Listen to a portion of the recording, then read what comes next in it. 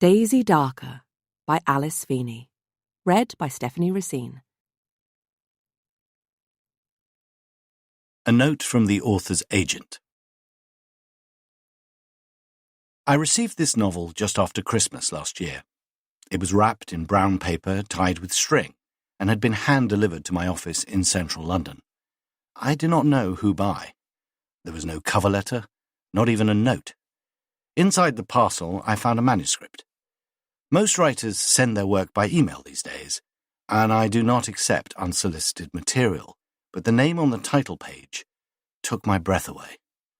Because the author of this novel had been dead for some time. I've never believed in ghosts, but neither can I offer a rational explanation. I knew the author well enough to know that nobody else could have written this book.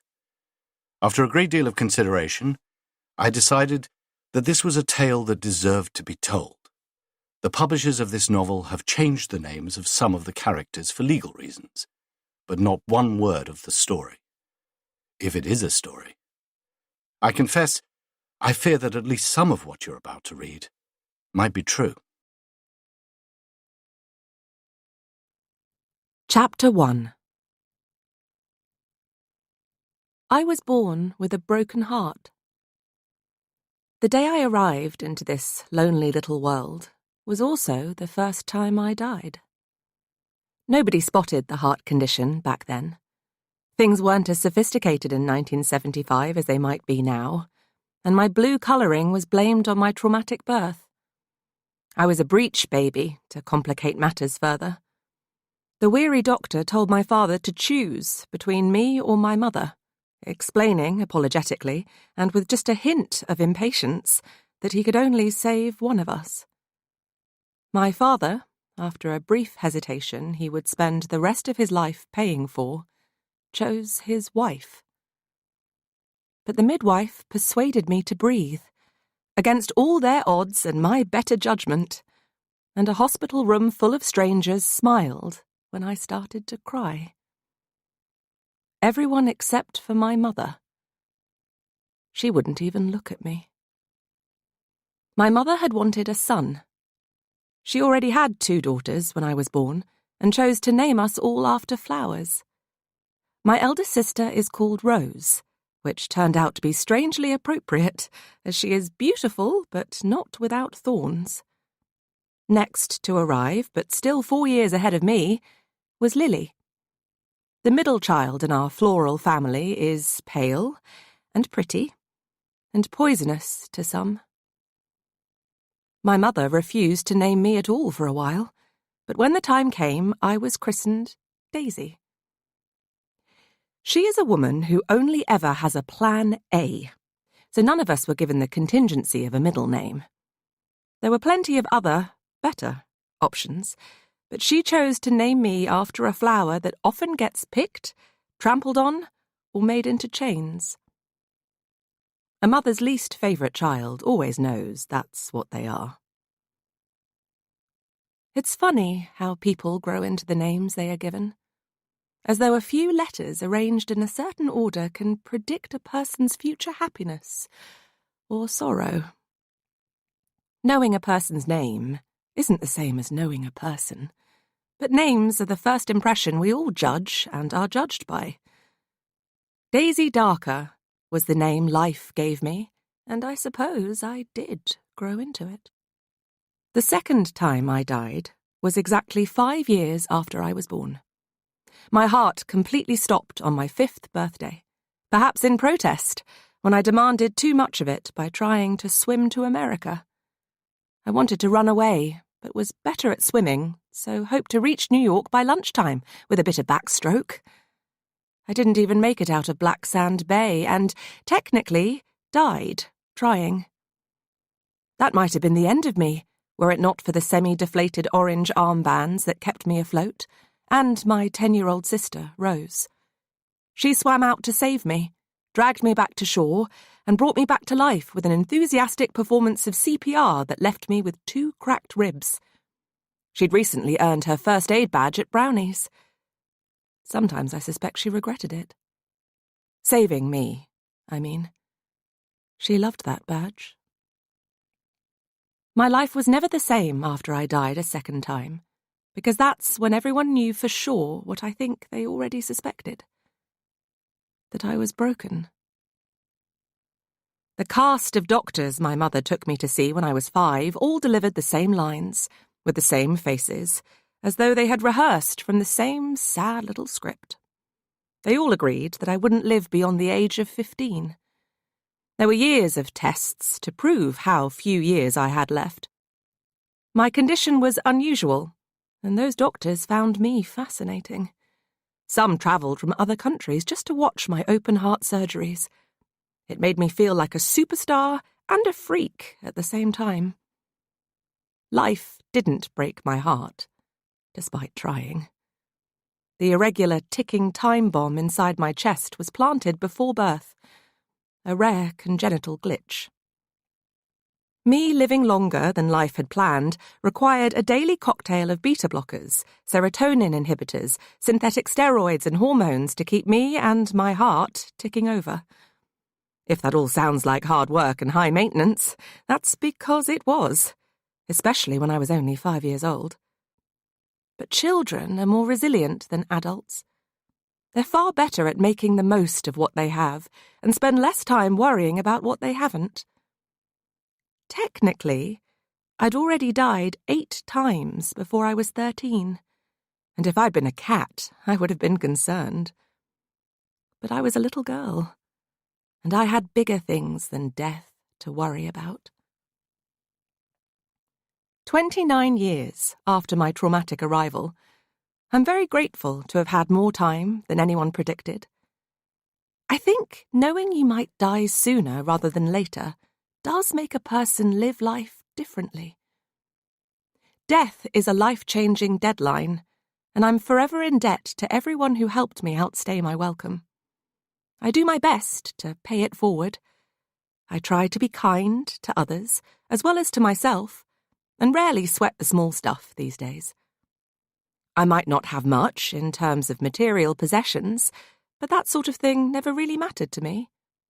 All in all, I think I'm pretty lucky. I'm still here. I have a niece who I adore spending time with, and I'm proud of my work, volunteering at a care home for the elderly. Like my favourite resident says every time she sees me, the secret to having it all is knowing that you already do. Sometimes people think I'm younger than my years. I've been accused of still dressing like a child on more than one occasion. My mother has never approved of my choice in clothes, but I like wearing dungaree dresses and retro t-shirts. I'd rather wear my long black hair in intricate braids than get it cut, and I'm clueless when it comes to makeup. I think I look good, considering all the bad things that have happened to me. The only visual proof of my condition is carved down the middle of my chest in the form of a faded pink scar. People used to stare if I wore something that revealed it: bathing suits, V-neck sweaters, or summer dresses. I never blamed them. I stare at it too sometimes. The mechanics of my prolonged existence fascinate me. That pink line is the only external evidence that I was born a little bit broken. Every couple of years during my slightly dysfunctional childhood, doctors would take it in turns to open me up again, have a look inside, and do a few repairs. I'm like an old car that probably shouldn't still be on the road, but has been well looked after. Though, not always, and not by everyone. Families are like fingerprints. No two are the same, and they tend to leave their mark. The tapestry of my family has always had a few too many loose threads. It was a little frayed around the edges long before I arrived, and if you look closely enough, you might even spot a few holes. Some people aren't capable of seeing the beauty in imperfection, but I always loved my nana, my parents, and my sisters, regardless of how they felt about me, and despite what happened. My nana is the only person in my family who loved me unconditionally. So much so, she wrote a book about me, or at least about a little girl with the same name. If mine sounds familiar, that is why. Daisy Darker's Little Secret is a best-selling children's book, which my Nana wrote and illustrated. It can be found in almost every bookstore around the world, often nestled between the Gruffalo and the Very Hungry Caterpillar. Nana said she chose to borrow my name for the story so that, one way or another, I could live forever. It was a kind thing to do, even if my parents and sisters didn't think so at the time. I suspect they wanted to live forever too, but they settled for living off the book's royalties instead. Nana had more money than she knew what to do with after writing that book, not that you'd know it to look at her. She has always been a generous woman when it comes to charity and strangers, but not with herself or her family. She believes that having too much makes people want too little, and has always hesitated when asked for handouts. But that might be about to change. Many years ago, long before I was born, a palm reader at a fair in Land's End told my Nana that she wouldn't live beyond the age of 80. She's never forgotten it. Even her agent knows not to expect any more books. So tomorrow isn't just Halloween or Nana's 80th birthday.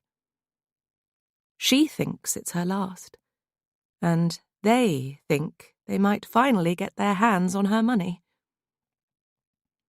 My family haven't all been in the same place at the same time for over a decade, not even for my sister's wedding. But when Nana invited them to Seaglass one last time, they all agreed to come. Her home on the Cornish coast was the setting for my happiest childhood memories. And my saddest. It was where my sisters and I spent every Christmas and Easter, as well as the long summer holidays after my parents got divorced. I'm not the only one with a broken heart in my family. I don't know whether my parents, or my sisters, or even Nana's agent take the palm reading about her imminent death seriously. But I do. Because sometimes the strangest things can predict a person's future. Take me and my name, for example. A children's book called Daisy Darker's Little Secret changed my family forever, and was a premonition of sorts. Because I do have a secret, and I think it's time I shared it. Chapter 2. 30th of October, 2004, 4 p.m. Seeing Seaglass again steals my breath away. It normally takes at least 5 hours to drive from London to Cornwall, slightly less by train. But I always enjoyed swapping the hustle and bustle of the city for a network of twisted memories and country lanes. I prefer a simpler, slower, quieter way of living, and London is inherently loud. Navigating my way back here has often felt like time travel, but my journey today has been quicker than expected and relatively pain-free, which is good, because I wanted to get here first, before the others. I'm pleased to see that nothing much has changed since my last visit. The stone Victorian house with its Gothic turrets and turquoise tiled roof appears to have been built from the same granite rocks it sits on. Pieces of blue-green glass still decorate some of the exterior walls, sparkling in the sunlight and gifting Seaglass its name. The mini-mansion rises out of the crashing waves that surround it, perched upon its own tiny private island just off the Cornish coast. Like a lot of things in life, it's hard to find if you don't know where to look. Hidden by crumbling cliffs and unmarked footpaths in a small cove known locally as Black Sand Bay, it's very much off the beaten track. This is not the Cornwall you see on postcards. But aside from the access issues, there are plenty of other reasons why people tend to stay away. My Nana inherited Seaglass from her mother, who allegedly won it from a drunken duke in a card game. The story goes that he was an infamous bon viveur who built the eccentric building in the 1800s to entertain his wealthy friends. But he couldn't hold his liquor, and after losing his summer palace to a woman, he drowned his sorrows and himself in the ocean. Regardless of its tragic past, this place is as much a part of our family as I am. Nana has lived here since she was born. But despite never wanting to live anywhere else and making a small fortune writing children's books, she has never invested much in home improvements.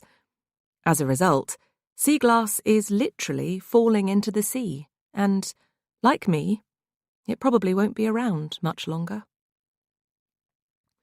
The tiny island it was built on almost 200 years ago has slowly eroded over time. Being exposed to the full force of the Atlantic Ocean and centuries of wind and rain have taken their toll. The house is swollen with secrets and damp.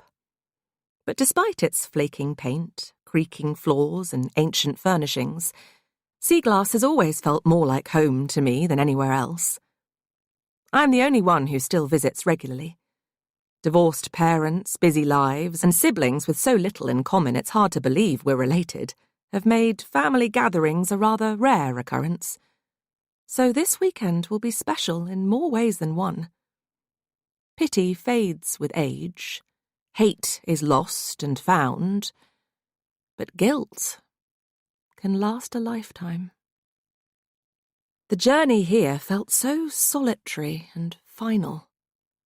The road leads to a hidden track on top of the cliff, which soon comes to an abrupt dead end.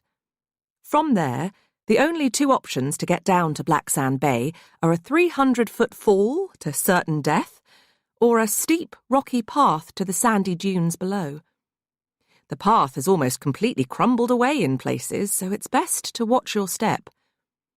Despite all the years I have been coming here, to me, Black Sand Bay is still the most beautiful place in the world. The late afternoon sun is already low in the hazy blue sky, and the sound of the sea is like an old, familiar soundtrack, one I have missed listening to. There is nothing and nobody else for miles. All I can see is the sand and the ocean and the sky. And sea glass, perched on its ancient stone foundations in the distance, waves crashing against the rocks it was built on. Having safely reached the bottom of the cliff, I remove my shoes and enjoy the sensation of sand between my toes. It feels like coming home. I ignore the rusty old wheelbarrow, left here to help transport ourselves and our things to the house. I travel light these days. People rarely need the things they think they need in order to be happy. I start the long walk across the natural sandy causeway that joins Sea Glass's tidal island to the mainland. The house is only accessible when the tide is out and is completely cut off from the rest of the world at all other times. Nana always preferred books to people, and her wish to be left alone with them was mostly granted and almost guaranteed by living in such an inaccessible place. The invisible shipwrecks of my life are scattered all over this secluded bay with its infamous black sand. They are a sad reminder of all the journeys I was too scared to make. Everyone's lives have uncharted waters, the places and people we didn't quite manage to find. But when you feel as though you never will, it's a special kind of sorrow. The unexplored oceans of our hearts and minds are normally the result of a lack of time and trust in the dreams we dreamt as children. But adults forget how to believe that their dreams might still come true. I want to stop and savour the smell of the ocean, enjoy the feel of the warm afternoon sun on my face and the westerly wind in my hair. But time is a luxury I can no longer afford. I didn't have very much of it to spend in the first place. So I hurry on, despite the damp sand clinging to the soles of my feet as though trying to stop me in my tracks, and the seagulls that soar and squawk above my head as if trying to warn me away. The sound of their cries translates into words I don't want to hear inside my head.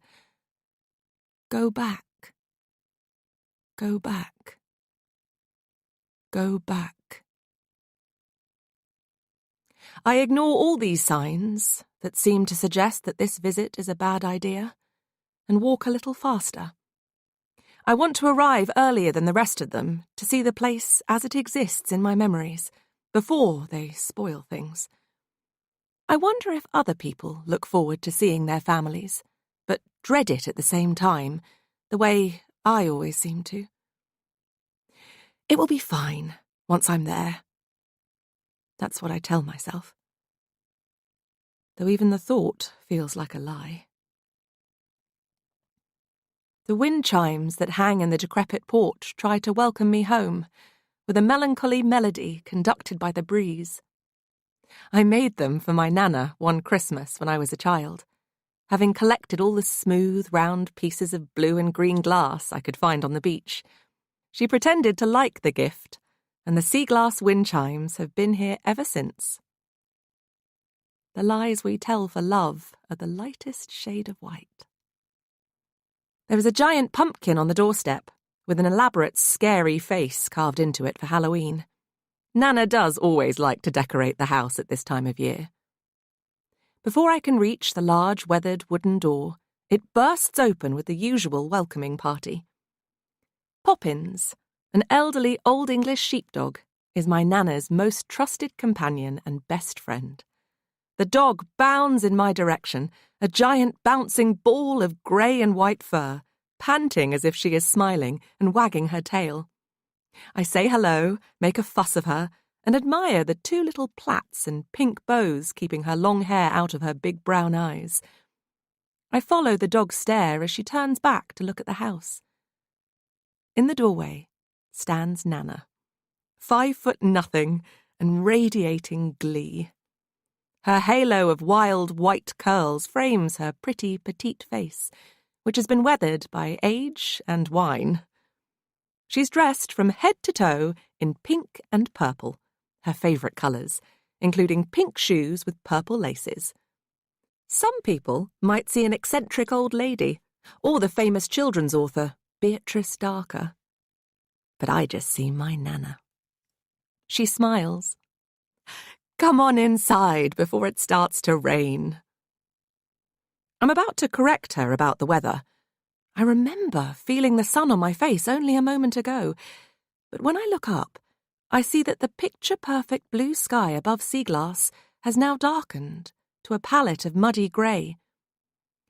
I shiver and realise that it's much colder than I'd noticed before, too. It does seem as though a storm is on the way.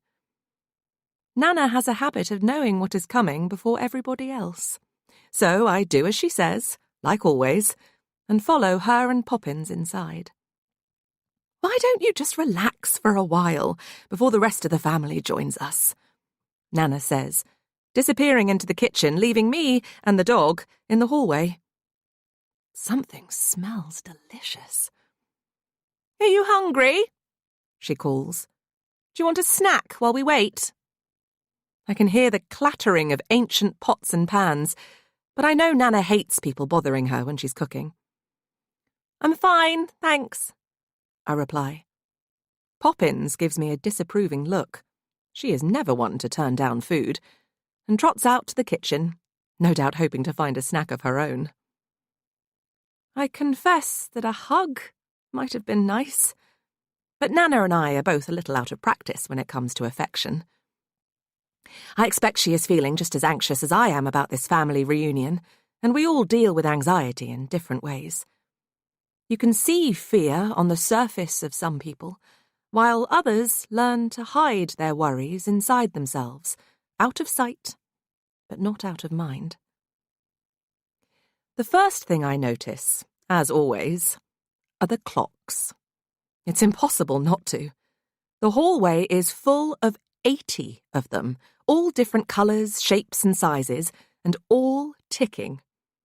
A wall full of time. There is one for every year of Nana's life, and each one was carefully chosen by her, as a reminder to herself and the world that her time is her own. The clocks scared me as a child. I could hear them from my bedroom.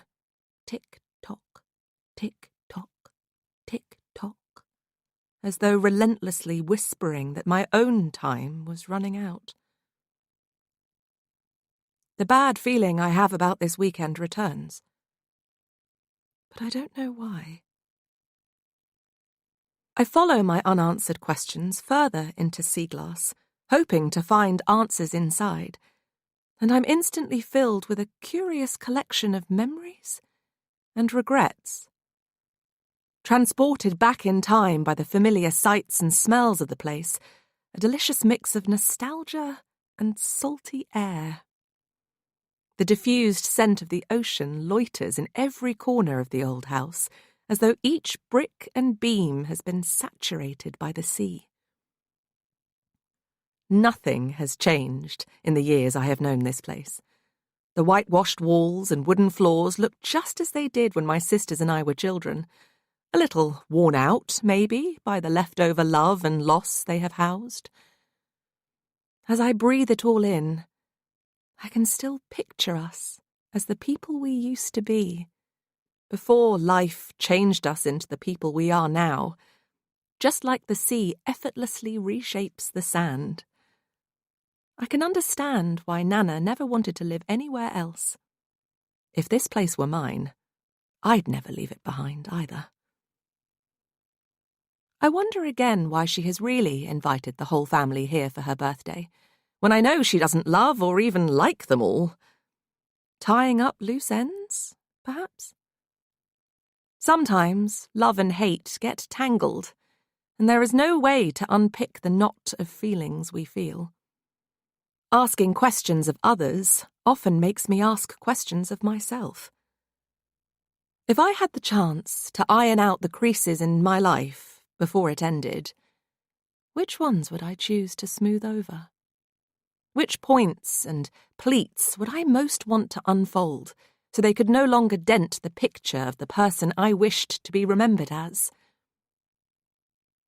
Personally, I think that some wrinkles and stains on the fabric of our lives are there for a reason. A blank canvas might sound appealing, but it isn't very interesting to look at. I head up the creaky stairs, leaving the ticking clocks behind me. Each room I pass contains the ghosts of memories from all the days and weeks and years I have walked along this hallway. Voices from my past trespass in my present, whispering through the cracks in the windows and floorboards, disguised as the sound of the sea. I can picture us running through here as children, giddy on ocean air, playing, hiding, hurting one another. That's what my sisters and I were best at. We learned young.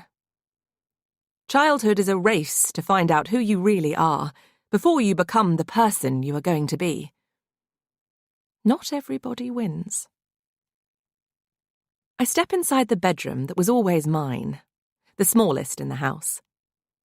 It is still decorated the way it was when I was a girl, with white bedroom furniture, more shabby than chic, and old, peeling wallpaper covered in a fading pattern of daisies. Nana is a woman who only says and does things once, and she never replaces something unless it is broken. She always used to put flowers in our bedrooms when we came to stay as children, but I notice that the vase in my room is empty. There is a silver dish filled with potpourri instead, a pretty mix of pine cones, dried petals, and tiny seashells. I spot a copy of Daisy Darker's Little Secret on the bookshelf. Seeing it reminds me of my own secret, the one I never wanted to share. I lock it away again, for now, back inside the box in my head where I have been keeping it. The ocean continues to serenade my unsettled thoughts, as though trying to silence them with the relentless shh of the sea. I find the sound soothing. I can hear the waves crashing on the rocks below, and my bedroom window is stained with the resulting spray, droplets running down the glass like tears, as if the house itself were crying. I peer out, and the sea stares back, cold, infinite, and unforgiving. Darker than before. Part of me still worries that I was wrong to come, but it didn't feel right to stay away. The rest of my family will be here soon. I'll be able to watch them walk across the sandy causeway one by one as they arrive. It's been such a long time since we've all been together. I wonder whether all families have as many secrets as we do. When the tide comes in, we'll be cut off from the rest of the world for 8 hours.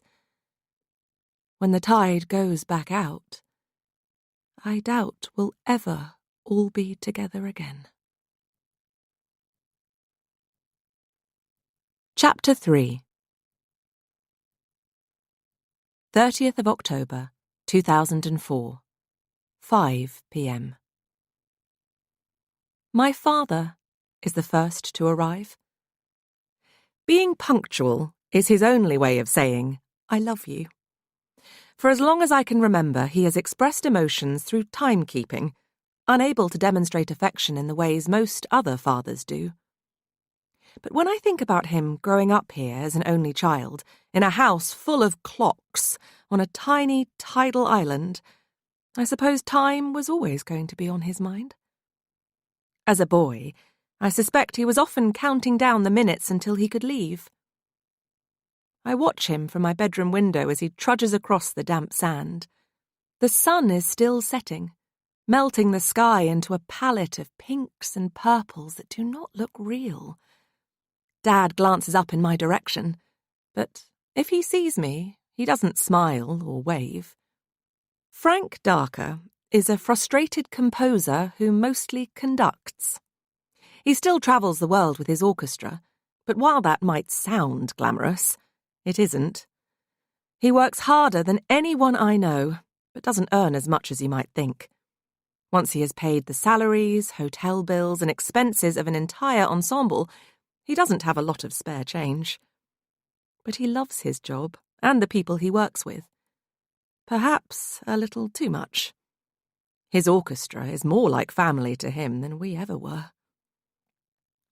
My father looks in pretty good shape for his 50-something years. He still has a full head of black hair and carries his suitcase with ease, despite it looking rather large for an overnight stay.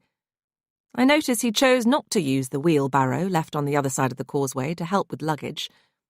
I suspect it's a different kind of handout he's after from Nana. Dad's back is a bit hunched from years of sitting at a piano, and his suit seems to be hanging off him a little, as though life has made him shrink.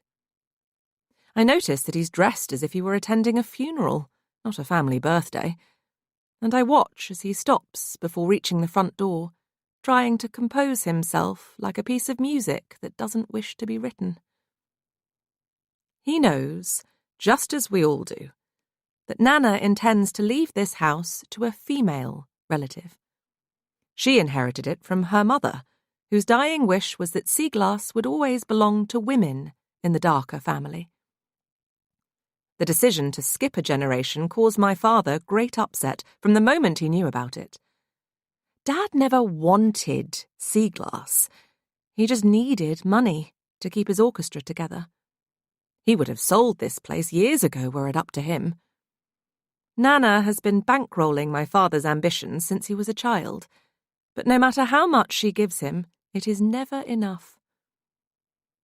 I head downstairs to see him, even though I know he'd rather not see me. I never leave me alone with myself for too long. I can't be trusted. Poppins is already at the door, and Nana opens it before my dad has the opportunity to knock. Nana's face lights up when she sees who it is. A genuine smile, revealing neat white teeth, still sharp enough to bite. "Hello, Frank." "Mother," he says with an odd little nod. "It's good to see you." "Is it? Perhaps you should try visiting more often." There is a twinkle in her eye, but we all know that she means it. Being alone never used to make Nana feel lonely, but the things and people we miss can change with age. Dad doesn't reply. Subjects that sting are best avoided when you've already been stung too often. Instead, he glances at the wall of clocks, puts down his case, and hangs his coat on the stand. He's worn the same thick black woolen coat for years, not because he can't afford a new one, but because my father has always been a creature of habit.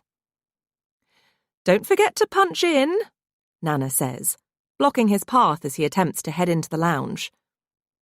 This house used to be his home, and childhood homes are haunted by all variety of ghosts for people like my dad. The big man soon behaves like a small boy. The clocks covering the walls in the hall are all different sizes, colours and designs. There are big clocks, small clocks, round clocks, square clocks, digital clocks, cuckoo clocks, musical clocks, pendulum clocks, novelty clocks, and even a vintage wall-mounted hourglass containing sand from Black Sand Bay. The clock nearest the front door is one of Nana's favourites. It's an antique wooden punch clock from an old Cornish factory, originally used by staff to clock on and off. My dad sighs. He is a man who preempts most challenges with defeat. He takes a card with his name on from the tiny ancient cubbyhole, slots it into the clock, punches the time on it, then puts it back. "Happy now?" he says. "Ecstatic," Nana replies with another smile. "Family traditions become increasingly important the older you get. They hold us together when we've spent too long apart. If you check your card, you'll see it's been a while since my only child paid me a visit." This is a familiar family dance, and we all know the steps. Nana doesn't need to nag me to punch in. I love all of her little quirks and traditions, even the unconventional ones. But I'm used to her eccentric behaviour. Unlike the rest of the family, I visit Nana all the time. When we're done with the unusual arrival rituals, we head into the lounge. If you can imagine a room filled with mismatching retro furniture, a 1950s jukebox, pastel-coloured sofas, comfy armchairs, shelves filled with so many books they have started to bend in the middle from the weight of them all, enormous windows with sea views, a huge open fireplace, and turquoise wallpaper covered in hand-painted birds and elderflower blossoms, then you can picture the lounge at Seaglass. I've never seen anything quite like it. Nana holds up a bottle of scotch from the brass drinks trolley in the corner. I shake my head, it's a bit early for me, but Dad nods, then makes a fuss of poppins while the whiskey is being poured. He is the only whiskey drinker in our family. Everyone else hates the stuff. Nana mixes herself a mojito, plucking some mint leaves, then bashing the ice with an ancient-looking rolling pin before adding a generous glug of rum. I marvel at the Darker family's version of casual drinks. There is no humble sherry in this house, not even in a trifle. Thanks to a smidgen of subsidence, barely noticeable unless you know to look, and our family has always been very good at papering over the cracks, drinks placed on tables in this room tend to slide right off. My mother used to say it was why the whole family drank too much, always having to hold their glasses for fear of breaking them. But I don't think that's the reason.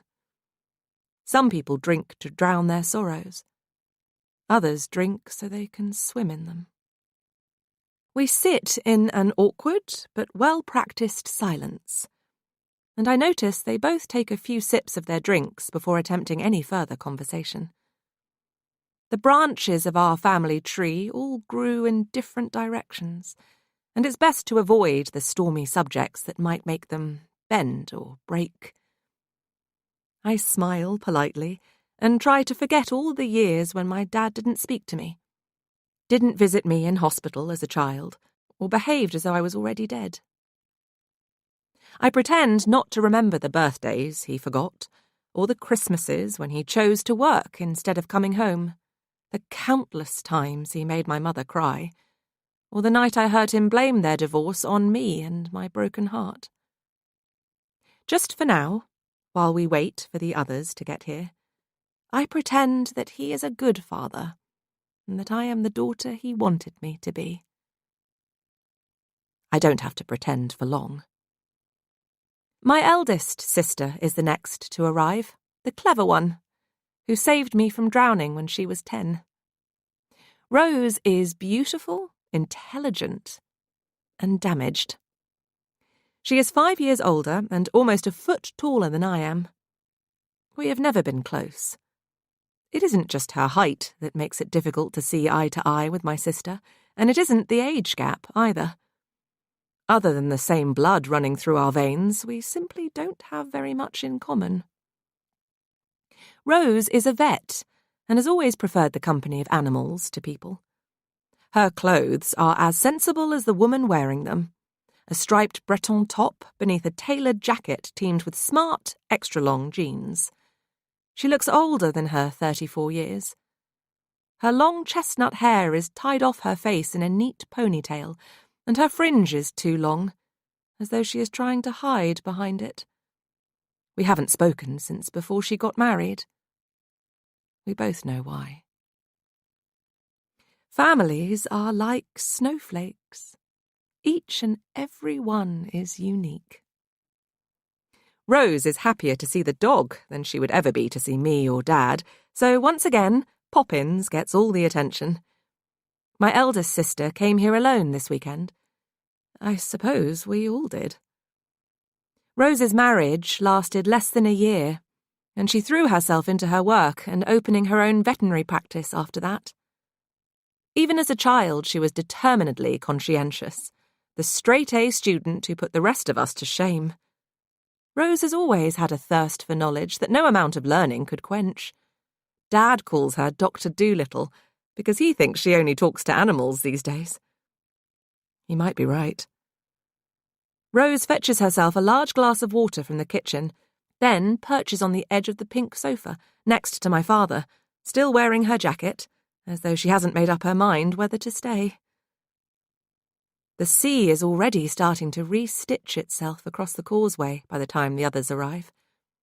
While my father uses punctuality as kindness, my mother uses lateness to offend. Nancy Darker divorced our dad over 20 years ago, but she kept his name and kept in close contact with his mother.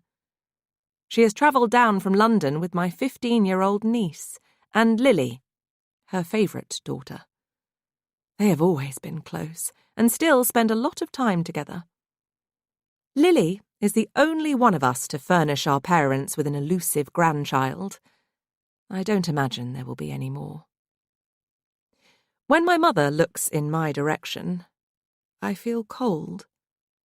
She is a woman who never hides her seasons. She is winter, all year round. Nancy looked so much like Audrey Hepburn when we were growing up that I sometimes thought it was her on TV, when she made us watch those black and white films over and over. She is still a very beautiful and graceful woman, and looks considerably younger than her 54 years. She wears her hair in the same black bob as always, and still looks, walks and talks like an out-of-work film star. The fur coat and costume jewellery aren't the only things about my mother that are fake. The fact that she could have been an actress, if she hadn't accidentally become a parent, is something she frequently reminds us all of, as though her failed ambitions are our fault. But in many ways, I suspect some level of parental resentment is normal, even if rarely spoken about. Doesn't everyone wonder who they might have been if they weren't who they were? The divorce settlement was generous, but dried up once we had all fled the nest. I don't understand where my mother gets her money from now, and I know better than to ask. She has made a part-time career out of competitions, entering every one she sees on daytime TV. Perhaps because of the sheer number she enters, she sometimes wins, but it can be dangerous to celebrate luck as success. Nancy has always been the puppeteer of our family, pulling all our strings in such a subtle fashion we didn't notice when our thoughts were not our own. When Nana heaves open the old wooden door to greet the late arrivals, the causeway is already slippery with seawater. I can see that their shoes are all soaking wet, forming little puddles around their feet. Lily is too busy blaming everything and everyone but herself for being late. The traffic, the sat-nav, the car Nana paid for, to notice the way we are all staring at her. It's as though she thinks the tide should have waited for her to arrive. Complaining is my sister's not-so-secret superpower. She is a walking frown. The soundtrack of her life is little more than a series of moans stitched together into a symphony of negativity, which I find exhausting to listen to. I feel the chill of the cold shoulder she gives us all, and take a step back. Lily is a smaller version of Rose, but without the brains or cheekbones. Like my mother, she has never had a full-time job, and yet is still a part-time mum who got pregnant when she was 17. My sister stinks of perfume and entitlement. I get an unpleasant waft of poison, her favourite eau de toilette, which she's been drowning herself and our nostrils in since we were teenagers. That's not the only thing about her that has never changed. Lily still dresses in skimpy clothes from Topshop, and I think she must sleep in her makeup because I can't remember what her face looks like without it. She twists a strand of highlighted hair around her finger like a child, and I notice that her roots are showing. She is not a natural blonde. We are all dark in my family, including my wonderful niece. Trixie is 15. Like most children, she was a walking, talking question mark for years, filled to overflowing with endless whys, whats, whens, wheres, and hows. Finding the answers fast enough, or sometimes at all, was a constant challenge. These days, I think the bookish teenager she's become knows more than the rest of us put together. She looks like a miniature librarian, and I think that's a good thing, because I love librarians. Unlike her mother, or mine, Trixie is well-read, very polite, and exceptionally kind. A little precocious at times, perhaps, but that's no bad thing if you ask me. Not that anyone does. Like me, she dresses in a way that her mother does not approve of. As soon as Trixie was old enough to have a say in what she wore, she insisted on only wearing pink. She would literally cry and hold her breath if Lily tried to dress her in any other colour. The tantrums stopped years ago, but Trixie doesn't dress like a typical teenager. She wouldn't be caught dead in denim or the cheap, trashy clothes her mother favours. I see that today's carefully curated outfit consists of a fluffy pink jumper with a white lace collar, a pink corduroy skirt, white tights, and shiny pink shoes. Even her glasses are pink, and she's carrying a small, vintage pink suitcase, which I imagine contains several books. Her shoulder-length hair is a mess of dark brown curls, and her reluctance to straighten it is yet another way she inadvertently irritates her mother. But all teenagers find ways to test their parents. It's a rite of passage. Trixie instinctively knows how to warm the coldest of hearts, and her presence instantly defrosts the chilly atmosphere at Seaglass. She might be a little immature at times and lacking in street cred, but she's a kind and happy child, a rare breed of teenager. Her hopeful outlook on life seems to bring out the best in all of us. "Nana!" she shrieks with genuine excitement. "Happy birthday!" "It isn't my birthday until tomorrow, but thank you, darling girl," Nana replies, beaming back at her namesake and great-granddaughter. Hugs and hellos are exchanged between the women in the family, and I notice that we are all smiling at the same time. It's a rare sight to see, like an eclipse. "I'm so happy to see you, Auntie Daisy," Trixie says, while the others dump their bags, take off their coats, and remove their wet shoes, tights, and socks. "I'm very happy to see you too," I reply. "Now don't forget to punch in," Nana says to everyone. "All your cards are in their cubby holes next to the old factory clock. You know I like to keep track of who is here and who isn't." Nancy sighs. "You do know this isn't a normal thing to ask guests to do, don't you?" Nana grins. "My dear, I'd rather be dead than normal." Amused glances are exchanged, but the smiles all fade when my father steps into the hall. I watch him proceed with caution towards the late arrivals. "Grandad!" Trixie says, smashing the silence.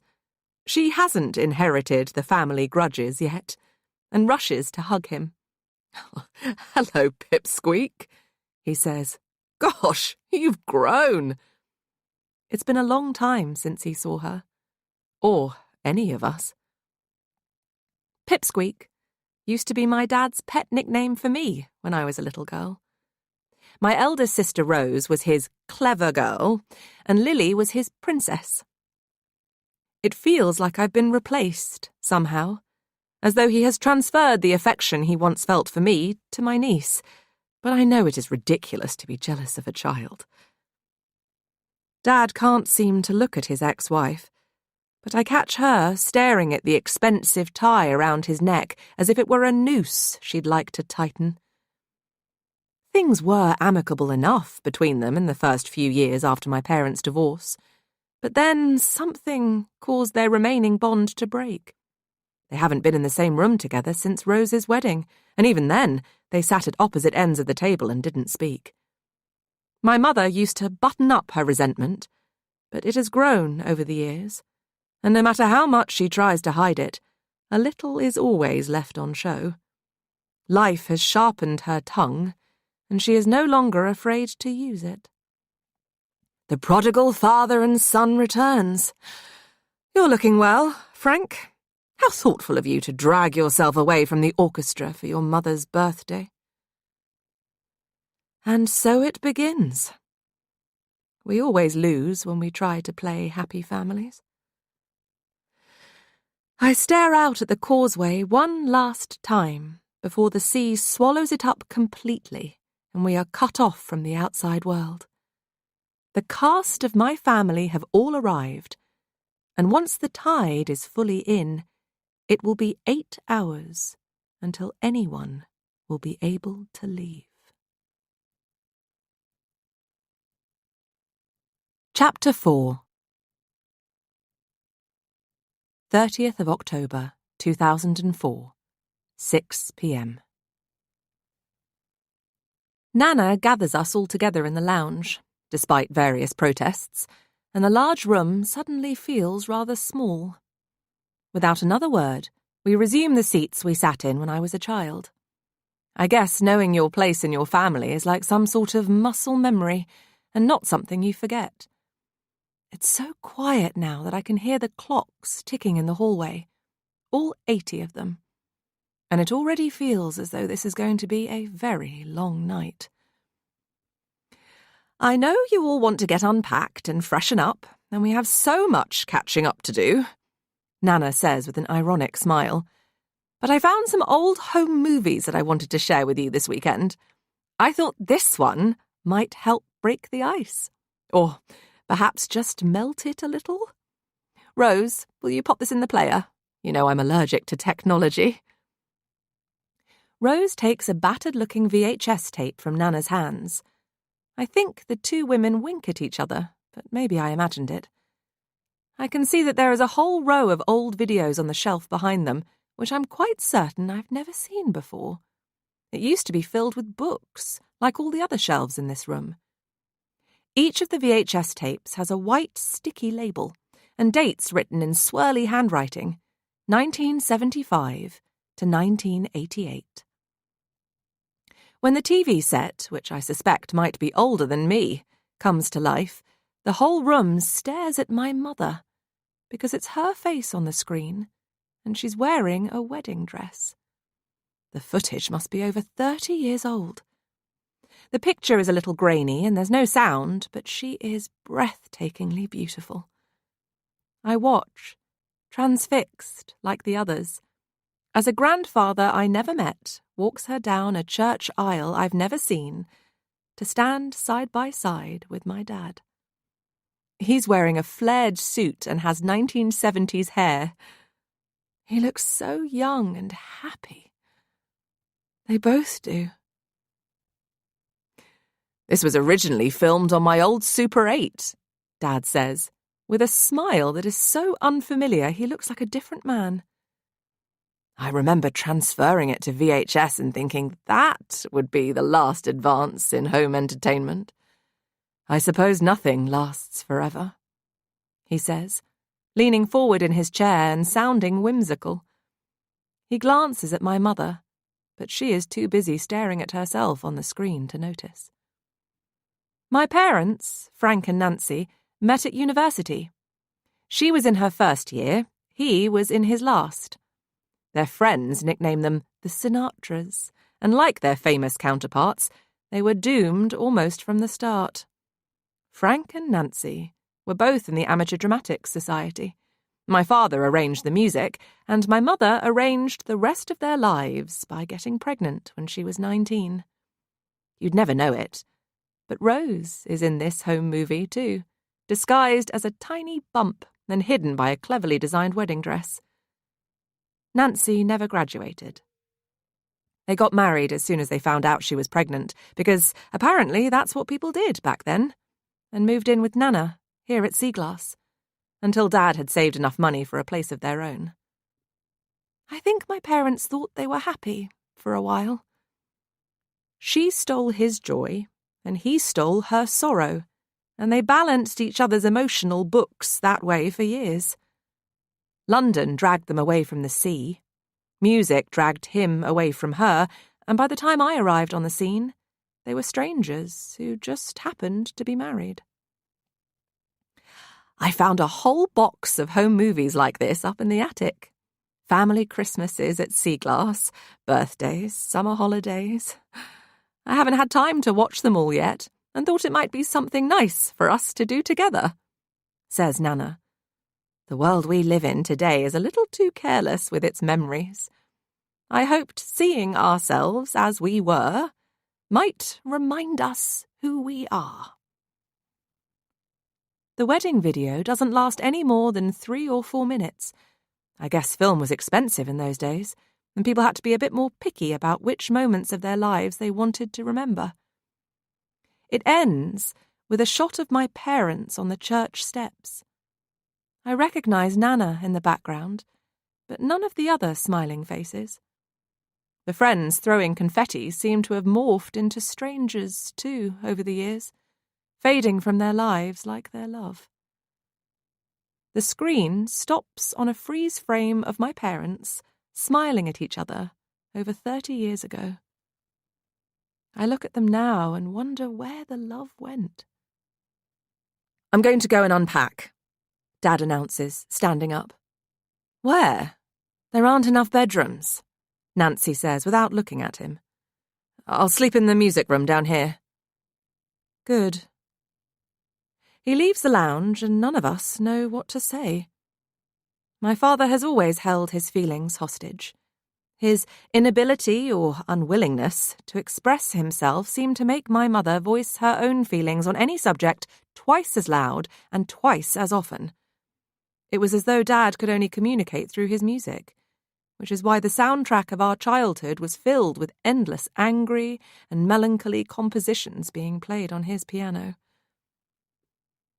You look beautiful in the video, Nancy, says Trixie.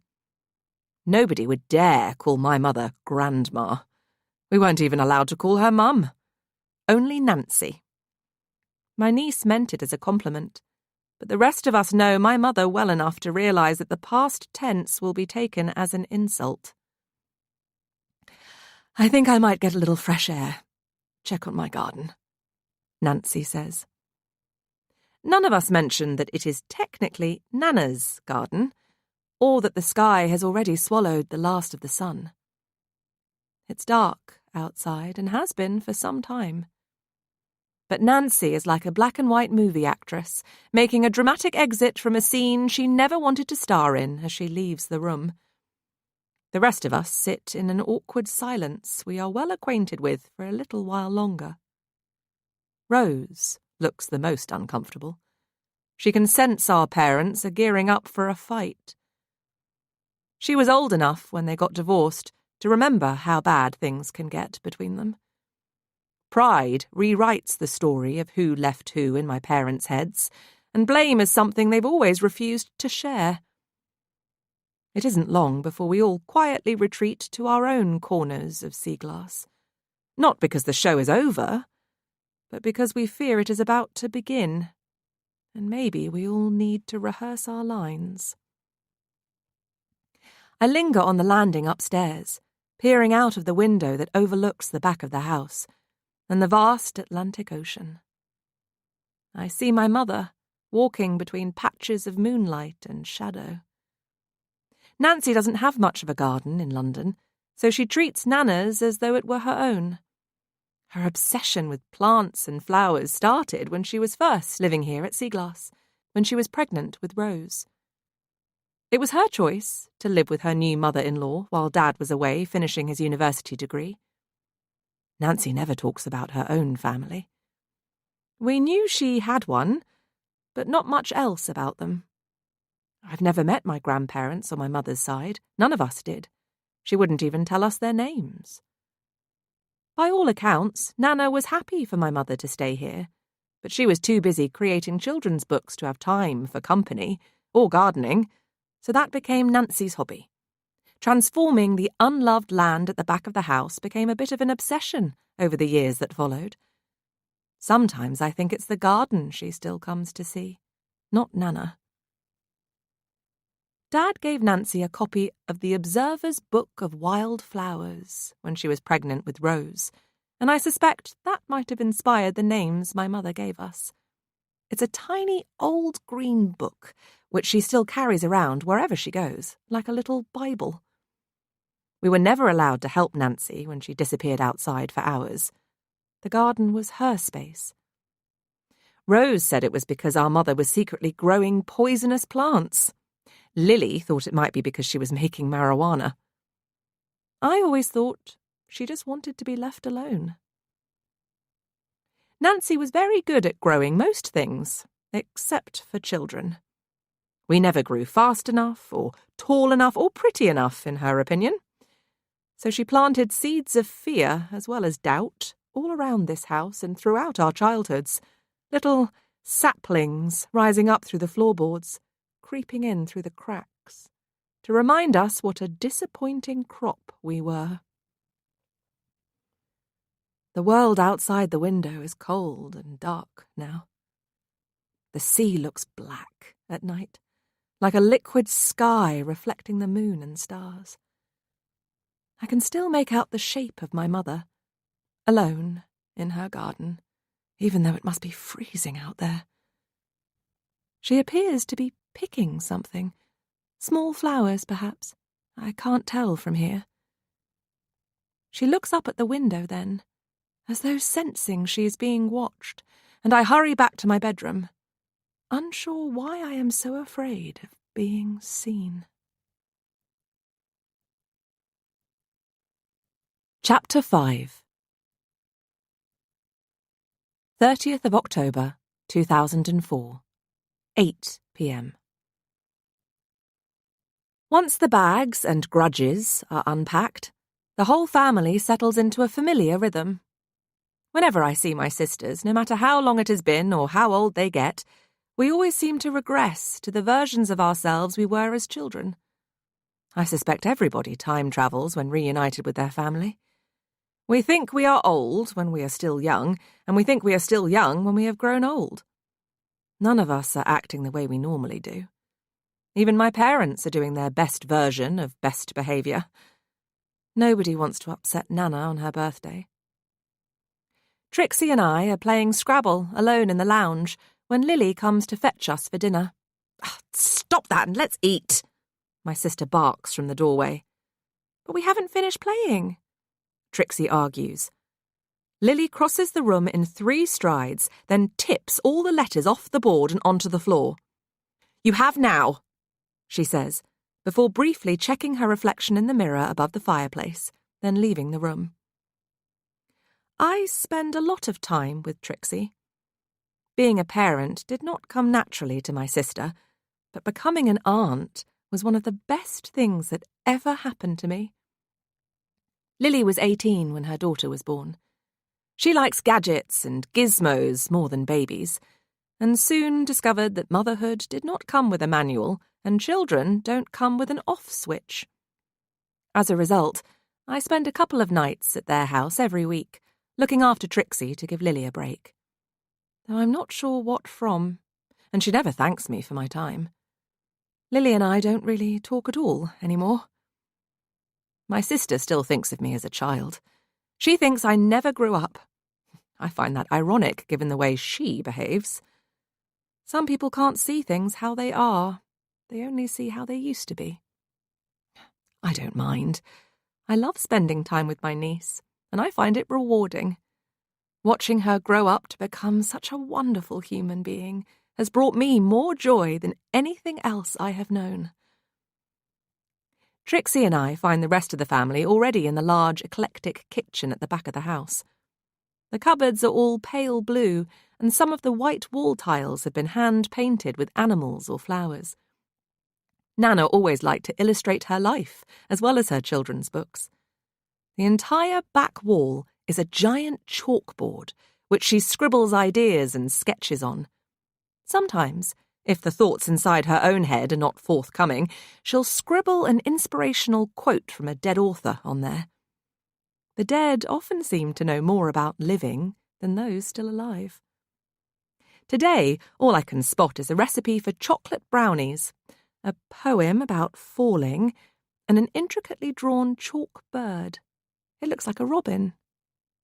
Nana has decorated the room for Halloween just like she does every year. There are black and orange paper chains hanging from the ceiling, a lot of candles and pumpkins, and what looks like a witch's broom in the corner. But I think that might be here all the time. The space doubles as a dining room with a long, sturdy wooden table. It's made of a single enormous piece of beech that is over 500 years old and a real thing of beauty.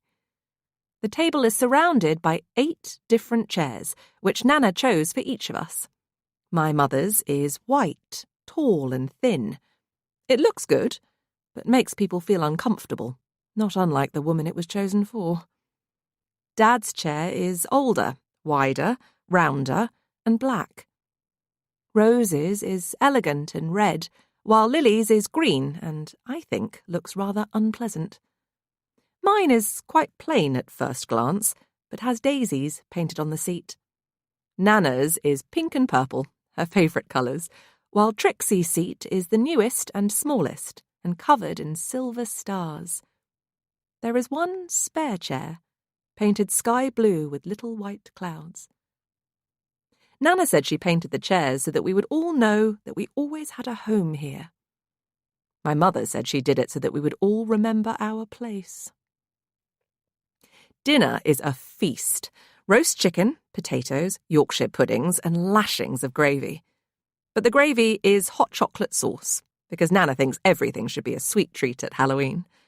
The carrots are coated in sugar. The puddings are really marshmallows. There are Smarties mixed in with the peas and popping candy on the potatoes. What looks like bread sauce is actually melted vanilla ice cream. The food is both surprising and surprisingly good.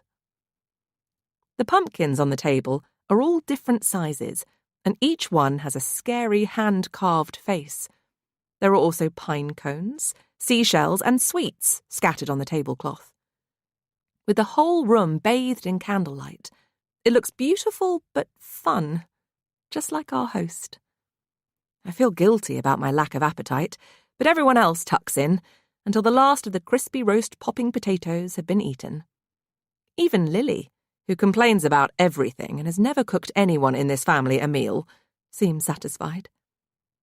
If my sister ever did invite us all for food, I suspect we'd be served a pot noodle for dinner and a Pop-Tart for dessert. There are a lot of empty bottles as well as plates by the end of the bizarre banquet, and my divorced parents have definitely drunk more than their fair share of alcohol. My mother has always tried to dissolve my father's words with wine. At one end of the table, Nancy looks like she can barely keep her eyes open, while at the other end, Dad is struggling to take his eyes off her. He treated her so badly when they were married, but I believe he loves her now just as much as he did then, possibly more. He collected regrets while she gathered resentment. Sometimes people don't know they're in love until they're not. The calm and quiet aura of sea glass has been substituted with loud laughter and the sort of repetitive storytelling that always occurs when tongues have been lubricated with nostalgia and wine. We've heard one another's stories too many times before, but for the sake of getting along, we act as though we haven't. The wall of clocks in the hall start to chime 9 p.m. All 80 of them, including one grandfather and 5 cuckoo clocks, so it's impossible to hear a thing at the top of the hour. As soon as the din stops, Trixie speaks. "Nana, why did you only put Auntie Daisy in your books? Why not Mum or Auntie Rose?" Children always ask the most awkward of questions, but Trixie is old enough to know better. I feel as though the whole table turns to stare at me. My sisters and I haven't really spoken for years because of what happened. Rose has refused to see me or speak to me at all for a very long time, but now isn't the right moment to drag up the past.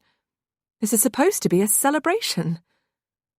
Unwanted thoughts clot inside my head, and I can't shift them. Thankfully, Nana answers so that I don't have to. "Well, the story isn't really about Auntie Daisy. I just borrowed her name is all." "Why? Would you like me to use your name in a book one day?" "No, thank you, Nana. I'm too old to be in a children's book. I'd rather be in a murder mystery. I wish you wrote those instead." Nana was an artist for years, illustrating other people's books for very modest sums of money in return.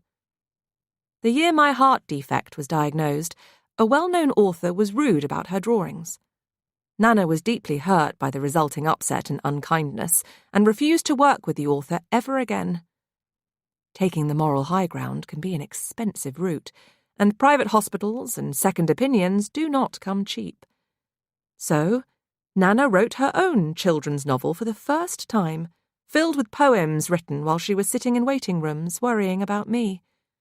She illustrated the book with her own paintings, wrote her own words, got herself an agent, and found her own publisher, all to make a point. But after the success of Daisy Darker's Little Secret, there was no going back. "I think most murder mysteries are overrated," Nana says. "There are much cleverer ways to end a person than killing them." Her words seemed to make everyone around the table uncomfortable, except Rose, who has always been more at ease with death than the rest of us. Perhaps because she sees so much of it. Rose often works for free, which might be why her veterinary practice is in a spot of financial bother. She saves and rehomes as many animals as she can, working day and night to do so, but even she can't save them all. It's crazy and so very sad how many broken animals get dumped on a vet's doorstep. Pets that were once loved, now past their best-before dates. Rose even persuaded Nana to adopt a couple of abandoned hens years ago, and Amy and Ada have lived in a brightly painted coop at the back of Sea Glass ever since. There are also clever ways to kill someone without getting caught, Rose says, taking such a tiny sip of red wine, the effort required to lift the glass to her lips seems barely worth it. "Like how?" Trixie asks. Rose, who has never had a child-friendly filter, stares at our niece. "Well, My first choice would be insulin, injected between the toes, where people are unlikely to look. I have plenty of it at the practice, and it's simple enough to explain missing batches away. Things get lost or broken all the time. It would be almost too easy, and I doubt I'd get caught. Trixie stares at her. We all do. I'd poison them with plants, says Nancy. A bit of spotted hemlock or deadly nightshade. Morphine or cyanide if I was feeling fancy and had the time, both of which are derived from flowers and trees. It's easy enough to find at least one deadly plant in most gardens, if you know what to look for. And it takes less than a second to slip a little something into someone's drink. Dad shakes his head. I sometimes think there is nothing my parents wouldn't disagree on. I'd have thought a good sharp blow to the skull would be a simpler way to do someone in, he says. Or push them down the stairs, Lily suggests with a wicked smile. Or over a cliff, I add. Nana beams and claps her hands together. What a murderous family we are. Chapter 6 30th of October, 9 p.m. 9 hours until low tide. Well, I think that's enough talk of murder for young ears for one evening, says Lily. It's way past your bedtime, young lady. Trixie stares at her. Mum, I'm 15. Then start dressing like a 15-year-old instead of a toddler with a candy floss crush. Go on, the adults in the family need to relax. You mean you want to smoke? Say goodnight to everyone, then up to bed, Lily snaps. You can read one of your boring books. That should send you to sleep. Lily has never understood the pleasure of reading. To be fair, I've never understood the pleasure of Lily. She is the kind of person who only ever borrowed library books in order to rip out their last pages, then give them back. We haven't even had dessert, says Trixie. If my waist was as big as yours, I wouldn't even say the word dessert. Don't you ever wonder why boys don't like you? Trixie stares at her mother from behind her pink glasses. I can see the tears starting to form in her eyes, but she blinks them back with an air of defiance I'm rather proud of. She walks around the table, kissing each of us good night. It still seems miraculous to me that someone as cold and uncaring as my sister could produce such a kind and sweet child. As soon as Trixie has left the room, Lily lights a cigarette. She seems oblivious to the way we are all staring at her. Why couldn't I have been blessed with a normal, sulky teenager? No boyfriends, not one.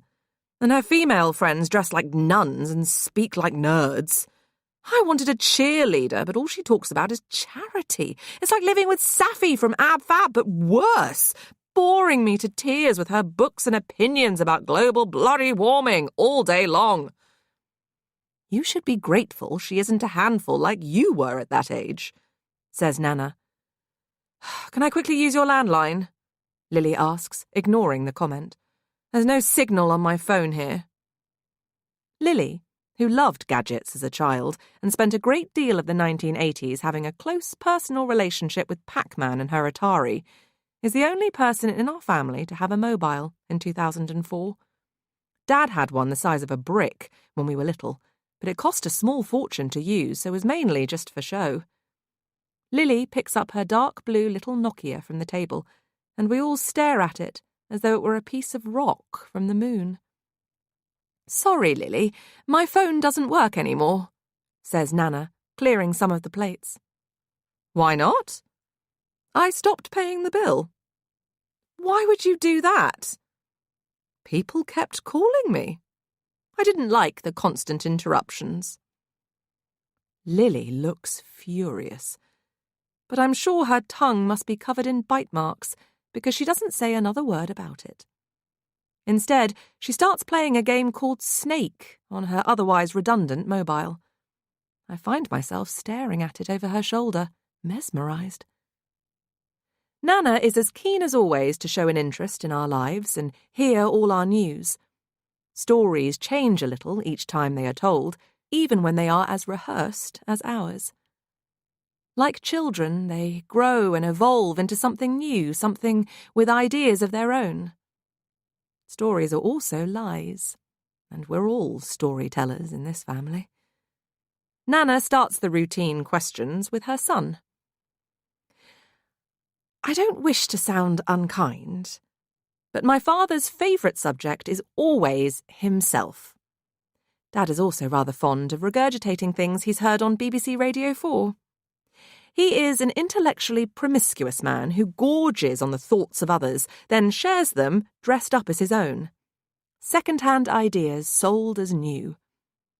He seasons his sentences with the odd long word because he doesn't want people to hear his lack of knowledge or education. The piano was his first and only true love, and music is the only subject he has ever really studied. Tonight, as always, he talks with passion and pride about his orchestra, the cities they have visited recently, and the musicians he has worked with. My mother rolls her eyes and makes light work of sweeping up all the names he keeps dropping, insisting that she's never heard of any of them. How is your veterinary practice, Rose? Nana asks, moving the conversation along like a verbal pass-the-parcel party game. Still standing, Rose replies. It's impressive that you've built such a successful business from scratch at your age.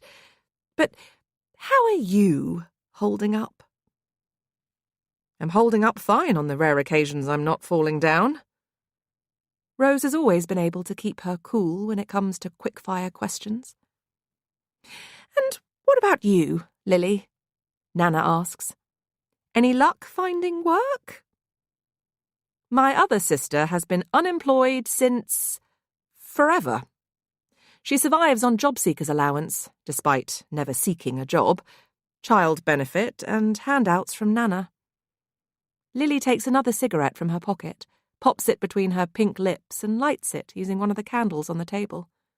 She stopped smoking for a while when she was pregnant, allegedly, but has since given up giving up. She takes a long drag, then exhales smoke and boredom over the rest of us. It's really tough to find work at the moment, she says, using a wine glass as an ashtray. It's always harder to find things if you don't look, Dad mutters, and everyone stares at him, including Lily. Excuse me, she says, getting up from the table and leaving the room, presumably to check on Trixie, but also to have a little sulk upstairs, no doubt. My sister has always had chips on both shoulders and throws more tantrums than a toddler. I'm expecting Nana to ask whether I am still volunteering at the care home. It might not be exciting or earn money, but being kind has its own rewards, and I am proud of what I do. But my mother launches a new attack on my father before the conversation turns to me. Why must you always be so hard on Lily? Bringing up children on your own isn't easy. I should know, Nancy says, as soon as her favourite daughter is out of earshot. If looks could kill, my father would have been in the morgue some time ago. I've often wondered why my mother loves Lily the most. Perhaps because she sees herself when she looks at her, like a walking, talking mirror of youth, showing her who she used to be. Dad tries not to take the bait, but bad habits are hard to break when you've got over 30 years of practice. She's not a child anymore, Nancy.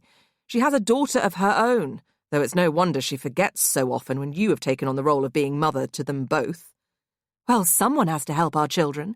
If we'd all gone off gallivanting around the world to follow our dreams, then help her. You smother her, always have. It's no wonder she never learned to stand on her own 2 feet. She is what she is because of you. And what is that, exactly? An entitled, spoilt, selfish, lazy, brain-dead bore of a woman who still behaves like a child because you never stop treating her like one. She cares more about her looks than her own daughter, and she's still completely irresponsible with money that isn't her own because she has never lifted one of her manicured fingers to earn any. Lily appears in the doorway. She clearly heard every word. Nobody knows what to say. The silence that follows isn't just awkward, it's painful. We all watch as Lily walks past the kitchen table towards the fridge, then opens the door as though searching inside for answers. When she can't find any, she opens another bottle of white wine instead. All families experience conflict, whether it is between husbands and wives, parents and children, or siblings. It's as normal as day turning into night. But unresolved conflict spreads like a cancer in human relationships, and sometimes there's no cure. Despite everything, I still have some happy memories of us all together, tucked away inside the folds and creases that forced us apart. We weren't always the us we are now. It's Nana who I feel most sorry for. She's made such an effort to create a lovely evening for everyone, and, as usual, my family has found a way to ruin it. "Who would like some early birthday cake and champagne?" she asks, with a weak smile. "Me," I say, raising my hand and trying to diffuse the tension, for now at least. I notice that Rose has barely said a word all night. She speaks when spoken to, but only offers short, succinct replies. I might have been the baby of the family once upon a time, but I find myself frequently worrying about my eldest sister. It's a special kind of love that holds families together, even dysfunctional ones. Our love is like an intrinsically woven net made from a million memories and shared moments. The knots in the net are tight, but there are holes, just big enough for all of us to slip through if caught the wrong way. The weather outside has worsened, providing a soundtrack of rain tapping at the windows, and the candles sometimes flicker when the wind howls. My mother and Rose help to clear the table before Nana reveals one of her famous homemade chocolate cakes and takes her favourite champagne sauces out of the cupboard. They look like they're from the 1920s, because they are. Dad does the honours, expertly opening the bottle as though he does it every day, and Nana stands up, holding her glass and looking like she might make one of her speeches. "I just want to thank you all for coming to Seaglass to help celebrate my birthday tomorrow. It means the world to me to have the whole family here together, and you've made an old woman very happy. 80 is going to be a big birthday for me, and if the palm reader in Land's End was right, it might be my last. You are the only people I wanted to spend it with. Here's to the Darker family," she says, raising her glass. "The Darker family," everyone repeats, almost in unison, before Nana continues. "I also want to thank Amy and Ada for providing us with a delicious dinner tonight." Who the hell are Amy and Ada? I thought she cooked the meal. Dad whispers to Rose, taking another sip of champagne. "The chickens," Rose whispers back. She named them after Amy Johnson and Ada Lovelace, two of her favourite inspirational women, remember? Frank almost chokes as Nana continues. "Amy sadly passed away on Monday, and Ada died 3 days later. An act of widowhood if ever I saw it. That little chicken died of a broken heart."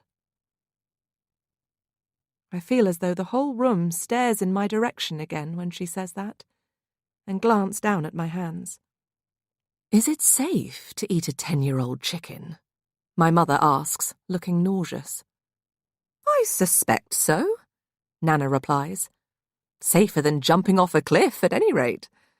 On a related subject, I don't want to be the richest woman in the graveyard, and I'm sure you all want to know what happens when I die.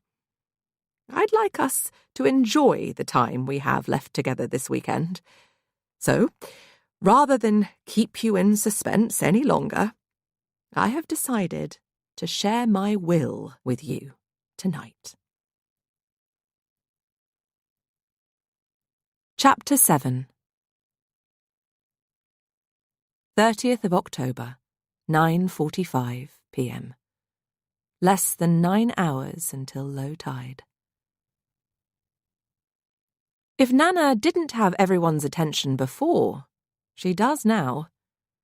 Dad leans in, my mother sits up, Lily puts down her phone, and Rose stops making an origami bird with her napkin.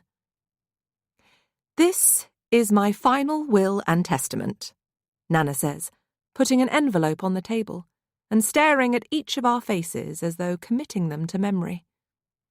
"My solicitor witnessed me signing it earlier today and has a copy. I promise that I've thought about all of this and all of you very carefully, and I'm sure it's for the best. Before I begin, I'll remind you what I wrote at the start of my favourite book. The future is a promise we can still choose whether to keep. The past is a promise we've already broken. I meant those words, and I believe that the present is my only chance to protect this family's future." She turns to face my dad. "Frank." "Yes, Mother?" "I have left you my clocks, all 80 of them, in the hope that you might use the time you have left more wisely." His mouth falls open, but Nana continues without waiting for any words to spill out of it. "Nancy, my beloved daughter-in-law, you gave me 3 beautiful granddaughters, for which I will always be grateful. I am leaving you my drinks trolley. Like you, it's now an antique, but still good for holding liquor." My mother's face is a picture I wish someone would paint, a beautiful mix of shock and outrage.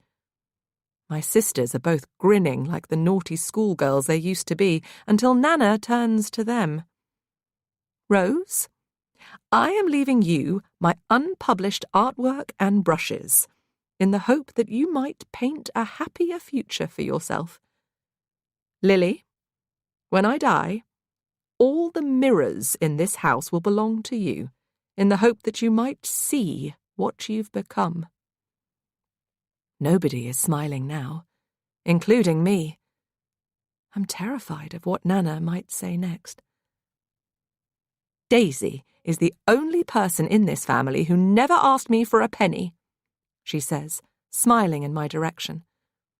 "I plan to leave a sizable sum to her favourite charities." "Thank you," I say, and Lily pulls a face. "I am grateful, really I am, but I confess that I always secretly hoped that sea glass might be mine one day. I don't think anyone in this family loves this place the way that I do." Nana takes a sip of her champagne before carrying on. "My literary estate will continue to make donations to my own favourite charities as long as there are sufficient funds for it to do so. I will be leaving sea glass in my great-granddaughter's precious hands. I hope we can all agree that Trixie is the future of this family. My home will be held in trust for her alone until she is older, along with any other royalties and future payments from publishers." "Hang on a minute," interrupts Lily, lighting yet another cigarette. She takes a drag, then exhales a cloud of smoke. "You're basically going to leave everything to my daughter, a child, and nothing to me. You finally lost your remaining marbles." Rose smiles at the outburst. Unlike the rest of the family, she seems completely indifferent and unoffended. Nana sighs. "Not everything, Lily, and please stop smoking in my home. Before those tiny cogs in your small mind start trying to turn, the will prevents you from taking a penny of what will one day be Trixie's. Besides, I'm not dead yet. You need to learn to make your own way in life. The world doesn't owe you anything, and neither do I. But it may or may not please you all to learn that I have started working on one final book." You haven't written anything new for years, says Dad. Well, I didn't have anything left to say. But now I do have one last story I'd like to tell. It's about a dysfunctional family, not unlike ours. What? Says Nancy. You've written a book about us? Lily asks. I've started sketching out a few ideas, is all Nana says. Dad slams his glass down on the table without meaning to. Well, I can't imagine that selling many copies. What I want to know is why. Why invite us here if all along you plan to leave us out of the will? I'm your son, your only child. Please keep your voice down, interrupts Lily. Trixie is already asleep upstairs. Because the future of this family and what I will leave behind when I am gone has been on my mind for a long time, Nana replies. I think she's about to say something else, but she doesn't. Instead, she is silent and wide-eyed, like the rest of us, when we hear the melancholy sound of the wind chimes outside and the front door slam at the other end of the house. It's almost 10 o'clock. The tide is in. I can tell we're all thinking the same thing. It's not possible to walk across the causeway at this time of night, and nobody else was expected to join us at Sea Glass this evening. Maybe Trixie woke up, whispers my mother. And went for a walk outside in the rain? I don't think so, Lily replies. I think we all know that it isn't my niece we can hear out in the hall. Every member of my family stares at the closed kitchen door in horror, as the sound of heavy footsteps coming down the hallway gets closer. There is a collective holding of breath when the door handle slowly starts to turn. Chapter 8. 30th of October, 10 p.m. 8 hours until low tide. Dad leans back in his chair, Nancy gasps, and Lily swears as the door bursts open. The candles on the table flicker, casting an eerie pattern over all the faces sitting around it, and only Rose keeps her wits on a tight leash as a man appears in the doorway. He is backlit from the light in the hall, and it takes a few seconds for me to recognise the shape of who is casting a new shadow over the evening. Connor steps into the kitchen. The man I have secretly loved since he was a boy has been a stranger for too long. I've spent a lot of my life in love's waiting room, not being noticed by those I want to see me. Other people seem to find it all so easy. Lily has never had any problems attracting attention from the opposite sex, but I've always been a little awkward in that way. I never know what to say or do when I like someone, so I tend to say and do nothing at all. Still, nobody here would have approved of me having a relationship with Connor. Not then, not now, not ever. I'm about to say something, I think we all are, but Nana beats us to it. Connor, welcome. I didn't know whether you'd come. You invited him? Asks my mother. Connor might not be a darker, but he is part of this family, says Nana. That depends on your point of view, says Dad, staring down at the table. Connor ignores the comment. I tried to call to let you know that I was running late. I got stuck at work, but there seems to be a problem with your phone. There is. It kept ringing, so she had it cut off, Lily says, taking another large gulp of champagne, as though it were lemonade. Well, I wanted to be here, he says. Nana's face is lit up like a Christmas tree. She always adored Connor, just like all the women in this family have at one point or another. The man I see now in the doorway looking a little lost, reminds me of the boy he was when we first met. There are some memories we can never outrun. It was a hot summer's day when we all first saw 9-year-old Connor Kennedy with his bucket and spade. He was sitting alone on what we had come to think of as our beach, just opposite Seaglass. It was as though he were trespassing. Black Sand Bay is a public part of the coastline, but nobody ever visits this particular stretch of black sand. It is too difficult to get to without scrambling down the cliff, and there are plenty of signs about the dangers of swimming in the sea.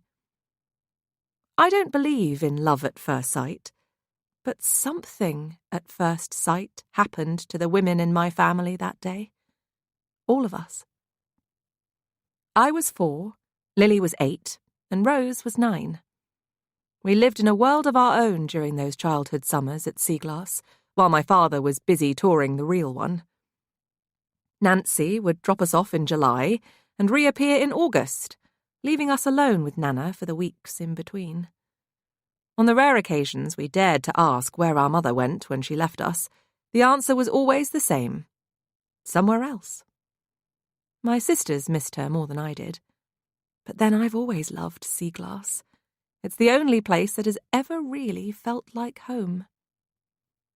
Strangers were a strange sight in Black Sand Bay. We all stopped and stared that day, including Nana, at this perfect-looking boy sitting on our beach. So out of place. He seemed to fit right in. Lily was the first one to speak, as usual.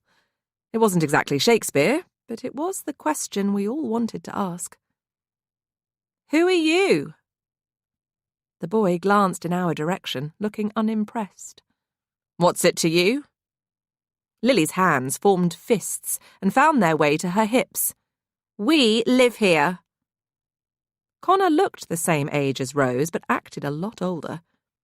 He stood up, dusted the sand from his hands, and copied Lily's stance.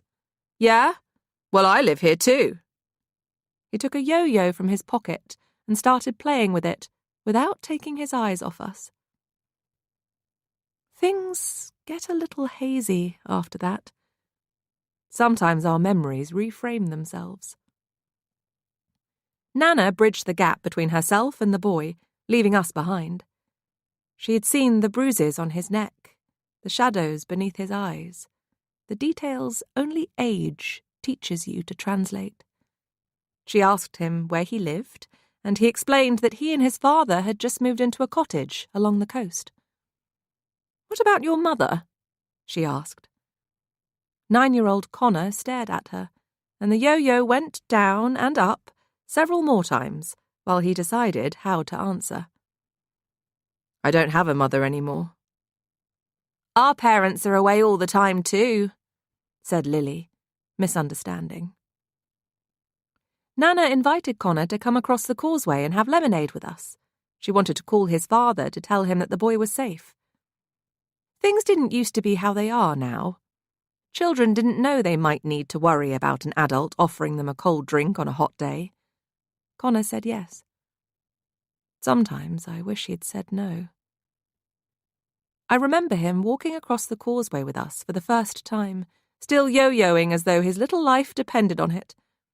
He was officially the most fascinating creature 4-year-old me had ever seen. Our new neighbour lived a mile away, but that isn't far at all when you are a child and in search of company. Connor didn't have any other children to play with, and sisters are rarely satisfied to be with one another when someone more interesting comes along. He became a permanent fixture in our lives, and I think I might have fallen in love with him that day. I liked the taste of his name in my mouth and on my tongue, so much so I would whisper it to myself on the days he didn't come to visit. It felt like snacking between meals. That chance meeting with Connor and his yo-yo changed the shape of my family forever. We spend our youth building sand castles of ambition, then watch as life blows sands of doubt over our carefully crafted turrets of wishes and dreams, until we can no longer see them at all. We learn to settle instead for flattened lives, residing inside prisons of compromise. A little relieved that the windows of the world we settled for are too small to see out of, so we don't have to stare at the castle-shaped fantasies of who we might have been. There are two kinds of attractive people in the world. Those who know that's what they are, and those who don't. Connor Kennedy knows it. His good looks gifted him an unshakable confidence in life, the kind very few mere mortals experience, and fear of failure is a stranger he has yet to meet. He wears his stubble like a mask, always dresses in scruffy jeans teamed with smart shirts, and his blonde hair is long enough to hide his blue eyes when it falls over his face. He doesn't look like a journalist, but that's what he is. 30-something going on 50 and addicted to his job. Tonight, Connor's white cotton shirt is clinging to his chest, and a small puddle of water has already formed around his feet where he stands in the kitchen doorway. He looks like he might have swum from the mainland, but that's not possible. We all learned a long time ago that the riptides between here and there can be deadly. My dad, seemingly sober all of a sudden, asks the question we all want to know the answer to. "How the devil did you get here?" "By boat," Connor says. "By boat?" "Yes, they're a fantastic invention you can use to sail across the sea," Nana says. "I get my post and groceries delivered by boat once a week now, too, so I don't have to cycle into town or worry about the tide. I expect they don't deliver after 10 p.m. in a storm, though, do they?" interrupts Dad, narrowing his eyes at Connor, like a comedy villain with a sense of humour bypass. "What kind of boat?" "A boat with oars, Mr. Darker." "You came here in a rowing boat, in a storm, in the dark?" "Yes, I'm sorry to arrive so late. I got held up at work. There was a murder."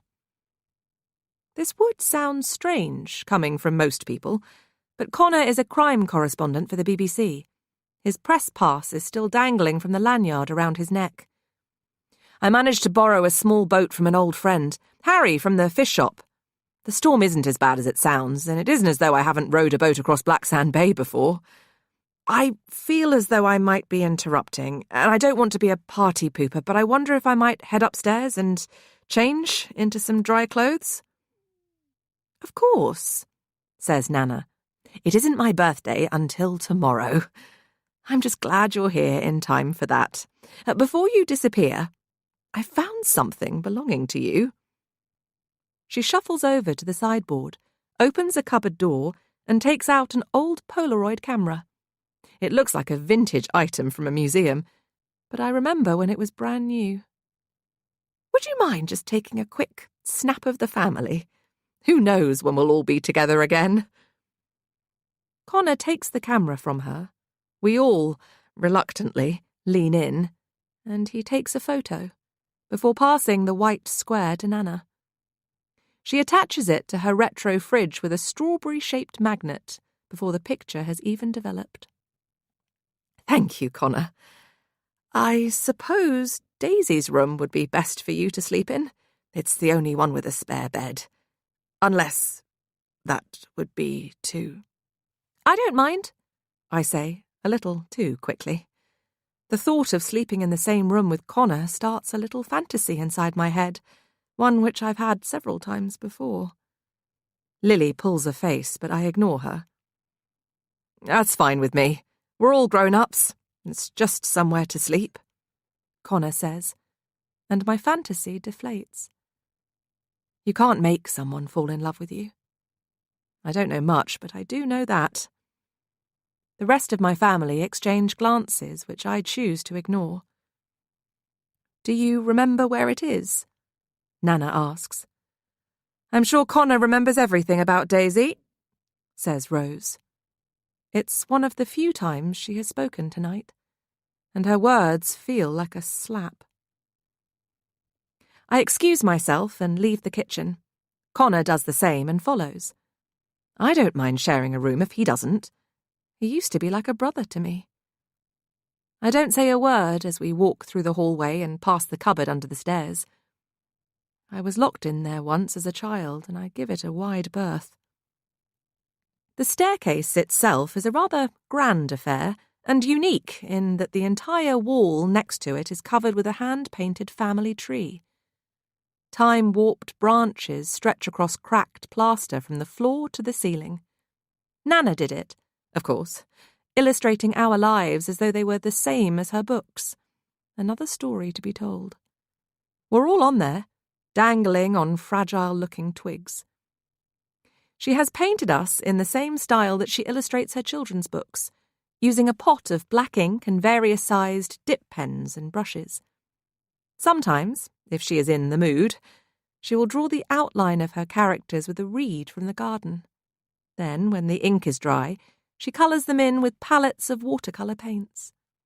She likes to portray people, places and things the way she sees them, which rarely matches the view of those being drawn. Her characters are all as flawed as the world they live in, but children love them, maybe because of the honesty that shines through what they get to see and read. Other children's authors seem to sugarcoat their books in an attempt to make the world less scary. But Nana always told it like it was, and her readers loved her for it. Miniature faces of the darker family, past and present, painted inside the tree's giant black leaves, permanently look down on the mistakes we've all made. It makes me feel an overwhelming sadness, the idea of this one day being a place I can no longer visit whenever I want to. We all have roots in this family and in this house. It isn't something I think any of us can just walk away from. Connor and I head up the creaking steps to the first floor, and only when we reach my old childhood bedroom and the door is firmly closed behind us do I whisper, "Why did you have to come here?" There is an ivory-coloured metal daybed against the back wall of my old bedroom. Nana bought it second-hand for all the times when she slept in here, too scared to leave me alone in case my heart stopped in the night. Sometimes I would wake up and see her staring at me in the darkness, whispering words I couldn't quite hear. Connor puts his bag on the daybed as though marking his territory, then starts to change out of his wet clothes with his back to me. I sit down on the very edge of my bed and turn away. Maybe sharing a room wasn't such a great idea after all. It takes a lot of courage for me to ask the question. Could we maybe just talk about what happened? But Connor doesn't answer. It's been like this between us for a long time. No matter how sorry I am, he can't seem to move on, just like my sisters. I know he'd probably rather never see me again, but I'm glad that he chose to come anyway this weekend, for Nana. What happened certainly wasn't her fault. The rest of the evening is a blur at best. I'm exhausted, but I never seem to be able to sleep these days, and the atmosphere in the house feels even more polluted than before. We heard the others decide to turn in and call it a night too, almost as soon as we left the kitchen. Nana's room is the largest bedroom at the back of the house, and she whispers good night as she passes my door. Lily and Trixie take the room that Lily and Rose used to share as children. My mother is the last person to come up. I only know it's her because I hear her talking to someone in a hushed voice at the top of the stairs. "We'll get out of here as soon as it's light. I knew the old witch wouldn't leave us a penny." I listen at the door as she scuttles along the hall to the guest bedroom she used to share with my father. Rose stays downstairs, choosing to sleep on a sofa in the library. Dad also said he would rather stay downstairs, sealing himself in the music room that was his sanctuary as a child. He always needs to disappear inside his music when the real world gets too loud. But Sea Glass is no longer noisy. It has returned to its own variety of silence. I can hear the sea outside my window, and Connor's slow and steady breathing. I can tell he's still awake. I keep completely quiet when I hear him get up and tiptoe across the room, and I listen as he opens his laptop on the desk in the corner. There's no internet here, but it seems that Connor still can't resist doing a little work this weekend. He's become a workaholic since getting the crime correspondent job at the BBC. Perhaps because when you work that hard for something, sometimes you live in constant fear of losing it. He creeps out of the room, presumably to use the bathroom down the hall, and while he is gone, I get up, cross the threadbare carpet to his side of the bedroom, and stare at the laptop screen. What I see is nothing to do with work. It looks more like a poem. Which is odd, because Connor has never been one to dabble with fiction or anything creative. He is a man who only likes to deal in facts. Or, at least, he was. I hear footsteps in the hallway, creaking floorboards telling tales on anyone out of bed, and I know I have to hurry. In a childish attempt to get Connor's attention and make things less awkward between us, I type a Halloween-inspired message with my index finger. I can't type properly, and am dreadful with modern technology, but I smile to myself as the letters appear on the screen. Boo. Then I return to my side of the room, watch and wait. Connor stares at the word when he returns, then spins around, frowning in my direction. I wish he'd say something, anything, but as usual, he doesn't. Connor stopped speaking to me around the same time as Rose, and nothing I say or do seems to change things. Sometimes the way he stares so hard at me seems to physically hurt. I'm like a word he can't read or a puzzle he can't solve, just like the Rubik's Cube he couldn't work out as a kid, no matter which way he tries to twist me. Connor lies back down on the daybed and faces the wall. I turn my back on the disappointment I feel, wondering why he still can't see me for who I am now, or talk about what happened then. Nobody can run away from their own shadows, but he's always been determined to try. It's cold in this part of the house, and I shiver on the other side of the room as I lie on the bed that was always mine. I blink into the darkness, listening to the sound of Connor's breathing as he pretends to sleep again. There are a galaxy of stars on the ceiling. They are the glow-in-the-dark sticker variety, and almost as old as me. I expect they will continue to shine long after I am gone, just like the stars in the sky. And sometimes it feels as though nobody in this family would really notice if I just disappeared. Sometimes I think they wish I'd never been born. I close my eyes, and a single tear escapes them, rolling down my cheek and dampening the pillow. Some time later, I hear a noise downstairs. I have never been a good sleeper. I'm not even sure whether I was asleep just now. That nightmare people sometimes have where they feel like they are falling? I have it all the time. When I check the clock in my room, I see that it is almost exactly midnight. A few seconds later, the 80 clocks downstairs begin to chime their agreement. As soon as the final clock strikes 12, I hear a terrible scream. Chapter 9. 31st of October, midnight. 6 hours until low tide. The screaming stops. "Did you hear that?" I whisper, but Connor isn't there. I rush out of my bedroom, along the landing, down the stairs, across the hall, and into the kitchen at the back of the house. My niece is standing in the middle of the room wearing pink pyjamas that make her look much younger than she is. Trixie is crying. When I look down, I can see why. Nana is lying on the floor in a white cotton nightdress. Her eyes are closed, her skin is grey, and there is a large gash on her head and a pool of blood beneath it. Poppins the dog is lying next to her, and neither of them are moving. A chair has toppled over as though Nana might have been standing on it and fallen, and I see that there is blood on the Aga oven where it looks like she could have hit her head.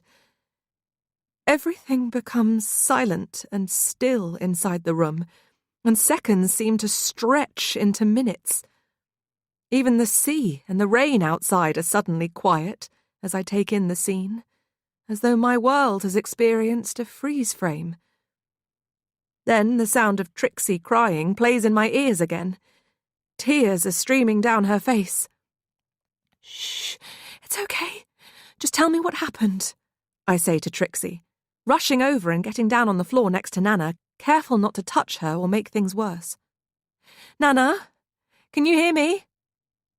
She doesn't move, but Poppins looks up at me with sad eyes and starts to whimper. "She'll be all right, old girl. We just need to stay calm." "What the hell is going on? Why are you out of bed and what's with all the screaming?" asks Lily, marching into the freezing cold kitchen wearing nothing except a pink silk nightdress. Her daughter runs to her side. Most teenagers are children dressed up like adults, but my niece is still a child in so many ways. "Oh my God," Lily says, seeing Nana's body. "Is she?" "I don't know," I whisper. "What happened?" asks Rose, appearing from out of nowhere and fully dressed as though she must have slept in her clothes. "Stand back and let me see." "Why?" Lily asks. "You're not a doctor." Lily takes a step closer to Nana and Poppins starts to growl. I have never seen or heard the dog behave this way before. Rose steps between them. "It's okay, Poppins. We're just trying to help Nana. Come on, old girl. Move out of the way." Poppins does as she is told, as though she understood every word Rose just said, and watches from a short distance with her head bowed, quietly whimpering. Rose gently feels for a pulse, but I don't need to be a doctor or a vet to know that this isn't good. The gash on the side of Nana's head looks deep. She's lost a lot of blood, and I have to look away when I see what might be brain matter in the red puddle on the floor. I've seen the same shade of grey skin on the faces of too many residents at the elderly care home where I volunteer, and fear I know what it means. Connor appears in the doorway, fully dressed, like Rose, and I wonder what took him so long and where he has been. Lily turns her back on him and tries to comfort Trixie. That's when I notice Nana's hands. One is holding a copy of Daisy Darker's Little Secret. The other is holding what appears to be a cigarette. But when I take a closer look, I see that it is a piece of chalk. I stare at the black wall at the end of the kitchen. The recipes and sketches that were there earlier have all been wiped off. Instead, there is a poem, just like the ones in Nana's best-selling book about me. But the words have been changed. The book begins with the line, "Daisy Darker's family were as lovely as can be." But the chalk poem on the wall is very different. "Look," I say, and one by one, everyone in the room turns to read it. Daisy Darker's family were as dark can be. When one of them died, all of them lied and pretended not to see. Daisy Darker's Nana was the oldest but least wise. The woman's will made them all feel ill, which was why she had to die. Daisy Darker's father lived life dancing to his own tune. His self-centered ways and the pianos he played danced him to his doom. Daisy Darker's mother was an actress with the coldest heart. She didn't love all her children and deserved to lose her part. Daisy Darker's sister Rose was the eldest of the three. She was clever and quiet and beautiful, but destined to die lonely. Daisy Darker's sister Lily was the vainest of the lot. She was a selfish, spoilt, entitled witch, one who deserved to get shot. Daisy Darker's niece was a precocious little child. Like all abandoned ducklings, she would not fare well in the wild. Daisy Darker's secret story was one someone sadly had to tell. But her broken heart was just the start of what will be her last farewell. Daisy Darker's family wasted far too many years lying. They spent their final hours together, learning lessons before dying. Nana must have been writing it when she fell. Why would she write such horrible things about all of us? Lily asks. I watch Rose and Connor staring at the chalk poem, but they don't have an answer to the question. None of us seem to know what to say or do.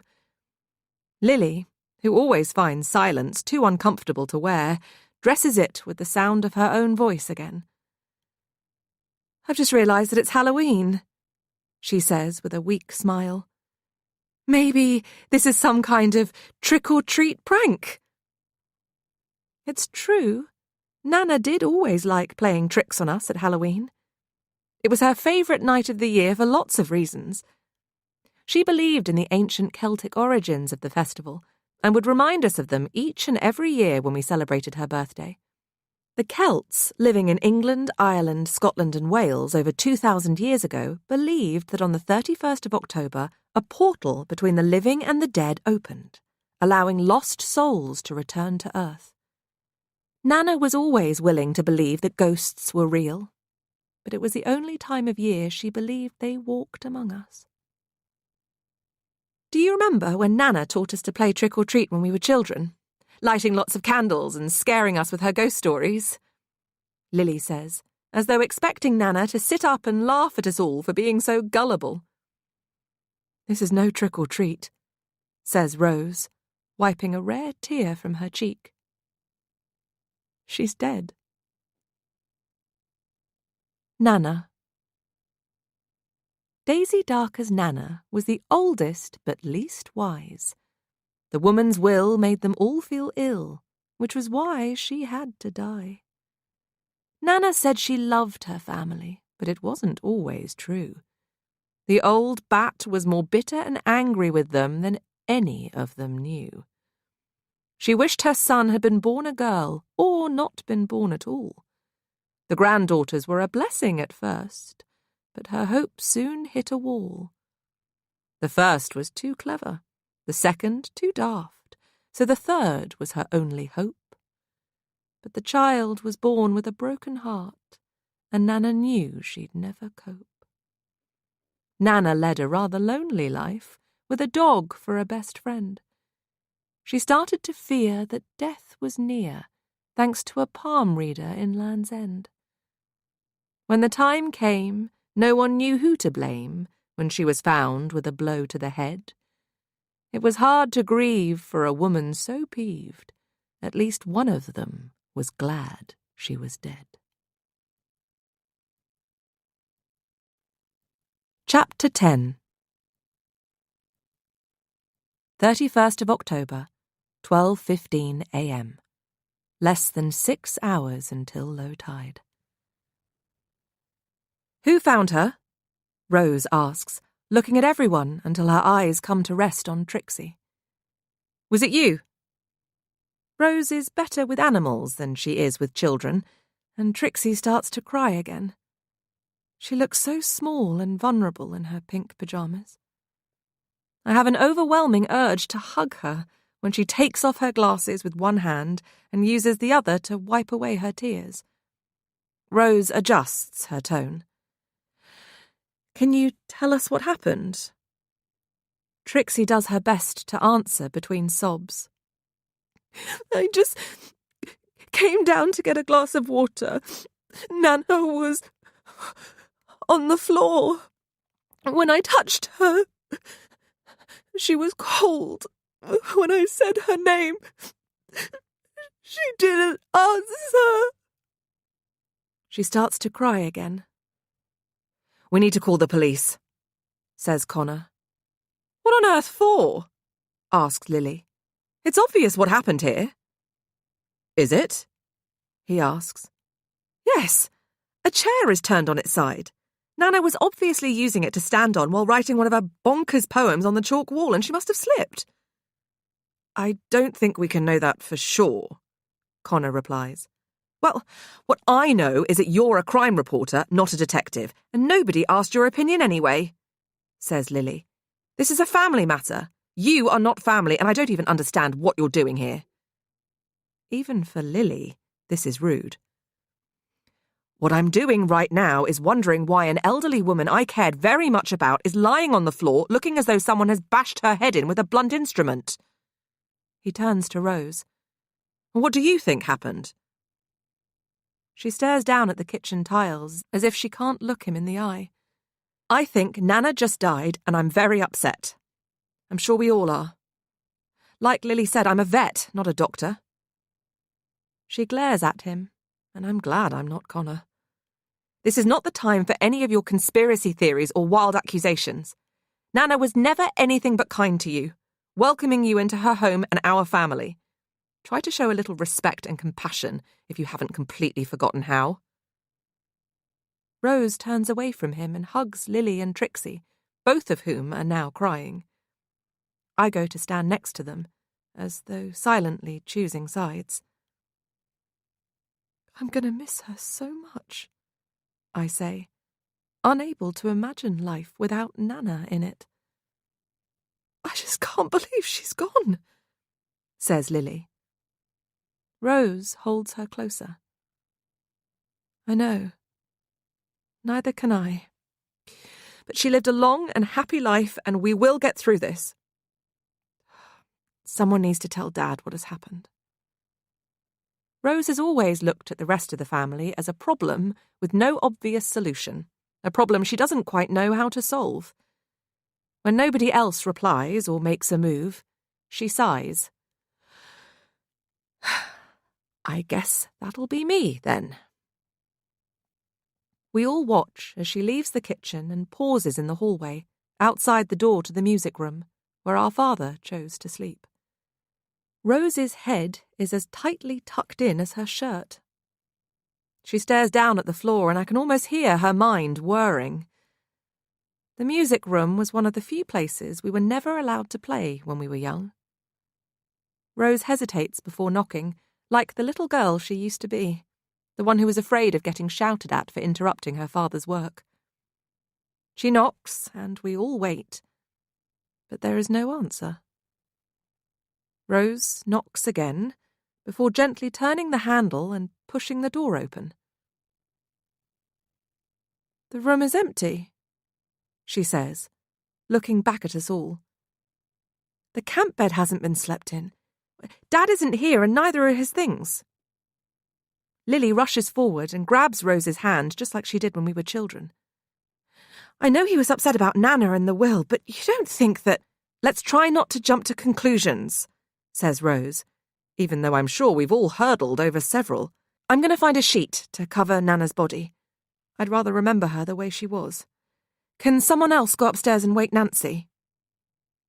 I volunteer and Connor comes with me. I expect he just doesn't want to be left alone with my sisters, but I'm glad of the company. The house doesn't feel the same to me now, as though it, too, is grieving. Sea glass is colder and stiller and quieter than before.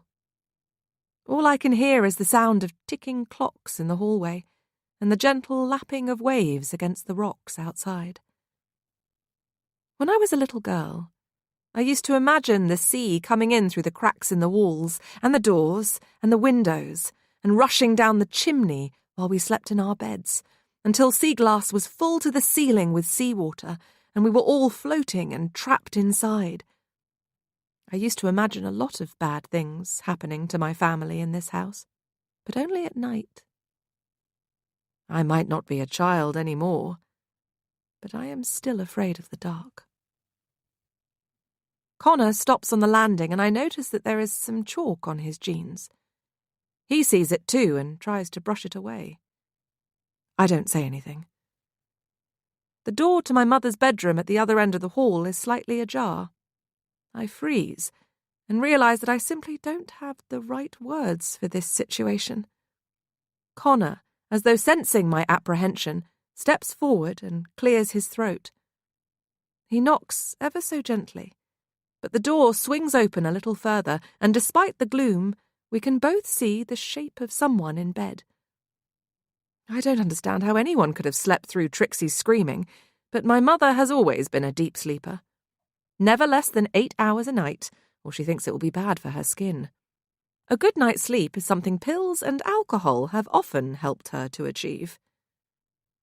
"Nancy, I'm sorry to disturb you," Connor says. "What? Who is that?"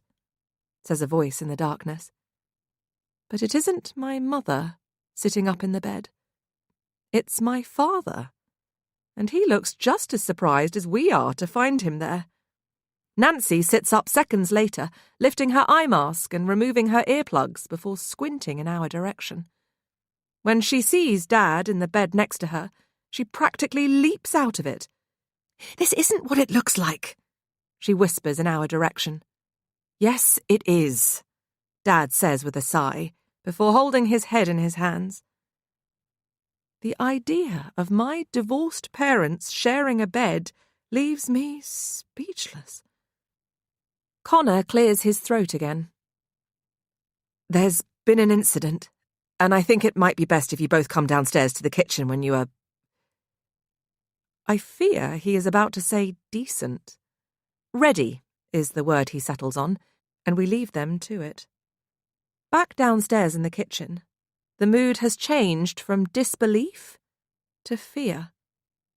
Nana has been covered with what looks like a red and white tablecloth, and my sisters are staring up at the chalk poem about our family. "The chalk was in her hand," Rose says. Nana's handwriting is beautiful and very distinctive. The poems in her children's storybooks were all handwritten with ink. I used to try and write the same way, with sloping, joined-up letters, but it never looked as good. Nana had an explanation for that, just like she did for everything else. Of course we all have different handwriting. Just like fingerprints or DNA, it's to remind us that we are individual beings. Our thoughts and feelings are there to be expressed, and they are our own, unique. I don't feel the same way as you about the world, and that's fine. We're not designed to always think and feel the same. We are not sheep. Agreeing with someone about something is a choice. Try to remember that. Don't waste your life wishing to be like someone else. Decide who you are and be you. I'm not convinced that the poem was written by Nana, I say. I don't think this looks like her handwriting. Maybe someone just wanted it to look like... It's impossible to know who wrote this for sure, Rose interrupts. But why would Nana write that? Asks Lily. And if she hated us all so much, why invite us here? I'm not precocious, says Trixie, my precocious but wonderful niece, staring up at the words written about her. It's almost a relief when my parents enter the room, looking like a couple of teenagers who'd been caught behind the bike shed. Oh no, Dad says, rushing to Nana and pulling back the cloth that was covering her. His reaction seems staged, and I notice that the dog starts to growl again. It's going to be okay, Frank, says my mother, coming to stand by his side, still wearing her black silk pyjamas. Her matching black eye mask that she can't sleep without is still on her head, too. We'll get through this, together. It feels like an odd thing for her to say, given they've spent most of the last 20 years apart. I wonder whether she might still be drunk. We watch as my parents embrace in front of us for the first time since 1988. People hold on tighter when they think they are losing their grip. The moment is punctuated by a full stop in the shape of a crying teenager. I want to go home, Trixie sobs. Why don't you go and watch TV in the lounge? Lily suggests. Television has always been a surrogate parent in my sister's house, but she looks cross when Trixie turns to me for reassurance. Everything's going to be okay, I promise, I say, wondering if it's a lie. It's very sad that Nana has passed away and we're all going to miss her. You go and turn the TV on, and I'll come and join you in a minute. People tend to see what they need to see and hear what they want to hear, in my experience. Trixie nods, wiping away yet more tears with the sleeve of her pink pyjamas before leaving the room. As soon as she is gone, the discussion about the chalk poem on the wall continues. I listen while they all bicker about what it means and what we should do, unsurprised that nobody asks my opinion. As the youngest in the family, I'm quite used to nobody really caring what I think. I zone out a little and notice the 8 jack-o'-lanterns still sitting on the kitchen table. They all have such scary faces, which Nana must have spent a long time carving. There are pumpkins, squashes, and turnips because, like always, Nana liked the tradition and folklore of Halloween more than the commercial version of her favourite day. Every year, when we were children, she would help us to carve jack-o'-lanterns of our own, while telling us the story of their origin, the myth of Stingy Jack.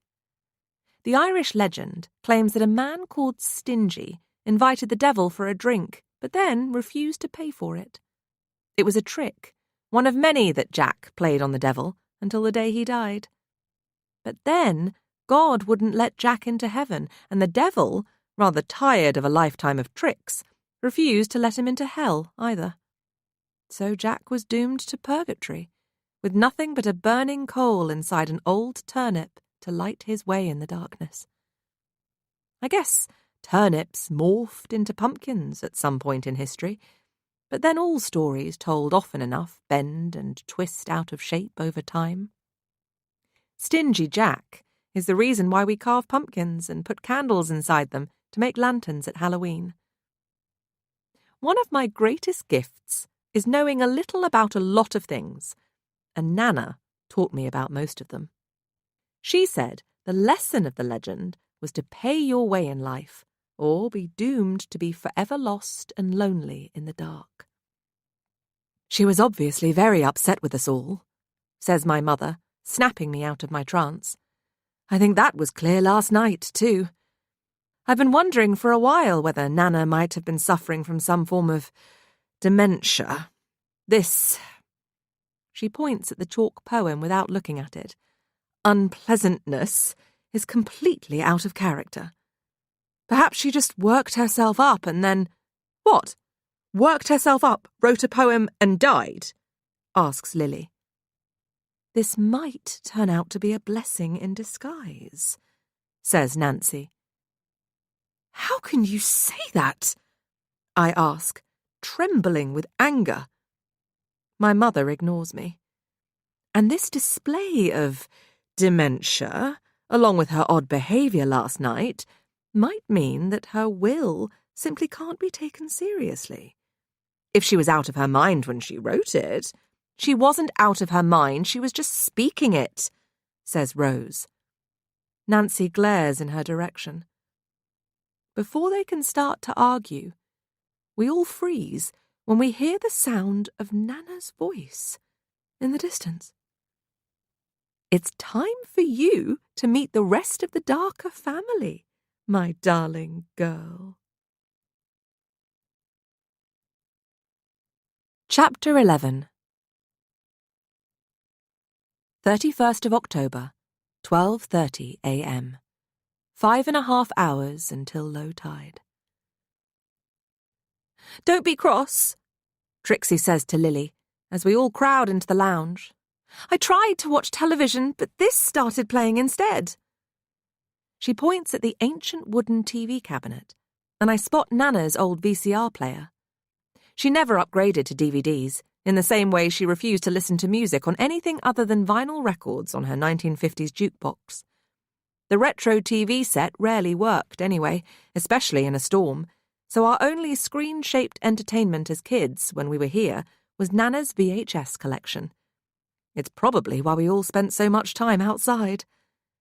I remember the home movies lined up on the shelf last night and see that they are gone. The shelf is empty. All I can see on the TV is a flickering image of a baby, until Lily snatches the remote from her daughter and hits the play button. The screen is filled with a close-up of Nana's face, but she looks 30 years younger.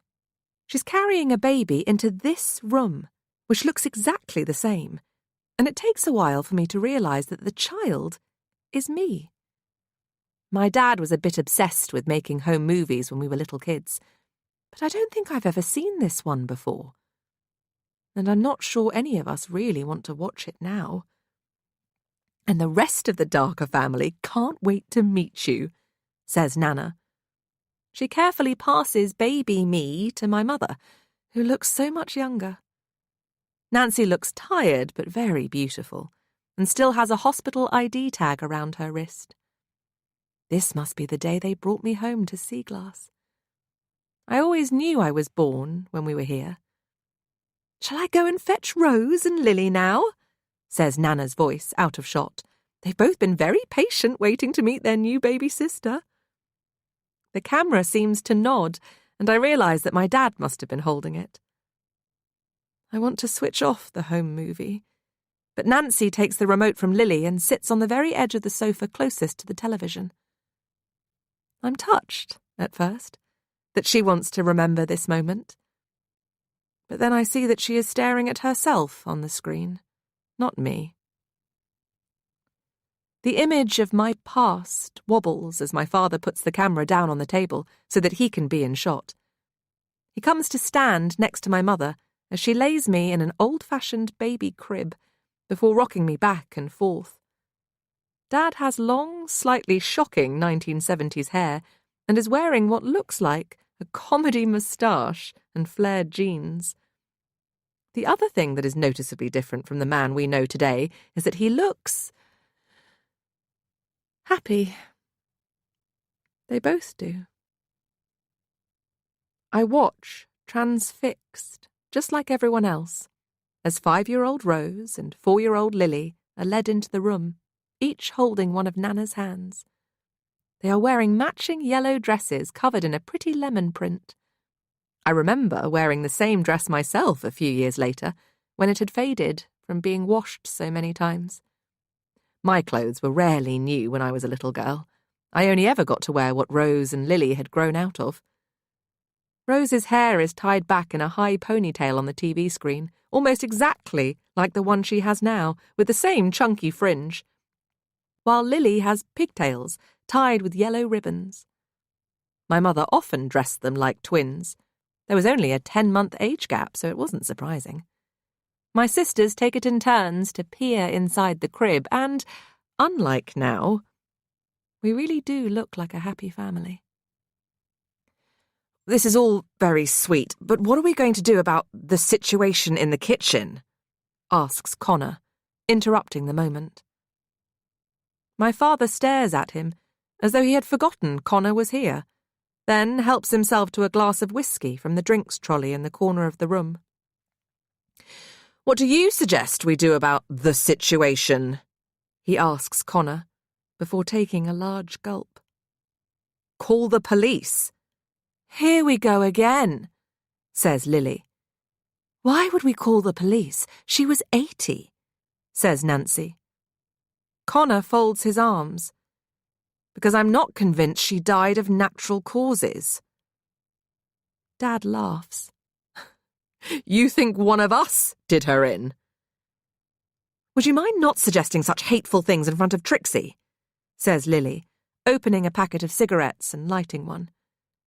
The things she says and does to protect her child are almost always outweighed by the things she says and does to hurt her. I notice that Lily's fingers are trembling and wonder if it is the cold or the need for nicotine or something else causing it. Trixie seems not to have heard a thing and is still staring at the home movie on the TV screen. Besides, the landline doesn't work and neither does my mobile. The tide won't go back out for a few hours yet, so calling the coroner, the police, or anyone else will have to wait a while. I could take the boat, go and get help, Connor suggests. No, says my father. This is a family matter and needs to be dealt with in a sensitive, private way. Connor might be right, says Rose, and everyone turns to stare at her. It's at least 5 hours until the tide goes out. We ought to report what has happened here tonight. I could go with him, she suggests, before turning to Connor. If you don't mind. I don't think that's a good idea, says Frank, playing the protective father card I never knew he'd been dealt. Nobody asks why. Then maybe I could go alone? Rose suggests. It might look a little bit strange if we don't try to get help. It shouldn't take me too long, if you don't mind me borrowing the boat, Connor. He shrugs in agreement. My father nods at Rose, and the matter is settled surprisingly quickly, almost as if they had rehearsed this whole exchange. Why do you get to leave? Lily asks, taking another drag on her cigarette. Because she's barely touched a drink all night, unlike the rest of us, and Rose has always been the most sensible one in the family, Dad replies, without a second or third thought for anyone else in the room. Lily rolls her eyes. Thanks. Besides, you can't row to save your life, adds Rose, looking at our sulking sister. I'll be back as soon as I can, she says, before leaving the room. She barely touched her food earlier, says my mother, when Rose is gone. Has anyone else noticed how thin she has got? She hardly said anything to anyone all night, and she keeps looking at her watch. I expect she can't wait to leave, Dad interrupts. I know the feeling, says Nancy, as I sit down beside her on the sofa. She's still watching the TV, hasn't taken her eyes off it the entire time, and I see that my 1970s family are no longer on the screen. It's just baby me, alone in my crib. My father must have forgotten to turn off the camera when this was filmed all those years ago. Shall we stop watching this? Asks Lily, reaching for the remote. No, wait, I whisper, as 5-year-old Rose reappears in shot. She looks over her shoulder, then creeps nearer to the crib. We all seem to lean closer to the TV, as little Rose leans down over the baby before checking over her shoulder one last time. We hang off her every word as she sings a sweet-sounding lullaby. Hush, little baby, don't say a word. Mama's gonna buy you a mockingbird. And if that mockingbird don't sing, Mama's gonna buy you a diamond ring. And if that diamond ring turns brass, Mama's gonna buy you a looking glass. Hush, little baby, don't you cry. Sometimes we live, sometimes we die. 5-year-old Rose reaches into her pocket and takes out what looks like a baby mouse. Baby mice are born hairless and pink. They are born blind and deaf and helpless. The creature squirms as Rose holds its tail between her fingers and dangles it over the crib before dropping it. The child inside, which I remember is me, starts to cry. My sister rocks the crib and smiles before raising a finger to her lips. Shh. Then Rose walks out of shot. I feel as though everyone is staring at me, but I don't know what to say. I'd just been born. It isn't as though I can remember the incident, or what happened next. The tape ends abruptly, ejecting itself from the VCR player, and the TV screen displays nothing except white noise. We all exchange glances and unspoken thoughts about what we just saw, but before anyone can say anything, we hear footsteps in the hall. The door to the lounge bursts open, and 34-year-old Rose reappears in the doorway, as though we have just witnessed some twisted form of time travel.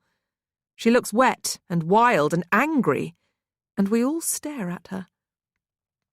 "The boat has gone," she says, sounding breathless. "The rope attaching it to the jetty looked like it had been deliberately cut. We're all stuck here until the tide goes back out." Chapter 12. 31st of October, 12:45 a.m. Less than 6 hours until low tide.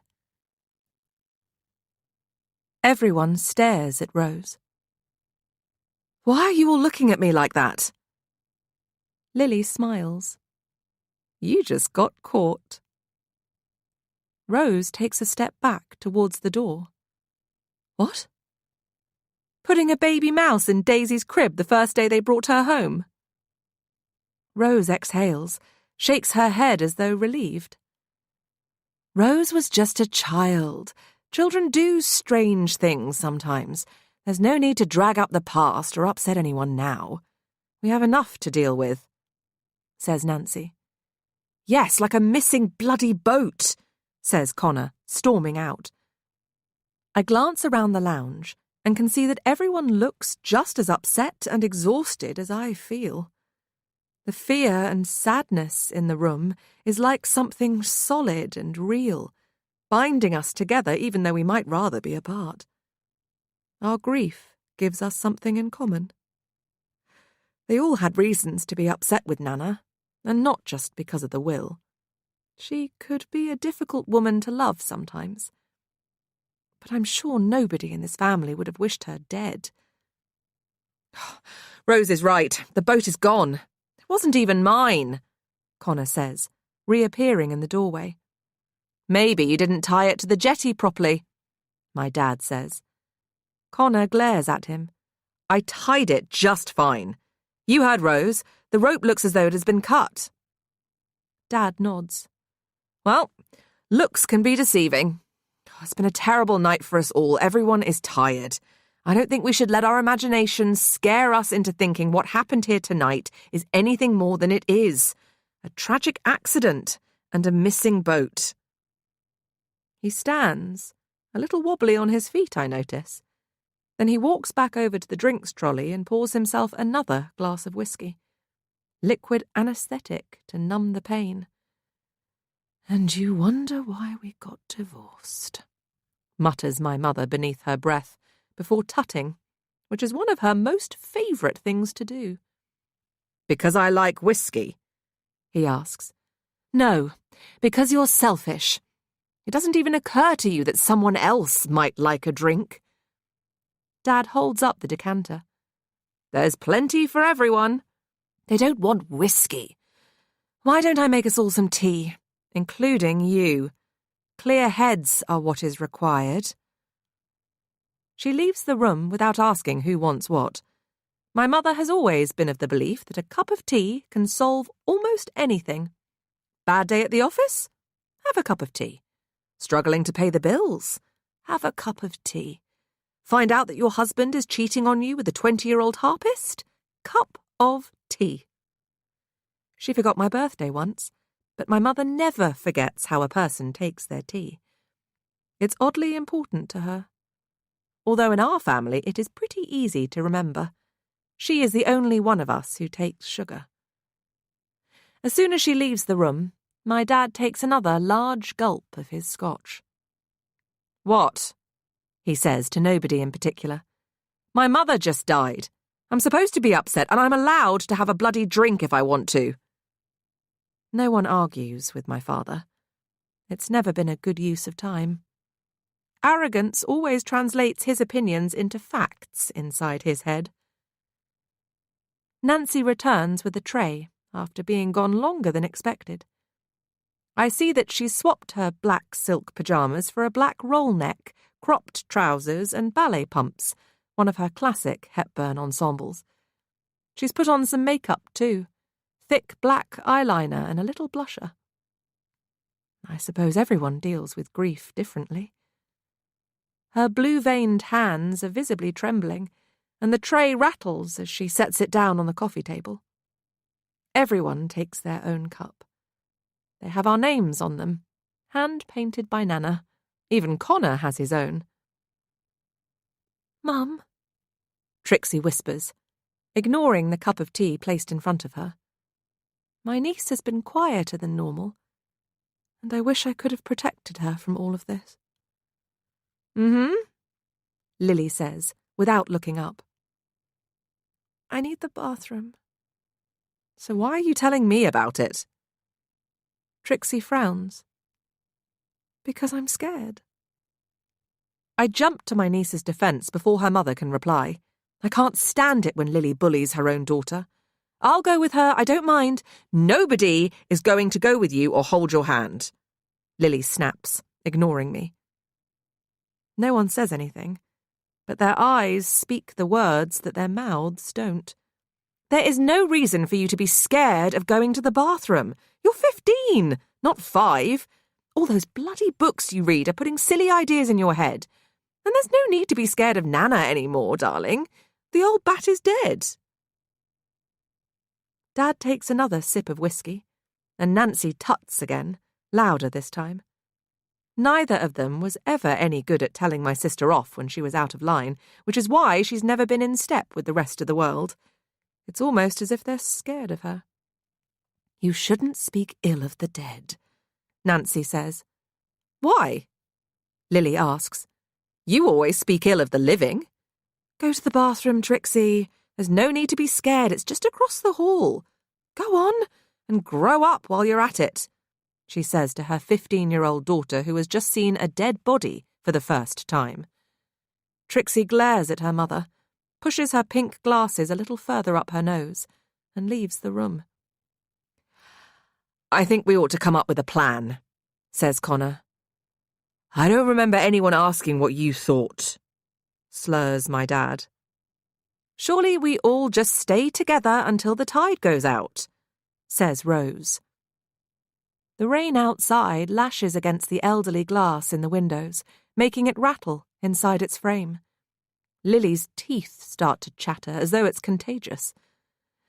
If we're staying down here until the sun comes up, then we'll need to keep warm, she says.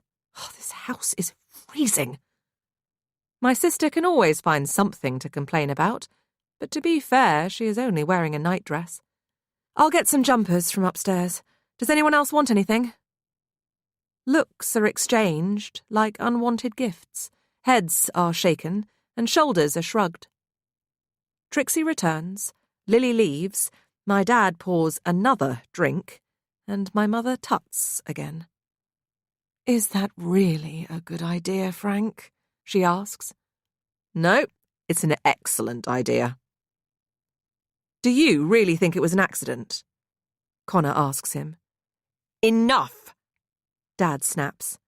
This isn't a crime scene for a BBC correspondent to report on or a murder mystery story for someone to solve. She was my mother. She slipped and fell. Simple as that. There was no murder, there is no mystery. She was 80, had already lost most of her marbles, and now she's dead. That's the end of it. His face closes like a door. The conversation is over.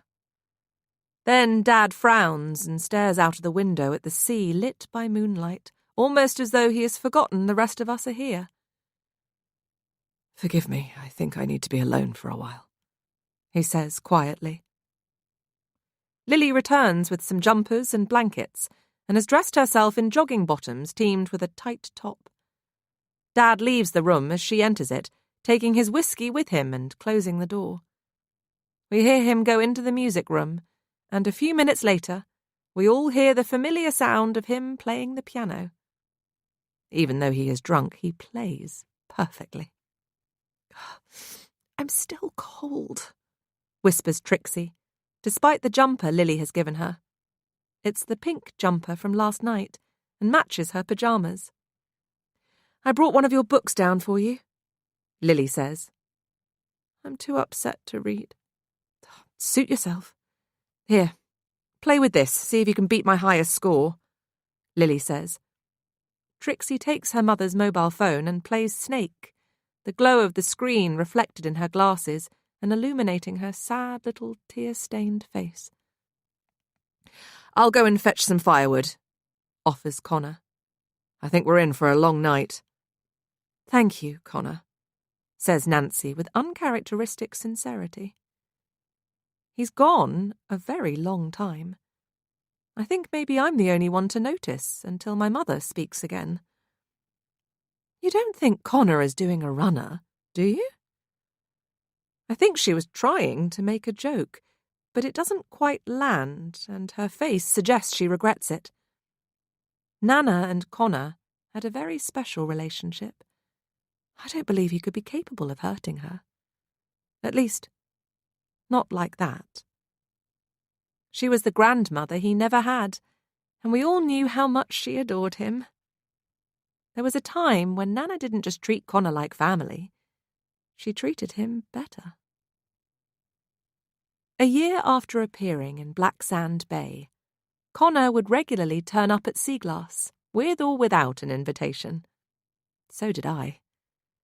My mother often felt the need to run away without much notice, sometimes visiting my father while he toured abroad. Sometimes none of us knew where she went.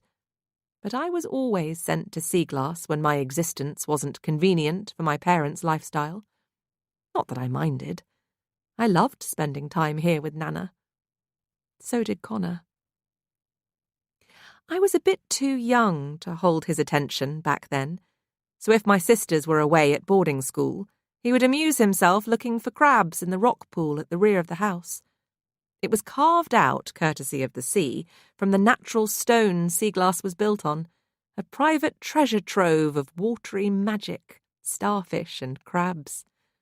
Nana told us it was where fairies went to swim at night, while the rest of the world was sleeping.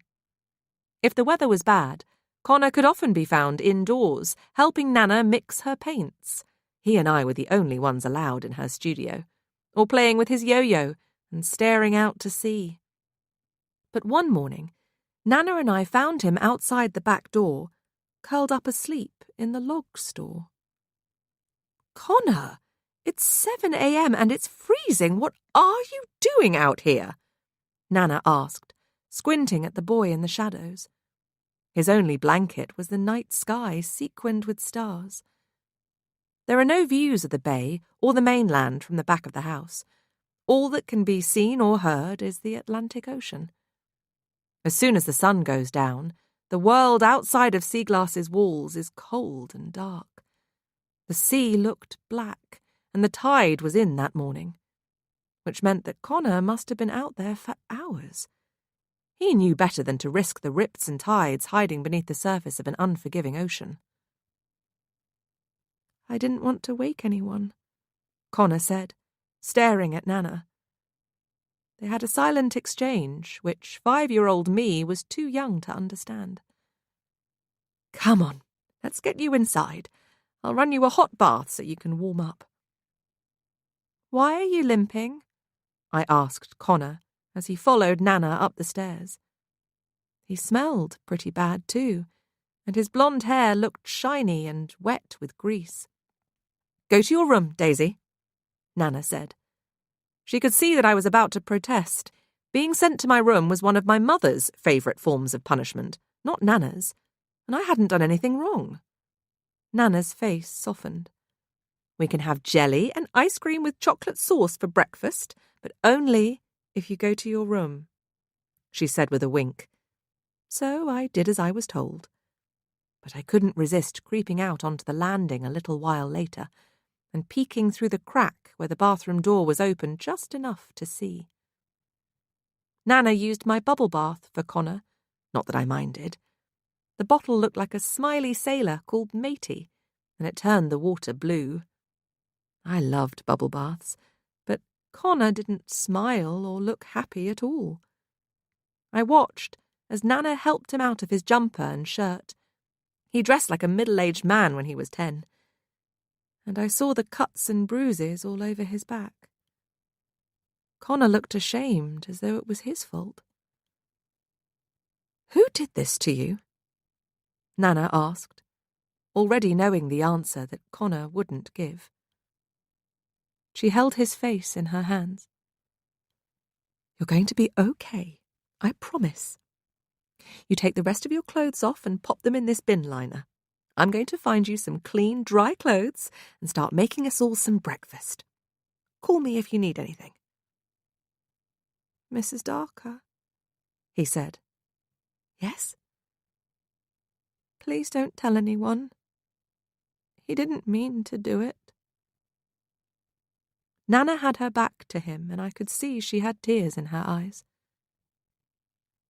I had a dad who didn't mean to hurt me, too, once upon a time. I promise you can trust me. For now, just have your bath. There's a clean towel and flannel on the side. Don't forget to wash behind your ears. I ran back to my bedroom before Nana came out onto the landing and listened to her march down the stairs. She was still wearing her fluffy purple dressing gown and pink slippers, but she looked really mad, and her face looking all cross like that made me feel a bit afraid. Nana was rarely angry about anything, but boy, did everyone know about it when she was. The only telephone at Seaglass in those days, or ever, was in the hallway. It was on a little round table, along with a fancy notebook full of handwritten numbers. I watched from behind the banister at the top of the staircase as Nana flicked through the book, found Connor's dad's number, and dialed.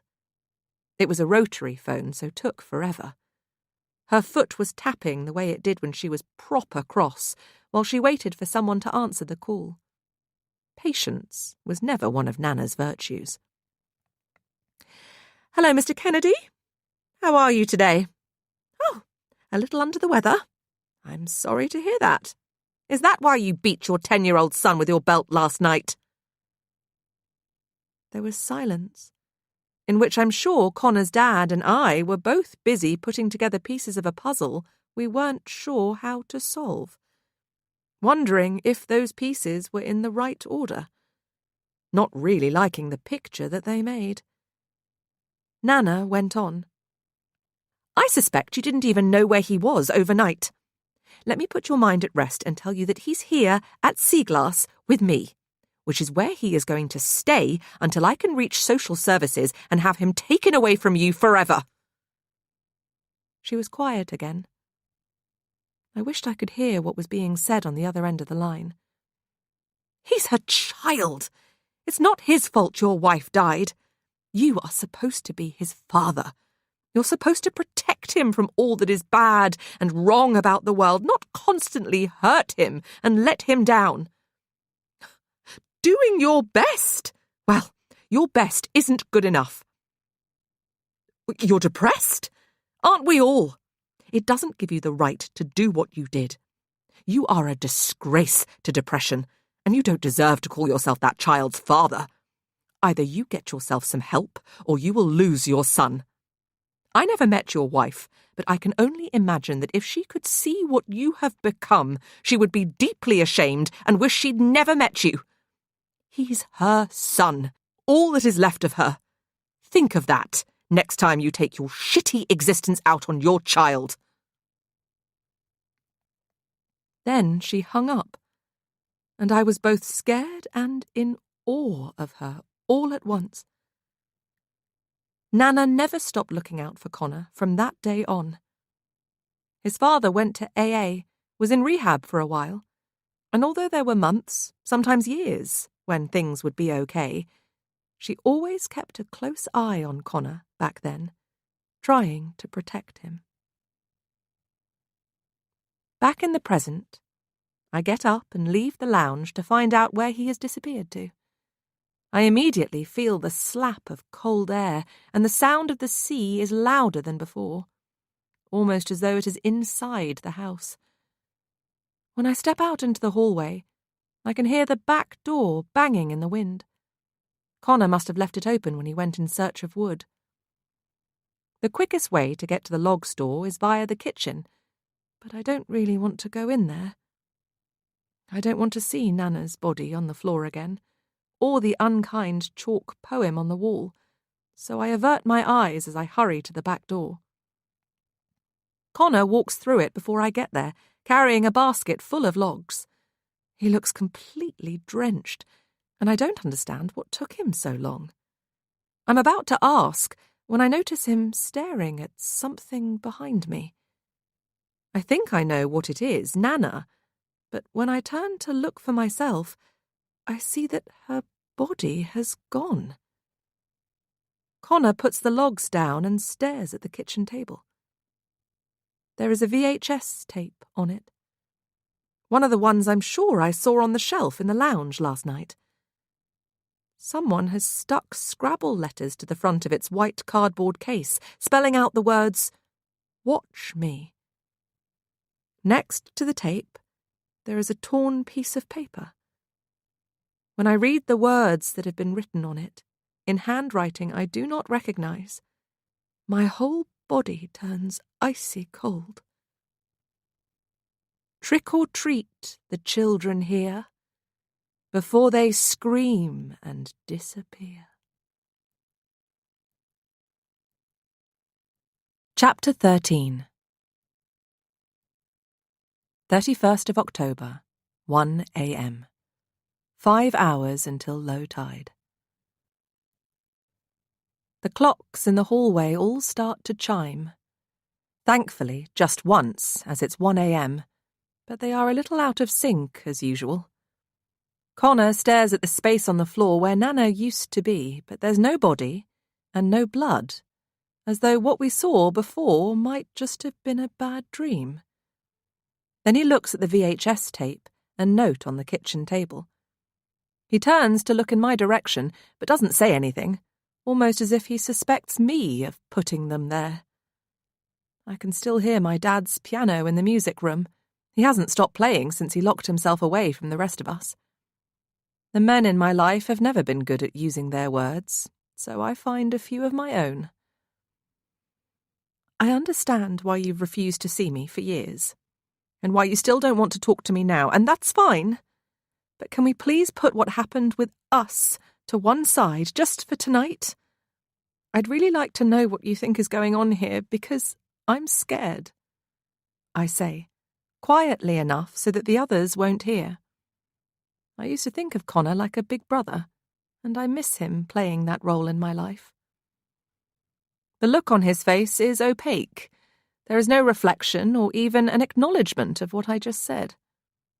I hate that things have become so awkward between us, but I have never managed to find the right words to fix things.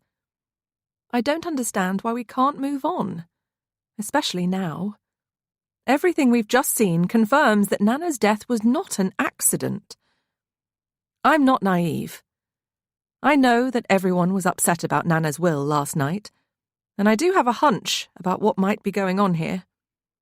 But hunches aren't just there to be had, they're there to be thought about, analysed, agonised over, and, most importantly, should rarely be shared. Connor stares at the words written on the piece of paper on the kitchen table, then at the VHS tape, then again at the place on the floor where Nana's body was earlier. I just stare at Connor. He grabs a red-checkered tea towel from the kitchen worktop and does his best to dry himself off from the rain. Then he reaches inside his pocket and takes out a mobile phone. It's a dark blue Nokia, the best that 2004 has to offer, just like Lily's. But Connor seems to have forgotten that there is no signal here. He holds it high up in the air, as though that will make it work, but of course it doesn't. I watch as he strides out to the little table in the hallway where the landline used to live. The old pink rotary phone is still there, on a doily, but Nana wasn't joking when she said she stopped paying the bill. She wanted peace and quiet, and I guess she got her wish, because the phone is dead. I find the fact that Connor so clearly wants to call the police reassuring, despite knowing that he can't. There is a picture of me and my sisters by the phone. When they were here, it used to ring all the time. Most calls were for them. Friends from school wanting to catch up in the holidays, study partners for Rose, boyfriends for Lily. But occasionally it was my dad, calling from one city or another, between rehearsals and performances. He could never talk for more than a few minutes. Long-distance calls cost a small fortune in those days, and it never took him too much time to ask Nana for more money. Sometimes publishers called for Nana, and her agent always called to wish her a happy birthday. But I can remember one Halloween when I was the only person here to help her celebrate. And the phone rang. The person calling was Connor. I suppose I must have been 5 or 6. Nana had just blown out all of her candles. There were a lot, even back then. And we were about to eat pineapple upside-down cake with angel delight. The memory of that phone call is as clear now as if it had happened yesterday, not over 20 years ago. "Hello?" Nana said, answering the phone with a big smile, expecting it to be someone calling to wish her a happy birthday. The smile slid straight off her face. "It's going to be okay. You did the right thing calling me. Stay exactly where you are and I'll be there soon." "Who was it?" I asked. "Connor. Something's wrong. I need to go over there," Nana said, looking for her handbag. She could never seem to find it, even though it was both brightly coloured and enormous. The bag was made from pink and purple patches and was older than me. Nana shook her head while searching for it, and her curly white hair seemed to dance. I wondered if mine would look like that when I was older. Then I remembered that I would never be old enough to have white hair, and it made me feel so sad. It's odd, the little things that used to upset me. Most people don't want grey or white hair, but in that moment I did. Maybe people wouldn't complain about getting old all the time if they were scared that they never would. When Nana found her handbag, she slipped a wooden rolling pin inside it. "What should I do?" I asked, a little scared of being left on my own at Seaglass. Nana stared at me as though I had said something wrong. "Daisy Darker, do you care about Connor?" I nodded. "Good. I'm glad to hear it. Caring about other people is more important than being curious about them. When someone you care about is in trouble, you do everything you can to help, which means you are coming with me. Now, find your shoes and let's skedaddle." "What about your birthday cake?" I asked. "We'll take it with us. Connor sounds like he needs cheering up."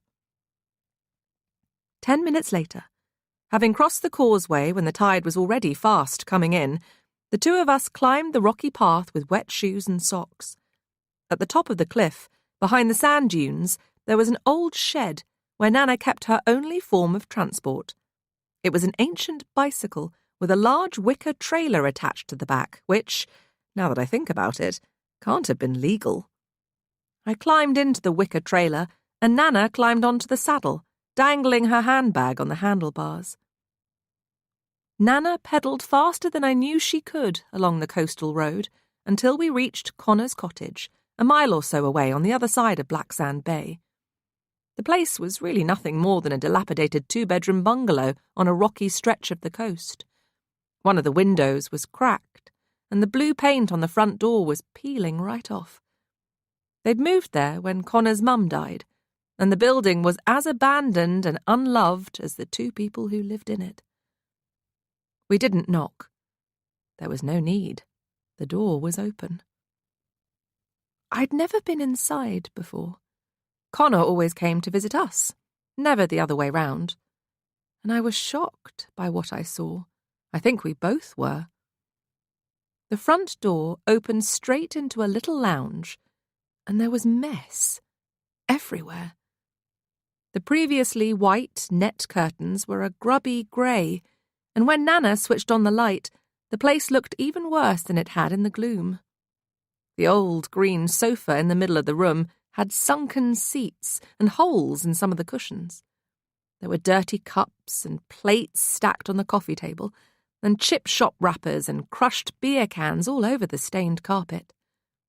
Picture frames, which presumably used to hang on the rusty hooks on the walls, were smashed on the floor. They were all of Connor with his parents, before his mum died. A broken, happy family.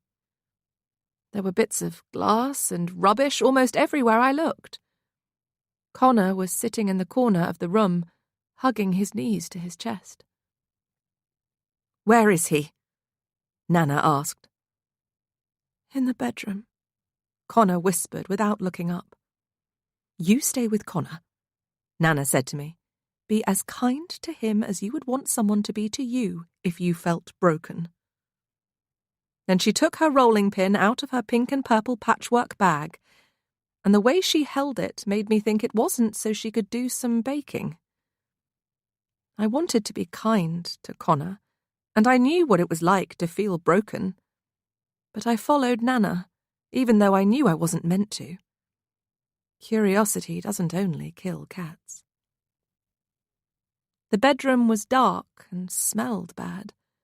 There were piles of clothes all over the floor and a filthy-looking man lying on the bed with his eyes closed. Empty bottles of pills were on the stained bedsheets beside him.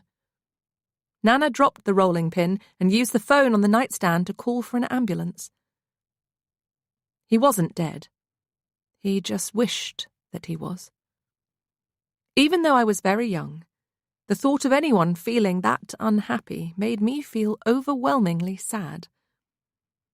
When the nice paramedics had taken Connor's dad to hospital, the three of us ate Nana's birthday cake. It seems like a strange thing to have done, looking back. But then, my childhood was rarely normal. Mr. Kennedy lived to tell the tale, and Nana paid for him to go to rehab.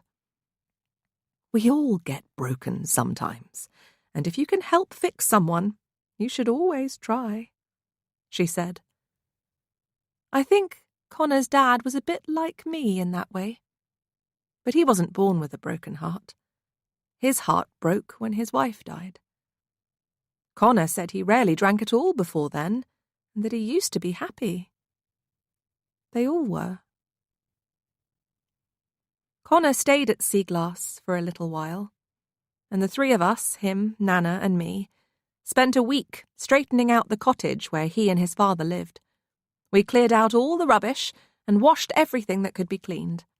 Nana pulled up the old carpet, sanded the floors, painted the walls inside and out, and bought some new cushions and bed linen. Nana was always of the opinion that if you could help change a life, you could help change the person who leads it. She put fresh flowers in every room and filled up the fridge and freezer with food before Connor's dad returned. She even paid for us all to take a taxi to collect him from rehab. He looked like a different man to me, so much so I thought we'd picked up the wrong person. He'd put on some weight, his clothes were clean, he'd shaved off his horrible beard, and he didn't stink of booze or cigarettes. "Are you sure you're Connor's dad?" I asked in the car, and everyone laughed, even though I hadn't been joking. "Thank you," he said when he stepped inside the bungalow and saw how much work we had all done to make their house a home. "For everything. How can I ever repay you?" "Just stay well," Nana replied. Then she shook hands with him, kissed Connor on the cheek, and we left them to try again. "Everyone deserves a second chance," Nana said when we were alone. "Even bad people?" I asked. "Everyone you know is both good and bad. It's part of being human." I think I was too young to understand at the time. "Can you bring some matches as well as logs?" Lily calls, sticking her head out of the lounge door, snapping me out of the past and back to a present that is no less upsetting. "I think you should come and see this. All of you," Connor replies. Lily tuts, one of many bad habits she inherited from our mother, then tells Trixie to stay behind while the rest of the women in the family join us in the kitchen. "Where's Nana?" asks my mother, staring at the floor where Nana's body used to be. "Exactly," says Connor, and we all look at one another. "Did somebody move her?" Everyone shakes their heads. "Well, someone left this VHS tape and this note on the kitchen table," he says. "The words didn't write themselves." Nancy picks up the scrap of paper and reads out loud. "Trick or treat the children here before they scream and disappear." What does that mean? "Watch me," says Lily, picking up the tape and reading the Scrabble letters stuck to its cover. She puts it straight back down, as though it might hurt her. "What is this? A sick version of Alice in Wonderland?" "Nana disappearing isn't the only thing that's changed in here," says Rose, and we turn to see what she is staring at on the kitchen wall. The poem, written in chalk, is still there, but 4 of the lines have been crossed out. Daisy Darker's Nana was the oldest but least wise. The woman's will made them all feel ill, which was why she had to die. Daisy Darker's father lived life dancing to his own tune. His self-centered ways and the pianos he played danced him to his doom. "What is that supposed to mean?" Lily says, looking at our mother. "Why are you asking me?" "You came out here, alone, to make tea. Who else had time to do all of this?" Nancy looks flustered for a second, but soon recovers. "I think you'll find we all left the lounge alone at one stage or another. Rose went to the jetty, only to find that the boat was gone. You went to get jumpers from upstairs. Connor just went outside to fetch logs. Maybe he moved the body," she says. "Or maybe it was Frank," Connor says in a hushed voice. "He's very upset, and he's had a lot to drink. Maybe he crossed out his own name so that we'd all think he killed Nana," interrupts Lily. "Why would the murderer implicate themselves?" "So you admit that a crime might have taken place here tonight and that your Nana may have been murdered," Connor replies. "From what I can tell, you all had a motive to kill her because you all needed her money and would have been furious about not getting a penny more of it. Money is why you're all here. Rose's veterinary practice is in financial trouble. Frank's orchestra costs more than it makes these days. Nancy's divorce settlement has dried up, and Lily has always sponged off the rest of the family." "You arrived after Nana read us her will," interrupts Rose. "So how did you know none of us were going to get the money?" "And why are you here?" Lily asks. Connor glares at her. "I have my reasons." Having your reasons is fine unless they are someone else's. I wish I could say it out loud, but I've never been as brave as people who say what they really think. "That's enough, Connor. You can't go around accusing people of things you know nothing about. You don't know Frank the way the rest of us do. He was my husband and is still their father. But I do think we need to talk to him," Nancy says. She starts walking towards the music room. "Together," she adds, when none of us follow.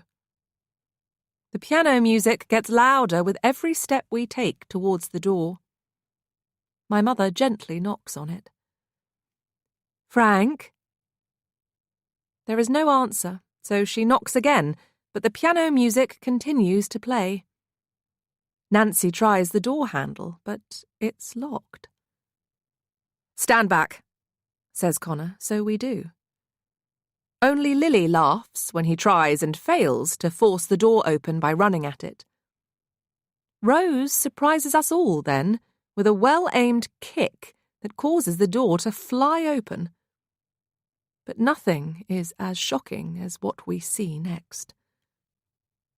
The piano is still playing, because it's one of those pianos that can play itself.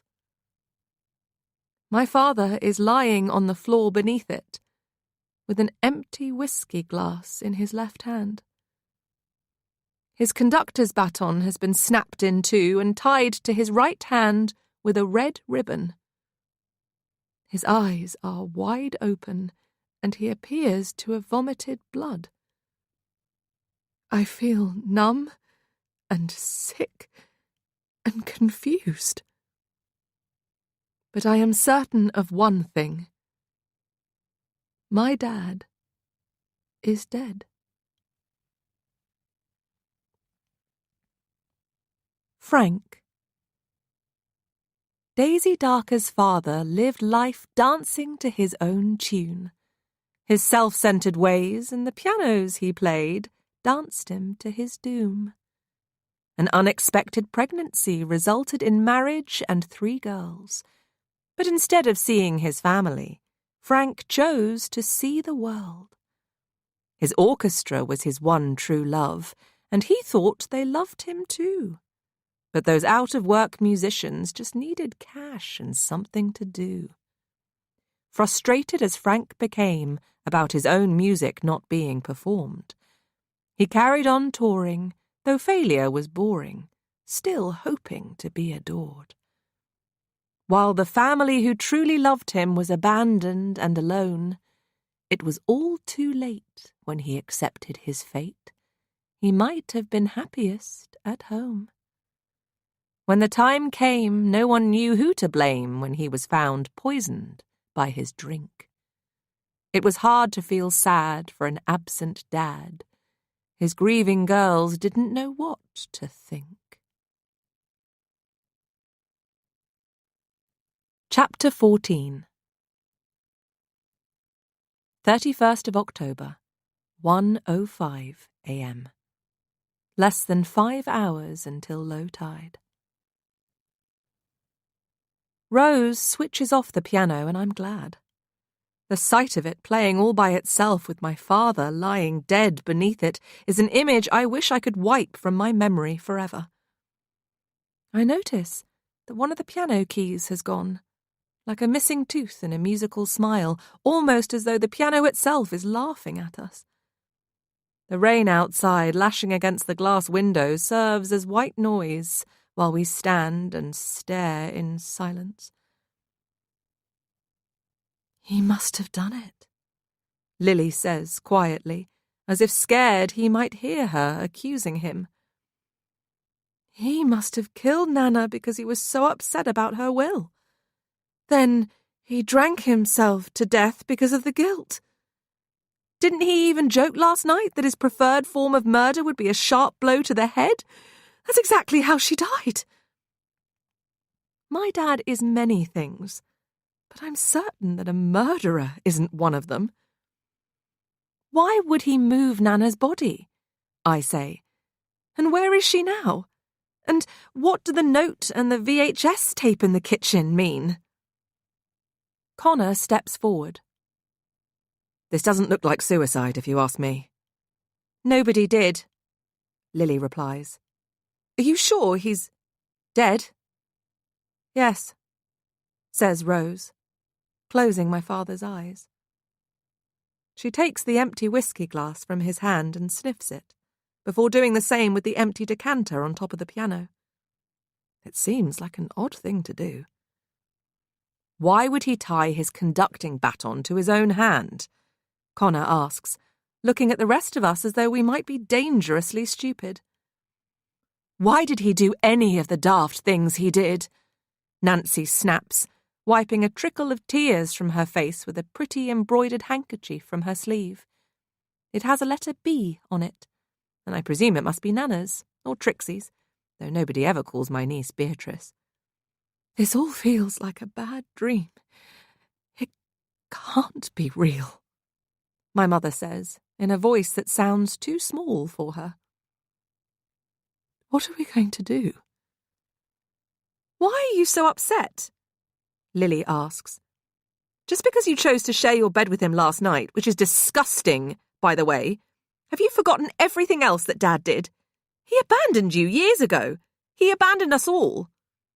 How can you speak like that when the man is lying dead on the floor? He was your father, and I loved him. Even when I didn't like him, I'm not going to pretend he was ever Dad of the Year just because he is dead. I didn't raise you to behave like this, Lily. You barely raised me at all, and he certainly didn't have much to do with it. I was mostly brought up by strangers at boarding school. You dumped us here on Nana most holidays, while my so-called father spent his time with musicians half his age. The man is dead. Show some respect. For him. For yourself. Nancy says. My mother always has an argument under construction, sometimes several at once, and if I had a hard hat, I'd wear one. Lily wouldn't dare answer back if she hadn't had so much to drink tonight.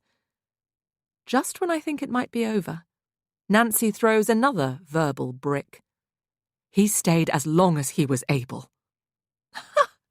That's a good one. He didn't have to have kids. We didn't ask to be born. Plenty of people get pregnant by accident. I did, Lily says. Well, I didn't, Nancy replies, and the room is even quieter than before. I knew your father was going to choose music over me, even when we were students. I got pregnant on purpose so that he'd marry me, so that he'd have to stay. My sisters and I try to process this latest bombshell, but it's all a bit much to take in. Finding Nana dead in the kitchen earlier, now Dad in the music room. It's like a messed-up family edition of Cluedo. But this isn't a game. 2 people have died here tonight. I think part of me always suspected that Nancy deliberately got pregnant and tricked Dad into marrying her, but hearing her say it out loud is surreal. Half of me hates her for it, while the other half knows I never would have been born if she hadn't. So, he didn't really want any of us? Asks Rose. That explains a lot. He loved all of you in his own way, Nancy says. I just can't believe he would do this. Maybe he didn't, Connor says. Nancy stares at him. The door was locked. There was nobody else in the room. The door could have been locked from the outside, he replies calmly. Either way, the police will have to be called now. Everyone looks scared for the first time, and I can't help wondering why it took so long. Connor is right, says Rose, always in control of her emotions. We will have to involve the police when we can. It's only 5 hours until low tide now. We'll leave together in the morning and call for help. In the meantime, maybe we could all just try to be kind to each other? We should go back to the lounge. Trixie is on her own in there, she adds, taking charge like before. After everything that has happened here tonight, I'd feel a lot better knowing that we are all safe and together in one room. My eldest sister often took charge of situations when we were children, and the fact that she is doing so now feels like a relief. I pretend not to notice, but I see her tap Connor on the arm as we are all leaving the music room, and feel a stab of inexplicable hurt when he hangs back. They don't speak until they think the rest of us have returned to the lounge, but unknown to them, I'm waiting quietly out in the hall. I have to strain to listen and cover my mouth with my hand to stop myself making a sound when I hear what they say. You are right. We do need to call the police, Rose whispers. Why do you agree with me all of a sudden? Connor asks. No animal I know shares the human capacity for self-harm, but this wasn't suicide. Why do you say that? Sadly, I often see poisoned pets in my line of work. People can be monsters. It's one of the many reasons why I prefer animals. Dad is the only person in the family who drinks whiskey. When I smelled his glass, it didn't just smell of alcohol. My father was poisoned. It was murder. I'm sure of it. I don't say a word. But I do wonder why Rose would choose to confide in Connor and not the rest of us, and why neither of them wanted to share that information with me. The shadow of a thought lingers in my mind, and I can't seem to shake it. Not that I'll ever say anything to either of them about it. I only self-destruct in private. Back in the lounge, Trixie has fallen asleep on the large window seat at the far end of the room. It's one of my niece's favourite spots in the house, and she can often be found curled up there with a blanket and a book. Poppins, the dog, is stretched out on the floor beside her, gently snoring. It breaks my heart that such a kind child could have been born into such a cruel family. I'm glad she's sleeping now. Hopefully she'll stay that way until we can all leave. I think that Rose is looking at her too, but it turns out she was looking at the dog. Poppins is taking all of this very well, poor old girl, she says, to nobody in particular. On hearing her name, Poppins comes to sit next to Rose. That's a good point. What will happen to the dog now that Nana is dead? Lily asks. I'll take her with me, Rose replies without hesitation. You said that as if you'd already thought it through. We sit in silence for a while. I don't think any of us know what to say. I look at each of their faces and see a mix of fear, shock, and sorrow on every one. Rose strokes the dog and stares at the flames in the fire with an expression I've never seen her face wear. Connor stares at Rose. Despite throwing another log on the fire, Nancy can't seem to stop shivering. Lily goes to sit next to her and they hold hands. They have one of those mother-daughter relationships where they squabble all the time but never stay cross with each other for long. It's another thing that I've always been jealous of. Are you all right? Nancy asks her favourite daughter. Lily shakes her head. No, of course not. Oh, it's just so awful. I think I'm in shock. We all must be. I meant, you look pale. Are you feeling okay? I can't find my diabetic kit, but don't worry. Missing one shot of insulin won't kill me. Lily wasn't diagnosed as diabetic until her early 20s. She injects twice a day now and makes sure that everyone knows it. I've spent a lot of time with diabetics at the care home where I volunteer, and I feel for them, I really do. It isn't an easy disease to live with at any age. But Lily doesn't take her condition as seriously as she should, and her sweet tooth and habit of overindulgence was demonstrated again at dinner. My sister rarely worries about the things that she should. Look how peaceful Trixie looks, Lily says, staring at her daughter. I don't know how I'm going to tell her what has happened. First Nana, then Dad. Maybe you don't have to tell her. Let her sleep for now, Nancy suggests. Lily nods, and I watch her quietly place a blanket over Trixie with unusual care and compassion.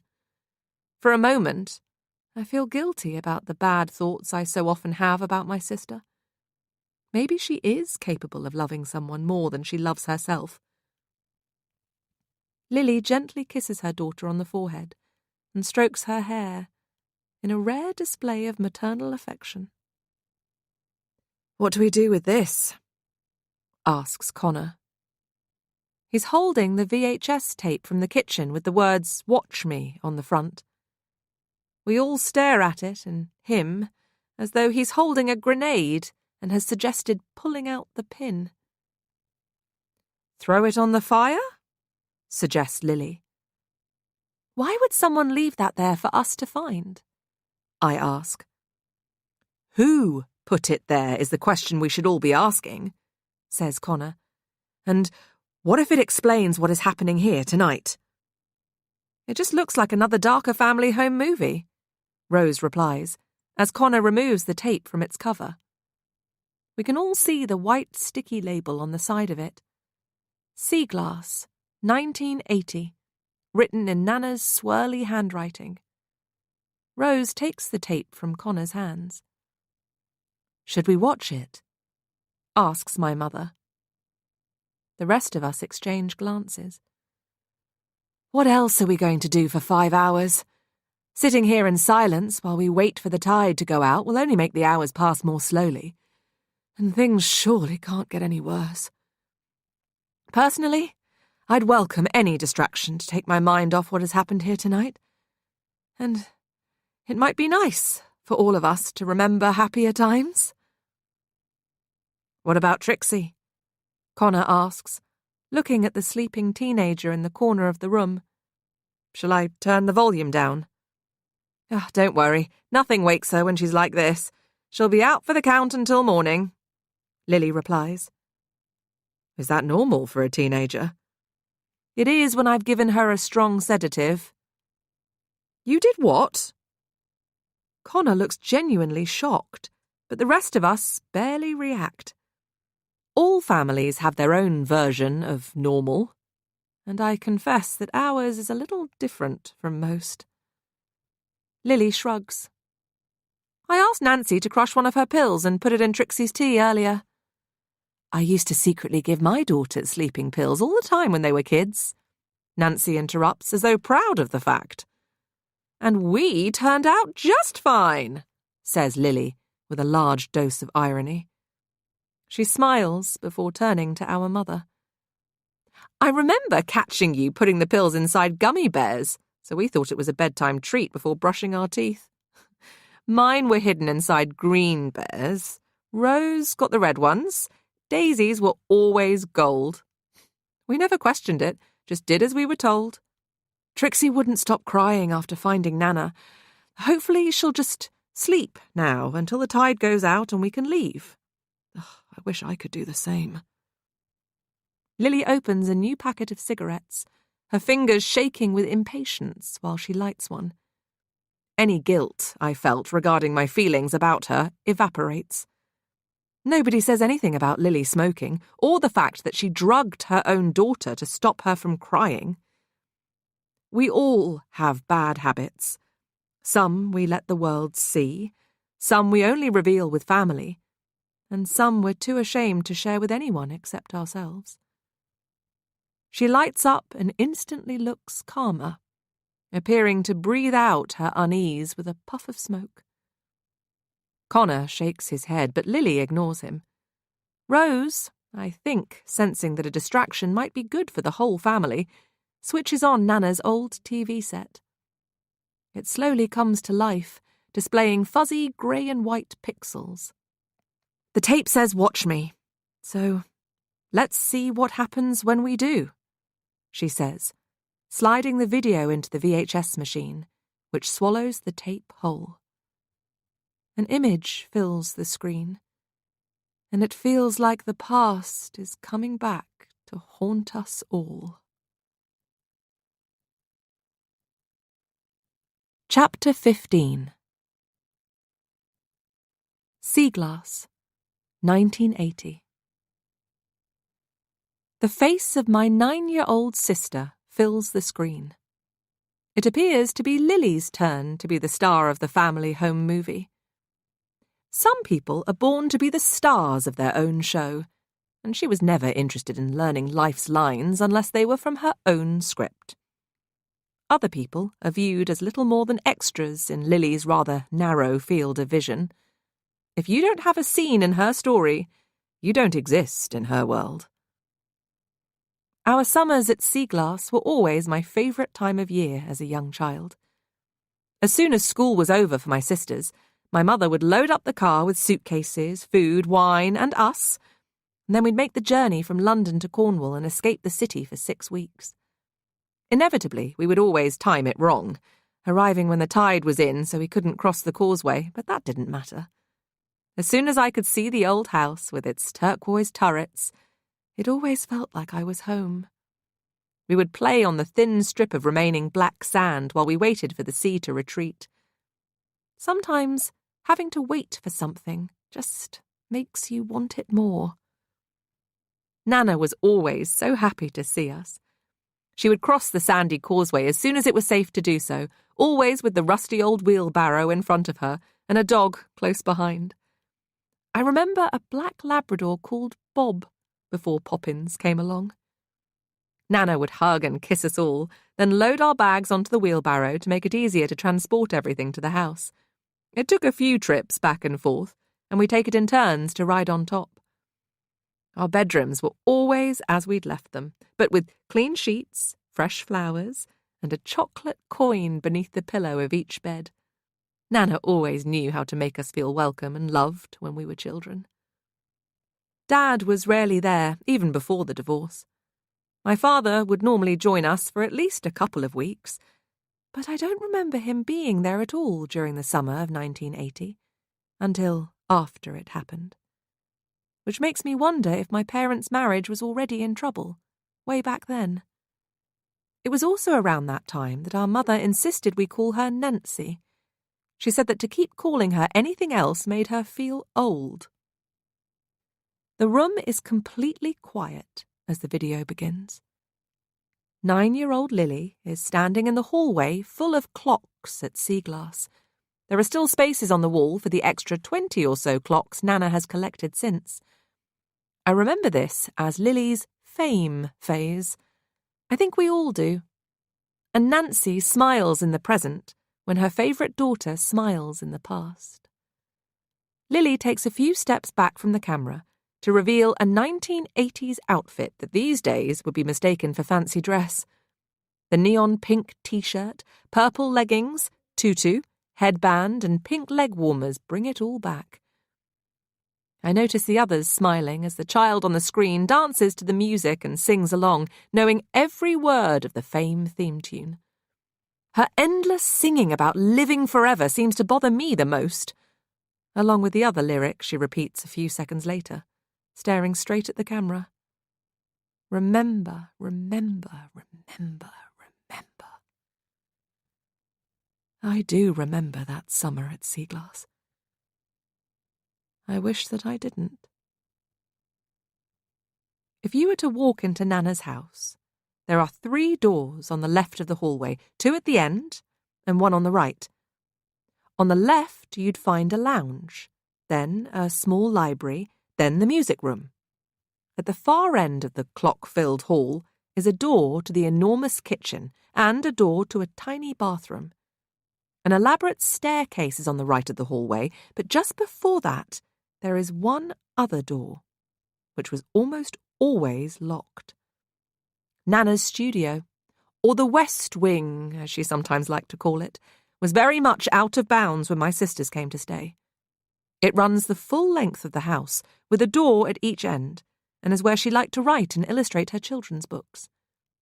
These days, there are giant framed book covers on the walls, including Daisy Darker's Little Secret, and some of Nana's other favourites. Susie Smith's Best Birthday, Danny Delaney's Lost Dog, Poppy Patel's First Fib, and Charlie Cho's Worst Weekend. But back in 1980, Nana was still illustrating other people's books and had yet to write one of her own. Inside the studio, there were 3 large desks permanently covered in sketchbooks and drawings, 4 windows letting in lots of light, endless rows of different watercolour paints, pots full of ink, pens, pencils and brushes, and enormous drawers filled with different coloured paper. There were shelves crammed full of all sorts of paraphernalia that Nana once described as a few of my favourite things, and there was a huge easel with a white sheet over the top on the day this home movie was filmed. The sheet was hiding Nana's latest work in progress. She didn't like anyone to see her work until it was finished. A newspaper once described Nana as the female Quentin Blake. She was furious and said that they should have called him the male Beatrice Darker. Nana's studio was the only room in Seaglass where my sisters were not allowed to look at anything, touch anything, or even venture inside. I was allowed, when it was just Nana and I, and so was Connor, but she never trusted my sisters, even back then. They both knew and understood the rules, but Lily was never very good at following them. When she got a pair of roller skates for her 9th birthday, all she wanted to do was skate around the house. With all the internal doors open, it was possible to skate from the hall to the lounge, through to the library, then the music room, the kitchen, and Nana's studio in a giant loop, and there was nothing Rose or I could say to persuade her that this was a very bad idea. As soon as Nana had left that morning to cycle into town for supplies, Lily put on her skates. She insisted that Rose time her skating laps and film her doing them. It was my job to watch the causeway from my bedroom window upstairs and warn my sisters when Nana returned, which I fully intended to do. But the sky was extremely blue that day, and the clouds drifting across it made very interesting shapes. I spotted a cloud pony and a cloud castle, both of which were distracting for a 4-year-old with a big imagination. I'd been taught to name a few clouds by Rose, the walking, talking encyclopedia of the family. There is nothing more calming than a good, fluffy white cumulus in a bright blue sky, or the bird-like beauty of cirrus clouds made from tiny ice crystals, or a sky full of thick stratocumulus, because in real life we all contain shades of light and dark. There are as many different kinds of clouds as there are different kinds of people, and, like people, they all float and drift as they please, being one thing one minute, transforming into something quite different the next, unrecognizable in the blink of an eye. The circle of life exists in every aspect of nature, and we all just play our part for as long as the universe decides. The home movie begins with Rose filming from the hallway as Lily shoots past, skating through every room and singing along to the Fame theme tune at the same time. "Is this my best side?" Lily asked, whooshing by. "They're both as bad as each other," 10-year-old Rose replied from behind the camera, and I imagine her smiling to herself. The video is surprisingly good. Then, the star of the show got a little more ambitious and decided to film herself while skating and singing. Sometimes she aimed the camera down at her feet, and I could see the red and white roller skates I remember so well, zooming across the wooden floors. It took her forever to lace up those skates, and Lily was almost as tall as Rose when wearing them. Perhaps that was another reason why she loved them. The music was so loud that neither of my sisters heard Nana return. The home movie shows Lily's point of view as she is filming and skating into one end of the studio. The camera work wobbles when she spots Nana standing at the other end of the room, with her arms and face folded into cross shapes. Then Lily collides with an enormous easel, sending a giant painting crashing to the floor. The film ends on a sideways, ground-level shot, showing puddles of red and blue paint. Nana marched over and peered down at my sister where she had fallen. "Lily Darker, you have a lot to learn. If you must always break the rules in life, you need to understand how to do so without getting caught. Look like the innocent flower, but be the serpent under it." "What?" Lily said, rubbing a bruised knee.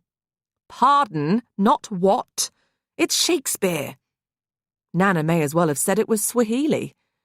"Look, Lily, I admire your spirit and your ambition to always get your own way in life, but I fear others might find your personality tiresome and petulant when you are older. If you want to be bad and get away with it, you need to be better at pretending to be good, like the innocent flower they all wish you were. Understand?" Upstairs, I had just spotted a cloud dragon in the sky outside my bedroom window, and when Lily appeared in the doorway, red-faced and with flaring nostrils, she looked a lot like a dragon, and nothing like an innocent flower. "You were supposed to be on lookout," she hissed. "Why must you be such a baby? And when are you going to grow up?" I reached inside myself for a suitable response, but, despite a frantic search, could not find one until the moment had passed and she was no longer there to hear it. There are a lot of things I wish I'd said to my older siblings when I was a child, if only I had been clever enough to think of them at the time. But I just said sorry, like always. Apologies were a bit like get-out-of-jail-free cards in our house. Lily was banned from roller skating inside or outside Seaglass for a week, and I got the blame. She didn't speak to me at all for 3 days, which was a blessing in some ways. But then Lily did something I have never known her to do before or since. She apologized. "I'm sorry I shouted at you, Daisy," she said, wearing another one of her neon-coloured 1980s costumes. "It wasn't fair of me to blame you for what happened. And I've got you a little surprise to make up for it. It's in the cupboard under the stairs." "I don't believe you," I said, because I didn't. Lily was always telling fibs, and we were all a bit scared of the cupboard under the stairs. The reason why someone is lying is almost always more interesting than the lie itself.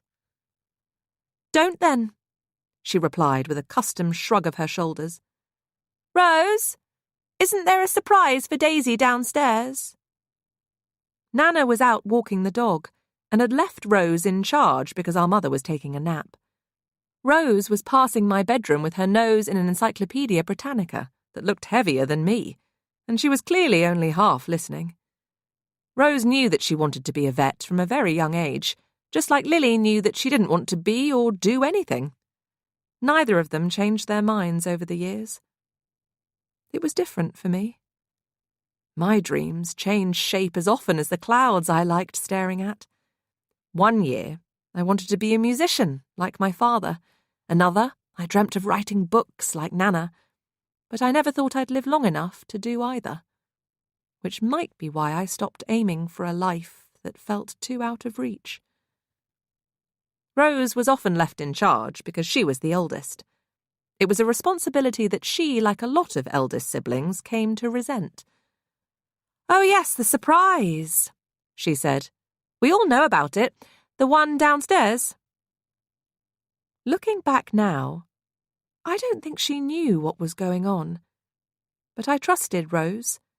So I went down the creaky steps sideways and one at a time. They were steep, and my little legs were still rather short, completely oblivious to the fact that Lily was filming the whole thing. "That's right. Step inside the cupboard," she said. "There's a secret fairy door in the wall, right at the back there. Do you see it? You'll have to go all the way in to find it." The idea of a secret fairy door in the skirting board was very exciting to 4-year-old me. I soon overcame my fear and went inside. "Knock on the wood," said Lily. "The fairies might come out and say hello." I did as she said, but what appeared wasn't a fairy. The tiny door shape in the skirting board was in fact a mouse hole. But the mouse that ran out looked enormous, more like a rat. As soon as I screamed, Lily closed the cupboard door, locking me inside. Chapter 16. Seaglass, 1980. I cried in the dark for what felt like hours, and I banged on that door until my knuckles bled. I was never afraid of the dark before then, but I have been ever since. I don't think that's childish or silly. I think it's completely logical to fear what you cannot see. Our mother was sleeping off a vat of cheap wine she'd drunk alone at lunchtime, while I was locked inside the cupboard under the stairs. She'd taken a pill and put in earplugs to drown out the sound of her children, so it was only when Nana came back from walking the dog that anyone heard me crying. Her face was one of horror when she finally found the keys and unlocked the cupboard door.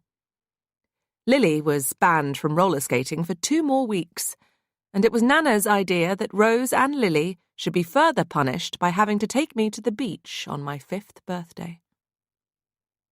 The following week, after a breakfast of pancakes with hot chocolate sauce, that's what they begrudgingly did, both holding one of my hands so that I could swing between them. And do not take your father's camcorder. I've told you before, it's not a toy. If you get sand in it and it stops working, I'll never hear the end of it, said Nancy, waving us off at the door. Okay, yelled Lily, already marching down the causeway with the camcorder tucked inside her backpack. She held my hand as we headed for the beach until she thought Nana and our mother could no longer see. I remember her grinning in my direction. Her smile had holes where the tooth fairy had stolen her teeth, a bit like the piano with its missing key. You're 5 now, Daisy, and I think you're old enough to play with Rose and me more often, Lily said. Rose frowned as though hearing this for the first time.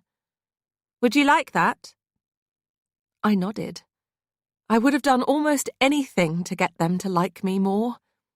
The age gap between them at 9 and 10 was minimal, but the years between them and me always seemed vast. I would often watch them playing clapping games, tapping their hands together faster and faster while chanting strange rhymes. There was one about going to a Chinese restaurant to buy a loaf of bread. It made no sense to me, but I longed to be a part of it anyway. I had tried several times before to keep up with their big girl games, and it rarely ended well. I was permanently covered in scratches and bruises, and my nostrils were frequently overcome by the smell of Savlon and TCP. We played with an old skipping rope until Lily got bored, chanting the rhymes their friends had taught them, and they had taught me. I didn't know what half of them meant, but I learned the words through repetition and a desire to join in, just like all children do. I remember my favourite rhyme we used to chant and skip to. Lizzie Borden took an axe. She gave her mother 40 whacks.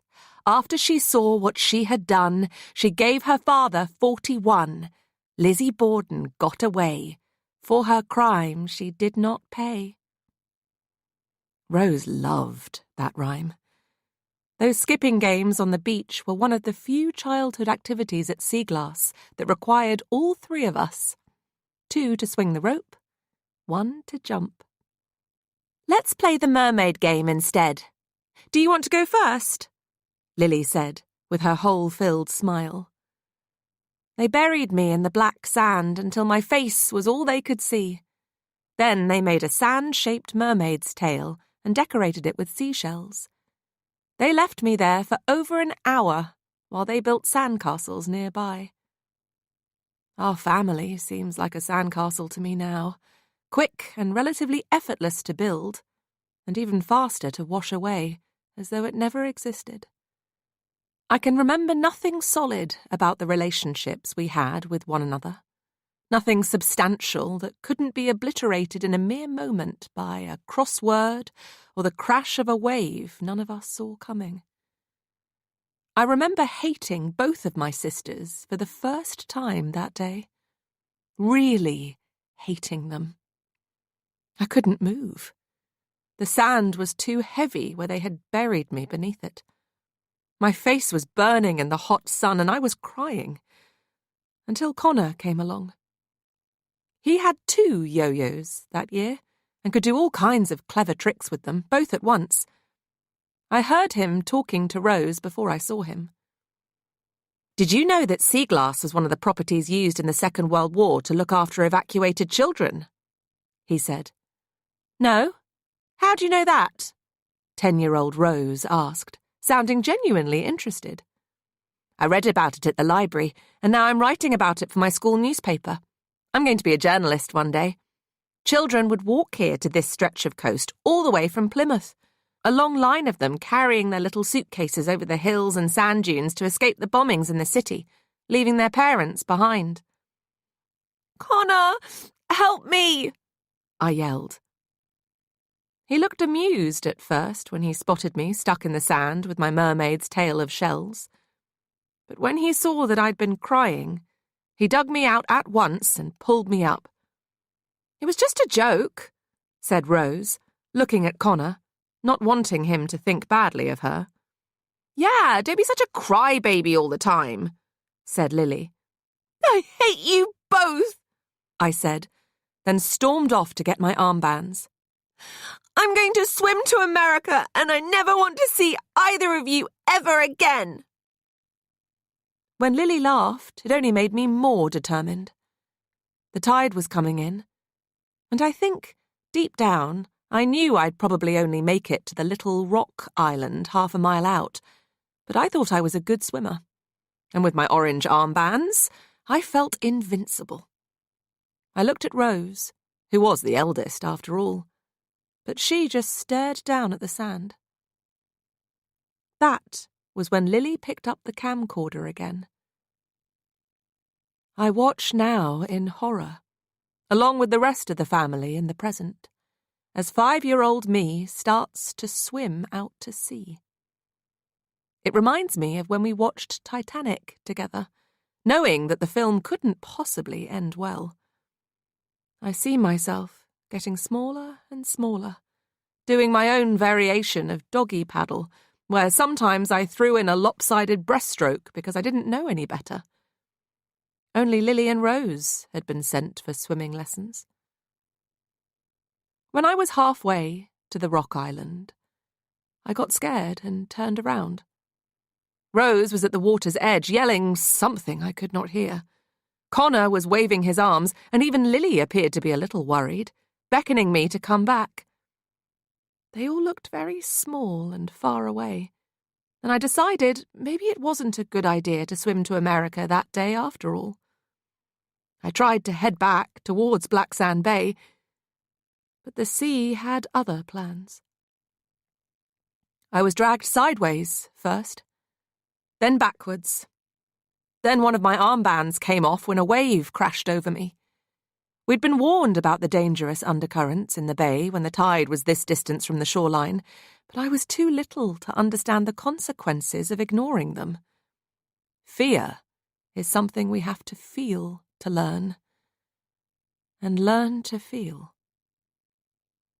The harder I tried to swim towards my sisters, the further away they seemed to get. The ocean was suddenly very loud inside my little ears. It dragged me under. I remember the panic and the pain. I felt as though the cold water had stolen the air from my lungs and I couldn't breathe. Then the sea and sky folded in on each other and on me. I was drowning in blue. Then life turned black. Rose pulled off her clothes, dumped them on the sand, and ran into the ocean wearing a red swimsuit. She was only 10, and she knowingly risked her own life to save mine that day. Things were different after that. Once Rose knew I was broken, I became something she wanted to fix. An injured bird in her imaginary cage. She dragged me back to shore, then performed the CPR that cracked 2 of my ribs. And Lily filmed the whole thing. It feels like an out-of-body experience as I watch myself coughing up water and see Nana and my mother running onto the beach. The film stops then, but I remember the paramedics doing their best to cross the causeway, and I remember seeing Connor and Rose holding hands as I was carried away from them all. He wrote a story about her for his school newspaper after that. The headline read, "Local hero saves her sister's life." It was the first time that I understood that friendships can change a person. True best friends bring out the best in you. I was in hospital for 2 weeks while the doctors prodded and poked me. Routine tests revealed my broken heart, and things were never the same again. The first night, when my family had all left and I was alone on a scary ward, I was grateful that my bed was next to the window.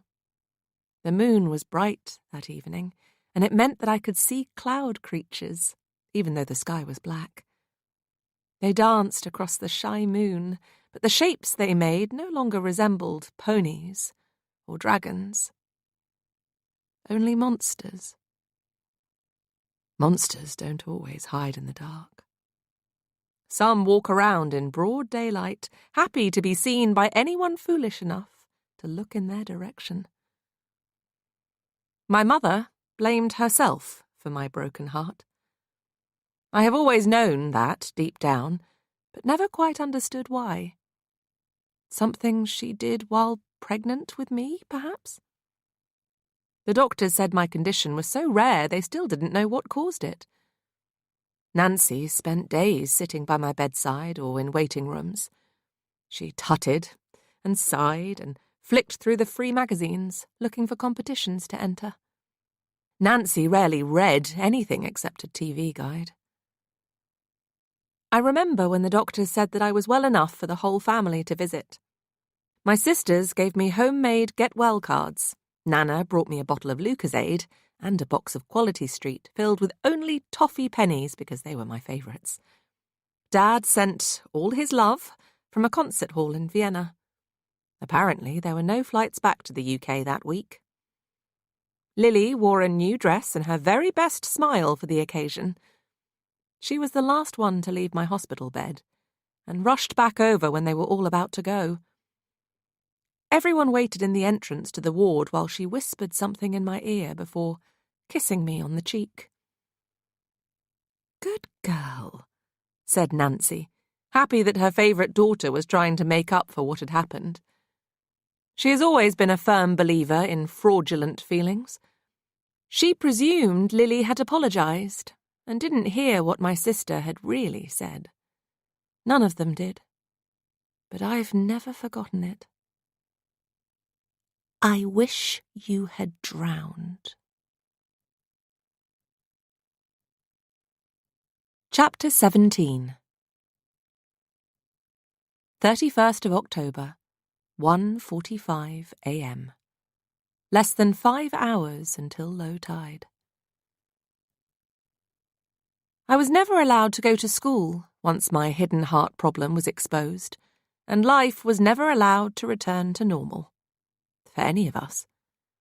My parents divorced less than a year later. Some marriages are held hostage by memories of happier times. Others are imprisoned by the idea that parenthood can only be performed well in pairs. A dying child seemed to set my parents free from each other. My 2 older sisters were sent to boarding school. I was more than enough for my mother to look after, and they were too much. A groundless guilt consumed her, and she wrapped the rest of my childhood in cotton wool, which, in turn, led to me wrapping myself inside books. Hundreds of them. Reading was one of the few things I was still allowed to do. Books saved me, and I ran away inside the stories I read as a child. They were the only place where I could run and swim and dance without fear of falling and not being able to get back up. Books were full of friends and adventures, whereas my real childhood was cold and dark and horribly lonely. I've never spoken honestly about it with anybody. Until now. And the only place that felt like home when I was a child was sea glass.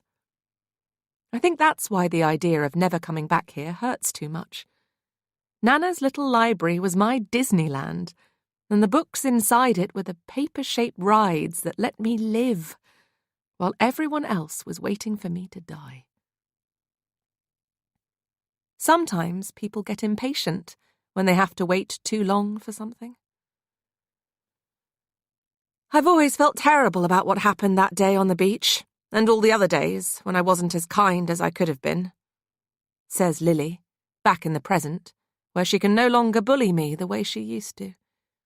She doesn't look me in the eye when she says it. I don't think she can. And I don't really believe that Lily is sorry at all. Her words do nothing to blunt my anger. Instead, they sharpen it into a more dangerous shape, one which will leave a mark. But I bite my tongue, as always, keen to keep the peace.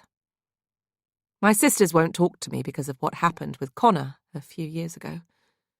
It seems so unfair, given all the things they did when I was a child. But saying how I really feel about it all now isn't going to help fix what got broken then, and there are bigger things to worry about. Why would someone want us to watch that home movie? I look at my sisters tonight and see us all exactly the same way we were then. They might be taller, older, have a few more wrinkles, but we are all just children masquerading as the adults we thought we should become. My personality is very similar now to what it was when I was a child. I'm still shy and quiet and happiest at home. Rose and Lily haven't changed very much either. None of us have. Not really. There are pockets of sadness in all of our lives, and mine are deep. The diagnosis of my broken heart felt like a death sentence, and 5 is awfully young to find out that you won't live forever. They say that your life flashes before your eyes when you die, so you should make it a life worth watching. But as someone who has died several times, I don't think that is true. For me, every time my heart stopped beating, it felt like a delayed train journey through the cruelest moments of my life. The memories didn't flash, they were slow and painful. It was like travelling through time and space to somewhere dark and cold, to relive my worst mistakes in technicolor misery. Sometimes I could still hear people around me when my heart stopped. I swear I heard doctors or nurses saying that I was dead on more than one occasion.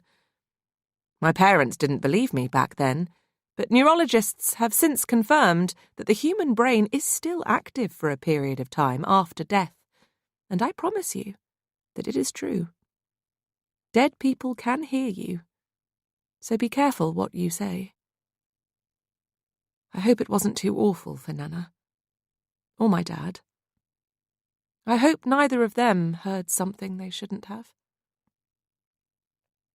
We take death almost as for granted as life.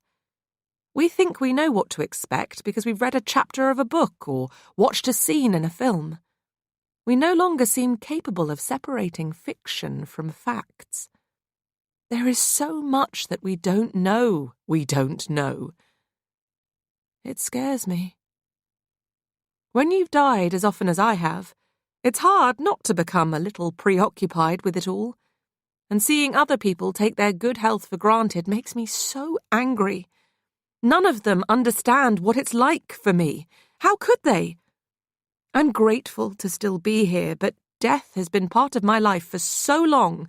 I worry about it all of the time. Our future is just our past in the making. I don't get it, says Connor. Who left this tape on the kitchen table with the words "Watch Me" stuck to the front? It must have been one of us, so who was it? Nobody answers him. Lily lights another cigarette before tossing the match in a log on the fire, which crackles and spits and choreographs 100 eerie shadows to dance across the room. Then she takes a long drag before slowly blowing smoke from her pink lips. Do you ever think about anyone except yourself? Rose says, staring at her. What does that mean? Lily asks, sitting up and staring back. Rose, says Nancy, trying to prevent storm damage when the rest of us can see that the roof has already blown right off. The home movie has brought back some unhappy memories for everyone. Maybe that's why someone thought we should watch it. When Lily loses her temper, she's the only one who can find it again. But it's unlike Rose to lose control of her emotions. Honestly, you are the most selfish and spoilt person I've ever had the misfortune to know. I'd actually forgotten how cruel you used to be to Daisy when we were kids. The poem in the kitchen and everything Dad said about you last night is true. Rose continues, while we all wait for Lily to react. I fully expect her next words to be soaked in sarcasm, her preferred form of self-defence. I confess I do enjoy it more than I should when my older sisters squabble. It always felt like them against me when we were younger, and them against one another is much more fun. All families have their own private routines and secret language, and all families know how to hurt each other. I don't care what Dad thought about me, and I don't care what you think either. Why don't you get a life and stop judging mine? Lily says. I'd gladly not watch the car crash that is your life any longer. It's embarrassing. Maybe with Nana and Dad gone, we don't need to keep playing happy families. Perhaps we can all just go our separate ways for good when the tide goes out. Rose, you don't mean that, says Nancy. Don't I? As soon as she sees the look on our mother's face, my eldest sister softens again, retreating inside the version of herself she thinks we all want her to be. I'm sorry. I already had a terrible day before I got here, and, like everyone else, I just can't believe what has happened. Or that Nana and Dad are gone. Rose's unexpected Jekyll and Hyde routine catches us all off guard. When I try to translate the look on her face, I think it is fear. Rose is terrified. And maybe she is right to be. Maybe, finally, and for the first time, my family does know what it is like to be me. To live with a constant fear that today might be their last. I see the same fear on the faces of the residents at the care home where I volunteer, because they know their time is almost up. I do my best to comfort them, listen to their regrets and ease their anxiety, but they know it's inevitable. Life kills us all in the end. I stare at my family as we sit in yet another awkward silence, wondering how it came to this. In contrast, the storm outside continues to make itself heard, the sound of rain constantly tapping on the windows like 1,000 tiny fingernails. Why was yesterday a bad day? Connor asks Rose, sounding genuinely interested. She makes eye contact with him very briefly, then stares into the distance as though reliving another memory she would rather forget. I got a call from the RSPCA yesterday afternoon. I had to stop off at a disused barn on the way here, and there were 6 ponies locked inside. They hadn't had food or water for days. Even Lily looks moved. That's so sad. What did you do? Will they get rehomed? I shot every one of them, between the eyes. Rose looks up, but nobody says anything. I look around the room and see that everyone is as shocked as I feel. I had to, she says. It was too late to save them. There was nothing I could do. They were in agony. I had to do something to end their pain, but I didn't have enough anaesthetic to inject them all. My gun was the only option. It was awful. I can still hear them. Did you know that horses cry when they're scared? Like children. Her hands tremble a little, and she balls them into fists. I wish I could have shot those responsible instead. Sometimes I loathe people, I really do. I don't understand how human beings are capable of such horrific things, or why they inflict so much pain on others. The silence seems to swallow us all this time. I didn't even know you had a gun, says Lily. Rose sighs. It's just a small handgun.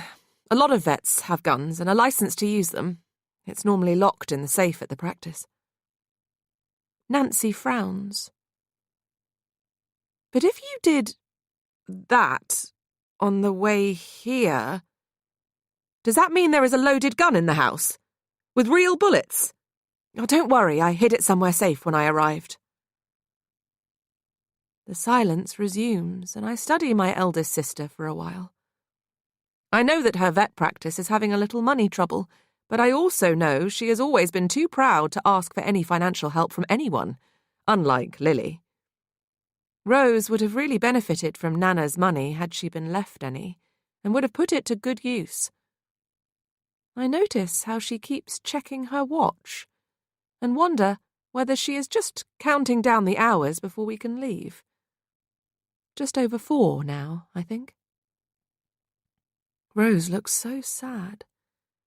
She has always found human company unsatisfying.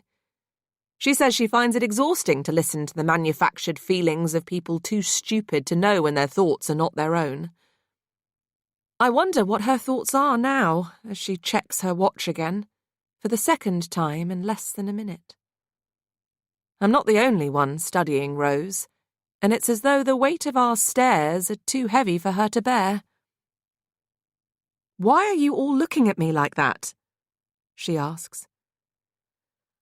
I think, given everything that has happened tonight, we all might feel a bit anxious about there being a gun in the house, says Nancy. Fine. My gun didn't kill anyone, but if it will make everyone feel better, I'll go and check that it's still safe where I left it, Rose says, standing to leave the room. Vets are more likely to commit suicide than almost any other profession. That statistic used to make me worry about my eldest sister. Vets work long hours, often alone. And when I think of all the horrific things she has seen, it scares me. Rose knows how to end lives as well as save them. Sadly, it's part of her job. I might see if I can get a signal on my phone upstairs. Maybe it will work up there, says Connor. It won't, says Lily. I don't feel quite right. I'm going to my room to try and find my diabetic kit. Nancy nods. I can feel one of my migraines coming. I'm going to get a glass of water and some pills from the kitchen, she says, heading for the door like the rest of them. My mother thinks there is a pill for any and all situations. Well, I might just get a bit of air, I say, not wanting to be left behind. I think we're all feeling a little claustrophobic, trapped in this house together, but also all scared of being alone. I stand in the hallway and can hear different corners of the house creaking with quiet activity. The noise does nothing to calm my nerves. I have always preferred the sound of silence. I notice that the front door is slightly ajar and step out onto the porch, but there is nobody there. The roar of the sea and the melody of the wind chimes remind me how isolated we are out here, cut off from the mainland for several hours every day. And night. When you've spent as much time alone as I have, it can be hard to be around people for too long. Even family. Especially one like ours. I was the last to leave the room, but think I'm the first to return to the lounge a short while later, and I spot something unfamiliar on the coffee table. The rest of the family come back before I can take a closer look. Connor is the last to return, but he's the first to see what I saw, and from the tone of his voice, it's as though he's accusing me of putting it there. What's that on the table? He asks. It's the tape we just watched, Lily replies. I don't think it is, I say, taking a step back. No, it isn't, Rose confirms.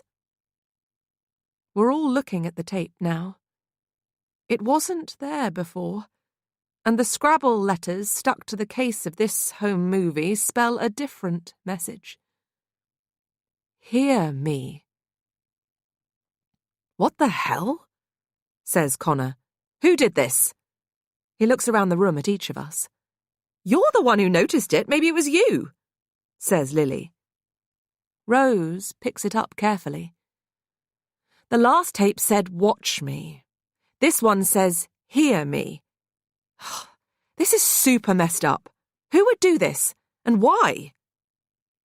We are all staring at one another, silent accusations exchanged in the form of wary glances. "We should watch it," I say. And then everyone starts arguing about the pros and cons of doing so. "Enough," Nancy says, and the rest of us are quiet. "No more games. Nana and your dad are dead.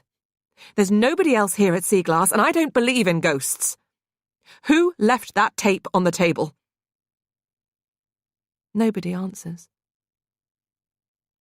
"Maybe the only way to find out is to watch it," Rose says, and when nobody argues, she slides the video out of its case and into the machine, then presses play.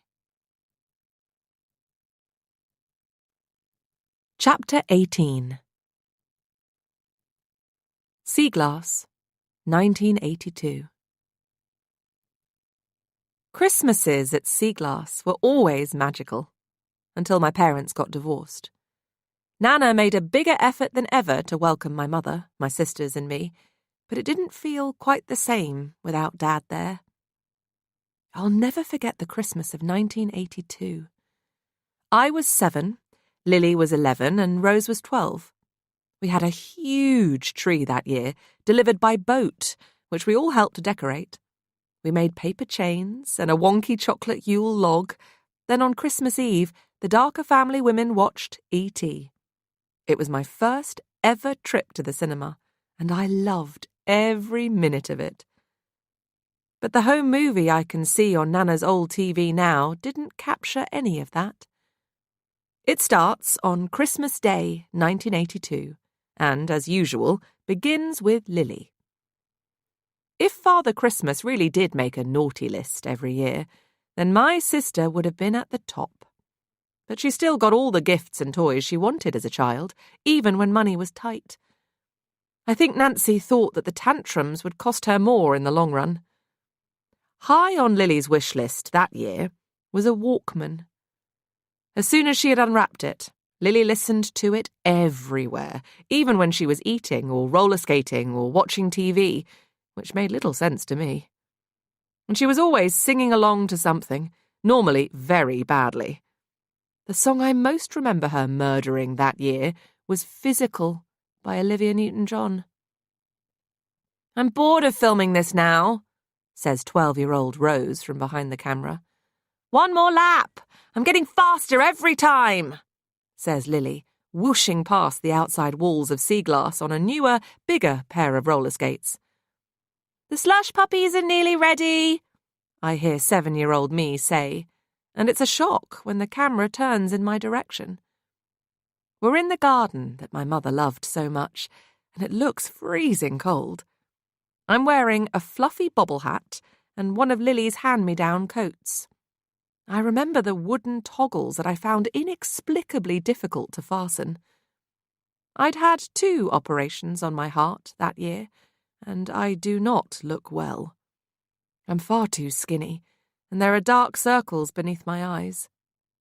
But I do look happy, playing with my Mr. Frosty toy and making syrupy crushed ice drinks for the Care Bears my sisters were too old to play with. The bears had been gifts from Nana. Mine was pink with a rainbow on its tummy, Lily's was blue with a rain cloud, and Rose's bear was turquoise with a shooting star. She was obsessed with the solar system that year.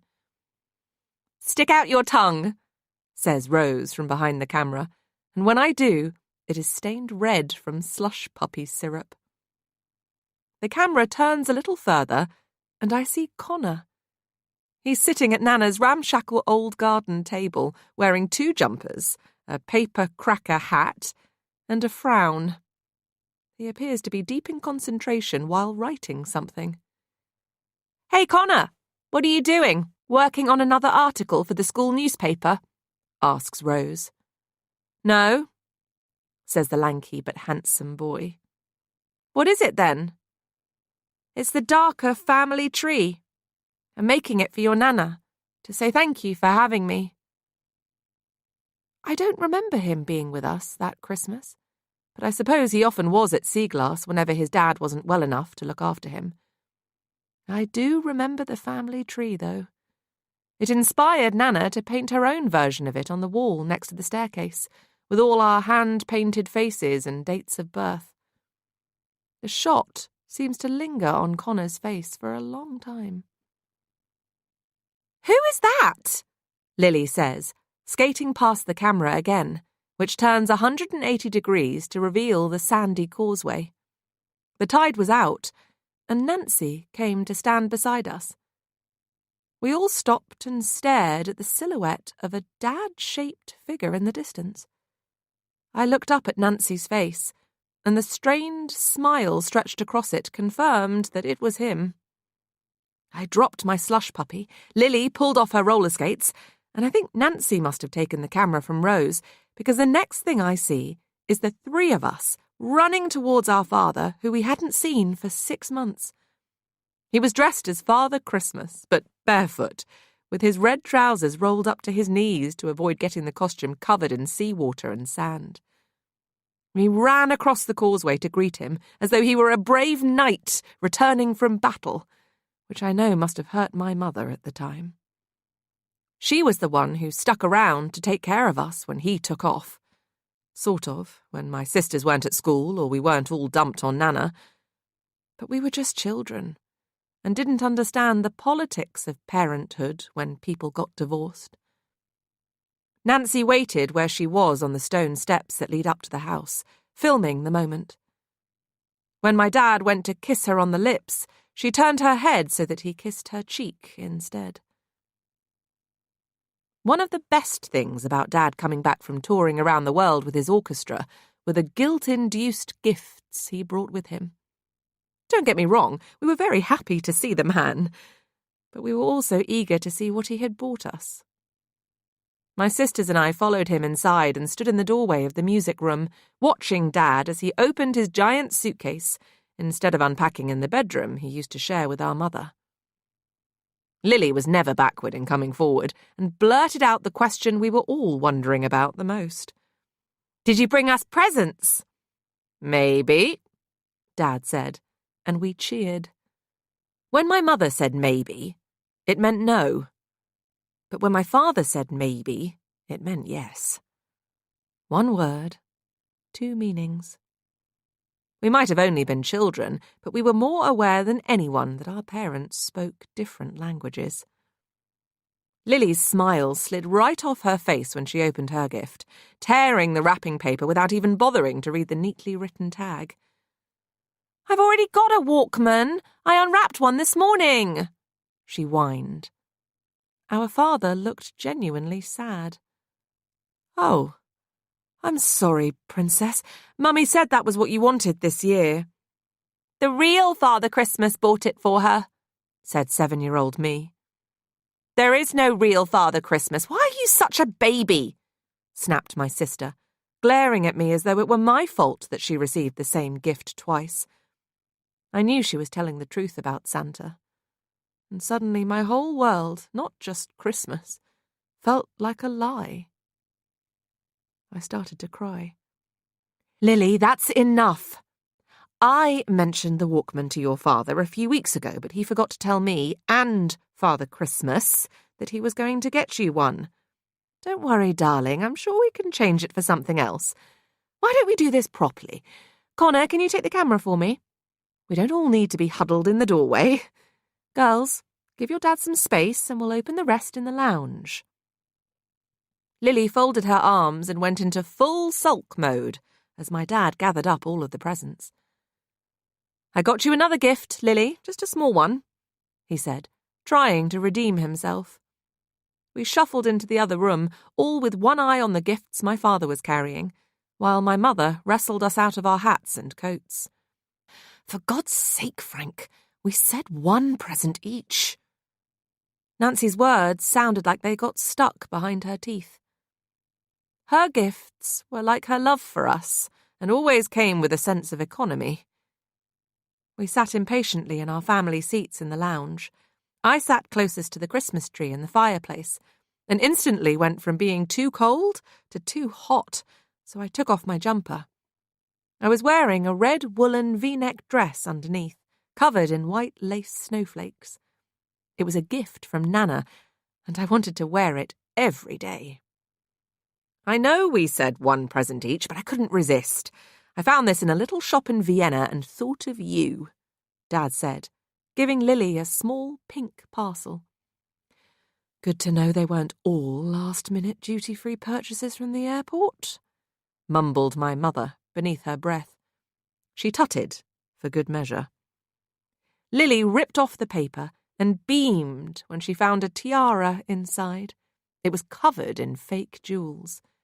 "Because I'm a princess," she said. "Yes, you are," said Nana, walking into the lounge wearing a pink and purple apron and speaking in an ironic tone I was too young to appreciate at the time. She gave Lily a withering look before putting a tray of warm mince pies on the table. Nana, always preferring to do things her own way, made savoury mince pies at Christmas. They contained minced beef, onions, and a secret splash of Tabasco, and were served with tiny jugs of gravy. Lily pouted. "Why can't we have normal mince pies?" "Because normal is boring," Nana replied. Then she hugged her son, my father, and sat down next to Nancy. I think she always wished that our parents would get back together just as much as we did, forever orchestrating family reunions that she hoped might actually reunite us. The camera turns to Rose and zooms in on her face. She was holding a box wrapped in tissue paper that was turquoise, her favourite colour. Unlike Lily, she opened her gift slowly, without tearing the paper at all, while we waited to see what was inside. "Wow! Thank you, Dad," she said, holding up a telescope. "You're very welcome, and just in case the stars don't always shine for you." Rose opened a second gift, and I remember what it was before seeing it on the TV screen. A box of glow-in-the-dark stars. "Thank you," she said again, giving him a huge hug. It made me realise that Lily never thanked him once. "I want stars," Lily whined, folding her arms. Dad ignored her. "And this gift is for Daisy, my little pipsqueak," he said, passing me a box. Inside, there were 5 new books. They were all beautiful hardbacks, and I couldn't wait to start reading them. "It's always important to have adventures, even if only in your imagination. Sometimes those are the best adventures of all," he said, sounding more like Nana than himself. Then he gave me a second gift, and I didn't understand what it was when I first saw it. "It's a Viewmaster," explained my father, leaving me none the wiser as I stared at what looked like a red plastic pair of binoculars. "I know it must make you sad that your sisters get to go away to school and I get to travel with my orchestra and you have to stay behind. But now you can look inside this and pretend to be anywhere." Dad put a strange-looking reel inside the contraption, then held it up to my face. I remember being scared at first, but then I saw a picture of a forest, so real I thought I might be able to touch it. He showed me how to click the side of the gadget. The reel moved, and I saw a picture of a waterfall. It was like magic. I laughed, and my dad grinned, but his smile faded a little when he noticed the pink scar down the middle of my chest. I watched his reaction as he remembered that I was broken, and felt guilty that it made him so sad. "I've missed you all so much," he said. His words were like a hug, and I wanted to believe them. The camera catches him looking at my mother, and her looking away. I was too young to understand any of what was going on between them back then. When you hold on too tight to something, it can start to hurt. "Connor, I was hoping you would be here," Dad said, holding out a small gift. "Let me take the camcorder while you open it. I hope you like it." The camera turns to reveal a ridiculously happy-looking Connor, as though he had never been given a Christmas present before. And it made me wonder if maybe he hadn't. Nana said there were people who didn't believe in Christmas or celebrate it, and just the idea of that made me feel sad. "Different people believe in different things," she said, when I didn't understand. "What do you believe in?" I asked. Nana smiled. "I believe in kindness and hard work." "What about God?" She smiled again. "I believe that God believes in hard work too." "What should I believe in?" I asked. "You should only believe in what you want to believe, and you should always believe in yourself." It was a good piece of advice that I've never forgotten. Connor carefully unwrapped a yo-yo, unlike any I'd seen before. "I found this in Shanghai when I was performing there," Dad said, and my mother rolled her eyes. "I'm told they're the best yo-yos in the world, but you're the expert." "It's perfect. Amazing, thank you," said Connor, with actual tears in his eyes, as though our father had given him a yo-yo made of gold. "And I'm told you've been writing for the school newspaper. I thought this might come in handy if you don't have a photographer," Dad said, giving him another, slightly bigger parcel. It was a Polaroid camera, and Connor's face lit up like the Christmas tree he was sitting next to. I remember him taking pictures of us all for his darker family tree that afternoon. He took more of Rose than of anyone else. Nana used those pictures to paint our faces on the wall at Seaglass a few weeks later, so that who we were that day was captured in time forever. Dad's gift for Nana was a cuckoo clock from Germany. It's one of the most eccentric clocks in the hall. Every hour on the hour, a little wooden man and a little wooden woman come out of two tiny doors and meet in the middle before she chops off his head with an axe. They do this all day, every day. My father's gift for his ex-wife was less disturbing. He gave my mother a small red velvet box, and Nancy smiled her real smile when she opened it. We all admired the beautiful silver heart-shaped locket. There was room for two tiny pictures, and when my mother smiled at my sisters, I was sure it was their faces she wanted to keep inside. Memories are shapeshifters, especially the childhood variety. But that was a good Christmas. I don't think any of us appreciated our parents spending it together for us, despite being recently divorced. Looking back, I think they might have done more to make life better for us than we sometimes remember. My collection of happy childhood memories is a little threadbare. We make moments with our families. Sometimes we stitch them together over time to make more of them than they were. We share them and hold on to them together as if they were treasure, even when they start to rust. Sometimes those moments change shape in our memories. Sometimes we stop being able to see them how they really were. Sometimes we have different recollections of the same moments, as though they were never really shared at all. I remember the food we ate, the games we played, and the music we listened to. I remember John Lennon singing about Christmas on the radio, and my mother saying how sad she still was that he was dead. I asked if he was a friend of hers. I was too young to understand people grieving for someone they'd never met. I remember me and my sisters singing along to I Wish It Could Be Christmas Every Day, and the whole family singing carols with Dad playing the piano.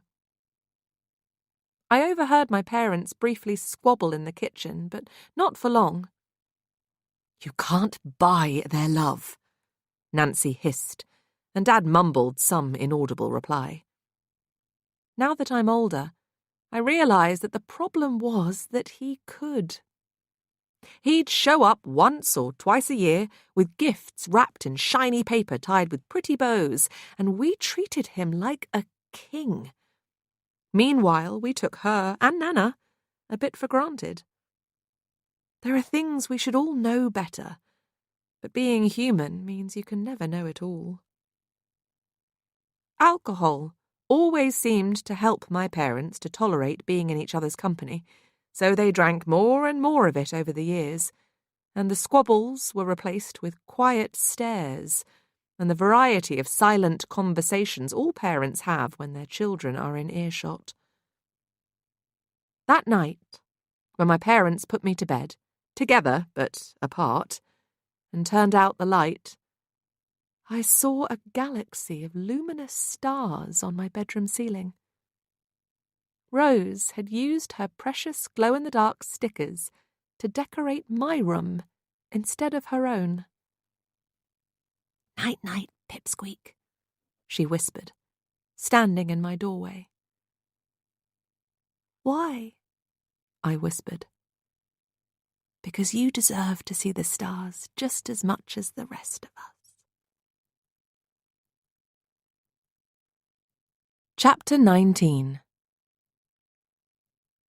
31st of October, 2 a.m. 4 hours until low tide. "Why were you with us that Christmas?" Lily asks Connor when the film comes to an end. He answers without looking at her.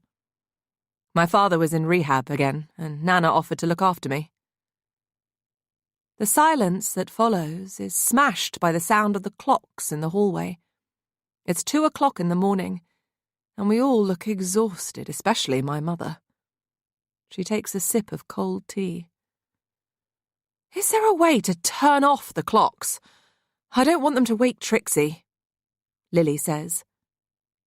My niece has been so quiet, sleeping on the window seat at the back of the room, I'd almost forgotten that she was here. I'm surprised that the sound of the TV didn't wake her, never mind the clocks. But then I remember the sedative they put in Trixie's drink earlier. My mother's sleeping pills are strong enough to take out an elephant. Lily gets up from the sofa to check on her daughter. "Where is she?" Lily asks. We're all up and out of our chairs within a matter of seconds. We stand and stare at the empty window seat and the blanket on the floor. "Where is Trixie?" Lily shrieks, asking the question a second time, but still nobody replies. She stares at each of our faces, looking for an answer. In the absence of one, we start searching the room, checking behind the sofas and curtains, but Trixie isn't here. "She's gone," Lily says. "I don't understand." Rose comes to her side, the protective older sister autopilot kicking in, their earlier squabble forgotten. "Try to stay calm. She can't have gone far. You know what teenagers are like. You used to be one." "I thought we put a sleeping pill in Trixie's tea," Nancy says.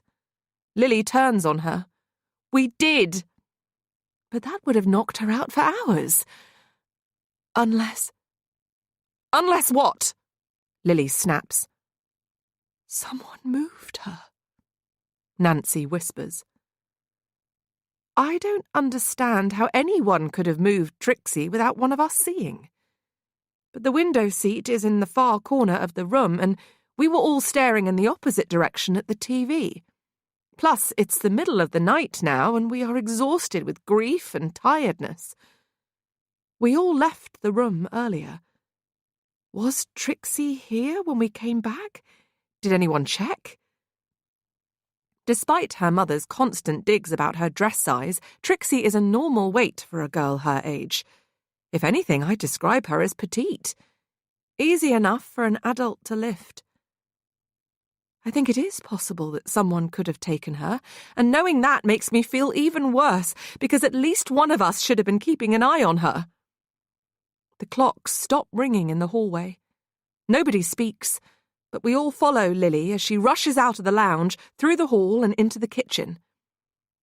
She stands in front of the chalk wall, and when I see Nana's poem, I understand why. The following lines have been crossed out. Daisy Darker's Nana was the oldest but least wise.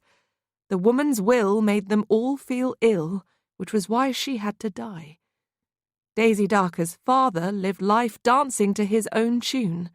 His self-centered ways and the pianos he played danced him to his doom. Daisy Darker's niece was a precocious little child.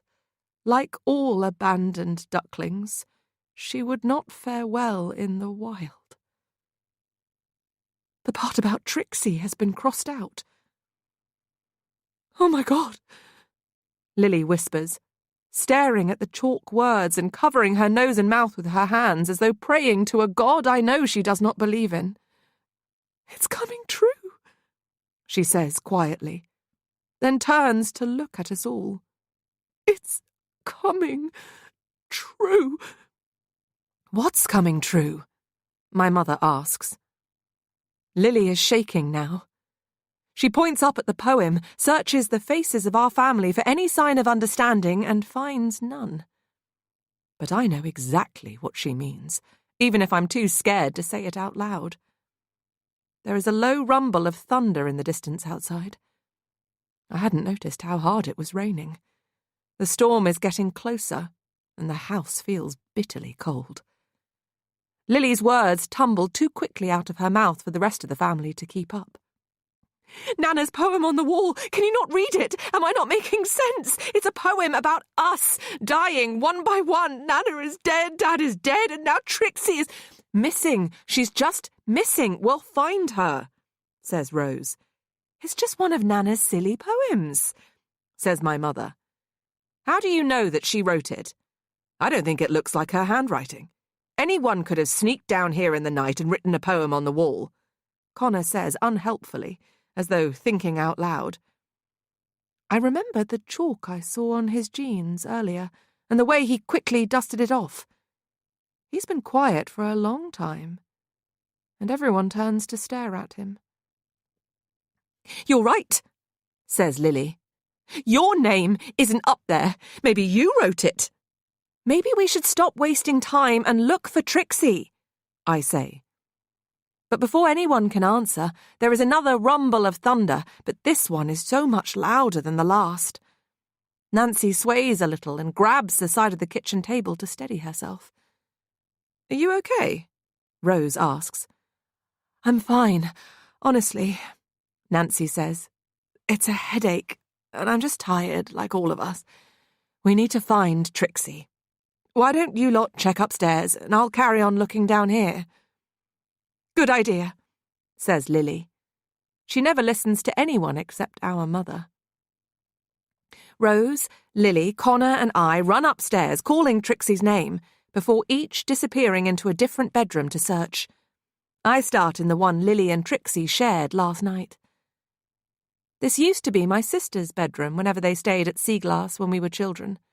It's bigger than mine, but I suppose there were two of them. Everything is very much the same as it was then, with ghastly pink carpet, pink curtains, and floral wallpaper.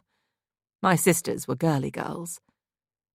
I can still see the dark rectangles where they used to stick their posters when we were here for the summer holidays. Always boy bands for Lily, cute animals for Rose. There are 2 beds on opposite sides of the room, 2 little tables, 2 windows, and a wall of built-in wardrobes. "Trixie?" I whisper, but there's no reply. All I can hear is the rain lashing the window and the sea crashing against the rocks outside. This is still a room of 2 sides.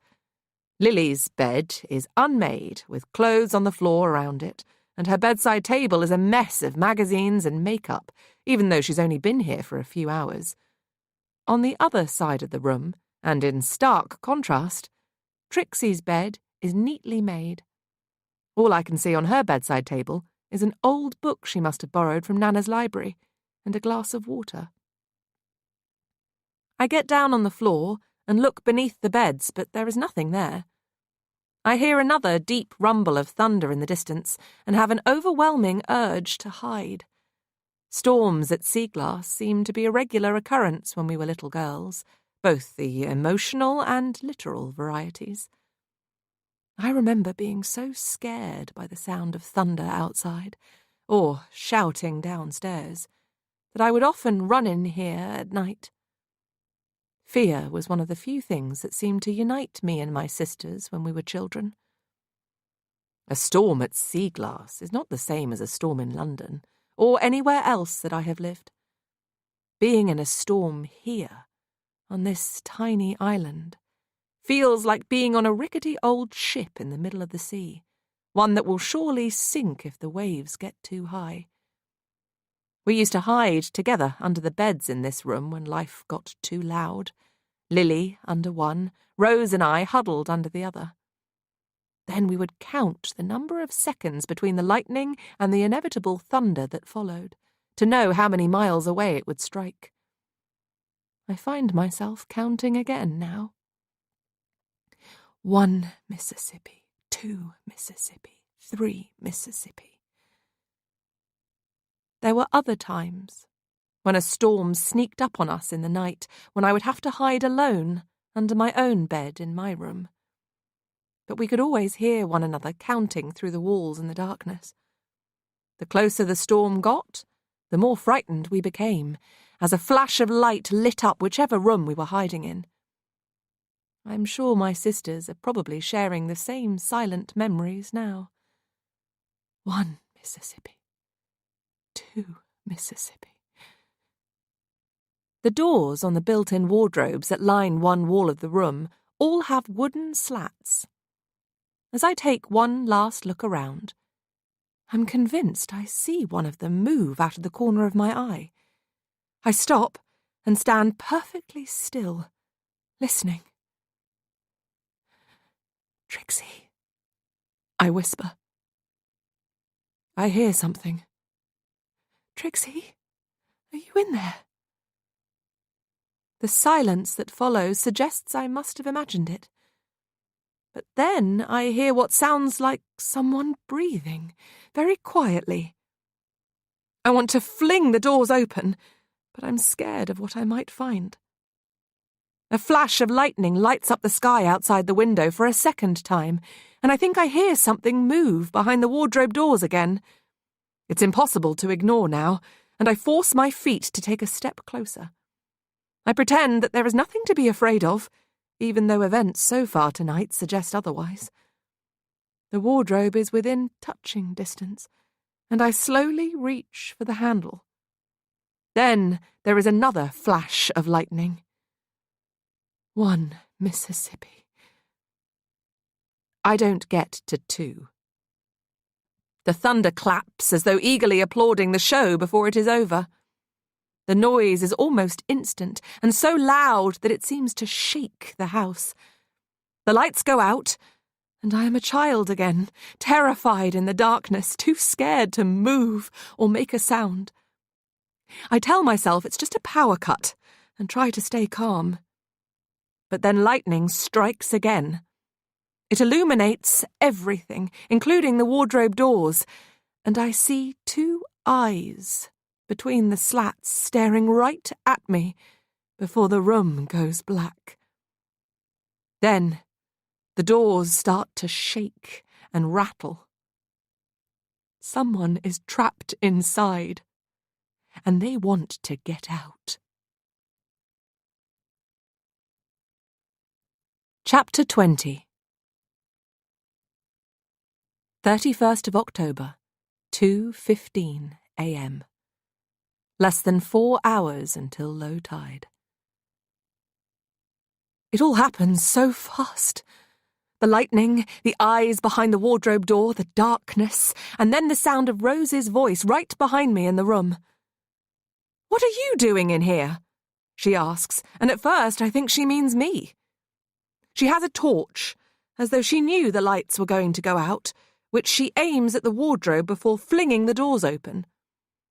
Poppins, the dog, jumps out, rushing towards us. She barks and wags her tail before licking Rose's hand. "Who put you in there?" Rose asks, and when the dog doesn't answer, they both turn to stare in my direction. "It wasn't me," I say. There's no sign of Trixie in the other bedrooms, Connor says, appearing in the gloomy doorway. He holds up his hand to shield his eyes from the light when Rose points her torch at his face. "Where did you get that?" he asks. "When I checked Nancy's room, it was under the bed," says Rose. "I thought it might come in handy if the lights went out. They often do when there's a storm. And that wasn't all I found there. Trixie." Rose lowers her voice to a whisper. "No. This." Connor steps further into the room, and Rose produces a small floral bag. Connor shakes his head. "What is it?" "It's Lily's missing diabetic kit." "I thought she couldn't find it. What's it doing under your mother's bed?" "I don't know." The bedroom door squeaks, telling tales on the person behind it. We all turn and take a step back. I'm not the only one who is afraid now, and Rose's torch reveals Lily, standing on the landing. She has used her lighter to find her way in the dark, and is still holding it up, like someone at a pop concert. Her face looks strange, as though she can't quite see us. "There's no sign of Trixie in Nana's bedroom. Did you find anything?" "No," answers Rose before anyone else can. "Let's head back downstairs. Maybe Nancy might have had more luck. Try not to worry. We will find Trixie." "Okay," Lily says, nodding, as though desperate for someone else to take charge. The habitual fight has gone out of her, and she seems broken. It's as though Lily's lights switched off when sea glasses did. Rose leads the way with her torch as we creep downstairs in the darkness. Our silent fear seems as loud as the storm outside. It's even colder down here now that the fire has almost burned itself out, but that isn't why we are huddled together in the lounge. Connor takes a candle from the mantelpiece and lights it, and we return to the window seat, the last place we all saw Trixie. "I don't understand. She was right here," Lily says, picking up the blanket and holding it to her nose, like a dog checking for scent. "We'll find her," says Rose, but from the tone of her voice, I'm not convinced she believes it. "You look pale. I found this upstairs. When did you last inject?" Lily takes the diabetic kit from her and unzips it straight away. "Hours ago. Where did you find it?" Rose stares at the floor. "Nancy's room." For some reason, her answer sounds like a lie. "My insulin pen is missing," Lily says. Time seems to stop again while we all catch up with life's latest plot twist. "Nancy?" Lily calls, but there is no answer. Our mother is now also nowhere to be found. We search the rest of the rooms downstairs together, with Poppins following us. I think she thought it was a game before, but now she walks with her tail between her legs and her ears back. I can't help wondering whether she might be able to hear something we can't. The thunder and lightning continue as we move through the house with just a torch and a candle, though the storm does at least seem to be moving further away. "Trixie!" Lily calls her daughter's name repeatedly. We all do, but there is no answer. We step inside the library. It is filled with Nana's books, crammed in no particular order into every available space on the shelves that line the room. The sofa shows no sign of where Rose slept on it earlier, but her overnight bag is in the corner. The room is cold and dark and empty. Rose leads the way to the kitchen next. It's obvious that the huge room at the back of the house is uninhabited too, but we take it in turns to look under the table, inside cupboards and behind curtains. Connor is taller than the rest of us, and accidentally walks into the black and orange paper chains Nana had decorated the ceiling with for Halloween. I feel as though we are going through the motions, scared of running out of places to search. And we are all trying not to look at the chalk poem written on the wall. "We should check Nana's studio," Rose says. She and Lily exchange uncomfortable glances, I think because it is somewhere they were not allowed to go as children. "It's probably locked, always used to be," says Lily, walking towards the door. But when she tries the handle, it swings open with an eerie creak. Even in the dim light, we can all see that the studio has been ransacked. Connor steps inside first. "What the—" "Maybe someone was looking for the book Nana said she was working on," Rose suggests, offering an answer before anyone had time to ask a question. "Or looking for Beatrice Darker author memorabilia they can flog on eBay," Connor says. Rose ignores him. "Nana said she was going to write one last book about all of us. Maybe that was something someone didn't want people to read." The studio, which always had an air of organised chaos, has been trashed. There are drawings and paper strewn all over the floor, drawers pulled out, pencils snapped in two, and paints knocked over. We walk through the mess, from one end of the room to the other, and I notice some of the newer illustrations and poems on the wall. They're all very different, but all very Nana. This is where the story ends, of fractured families and forgotten friends, and people too blind to make amends. One of my favourite Nana sayings is painted in silver writing over a blue and black background of the sea.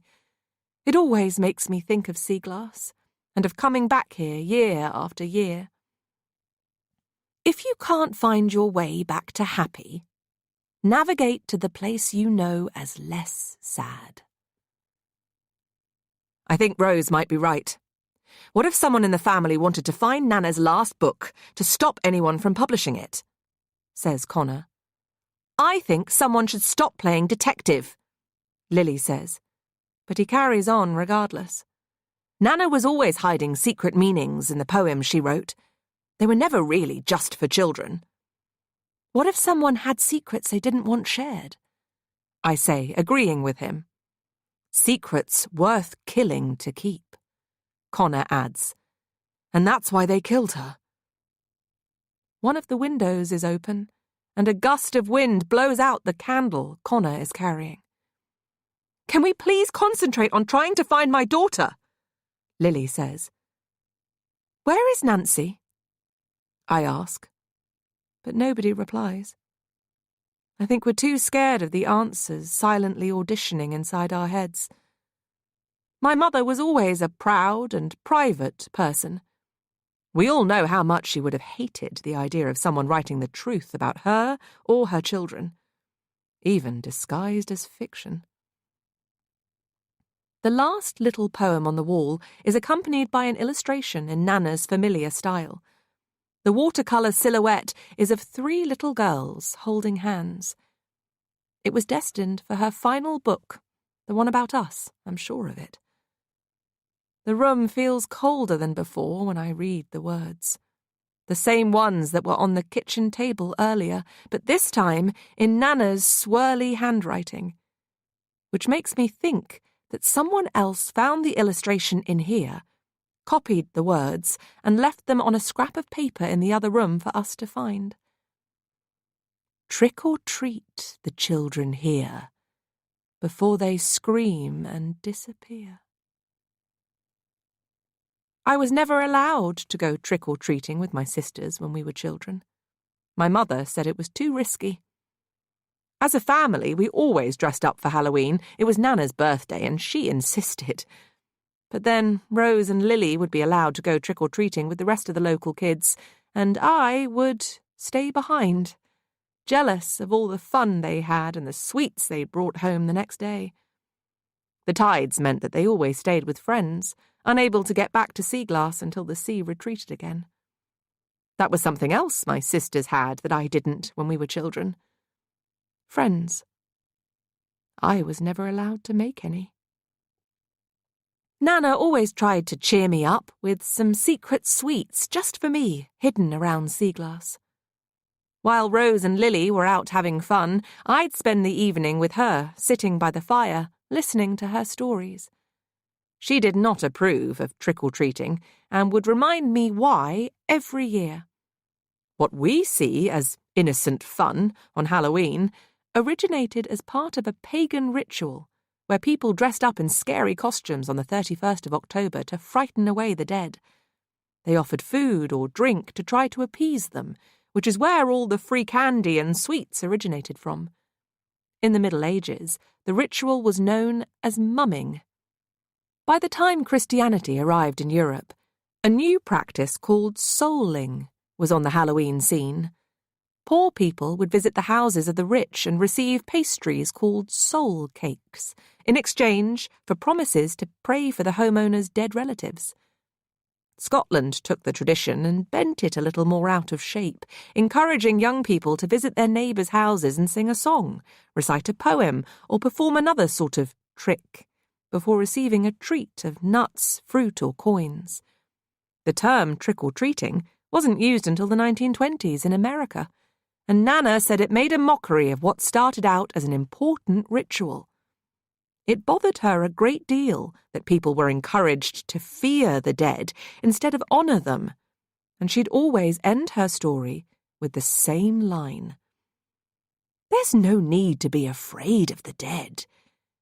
It's the living you have to watch out for." We leave Nana's studio together, none the wiser, and no closer to finding Trixie. The music room is the last place left to look. I think it turned out that way because none of us want to see my dead father again. Lightning strikes just before we open the door, and I automatically start counting. 1 Mississippi. The lightning lights up the room, and the shadow of the piano casts a dancing pattern over the walls. 2 Mississippi. There is no sign of Trixie in here, either. Nothing out of place at all, apart from the missing piano key I spotted earlier. I remember middle C, and see that it's a B key that has gone. 3 Mississippi. Then I realise that's not the only thing missing. My father's dead body has disappeared, just like Nana's did before. Connor steps forward. What the Thunder rumbles in the distance, and we all stare at one another in the darkness. Our faces are mostly in shadow, but look equally scared. Lily steps closer to Rose and holds her hand the way she did when they were children. The rain that has been lashing the windows seems to pause for thought, and there are a few brief seconds of total silence. Until we all hear the sound of scratching, like nails on a chalkboard, out in the hall. Chapter 21. 31st of October, 2:25 a.m. Less than 4 hours until low tide.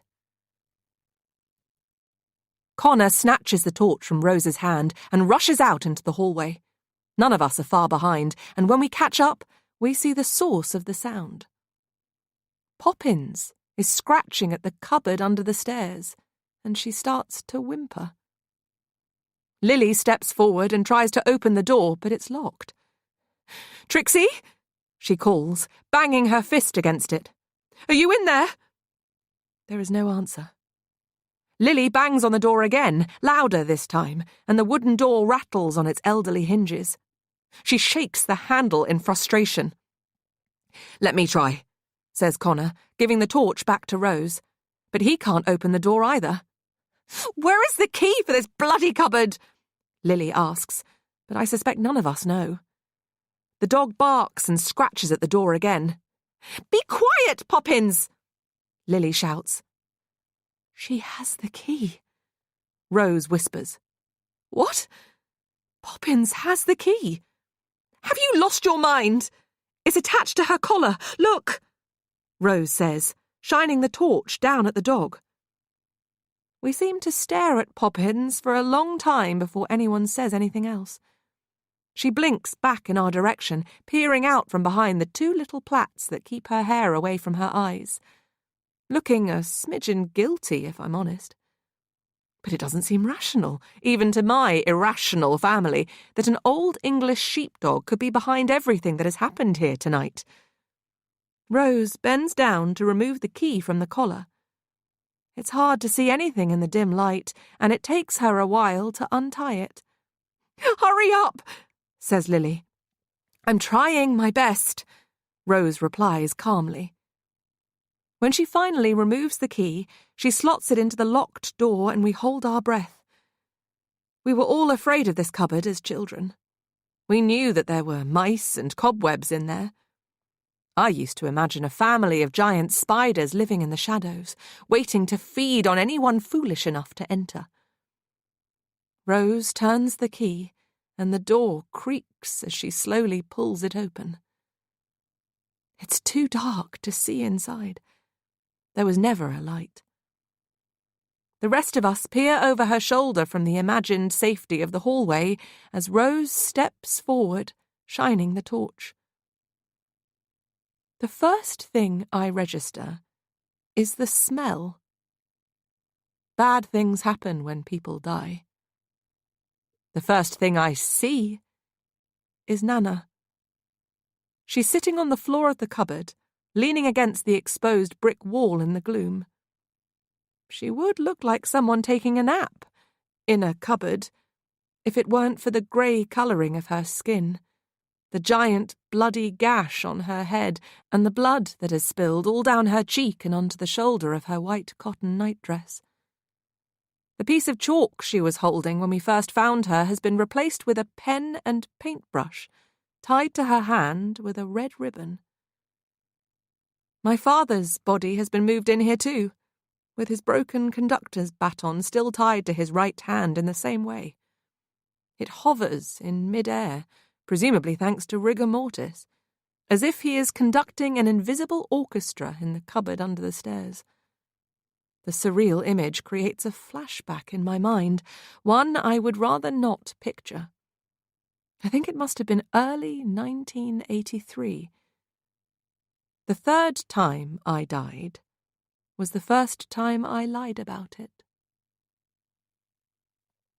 My dad had a series of ornamental girlfriends after my parents parted company. They were almost always the same person, in my memory. Someone pretty and half his age who played in his orchestra. Men are infinitely more predictable than women, and the way my father behaved before and after the divorce was borderline cliched. But there is really no telling what an angry woman will do. My mother stored up her anger until it was as much a part of her as we were. I don't think my sisters or Nancy took any of Dad's relationships with his musicians, mostly violinists, who I've always been suspicious of ever since. Seriously. They never lasted more than a few months. Until Rebecca. She was beautiful, and funny, and clever, and kind. Even now I can still picture her long blonde hair, pale skin and blue eyes, perhaps because she looked so different from all of us with our darker family features. Rebecca encouraged Dad to spend more time with his daughters, taking us on trips to Thorpe Park and Madame Tussauds in the school holidays.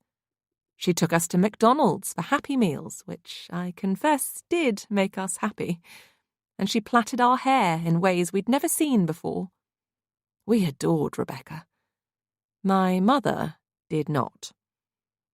I can only imagine how awful it must have been when we came home beaming and full of stories about how wonderful Dad's new girlfriend was. Children can be so indiscreet. I was happy with the whole arrangement until the night my father was asked to conduct a special evening of music at the Royal Albert Hall. It was his life's ambition, and all of us, including Nana and Nancy, were invited to witness the momentous occasion.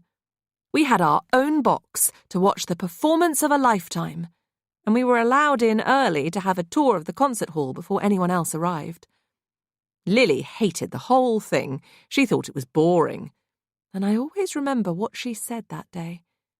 It was one of the only times I can recall my sister being genuinely funny, and the memory still makes me smile now. I'd rather he was a bus conductor. At least then we could get free rides. When Dad came to meet us, an hour or so before the show was due to start, he walked into the box with Rebecca. She was smiling and appeared to glow with happiness, and I noticed, despite being only 7, how her presence seemed to make my mother shrink into the shadows. "We have some news!"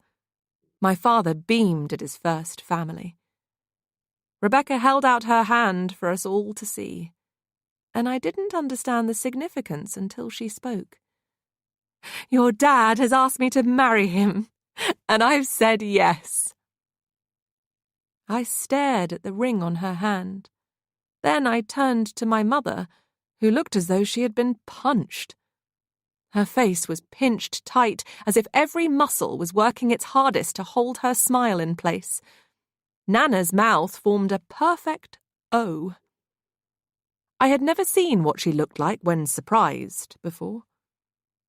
My sisters and I shuffled closer together, as though instinct told us our pack was under threat. Sometimes the thinnest of threads can tether people to one another, and that was always true in my family. Thoughts collided inside my head, bad ones, causing a series of small explosions. Until that moment, I think I always thought that my parents would get back together one day. We had all agreed that Rebecca was wonderful, but our opinion of her changed in a heartbeat. Now she was an awful, hateful witch of a woman who I had adored only a few minutes earlier because she was trying to destroy my family. I can remember my sisters spinning me round and round as a child, on the beach or in the garden, then telling me to try to walk in a straight line. It was impossible, and for some reason very funny to be that dizzy. We would laugh as I staggered and swayed all over the place before collapsing in a heap. But when I thought my dad was going to marry someone who wasn't my mother, I felt a very bad kind of dizzy. Then I felt sick. Then I fainted. I'm sure that's all it was. The Albert Hall was extremely hot, the box we were in was very high up, and the idea of my father remarrying caught me off guard. I just fainted. But Nancy was convinced my heart had stopped again, having literally been broken by Dad's news. An ambulance was called, and I was rushed away to hospital, along with the rest of the darker family women. My dad stayed with his orchestra and his fiancée. We never got to see him fulfill his dream on stage at the Albert Hall, and we never got to see him marry Rebecca.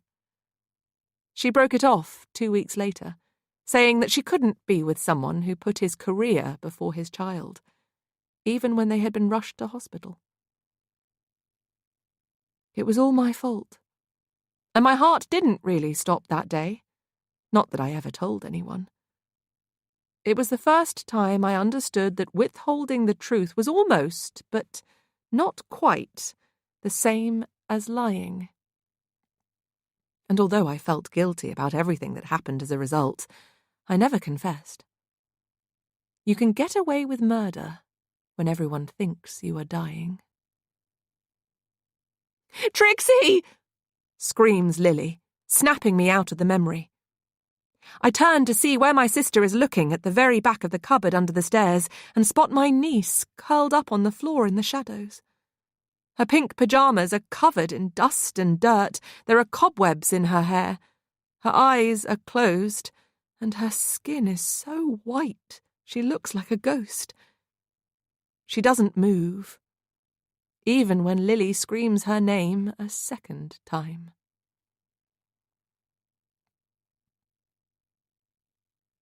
Trixie. Daisy Darker's niece was a precocious little child. Like all abandoned ducklings, she would not fare well in the wild. Aged 15, going on 30, Trixie Darker was clever and kind. But she asked too many questions, and some truths are hard to find. The child was unexpectedly chosen to inherit her grandmother's estate, a decision which caused much unhappiness and jealousy and hate. Her own mother felt angry and cheated. Most of the family felt the same. The child's father might have been happy for her, but nobody knew his name. Despite her endless questions, the child most wanted an answer to one. Who was her dad? Did he know she existed? Or would she only ever have a mum? When the time came, no one knew who to blame when she was found under the stairs. It's hard to know who to trust when a child is left for dead in the dust, wondering if anyone really cares. Chapter 22.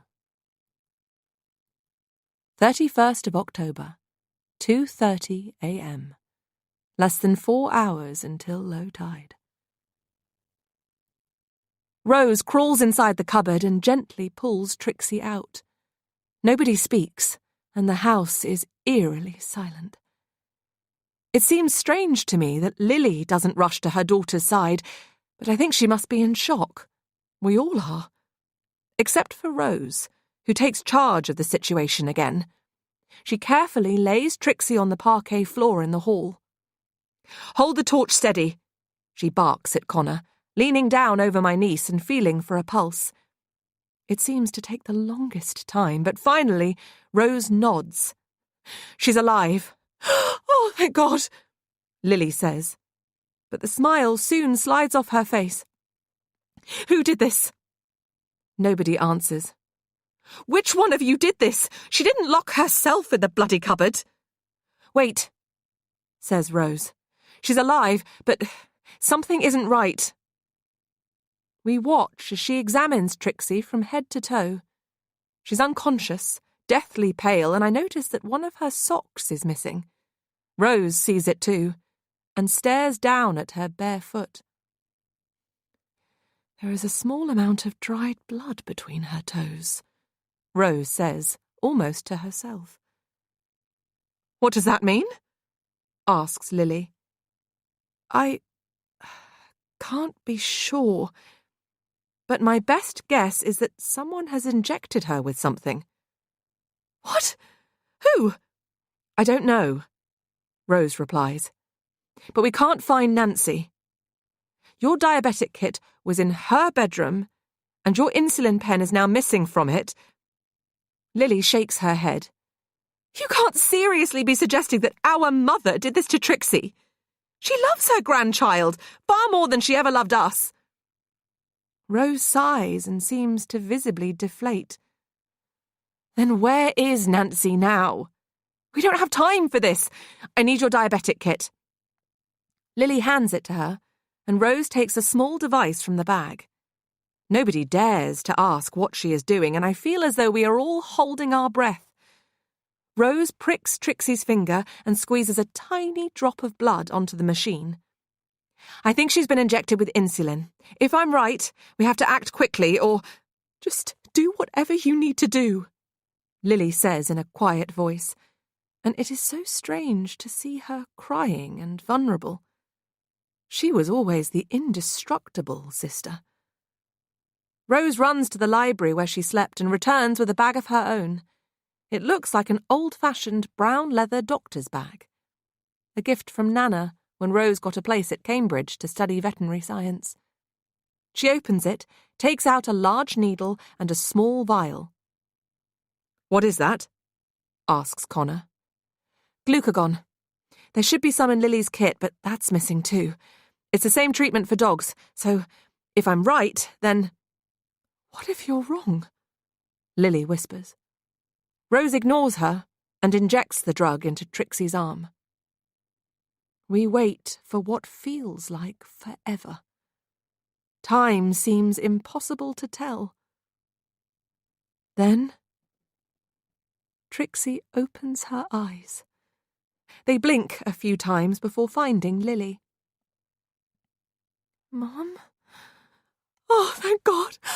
Thank you, thank you, thank you, Lily says, sweeping Trixie up in her arms and kissing her. I'm crying tears of joy and relief and love. Looking around, I see that we all are. Nobody who is here now would ever have hurt this child. A short while later, we are all back in the lounge, with a chair up against the door to prevent anyone coming into or out of the room. We have barricaded ourselves inside and added some logs to the fire for heat. Rose has lit some old candles for light. Even in the darkness, I can see that Lily is trembling. Trixie is by her side, wrapped in a blanket, staring at the flames. We don't have anything to eat or drink, but I doubt any of us have an appetite. It feels as though none of us want to acknowledge what is happening here tonight, as if maybe by not talking about it we can pretend it isn't. Nana and Dad are dead, and Nancy is missing. Either she did something very bad, or I fear something very bad has happened to her. The last thing Trixie remembers is drinking a cup of tea, which we all know contained one of my mother's sleeping pills, and Lily placing a blanket over her on the window seat. She doesn't remember being in the cupboard, or how she got there, or who locked her inside, or who she was in there with. All Trixie knows is that she went to sleep on the window seat, then woke up in the hall. I know that being completely oblivious about everything that happened in between is best for her, but it's frustrating and frightening for the rest of us. I think back to last night when we were all sitting around Nana's kitchen table, joking about how we would murder someone if we wanted to get away with it. Rose was the only one who said insulin between the toes. Seems like someone had the same idea as her, and tried using it to kill my niece.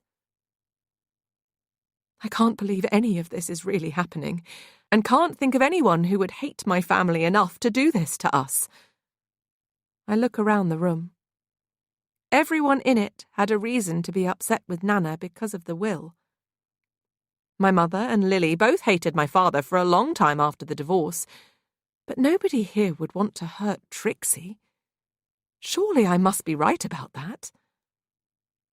The power comes back on, making us all jump, and light floods the room.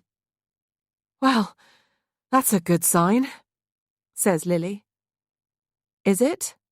Replies Rose, before examining Trixie again to make sure she is really okay. I can't help noticing the handgun in Rose's leather bag as she packs her things away, and I'm not the only one. Trixie's eyes are wide as saucers, and her face writes a question mark on itself. "Why do you have a gun, Auntie Rose?" she asks. "I thought you said that was somewhere safe," Lily says. Rose sighs at Lily. "It was, but after everything that has happened, I feel safer having it with me." She turns back to Trixie. "Sometimes vets need guns. They probably look a lot like the guns you see on TV, because they are, but vets use them for different reasons. It's very sad, but if an animal is seriously poorly, then—" "You shoot it?" Trixie asks. "Sometimes, but only if that's the only option, if the animal is in lots of pain." "Would you shoot one of us if we were in pain?" my niece asks without a hint of irony. "You should try to get some rest. We'll all leave as soon as the tide lets us. You're going to be okay, I promise." Trixie's face attempts a smile, but it doesn't take. She's old enough and clever enough to know that we haven't told her everything about what has happened here tonight. Rose goes to leave the lounge. "Where are you going?" Lily asks, sounding afraid. "I'll be back in less than a minute. I just want to check something." "Do you want me to come with you?" Connor offers. Rose stares at him for a long time. but leaves without giving a reply, which I suppose is an answer in itself. The rest of us sit in silence as the fire spits and crackles. Shadows dance around the walls and across our faces, the thoughts inside our individual heads so loud that I can almost hear them. Connor gets up to leave the room a few minutes later. I follow him, watch from the doorway, and see him standing too close to Rose out in the hall. "Are you okay?" he asks her. "No, of course not," Rose whispers back. "I came to get the key from the cupboard door," she says, patting the pocket of her jeans. "I think it's a master key. If I'm right, we can lock ourselves in the lounge until the tide goes out. Someone here tried to kill Trixie, and I don't think this is over." "I think you're right." "But who? And why?" "I don't know. But until we figure this out, we're all in danger," Rose says.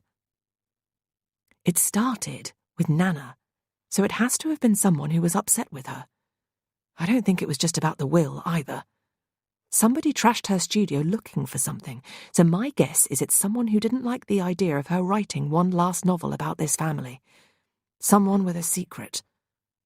"We all have secrets," says Rose. "Yes, but we don't all go around killing people in order to keep them." Rose stares at him when he says that, but Connor is too lost in thought to notice. "Who had a motive to kill Frank?" he continues. "And why would someone try to kill Trixie? Did she see something she shouldn't have last night when she came downstairs and discovered Nana's body? Something which might identify the killer? Whoever it is, there's someone who likes to tidy things away, out of sight," Rose says, staring at the cupboard under the stairs. Connor opens the cupboard door a little wider. It still has all of our names and ages, and a ladder of a line with our heights written inside it.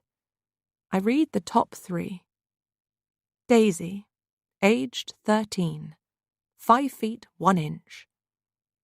Rose, aged 10, 4 feet 7 inches. Lily, aged 9, 4 feet 2 inches.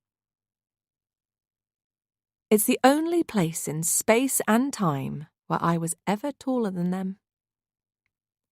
"At least we know where the missing bodies are," Connor says. "And that explains why Poppins was scratching at the cupboard door.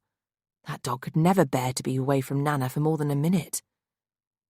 Rose closes the cupboard door and locks it. "I don't want to see what's in there anymore, and I don't want to talk about it." They start walking back towards the lounge, and I retreat inside the room. I'm not sure why, but I'm glad they didn't see me.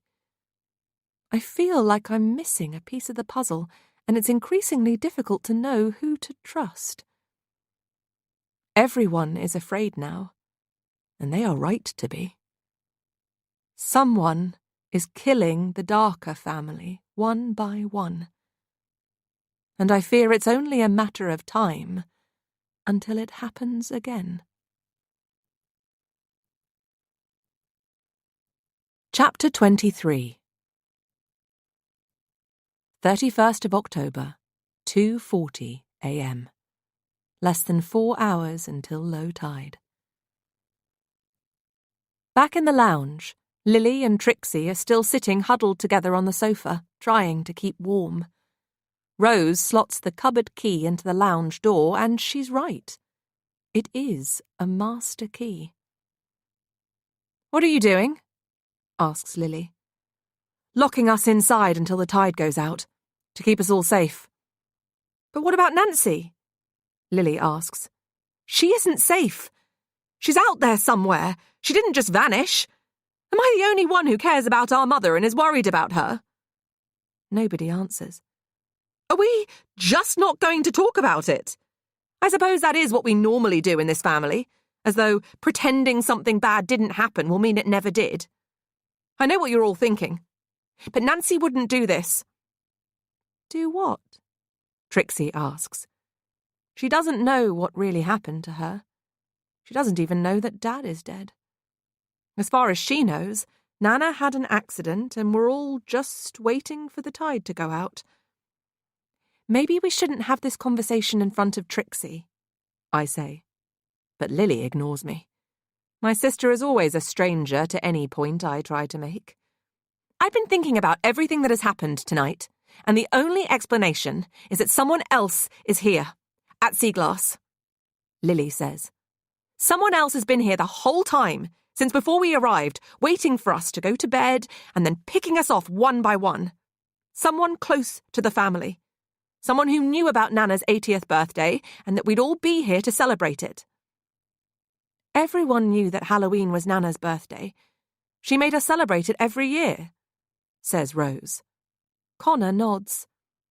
And everyone knew that she believed it would be her last because of that premonition by the palm reader in Timbuktu. Land's End, Rose corrects. Whatever. They said her 80th birthday would be her last. Which it was. She was literally found in a puddle of her own blood just after midnight. My niece starts to quietly cry. I'm sorry, Trixie, Connor says. That was very insensitive of me. This has been a terrible night for all of us. But you must be so upset about Nana and Frank. Trixie frowns. What's wrong with Grandad? Nothing, Lily lies. He's just very upset about Nana, so he's having a lie down. Is Nancy having a lie down too? Trixie asks. Nobody knows what to say, including me. But Lily isn't the only one to think that Nancy isn't responsible for any of the things that have happened here tonight, and she's right to be worried about her. My mother can be many unpleasant things, sometimes all at once, but a killer isn't one of them. I'm certain of that. There is a picture on the mantelpiece above the fireplace, which I often find myself staring at. It's of 3 generations of darker family women. Nana, my mother, my sisters and me at Seaglass, posing like the happy family we rarely were, here, in this room. I'm guessing it would have been 1983, when I was 7, because of the matching blue dresses my sisters and I are wearing. I remember the day Nancy and I went to town to buy them. I lied to my mother that day, and I don't think she ever found out the truth. The trouble with little white lies is that they sometimes grow up to become big, dark ones. Chapter 24. Seaglass, 1983. My mother always dressed up to go shopping. For her, it was like putting on a show. I remember that she was in a good mood that day. It was a rare and therefore memorable thing. Nancy sang along to the car radio as we drove along the coastal road into town, completely out of tune, to a song called Stayin' Alive. She had a video of a film that had the same song in it, something about a man called John Travolta who had a fever on a Saturday night. Her favourite shop in the whole wide world was called Debenhams, and that was where we were headed. We were at Seaglass for the Easter holidays, but Nana didn't come with us. She hated all forms of shopping. Material things only matter to material people, she would say. But Nancy loved to shop. The only problem with her spending habits and expensive taste was that we rarely had any money in those days. The divorce settlement was generous, but after paying the mortgage on our tiny house in London and my sister's school fees, there was very little left over, which was why the start of the sales was very important to Nancy. We had to get there on day 1 as soon as the shop doors opened, even if that meant queuing. The only thing my mother loved more than shopping was believing that she had paid less for something than it was worth. I loathed being dragged around department stores. They were too big, and I was too small, and I was always afraid of getting lost. I preferred the smaller shops we used to visit on our old high street. I always loved Woolworths because of the pick and mix. The memory of all those cola bottles, cherry lips and flying saucers still makes me smile.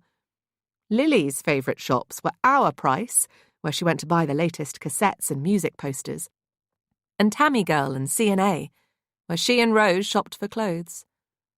I always enjoyed our trips to Blockbuster Video, even if I was rarely allowed to choose which film we would rent, and visits to the little independent bookshop with Nana were my favourite outings. Buying books was the only form of shopping she ever enjoyed. It makes me sad to realise that none of those shops exist now. So many high streets are more like ghost towns these days. Nancy pushed through the crowds and headed straight up the escalator to the children's department in Debenhams, where she quickly chose 2 new dresses for Rose and Lily. I had to run to keep up with her walk, but I remember the navy blue velvet dresses with white collars, and how much I wanted one of my own. My mother always liked to dress my sisters in matching clothes, as though they were twins, but I rarely had anything new to wear.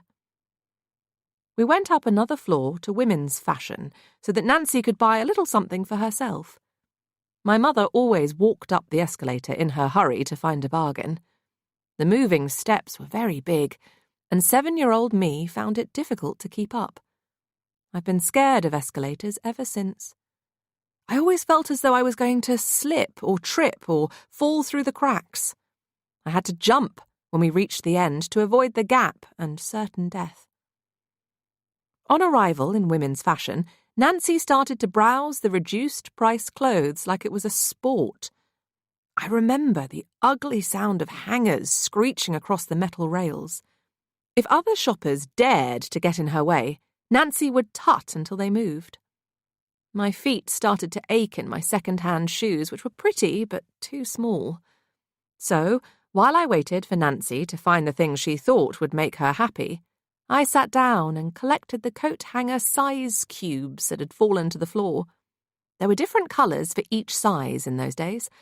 Orange for 10, green for 12, blue for 14. Nancy has almost always been a size 10, and I wonder if that's why I hate the colour orange. Everything was fine until we got to the changing room. My mother had taken in the maximum number of dresses to try on, but started to get upset almost right away because the first dress didn't seem to fit. "Just pull the zip up," she said, glaring at me in the mirror as I tried and failed to help.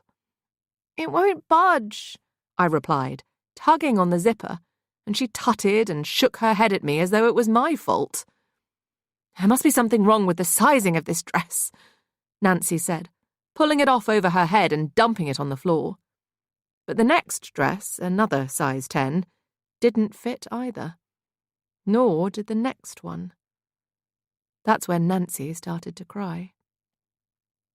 "Having children ruined my body. Ruined it. The sacrifices I have made for you."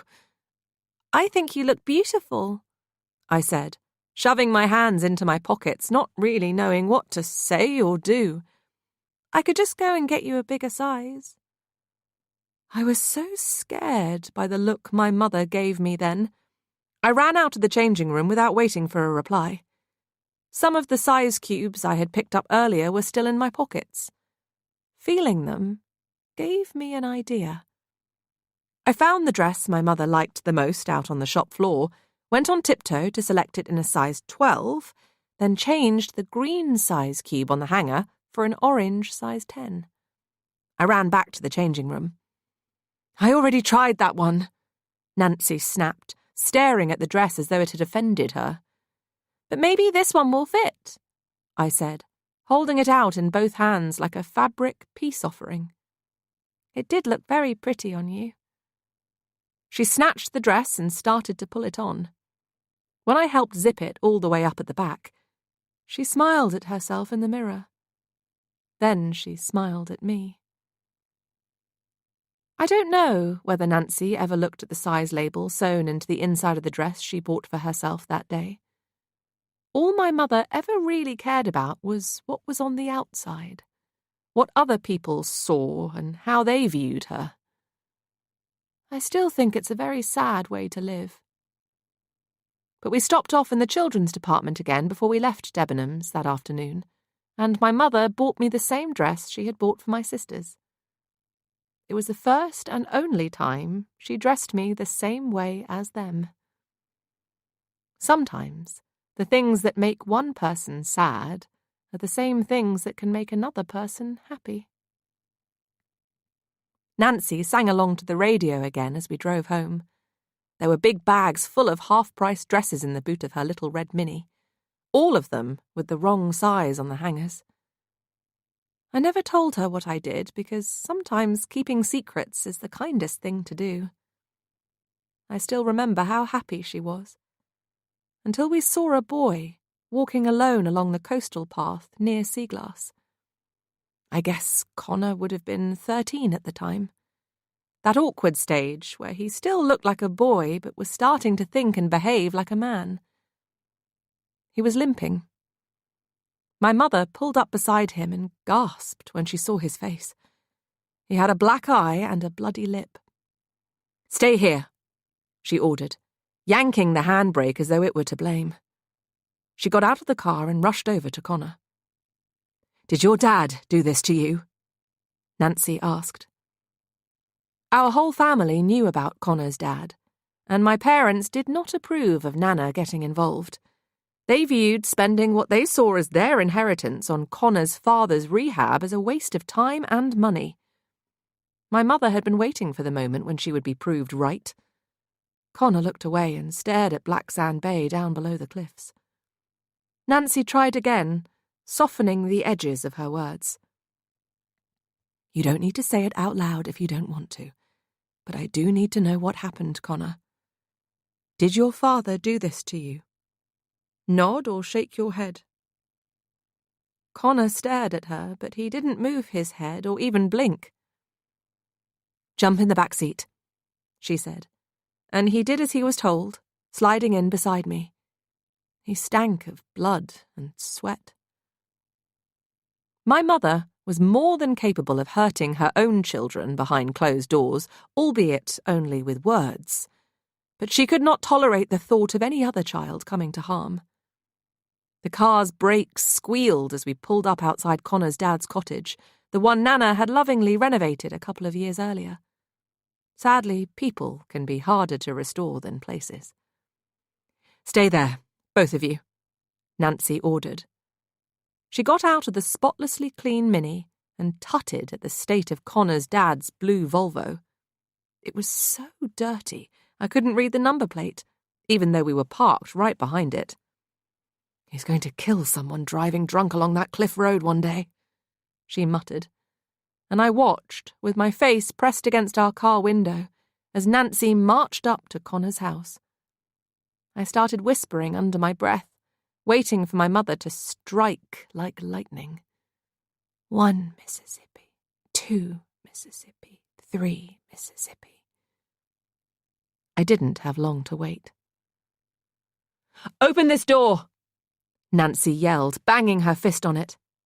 "My mother-in-law might have been taken in by you, but I know people like you never change. You are a disgrace of a man. Your son is sitting in my car looking broken, and I thought you might want to say goodbye before I take him back to Seaglass and make sure you never see him or hurt him again." Nancy had fallen for Connor by then, just like the rest of the women in the Darker family. We all wanted to protect him. It was instinct. Not something any of us thought to question or knew how to explain. Like, if you found an abandoned puppy, you couldn't help wanting to protect him and give him a home. I looked at Connor, but he just stared at the floor of the car, his hands forming 2 little fists in his lap. The cottage door opened, and I could feel my heart beating so fast I thought it might burst right out of my chest. Then a man I didn't recognize appeared in the doorway. He looked like Connor's dad, but at the same time, he didn't. The man I had seen before was all too often a skinny, smelly, dirty man with torn clothes, a beard and long hair. This man stood tall, with his head held high. His hair was neatly cut, his face was cleanly shaved. He'd put on weight, looked as though he'd been working out, and was dressed in clean clothes. I remember that his trousers and shirt seemed to have a ridiculous number of pockets, and I wondered what he kept in them all. He folded his tanned arms and smiled. The world seemed topsy-turvy as my mother, who thought she was the hero of this particular story, appeared to be in the wrong, while the baddie had become a calm, well-mannered, good-looking man. "Hello, Mrs. Darker," he said, before inviting us all inside. It turned out that Connor's dad hadn't started drinking again, or hitting his son. I watched while he very slowly made some tea. He looked like a man who had never been in a hurry to do anything or get anywhere his whole life. Despite the slow motion, Mr. Kennedy had very much got his life back on track and was working as head gardener at a National Trust property a few miles away. That sounded good to me, but Connor said his dad was always careless with jobs and often lost them, even before his mother died. It turned out that Connor had been a little bit careless himself. He was getting into trouble at school and was in a fight with a boy 3 years older than him that day. I found out later that the boy had been spreading rumours about Lily and Rose, and Connor was defending them. Lily, who loved Easter because of all the chocolate, had promised to give some of the local boys a peek inside her panties in exchange for an egg. The bigger the egg, the longer they got to look. She was 11 years old. That was just the start of my sister getting a name for herself for all the wrong reasons in Black Sand Bay. My mother, thankfully, never found out the truth. Connor's dad opened a first aid kit, cleaned up his son's face, then served us all tea and biscuits in the kitchen. The house was just as clean and tidy as the man who owned it, and it was a surreal experience to see my mother lost for words.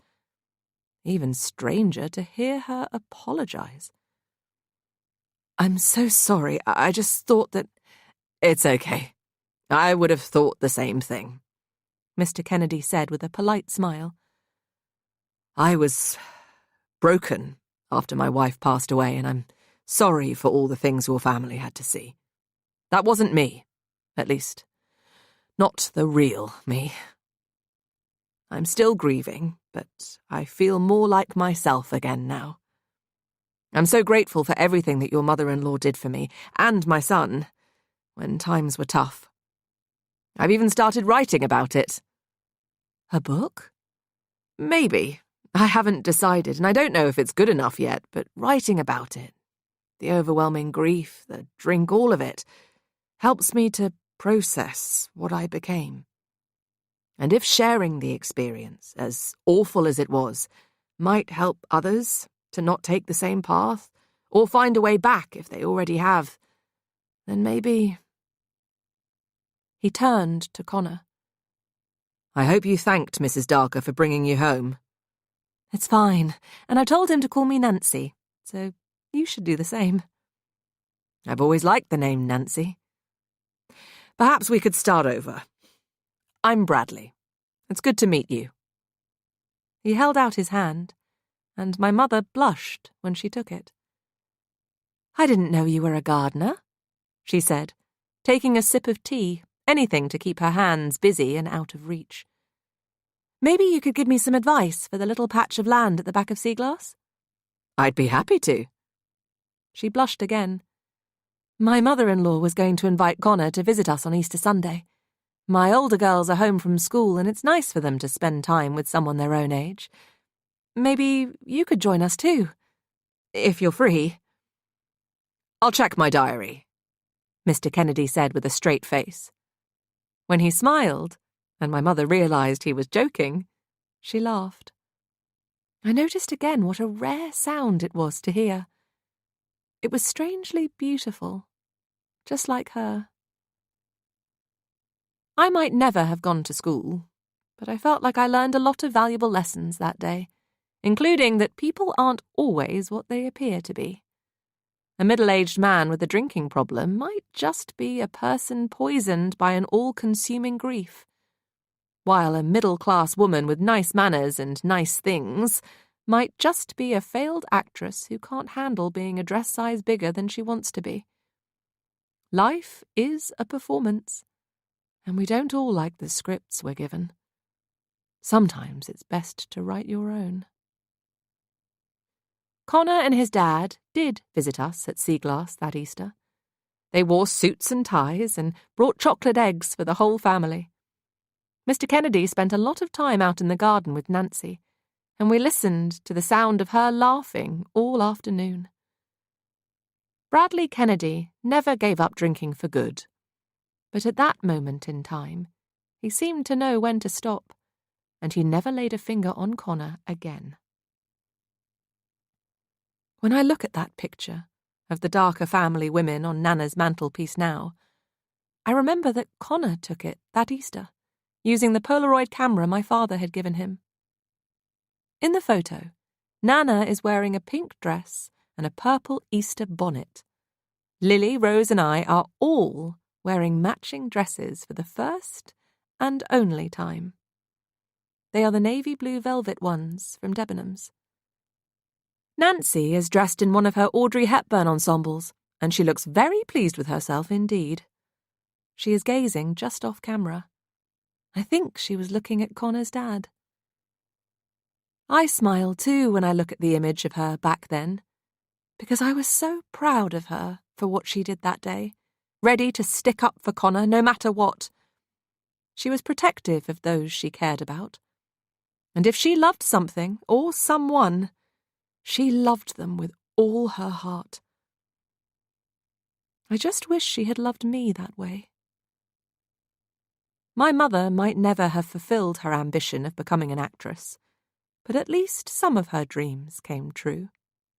She had a good life, a nice home, and a beautiful family. What happened a few years later was not her fault. Neither is anything that is happening now. Sometimes we have to let go of what we had in order to hold on to what we've got. Chapter 25. 31st of October, 2:45 a.m. Less than 4 hours until low tide. "Shouldn't we at least look for Nancy?" Lily says, and the rest of us stare at her. "It feels safer to me if we all just stay here," Rose replies. They both look at Connor, who is busy checking that the windows are locked. "Is that what you think too?" Lily asks him. "We searched the whole house when we were looking for Trixie. If Nancy had wanted to be found, we would have found her. I agree with Rose." Lily pulls an ugly face. "I guess some things never change." I understand why the others suspect Nancy, but they're wrong. The 4th time I died, I was here at Seaglass.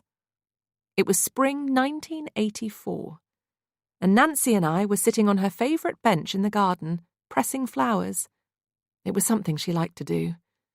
But not when they were perfect and pretty, only when they were dead. Ideas are sown into our heads just like seeds. Some are scattered and soon forgotten. Others take root and grow to become something much bigger than they were in the beginning. Sometimes we make notes in the margins of our minds, thoughts and ideas that are just for us alone to read and ponder over. Thoughts and ideas we do not share. I've never forgotten what my mother said that day. We only really acknowledge the beauty and brilliance of someone or something when they die, she said, holding her pruning shears and deadheading some roses. Snip. She handed me a ball of dark crimson petals before moving on to some white lilies. I've always found that strange, the way people don't appreciate what they have until it is gone. Snip, snip. Then she bent down and cut a few dead daisies from the lawn, Seconds later, it was as though they were never there. Snip, snip, snip. The silver heart-shaped locket my father had given her one Christmas dangled from her neck. She'd worn it every day since, and I imagined pretty pictures of my sisters inside. My mother used to hold it between her thumb and her index finger when she was thinking. I wondered if she thought of them when she did. I don't remember why we were together at Seaglass without my sisters. Normally Nancy dropped me off alone when they were at school and she needed to disappear. She had joined an amateur dramatics group in London and spent an increasing amount of time getting out of parental duties and getting into character for performances at the town hall. The local newspaper once described her as a hard act to follow. They did not mean it kindly. Nancy said we weren't allowed to see her in a show until she was cast in a lead role, which meant we never saw her on stage. I know Nana liked having the adult company when my mother came to stay at Seaglass. The two women had more in common than either of them realised or cared to admit. Acting and writing are surprisingly similar, and the wish to walk in someone else's shoes, which is what actors and writers do, is a very human desire. But if they forget to take those shoes off, or forget who they really are, it can be a dangerous obsession. Sometimes London was a little too loud for Nancy. Whenever she was having one of what she called her blue days, she needed to hibernate. Those days frequently coincided with her not getting a part she had auditioned for, or finding grey hairs, or not liking how she looked in a photo. But there were often times when I couldn't tell what triggered my mother's melancholy. When she was low, she preferred silence and solitude to hustle and bustle, and Seaglass became a place of sanctuary. Nancy would disappear into a world of her own when we were by the sea. When the tide rolled in, surrounding Seaglass with salty waves, it felt like a moat, separating her from the rest of mankind and the people who had hurt her. Because someone hurt my mother. It's the only explanation I can think of for why she was the way she was. We dried and pressed the dead flowers between the pages of her Observer's Book of Wild Flowers that afternoon, drinking homemade lemonade and enjoying the sunshine. And for a little while, I think we were almost happy. But it didn't last. "Are all the flowers in Nana's garden wild?" I asked. "All living things are wild," Nancy answered. "Even children?" "Especially children." As she closed the book on the flattened daisies, the least interesting or beautiful of the flowers she picked, I felt as though she'd like to flatten me between the pages of a book too. It's hard to explain, but it was the first time I truly understood that my mother didn't really love me. The sea sounded louder, and I remember feeling filled with sorrow, as though the lonely thoughts inside my young head might drown me. I was nothing but a disappointment. A broken promise.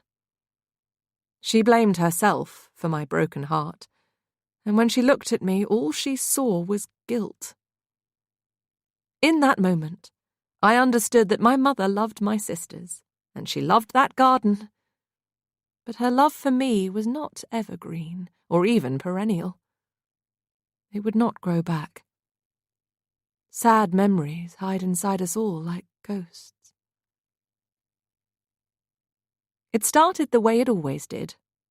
A strange sensation in my chest. Then I could hear my heartbeat in my ears, even louder than the waves crashing on the rocks around Seaglass.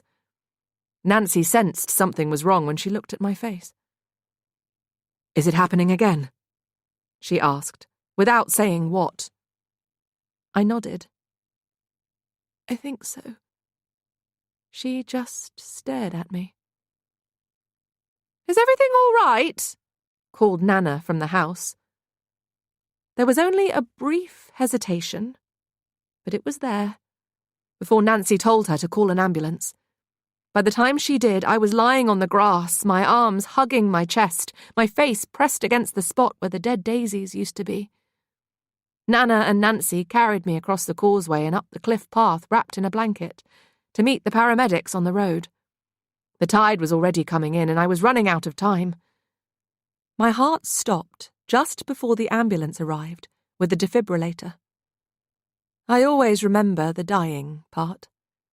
The excruciating pain in my chest, the way it felt as though someone was squeezing the air out of my lungs, and the dizzy, light-headed moment just before blacking out. Then an infinite black. My heart didn't beat for 3 minutes, and I don't remember anything about it. Nothing at all. Sometimes I feel jealous of other people's near-death stories. For me, despite having died so often, there have never been any white lights or long tunnels or men with white beards waiting to welcome me at the pearly gates. My experiences were frightfully dull in comparison. I was there, and then I wasn't. But I do remember waking up on an unfamiliar ward. I was in hospital for 4 weeks, the 4th time I died. Because we were in Cornwall when it happened, there wasn't time to get me to the Children's Hospital in London, where I'd been treated so many times before.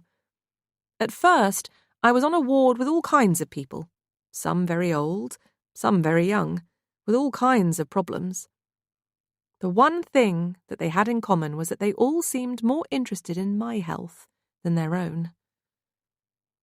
It has always fascinated me, how people seem to know so little about how their bodies work. But maybe that's because their bodies do work, and it is human nature to take things that aren't broken for granted. I lost count of all the people I had to explain my heart condition to during that stay. Over and over, I had to teach grown adults how their hearts worked and clarify why mine didn't. People seem to know more about how their phones function than their own bodies. It's bizarre and makes no sense to me. The heart is a muscle, cleverly designed to pump blood all around the body and keep you alive. It's simple and very complicated at the same time.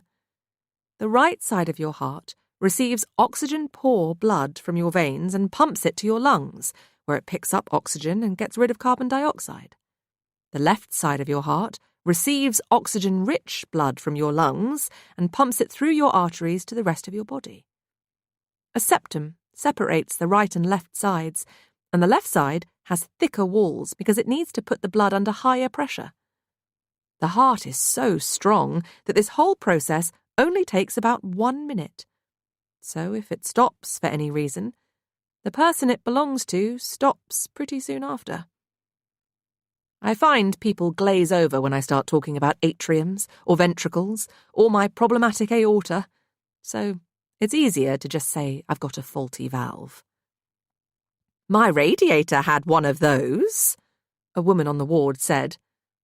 I didn't know how to reply to that, so just nodded and smiled until she shuffled away in her back-to-front hospital gown. Me being in hospital was like a holiday for my mother. The dark circles beneath her eyes were several shades lighter than before. Every time I almost died, she looked rejuvenated. She was happier and healthier without me in her life, and a little secret part of me hated her for it. Nana was the only person who came to visit me regularly. She would read me stories and make up new ones all about the hospital staff. Sometimes I'd wake up and she would be asleep in the chair next to me, holding a book in one hand and my hand in her other. I think that was the first time I knew that Nana loved me the most. More than she loved my sisters, unlike my mother. Though I didn't understand why. "Don't you mind that I'm broken?" I asked one day when she came to visit. She took off her pink and purple coat, sat down on the bed, and smiled. "You're not broken in my eyes, and you shouldn't see yourself that way either. We are who we think we are, and there is much beauty in imperfection. But the doctors said that pay no attention to the doctors of doom. They've been taught how to fix people, but not how to feel. You can do anything. You can be anyone. You just have to believe it. She took the tray of uneaten hospital food that was next to the bed and tipped everything that had been on it into the bin. Then she put a red and white tablecloth over the sheets and put an elaborate-looking cake stand on top. It was covered with posh sandwiches and cakes. A takeaway afternoon tea from the Ritz. We started with scones, clotted cream on top of the jam, the Cornish way. Oh, the hospital food is terrible. No wonder you don't eat it. I decided to smuggle something better in. I don't want you starving, and I don't care what the doctors think, said Nana, taking a bite of her scone and getting cream on her nose. You're going to be just fine. People told me I'd never be a published author, but here I am. I believe that you can be whoever you want to be too. Forget what other people say about you and write your own story. I've thought a lot about what Nana said that day. Her words played on a loop inside my head and had a profound effect on me. For the first time in a long time, I felt hopeful about the future again. Her believing that I had one made me believe it too. I decided that she was right, and from that moment on, I was determined to prove those doctors wrong. I might have been young, but I could tell that my mother came to visit me in hospital out of a sense of duty, and my Nana came to visit out of love. Sometimes people confuse love and duty, but they are not the same. Neither were the women in my childhood. Thank you for coming to visit me, Nana, I said. I felt overwhelmingly sad as I watched her put the pink and purple coat back on, preparing to leave the hospital. It was my pleasure, Daisy Chain. Just you remember to come and visit me at Seaglass when I am old and lonely. I will. Hope so. Just between us, you're my favourite. I like to think she meant that. I wanted to be someone's favourite something. Didn't really mind what. When I think about Nana being gone from my life forever, I feel more broken than I ever have before. She was the only one who ever really believed in me, and I don't know how to exist without her. Secrets are like unpaid debts. They pile up, and too much interest is best avoided. I'm not as sweet and innocent as everyone thinks I am. Just because I don't spend my life complaining like one sister, or thinking I'm better than everyone else like the other, it doesn't mean I don't have occasional dark thoughts. Nana's book, Daisy Darker's Little Secret, was a bestseller all over the world. I know some people thought the character was based on me, but the real Daisy Darker was never quite as sweet or broken as everyone wanted to believe. I have a secret of my own, and some secrets are worth killing to keep. Chapter 26. 31st of October, 2:50 a.m. Less than 4 hours until low tide. What time is it now? Lily asks. 5 minutes since the last time you asked me, Rose replies. Really? It feels so much longer. I agree. Time moves more slowly when your heart is broken. And theirs are surely broken now too. Time stretches so that seconds seem like minutes, and minutes seem more like hours. It's starting to feel as though I've been trapped inside this house with my family forever. Lily shakes her head. Is there no way we can try to leave Seaglass now? Waiting here like sitting ducks for another 3 hours seems like madness. My car is parked in the sand dunes across the causeway. We could all drive to the police station in town together. Get help. I don't want to be here anymore. None of us want to be here anymore, says Connor. You know we can't leave until the tide goes out, says Rose. Not without a boat. Lily has started pacing the room. Can't we make a boat? There must be something that would float.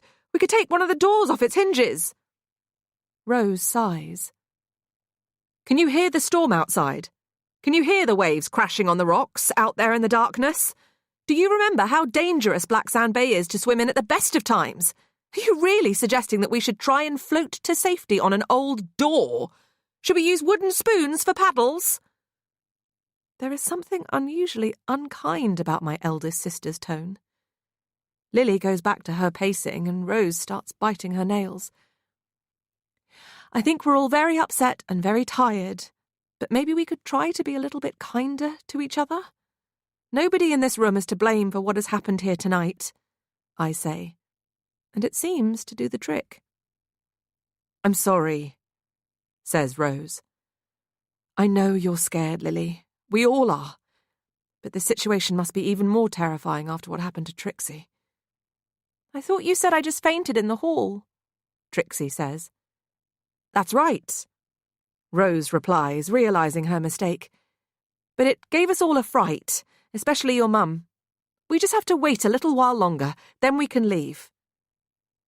Rose checks her watch again. She's been doing that a lot since she arrived last night. And it was Rose who said that Connor's boat was gone, that the rope tying it to the jetty looked as though it had been cut. She's the only one who left the house, as far as I know. What if she cut it herself? I try to stop thinking the worst about everyone in the room, but it's impossible to know who to trust. I'm sure they're all doing the same. Trixie shivers. Why is it always so cold here? I'll put another log on the fire, says Lily, standing up and crossing the room. She stares down at the log basket, and I wonder whether she is scared of breaking one of her manicured nails. There's another one, she whispers, not moving. Another what? Asks Connor, coming to stand by her side. He slowly bends down, reaches inside the basket and takes out a VHS tape. This wasn't here before, I'd have seen it, he says, looking around the room at each of us. What does it say? Asks Rose. Connor holds the tape up so we can all see the Scrabble letters stuck to its cover. Notice me. I vote we burn it, Lily says. No! Rose interrupts. What if this tape reveals what is really going on? What if we never find out the truth if we don't watch it? You said that last time, Lily replies. Don't you get it? Someone is trying to mess with our heads, and by going along with it, we're just making things worse. I'd like to watch it. It's fun seeing you all when you were younger, says Trixie. I said no, Lily snaps, and Trixie stares at her. It's not her fault, I say. I think we should watch it too, says Rose. I want to understand what is happening, and what else are we going to do? Lily looks around the room, waiting for someone to take her side, but none of us do. Fine, she says. Do what you want. You will anyway. Connor slots the tape into the machine, then picks up the remote control before sitting down next to Rose at the back of the room. I sit on the floor next to Poppins, just like I did when she was still a puppy. Dogs are much more comforting to be around than humans. The home movie starts with a shot of Nancy's garden at the back of Seaglass. It looks like summer, and the flowers are more spectacular than I remember them being. I subtly look over my shoulder and see that Trixie and Lily are staring at the screen. But Rose and Connor are now sitting very close together. They are whispering, for Trixie's benefit, I suppose, but I can just about make out their words. If this were a murder mystery, then the killer would be the least likely suspect, Connor says. I look back at the TV, pretend I can't hear them. You don't think that Daisy... Rose whispers. No, that's crazy. Connor replies. And I feel a strange sense of relief, followed by a rush of anger. The sound of waves crashing on the rocks outside seems to get louder in my head, along with the ticking clocks in the hallway. Having a broken heart doesn't mean I'm incapable of breaking someone else's. Chapter 27. Sea Glass, 1984. The weather at Sea Glass is always a bit hit and miss, especially in summer. Black Sand Bay seems to have its own microclimate, blissfully unaware of the seasons. But my family were very good at being very British, come rain or shine. If the calendar said that it was summer, we would all play outside wearing shorts and t-shirts, even if it was snowing. The home movie on the ancient TV now proves that the sun did sometimes shine at Sea Glass. The wobbly shot reveals a blue sky over a lush garden, a makeshift stage consisting of a navy upside-down rowing boat and some chairs on the lawn. Nancy appears in the doorway at the back of the house, looking stunning in a white blouse, belted skirt and silk scarf, just like Audrey Hepburn in Roman Holiday. She's smiling. A lot. It's surreal to see. The camera moves closer, then ducks behind a large plant. Whoever filmed this was spying on our mother. A man appears beside her on the terrace. He's smiling too. At first, I think it's my dad. But as the camera zooms in, I realise it isn't. It's Connor's. Mr. Kennedy helped Nancy to completely redesign the garden at the back of Sea Glass, landscaping what was already there, as well as planting new flowers and a pretty magnolia tree. She loved that tree, and would often sit on the bench beneath it. Nana said it was a symbol of what friendship and hope can achieve, and how helping to make others happy can make you happy too. Nancy and Connor's dad sit down side by side, moving their chairs a little closer together on the lawn. I think they had been friends for about a year by then. My sisters and I were putting on a play, just like we did most summers at Sea Glass, and the empty chairs for the audience were filled with teddy bears and dolls. I don't remember how or when the annual darker family plays started. Like most family traditions, it became something we always did simply because it was something we had always done. Dad's piano had been wheeled out onto the lawn with some considerable team effort.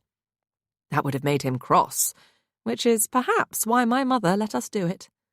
She loved to see us singing or dancing or acting. Nothing seemed to bring her more joy. Nancy loved all things theatrical. She always helped with the costumes and the choreography and was our most enthusiastic member of the audience, whooping and cheering, while Nana and Mr. Kennedy just clapped. I remember that was the first year my sisters allowed me to have a speaking role. Rose and Connor were 14, Lily was 13, and I was 9. The fabric of the relationship with my sisters has been repeatedly stretched, torn and re-stitched over the years. A patchwork quilt of antiquated love and lies, born out of duty and expectation. We are supposed to love our family. It's an unspoken rule. Whenever I see pictures of other families, their happy faces all covered in matching smiles, I find myself wondering whether it is real, or if the happiness they're portraying is simply a mask worn for the sake of others. Surely all families have fights and disagreements and conflict. Maybe the way we were with one another was more normal than I thought. We all have our own version of the truth, and it is rarely whole. As always, our play that year was a strange mix of stories from our favourite films, blended into an elaborate tale of our own. It's clear that 1984 was a year when we were all into Star Wars. Lily walks out onto the stage dressed as Princess Leia, with her plaited hair and giant buns on either side of her head. She stands on top of the upturned blue boat and starts talking about a galaxy far, far away. Before she finishes, I see 9-year-old me hurry out of the kitchen door and sit down at the piano. I avoid eye contact with the audience or my co-stars the whole time. I was always horribly shy compared to my sisters, possibly even more than normal on that occasion, because I was dressed as Gizmo from Gremlins. We were a musical family before our composition changed. Some families know all the lyrics to one another's songs and live in harmony. But not us. My sisters showed little interest in following in our father's footsteps after he divorced our mother. Rose dabbled with the recorder, and Lily could just about keep time with the tambourine, but I always enjoyed playing the piano. I used to play imaginary notes on the kitchen table when I couldn't play the real thing, my fingers silently moving to a melody that could only be heard in my imagination. Nana said that I sometimes did it while holding her hand, and that she occasionally saw my fingers twitching even when I was in bed, as though playing the piano in my sleep. My dad was so proud and pleased that I had shown an interest in what he loved most, music. And he was the real reason I played, desperate to earn his affection. I was definitely a daddy's girl when I was a child, but he could never live up to the man I turned him into inside my head. I was still delighted when he appeared in the garden at Seaglass that afternoon. He had a frown on his face as he sat down next to Nancy in the audience. I presumed it was because his precious piano was outside, but now I think it might have been more to do with the other man sitting next to my mother. Dad smiled when I started to play, and it made all the hours of practice seem worthwhile. Rose was tone-deaf, and Lily had as much rhythm as an arrhythmia. Playing the piano was the only thing that I was better at than my sisters. By the age of 9, I taught myself to play rather well. It is 14-year-old Rose's turn to take the stage next. She was just about young enough to still take part in the family play, although I doubt she would have told her friends at school about it. Rose is dressed as a Ghostbuster, and I think it was by far the best homemade costume that year. I play a little bit of the film's theme tune as she walks out, and Lily glares at me when I get a couple of the notes wrong. I remember how bad that made me feel, even though I had practiced for days. The story we were trying to tell, about a princess, a gremlin, and a Ghostbuster, makes as little sense to me now as it did then. But I get goosebumps when teenage Rose starts to sing. Hush, little baby, don't be afraid. The beds we lie in are the ones we made. And if that means you can't sleep at night, remember that wrongs are sometimes right. And if you fear you're all alone, you'll always have me and a place to call home. Hush, little baby, don't you cry. Sometimes we live, sometimes we die.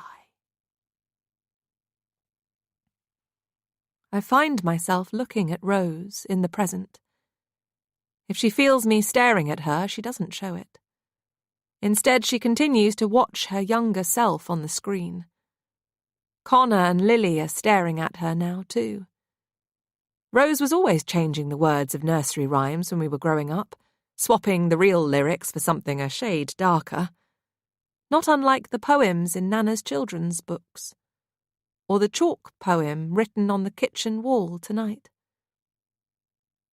"Who is that?"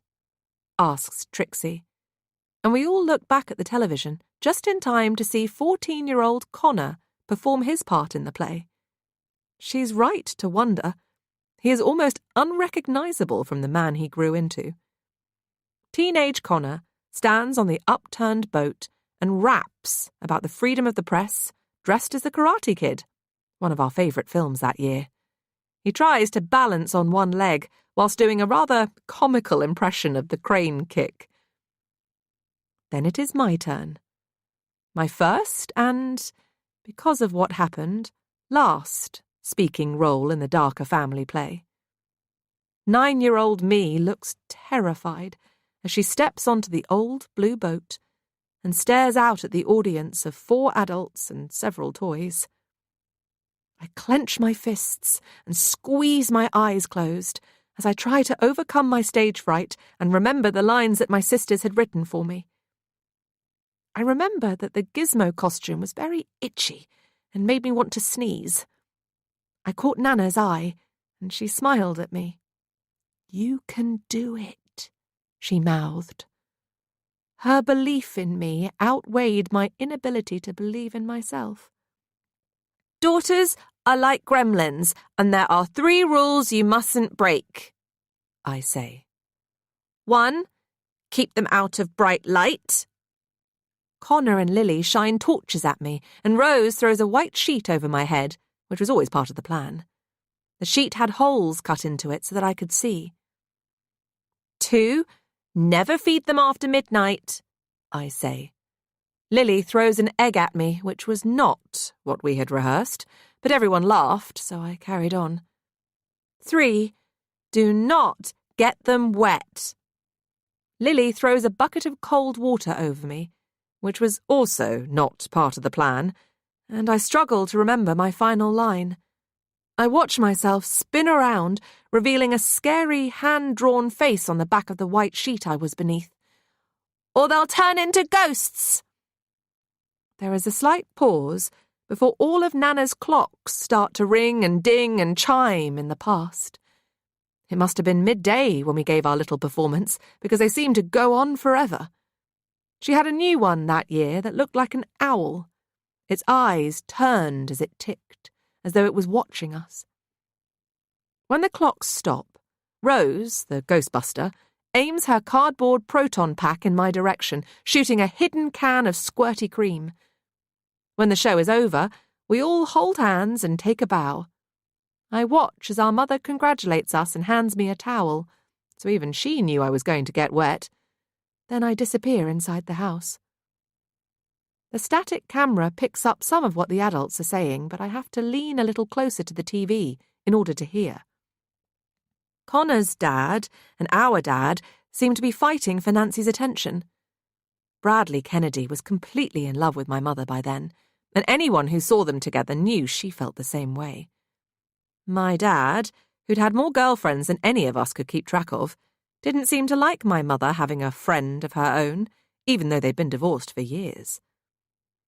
"I have to leave first thing. My orchestra is playing in Paris next week," Dad boasted. "That sounds wonderful," Mr. Kennedy replied, sounding genuinely pleased that my dad was leaving. "Bradley has written a book about grief and gardening," Nancy said to my dad, as though it was some sort of competition. Dad shrugged. "Sounds delightful." "I think so. Nana is going to put him in touch with her agent," my mother replied. "I've read it, and the writing is beautiful. The book deserves to get noticed," she added, beaming with pride as though she had written it herself. But the smiles didn't last for long. There is a scream from inside Seaglass on the TV, which makes everyone here, then and now, jump. The scream belonged to Lily. She had just found me lying on the floor at the bottom of the stairs, still dressed as Gizmo the Gremlin. And I wasn't breathing. Chapter 28 31st of October, 2:55 a.m. Less than 4 hours until low tide. My mother said that it was nobody's fault that my heart stopped that day. But I think being so scared on that stage might have had something to do with it. I have never liked people looking at me, which I think is because of all the doctors who stared at me when I was a child. They would look at my face, then stare down at the scar on my chest, then shake their heads and frown their frowns and look very disappointed indeed. When people stared at me, it was almost always for the wrong reasons, which was why I would rather they didn't look at me at all.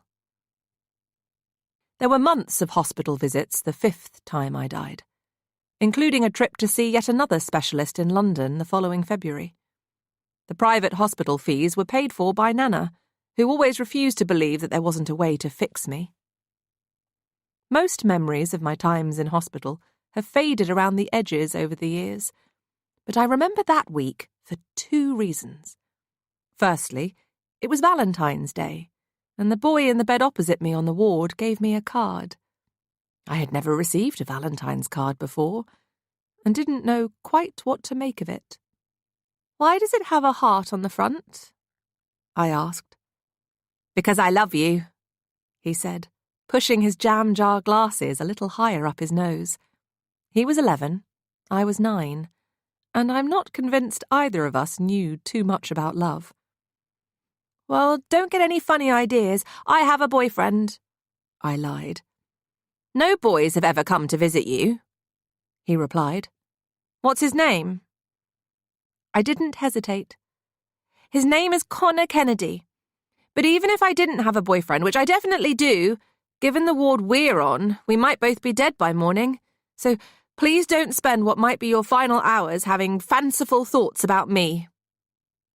From the boy's expression, I thought maybe I shouldn't have said what I said. But his freckled face soon recovered from the shock of my words, and he smiled, revealing shiny silver braces. "God will watch over us, and I'm sure we'll both still be here for breakfast." I've never been religious. Nobody in my family is. Nancy said that she believed in God until the day she found out I was broken. They had a bit of a falling out after that, which resulted in her not speaking to God for several years, so, in some ways, her relationship with God wasn't unlike her relationship with my father. I suppose the doctors were like gods to me. It was up to them whether I stayed alive. They always seemed to find a way to fix me, so maybe I should have been more optimistic about living long enough to endure another hospital meal. But I wasn't. Optimistic, that is. It's something I've always struggled to be.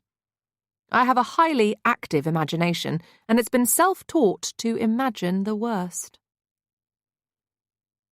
The boy was still staring at me with a dreamy expression on his face, holding the homemade Valentine's card. I didn't much like the look of him. Or it. "Why do you think you love me? You don't even know me," I said. "Yes, I do. I've read all the Daisy Darker books," he replied with a grin. It was my first taste of fame, and I didn't like the flavour. Just because someone has read a book with my name on the front, it doesn't mean that they know who I am. I put the card on the little table, said that I needed to sleep, and asked the nurse to pull the flimsy curtain around my hospital bed. Then I tried to pretend that the boy and the rest of the ward weren't really there. I didn't like sleeping in a room full of 6 strangers. I don't suppose anyone does. I stared at that Valentine's card, wondering why the red heart on the front looked absolutely nothing like the heart inside my chest. I had seen enough posters on enough doctor's office walls to know it was a very poor likeness. And I wondered how and why this rather ugly internal organ had become the universal symbol for love. Over the next few days, I asked all of the doctors, who were supposed to be clever, and all of the nurses, who seemed even cleverer than the doctors to me, but nobody seemed able to answer my question. When Nana came to visit, I asked her because Nana knew everything. "You're far too young to start worrying about love. I suggest you concentrate on getting better," she said, pulling the curtain around my hospital bed before perching on the side of it. She was wearing a purple coat with a matching purple hat and gloves, and I could tell from her rosy cheeks that it must have been cold outside. "Here," she whispered, opening up her huge pink and purple patchwork bag. "I brought you a snack." The red and white tablecloth made another appearance. She laid it across the bed between us, then produced 2 parcels of takeaway cod and chips wrapped in newspaper. She set the makeshift table with wooden cutlery, sachets of salt and vinegar, and a pot of mushy peas mixed with green jelly tots. The memory still makes me smile. "Why do you let your sisters treat you the way they do?" Nana said, dipping a chip in ketchup. What do you mean? I asked. You need to stand up for yourself, or life will always knock you down. I thought she might be right about that. Nana was almost always right about everything. So I decided things would be different with my sisters from that day on. Nana was as wise as an owl. She even had a new owl-shaped clock to prove it. So I asked her the question again. Do you know why the heart is a symbol of love? Well, that is an interesting question and therefore deserves an interesting answer, Nana said. The ancient Egyptians thought that the human heart epitomized life. The Greeks believed that it controlled our thoughts and emotions. And the Romans declared that Venus, the goddess of love, set hearts on fire with Cupid's help. The Romans also believed that there was a vein connecting the fourth finger on the left hand directly to the heart. There isn't, but that's why people traditionally wear wedding rings on that finger, even today. In the Middle Ages, Christians agreed that the human heart had something to do with love, and hundreds of years later, the familiar red shape still appears on greeting cards, playing cards, even T-shirts. The heart symbol became a verb in the 1970s with I Heart New York. Does that answer your question? I think so. How do you know the answers to everything? I asked. She laughed. I don't. Nobody does. But if I do know more than most, it's because I read. Books will teach you anything you want to know, and they tend to be more honest than people. We finished our fish and chips as the sun was setting outside. Then we read Alice's Adventures in Wonderland together, which has always been one of my most favourite books. Speaking of love, Nana said, I hope you know how much I love you. I grinned. How much? She looked out of the hospital window and pointed at the full moon. I love you from here to the moon and back. I love you from here to the moon and back twice, I replied. It was her turn to smile now. I love you from here to the moon and back 3 times and once for luck. Later that night, when I was alone again and tucked into my hospital bed, I started to wonder if my heart being broken meant that I could never truly love someone. The human heart beats 80 times a minute, 100,000 times a day, and about 35 million times a year. In an average lifetime, a heart will beat 2.5 billion times. Maybe it had something to do with endurance, something which hearts and love have in common. The second reason I remember that particular hospital stay so well was because my mother cried the next day when she came to visit. It was something she rarely did, the crying part, I mean. And as I watched her talking to a doctor on the other side of a window on my hospital ward, I wished I could lip read. She never told me what that doctor said, or why it upset her so much. We all hear the sound of the lounge door creaking open, and I spin around. Rose looks as startled as we do as she lets go of the handle, the key still in her hand. I just need to pop to the loo, she says, as we continue to stare at her. You're going to go out there again? Alone? Lily asks. Yes, or do I need a hall pass? You told Trixie off for being scared to go to the bathroom earlier. I'm a lot older, and I have a gun.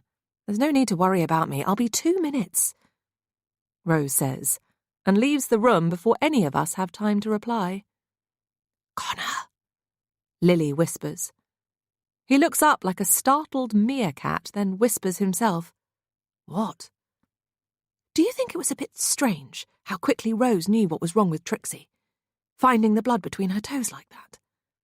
She was missing a sock. I know, but still. When was there blood between my toes? Asks Trixie. And who was that man in the audience on the lawn in the home movie? She has a habit of asking too many questions, sometimes not waiting for the answer to one before asking another. "That was Connor's dad," Lily says. "That's weird," Trixie mumbles. "I thought I recognised him. Also, on the video, Nancy said something about his work getting noticed. And the Scrabble letters on the tape's cover said, 'Notice me.'" "She's right about that," I say, and Lily stares at her daughter as though she is a child genius. "Why was Connor's dad at Seaglass?" Trixie asks next. Lily shrugs. "Because he became friends with Nancy." "Are they still friends now?" "No," Connor says, without further explanation. Rose returns, slots the key in the door and locks us all inside the room once more. She sits down on the sofa, a little too close to Connor again for my liking. None of us say a word, but she was gone longer than a couple of minutes. "Shall we finish the tape?" she asks, aiming the remote at the TV and pressing play without waiting for any of us to reply. "What's happening? "Is it broken?" Trixie says, staring at the screen. She's too young to remember what it looks like when someone tapes over an old recording on VHS. The picture looks stretched and distorted while one image replaces another, as though wiping away the memory of what was there before. We all stare at the screen now, but Connor is the first to say anything about what we see. "Oh my God, that is terrifying." Chapter 29. Seaglass, 1985. "What happened to your hair, Mum?" asks Trixie. It's a good question, and terrifying is the only word to describe Lily's 1980s hairstyle on the TV screen. To be fair, I'm sure everyone has at least one haircut from the past that comes back to haunt them. I'm guessing it must have been 1985. It's the same tape, but what we're seeing now would have been filmed a year or so after the family play on the lawn. Lily has very short, big hair in this home movie, and it doesn't suit her. But it definitely got her noticed. "I had a bad haircut," is all she says to Trixie. "There's a tape in the camcorder already," says the younger version of herself on the TV, like a whining echo from the past. The seesaw of power constantly changed between my sisters and me as we grew older, but even on the rare occasions when it was my turn at the top, Lily still seemed to look down on me. Rose blossomed as a teenager, in looks and personality, and became a kinder version of the person she had been before. It's her 15-year-old smile that we all see next. She has taken the camera from Lily and turned it to face herself before speaking. "This is Rose Darker reporting for Crazy Town News." The sight of her looking so happy shocks me. Her beauty has never faded, but her happiness diminished over the years, and it's rare to see her smile. "I'm joined now by Mr. Connor Kennedy," she says in a deep voice, imitating a newsreader. The camera swings around to show Connor, clearly going through his Michael J. Fox look-alike phase. I think Back to the Future must have come out that year because he's dressed like Marty McFly. I remember him becoming slightly obsessed with the scientific theories about time travel and writing about the space-time continuum for his school newspaper every week until the teachers begged him to stop. "Tell me, Connor Kennedy, why are you celebrating Lily's birthday with the Darker family this year? And has it been fun so far?" "Because I was invited and thought it would be an interesting social experiment to witness, as always." "Was it interesting because my little sister, Daisy Darker, somehow won a game of Trivial Pursuit this afternoon, even though she's never been to school?" The camera turns to where childhood me is sitting, on the other side of Connor. I watch myself stick my tongue out at Rose, but then I smile, in both the past and the present. I look happy in 1985. We all do. I was almost 10, and had become even more of a bookworm by then. I liked teaching myself about things other people didn't seem to know. I remember wanting to vanish, and books helped me to escape. I longed to disappear inside a dream of the world that was less cold and lonely than the life I lived in. I read more and more, hiding inside my room and my books for hours. Mostly murder mysteries, while dreaming of one day writing my own. Or, are you really here as a secret detective? Rose asks Connor, trying to solve the mystery of what will forever be known as Hairgate. That's enough, Rose, says my mother. In this home movie, we are all sitting in the music room on our individually painted chairs from the kitchen, waiting for someone to play the piano. We might not have been able to perform family plays on the lawn anymore, in case my problematic heart couldn't take it, but there was never going to be a way to stop Lily wanting to show off. She craved attention like oxygen, and because it was her birthday, we all had to watch and listen. Belinda Carlyle was her firm favourite that year. I'd been forced to hear Heaven is a Place on Earth so often, I'm surprised she didn't wear out the cassette tape. Teenage Rose continued her family news report. I'm now joined by Nancy Darker, a.k.a. my mother, but she doesn't like to be called that because it makes her feel old. Nobody knows how old my mother really is, but scientists say she was probably born in the Dark Ages. Any words of wisdom for the next generation, Mrs. Darker? Yes, make sure you film Lily or I'll never hear the end of it. You've caused quite enough trouble for one day, said Nancy, before smiling for the camera. She was sitting next to Connor's dad, and the shot zooms in on them holding hands, then returns to the front of the room. My dad appeared then, walking out through the door that connects the music room to the kitchen. He sat down at the piano as though he had just stepped onto a stage. My father seemed to make more of an effort to attend family birthdays and come home for the holidays after my mother started dating other men. Lily walked through the door next.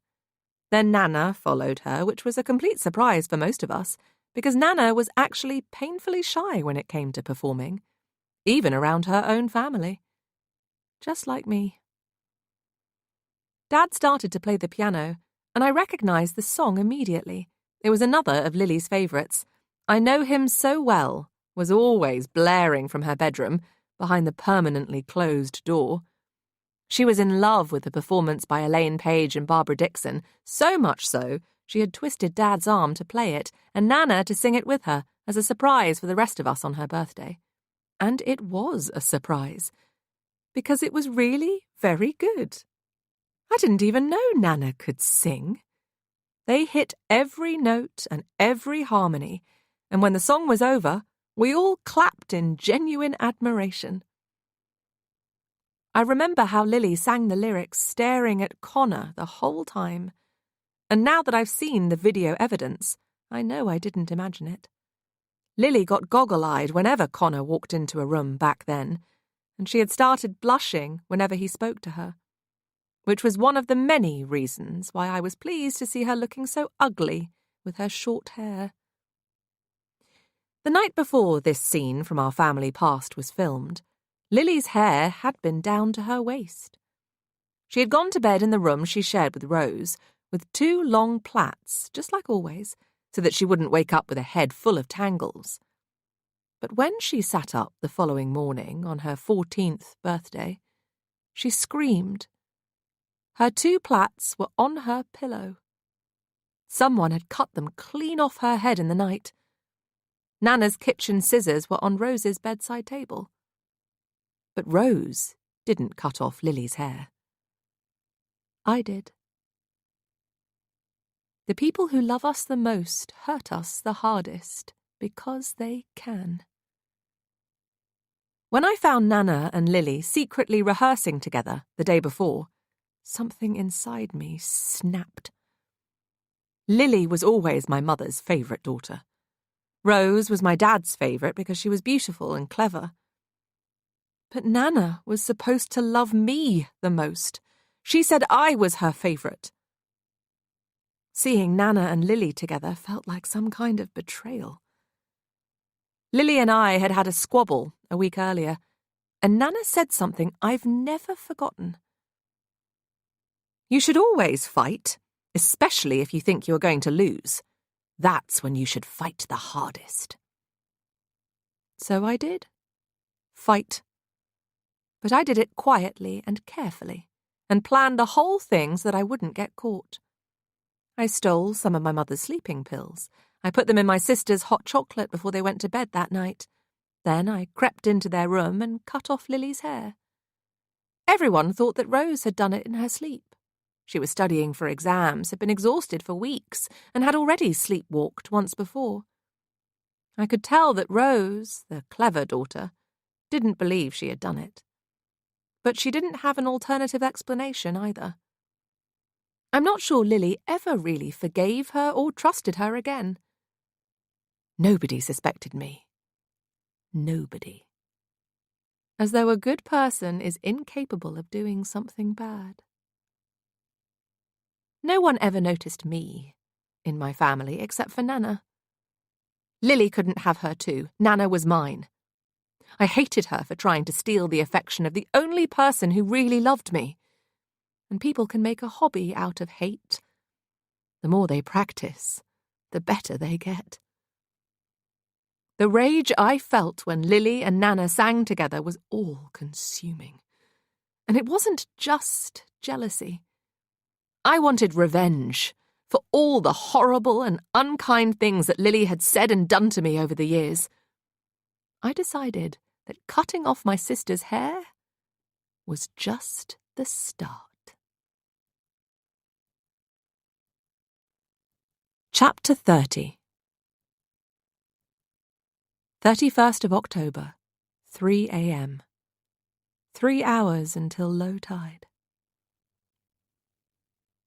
The tape comes to an abrupt end and ejects itself. Then the 80 clocks out in the hall inform us that it is 3 a.m. We all wait for the noise to stop. I don't think we learned anything at all from watching that nonsense, says Lily when it is quiet again. Maybe not, says Rose, putting down the remote. I stare at it and can't help wondering if she stopped the tape just now, and whether there might have been more to see. But this will be the first hour that someone didn't go missing. So I think we did the right thing by staying together in one room. What do you mean? Asks Lily. Well, Nana was... She looks at Trixie and censors herself. Found at midnight. Dad at 1 a.m. We found Trixie at 2. You can all stop pretending I'm not a child, says Trixie, though in pink pyjamas and with her mess of curls she does look like one. I've guessed that I didn't just faint and that something happened to me too. We didn't want you to be scared, says Lily. Why not? It's obvious you all are, Trixie replies, staring at her mother. If Rose is right, and someone planned to do something to one of us, on the hour, every hour, then we're due another incident, says Connor. Well, I make it 3:03, so maybe we're safe now, says Lily. Maybe, Rose replies, sounding uncertain. She stares at Poppins, who is lying upside down, stretched out in front of the fire. It's one of the old dog's favourite spots in the house. Poppins hasn't moved or made a sound for quite some time. We exchange looks, and then Rose speaks in that special voice she only uses for animals. Poppins? The dog doesn't move. Poppins! Rose tries again. Nothing. Wakey, wakey, Poppins, says Trixie. Rose turns a whiter shade of pale when there is still no response. Poppins, she tries one last time. Do you want din-dins? The dog goes from upside down to up on all fours and wagging her tail in seconds, and we breathe a communal sigh of relief. "Oh, thank God," says Rose. "It's less than 3 hours until low tide now. We just have to stay calm. Then we can all get out of here. Together." Connor starts checking that the doors and windows are locked again. It's Lily's turn to pace up and down the room, and Rose sits in Nana's purple armchair, quietly playing with the ring on her right hand. It's made of 3 interlocking bands of bronze, silver and gold, and was a gift from Nana on Rose's 16th birthday. It's something that I've always been jealous of, like so many of the things my sisters had that I didn't. I remember that birthday and that year very well. It was 1986. Nana and Nancy were both wearing aprons, which was a recipe for disaster, seeing as Nana didn't like anyone else in the kitchen when she was cooking. But Nancy insisted on helping with her daughter's 16th birthday cake. Lily, the lover of all things sweet, marched into the room where I had been sitting quietly and stuck her hand into the bowl of chocolate icing before licking her finger clean.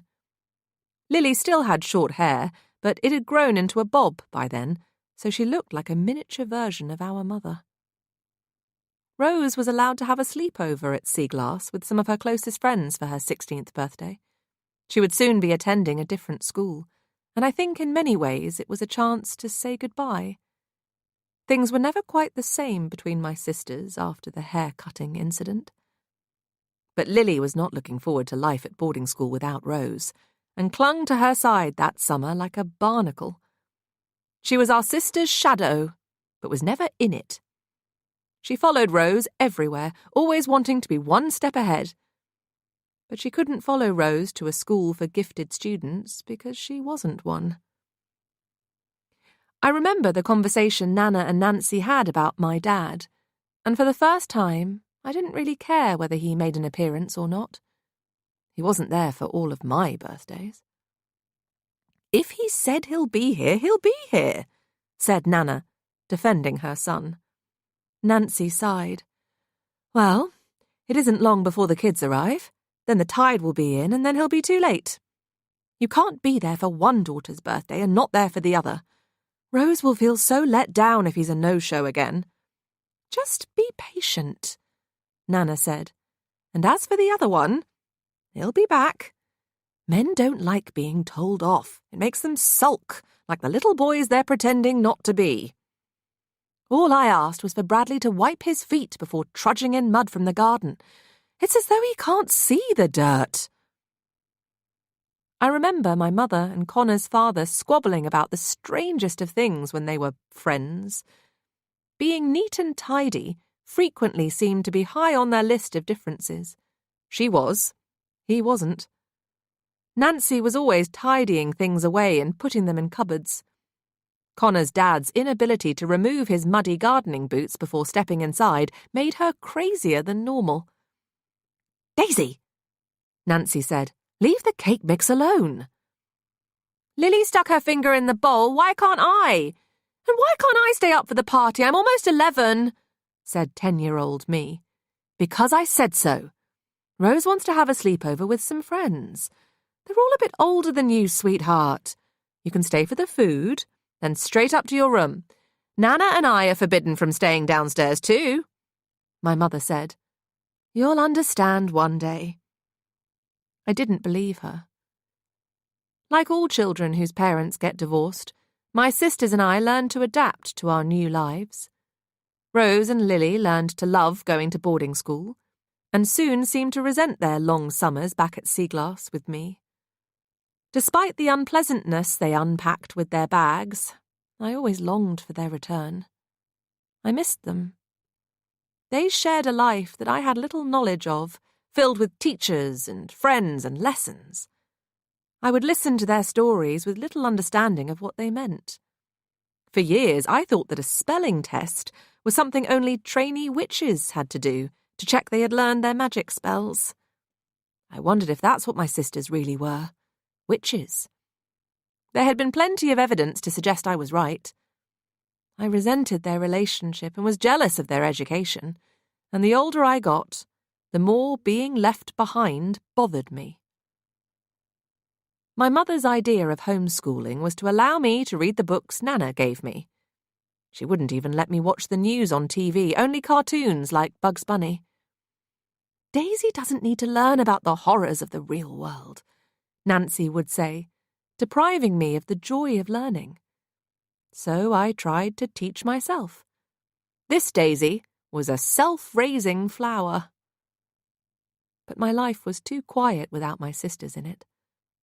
I was almost always alone, with nothing but novels and an overactive imagination for company.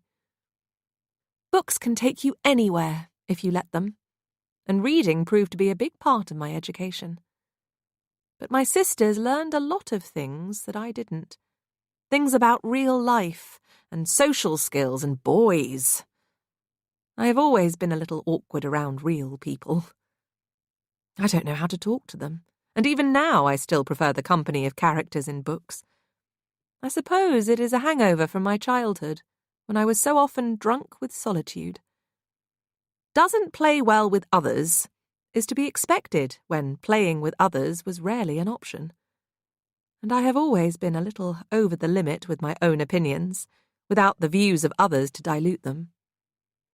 "Can I watch Labyrinth again?" I asked Nancy, when she tried to shoo me out of the kitchen for the 10th time. It was my favourite film that year, and Connor had managed to get me a bootlegged copy. But my sisters only wanted to watch Top Gun and drool over Tom Cruise, so I had to watch it on my own. "Yes, but not tonight, because the only TV is downstairs, as you well know. Go on, skedaddle," she said, wearing her enormous shoulder pads. A very strange invention, then and now. She started blowing up a blue balloon and left the room. "Don't waste your life being sad about things you can't change," Nana said when my mother was gone. "I'm just sick of being such a loser," I replied. Lily had started calling me that name on a regular basis, and always made an L shape on her forehead when she did. She called me a loser so often I had started to believe that I was one. "Rose will go off to university one day. Connor will probably be a brilliant journalist. And I want that to happen for him. He's so talented. He deserves it. Don't spend all of your ambition on other people's dreams," said Nana. "Why not? What kind of future do I have to look forward to? I'm a nobody." She smiled and shook her head. "The only nobodies in this world are the people who pretend to be somebody.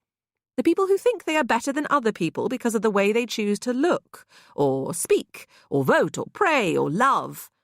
People are not the same but different. They are different but the same." I was too young to understand what she meant at the time, but I think I do now.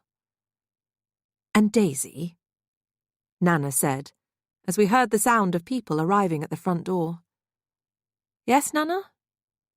"Best to leave the scissors in the drawer this family birthday." She knew. Nana knew that it was me who cut off Lily's hair, but she had never said anything about it before. I've no idea what my face did. I've never had much control over the expressions it pulls, but the rest of me froze. Nana smiled. "I'll always keep your secrets, my darling girl, and you'll always be my favourite. You just have to prove all those doctors wrong for me. As for your sisters, Albert Einstein once said that weak people revenge, strong people forgive, and intelligent people ignore.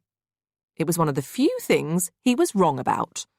Success is the best revenge. Try to remember that."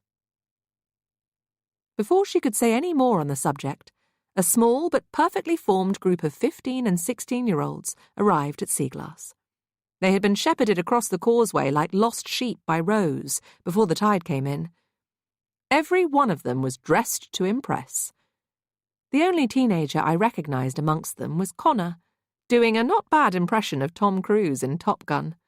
He wore aviator sunglasses indoors, even when it got dark, so was constantly bumping into things and people, but he thought he looked cool. I was allowed to stay downstairs until Rose blew out the 16 candles on her birthday cake. Nancy, with a lot of help from Nana, had created a magic-looking Malteser cake, which looked like the bag of chocolates was hovering in mid-air. The number 16 was spelled in chocolate balls, too. It really was very impressive.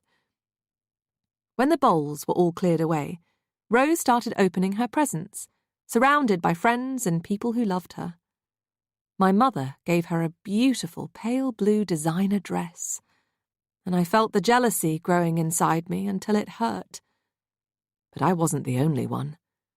Lily looked at that dress as though it should have been hers, which might be why Rose immediately put it away in her wardrobe upstairs. When Rose opened Nana's present, the bronze, silver and gold ring that Rose still wears today, I remember how hard it was not to cry. The ring was so beautiful, just like my sister. I wished it was mine. "Time for bed now, Daisy," my mother said in front of everyone, and I hated her a little bit. I didn't feel like a child, even though I was one, and I didn't like the way she spoke to me in front of everyone else. I was old enough by then to notice that my mother always wanted to hide me away from the world, as though I was something to be ashamed of. At least, that's how it felt. 10-year-old me did go upstairs, but I didn't go to bed as instructed. Instead, I sneaked into my sister's bedroom, while everyone else was having too much fun downstairs to realise. I opened their wardrobe and found the pale blue dress my mother had given Rose for her birthday. The tags were still attached. I didn't care that it didn't belong to me, or that it was several sizes too big. I was sick of wearing hand-me-downs that were years old and faded from being washed too many times. I put the dress on and admired my own reflection. Disappointed by what I saw, I borrowed one of Lily's bras, stuffed it with socks, and pulled the dress over my head again. I looked better, even if one fake boob was bigger and higher than the other. Next, I stole a pair of shoes, kitten heels that were too big and impossible to walk in, but that didn't bother me. I never knew my shoe size as a child because I always just wore the shoes Rose and Lily had grown out of. I borrowed some of my sister's makeup. Applying it wasn't something I was good at, having never been shown, but I'd give myself an A for effort. Then I backcombed my hair. I'm still not sure why anyone ever thought this looked good, but in 1986, big hair was cool.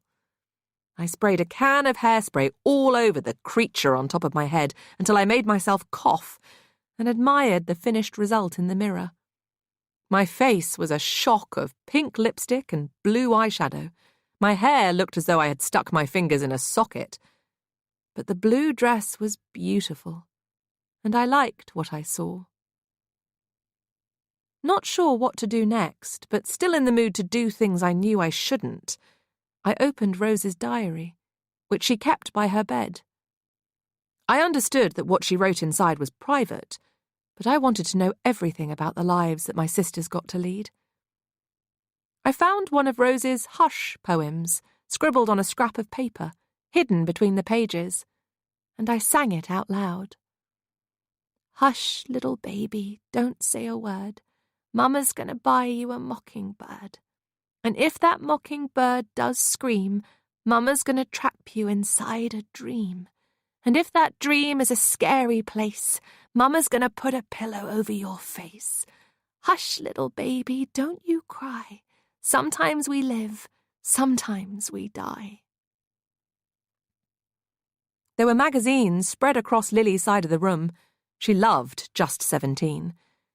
And there were a pair of scissors on top of an open page, where she had been cutting out the faces of her favourite boy bands and sticking them to the wall. Lily was obsessed with boys by then, and to be fair, they were fairly obsessed with her in return. I could hear my sisters and their friends playing a game downstairs in the hall, so crept out onto the stairs so that I could listen. The game involved striped drinking straws, the kind Nana normally used for homemade lemonade. The rules of the game seemed hard to follow, but the boys picked blue and white straws, the girls picked red and white ones, and the boy and girl with the shortest straws were locked in the cupboard under the stairs for 1 minute. The cupboard with no light. And mice. And spiders. But spiders aren't the only ones to spin webs to catch their victims. I peered down at them all through the banister, and it didn't look like a fun game to me. When Rose and Connor chose the short straws and were locked inside, Lily looked very upset. The group of 10 or so teenagers were all counting down the seconds and giggling, and I couldn't resist slowly creeping down the stairs to get a closer look. When the clocks in the hallway all struck midnight, the kids all screamed. Lily unlocked the cupboard. But Rose and Connor didn't come out. They were too busy kissing. "Look, it's the real Daisy Darker," said a boy I'd seen staring at me earlier. He looked like he ate too many chocolate bars. Nobody else noticed me at all. They were too busy staring at Rose and Connor. I guess I'm one of those people who other people just don't see. Lily was crying in the corner of the hallway for some reason. The mascara she had been wearing had leaked down her cheeks in a series of inky tears.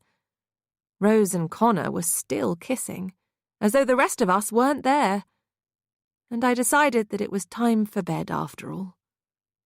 I ran up the stairs and back into my sister's bedroom, pulling off the blue designer dress. I could still hear all the clocks striking midnight down in the hall, and they sounded louder than normal. That's when I noticed the scissors on top of Lily's pile of magazines again. I didn't really think about it. Didn't hesitate. I shredded that blue dress so that Rose would never, ever get to wear it. Then I put the thin strands of silky blue material in her bed, hiding them beneath her pillow. I put the scissors on Lily's bedside table and left everything else exactly as I found it. Lily got the blame, and a silent war started between my sisters. Everyone thought it was an act of revenge. They were right about that part. Chapter 31. 31st of October, 3:15 a.m. Less than 3 hours until low tide. Back in the present, I think I'm the first to hear a noise spoiling what should be silence. It's the sound of ringing in the distance, like an old-fashioned alarm clock. "Can anyone else hear that?" I whisper. "What is that?" Lily asks. "I don't hear anything," says Connor. "I can hear it," Trixie says. "So can I." "Shh, listen," says Rose. We all strain to hear the sound coming from somewhere outside the lounge, possibly outside the house. Nobody has left the room since Rose went to the bathroom. "I'll go," she says. The gun in Rose's hand is a surreal sight to see. Connor shakes his head and picks up the torch. "No, we'll all go. We should stay together," he says. Without another word, we all leave the room, except for Poppins, who is fast asleep again by the fire. Connor and I lead the way, with the rest following close behind, so close that Rose nearly walks right into me. Lily is holding Trixie's hand. I doubt she'll let her out of her sight again after what happened earlier. We follow the sound of ringing to the kitchen. The back door is open, letting in the rain. The door bangs loudly, and the gust of wind that is battering it blows a swirl of dead leaves inside. One by one, we all look up at the chalk poem on the wall and see that, once again, some lines have been struck out. Daisy Darker's Nana was the oldest but least wise. The woman's will made them all feel ill, which was why she had to die. Daisy Darker's father lived life dancing to his own tune. His self-centered ways and the pianos he played danced him to his doom. Daisy Darker's mother was an actress with the coldest heart. She didn't love all her children and deserved to lose her part. Daisy Darker's niece was a precocious little child. Like all abandoned ducklings, she would not fare well in the wild. The wind outside howls like a choir of ghosts. Why is my name crossed out? Trixie asks in a small voice. Nancy has been crossed out too, Lily whispers. Rose tries to reassure them both. It might not mean anything. Of course it means something, Lily snaps. And I think we all know what that might be. We should have looked for Nancy. We should have done something. Oh, my God, Lily says, staring at Rose and taking a step away from our sister. It was you. You're the only one who left that room, and now more of the poem has been crossed out. You were always making up weird rhymes when we were children. It was you. All of it. You injected Trixie and then pretended to fix her. How could you? Why would you? Injected me with what? Whispers Trixie. It wasn't me, says Rose. Where is Nancy? Lily shouts. I don't know. I don't believe you. You were the one who said we shouldn't look for her, and now I know why. Lily steps in front of her daughter, who looks terrified. Rose takes a step towards them, and we all stare at the gun in her hand. Stay away from my child, says Lily.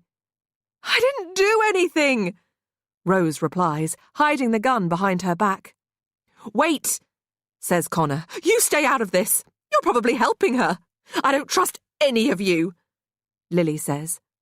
This isn't the time to start turning on one another, Connor replies gently. Why not? Lily snaps. He holds his hands up in surrender. Because look at the footprints. We all stare down at the floor then and see what he is talking about. There are muddy footprints leading to and from the back door. It reminds me of all the times Connor's dad forgot to take off his gardening boots when he came to visit. The dirt Bradley Kennedy dragged inside drove my mother mad. I look at Rose's feet and the small, pristine white trainers she is wearing. Only a pair of large, muddy boots could have made this mess. The sound of an alarm keeps ringing in the distance, and the open kitchen door that leads to the garden bangs on its hinges again, battered by the wind. We all watch in silence as Connor starts walking towards it. Please don't go out there, I say. He hesitates, but then steps outside into the rain, turning on the torch. He picked it up when we were all still in the lounge, even though the power is back on now. Almost as though he knew he might have to go out in the dark. My sisters and I watch from the doorway as Connor walks out onto the patio, slowly shining the torch around the garden. The beam is too faint to light up the sea crashing on the rocks beyond the wall, only illuminating a metre or so ahead. The rain is light but persistent now, as though the sky is spitting in Connor's face. But he moves through the gloom until the torchlight stops on the bench in the distance. It's where my mother always liked to sit and admire her flowers, beneath the magnolia tree she planted here with Connor's dad. The tree that Nana thought was a symbol of hope always looks a little bit dead in winter. The old magnolia is the only tree on our tiny tidal island, and has grown quite big over the last 20 years.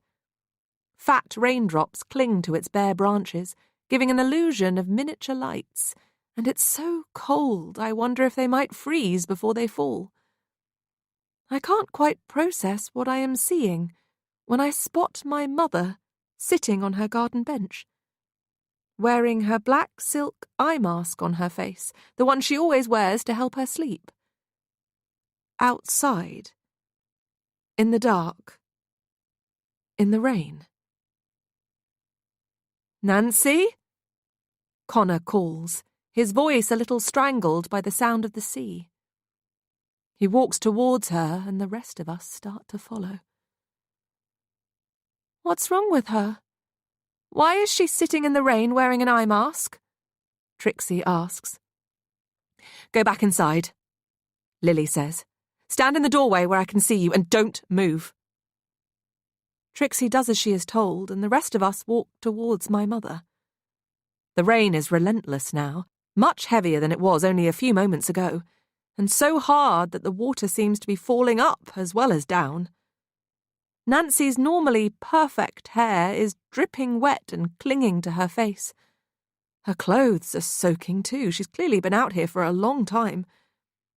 The rain must have smudged the thick black eyeliner and mascara she always wears. It looks as if she has been crying black tears behind her mask.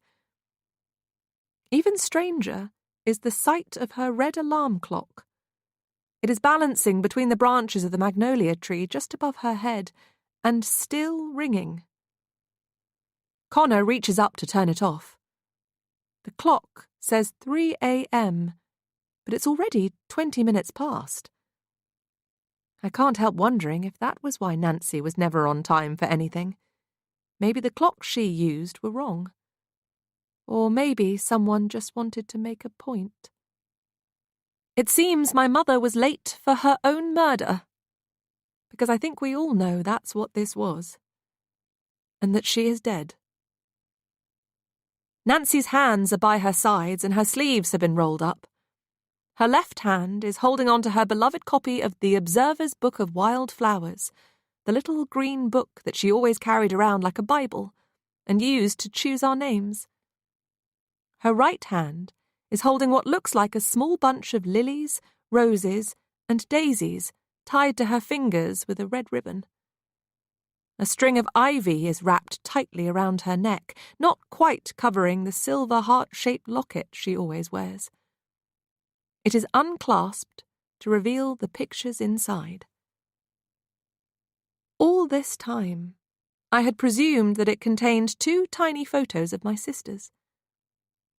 But now that it is open, I can only see a tiny black and white picture of myself as a child on one side, and a pressed daisy on the other. Rose slides her gun into her jacket pocket. I find myself replaying Lily's words in the kitchen when she accused Rose of having something to do with all of this, and for a moment I do wonder, as my eldest sister once again takes charge of a situation most people would be overwhelmed by. She leans over Nancy on the bench as though she were a stranger, not our mother, and I can't help noticing that the gun is within my reach. I could take it. Not that I'd know what to do with it. I've never even held a gun before. She's dead, Rose confirms, having checked for a pulse. Lily starts to wail, staring up at the night sky. It is a level of grief and despair that none of us have seen her display before, and nobody knows what to say as a mix of tears and rainwater stream down her face. The sound of ticking is still so loud it makes me think of a cartoon bomb. Connor is holding the red alarm clock that was in the tree, and as he shines the torch on its face, we can all see that something has been written on it. There is always time for truth. What does that mean? I ask. I don't understand what is happening here tonight. Who is doing this and why? Says Lily. I don't know, Rose replies. But I think this confirms it. Confirms what? Someone else did this. It couldn't have been any of us. There is someone else here at Seaglass, and they're killing us one by one. Nancy. Daisy Darker's mother was an actress with the coldest heart. She didn't love all her children, and deserved to lose her part. An unexpected pregnancy resulted in marriage and 3 girls, but instead of loving her family, Nancy longed to see the world. She had wanted to be an actress, but life cast her as a mum instead. Her leading role took its toll and made her want to stay in bed. Her favourite daughter was pretty, and the eldest one was smart. But the youngest child was always a burden, having been born with a broken heart. Nancy blamed herself for this tragedy, though no one understood why. Her guilt made her lonely, bitter and sad, but she was still unable to cry. When the time came, no one knew who to blame when she was poisoned by her own flowers. By the time she was found, in the rain-soaked grounds, Mrs. Darker had been dead for hours. Chapter 32. Sea Glass, 1987. We are getting soaked by the relentless rain as we stand and stare down at my dead mother. And the weather reminds me of the last terrible storm at Sea Glass, almost 20 years ago. Nana was planning a big launch for her 10th book at her favourite bookshop. We were all invited, but my father was very busy, as usual, and said he might not be able to be there. So when the telephone rang, we all presumed it was him, calling to apologise from whatever corner of the world he was in with his orchestra. But it was a call from the hospital instead, and not about me for a change. My parents were long divorced, but Nancy was still registered as my dad's next of kin, and he'd been in an accident. Most people in the UK can remember the Great Storm of 1987. We've all laughed about the BBC weatherman, Michael Fish, who got the forecast so spectacularly wrong and never lived it down. There's a fantastic clip of what he said that day. Apparently, a lady rang the BBC and said she heard that there was a hurricane on the way. Well, don't worry, if you're watching, there isn't. But he was wrong. There was. That October, a hurricane devastated huge parts of the country, and Sea Glass nearly disappeared beneath the waves for good. Dad had been on the way to join us to celebrate Nana's latest children's book when his car was hit by a falling tree. His visit was meant to be a surprise, but the storm had a bigger one in store. "I'll be there as soon as I can," Nancy said when the hospital called. Love always trumps hate when you fear you might lose someone for good. She and Nana left immediately, the book launch was cancelled, and Mr. Kennedy came to look after me and my sisters for the night, along with Connor. One night turned into several. Mr. Kennedy soon ran out of things to do with a house full of children, even though one of them was his own, so when the weather allowed, he encouraged us to spend as much time as possible outside. He taught us about the flowers and plants he and my mother had introduced to Sea Glass. The magnolia tree wasn't much taller than him back then, but our interest and concentration soon started to fade. "Gardening is boring," declared Lily, who never liked Connor's dad. She called him the narrow man because he was tall and had grown thin. In some ways, I agreed with her assessment. He did look as though life had squeezed him into wearing only narrow thoughts, jumpers and jeans, almost all of which had pockets and holes in. His words were coated in cynicism, even the kind ones, so I could sort of understand why Lily wanted to stay inside and play on her computer. "Gardening isn't boring," said Mr. Kennedy, with a strange smile. "One day, you might regret spending your life staring at a screen instead of seeing the real world."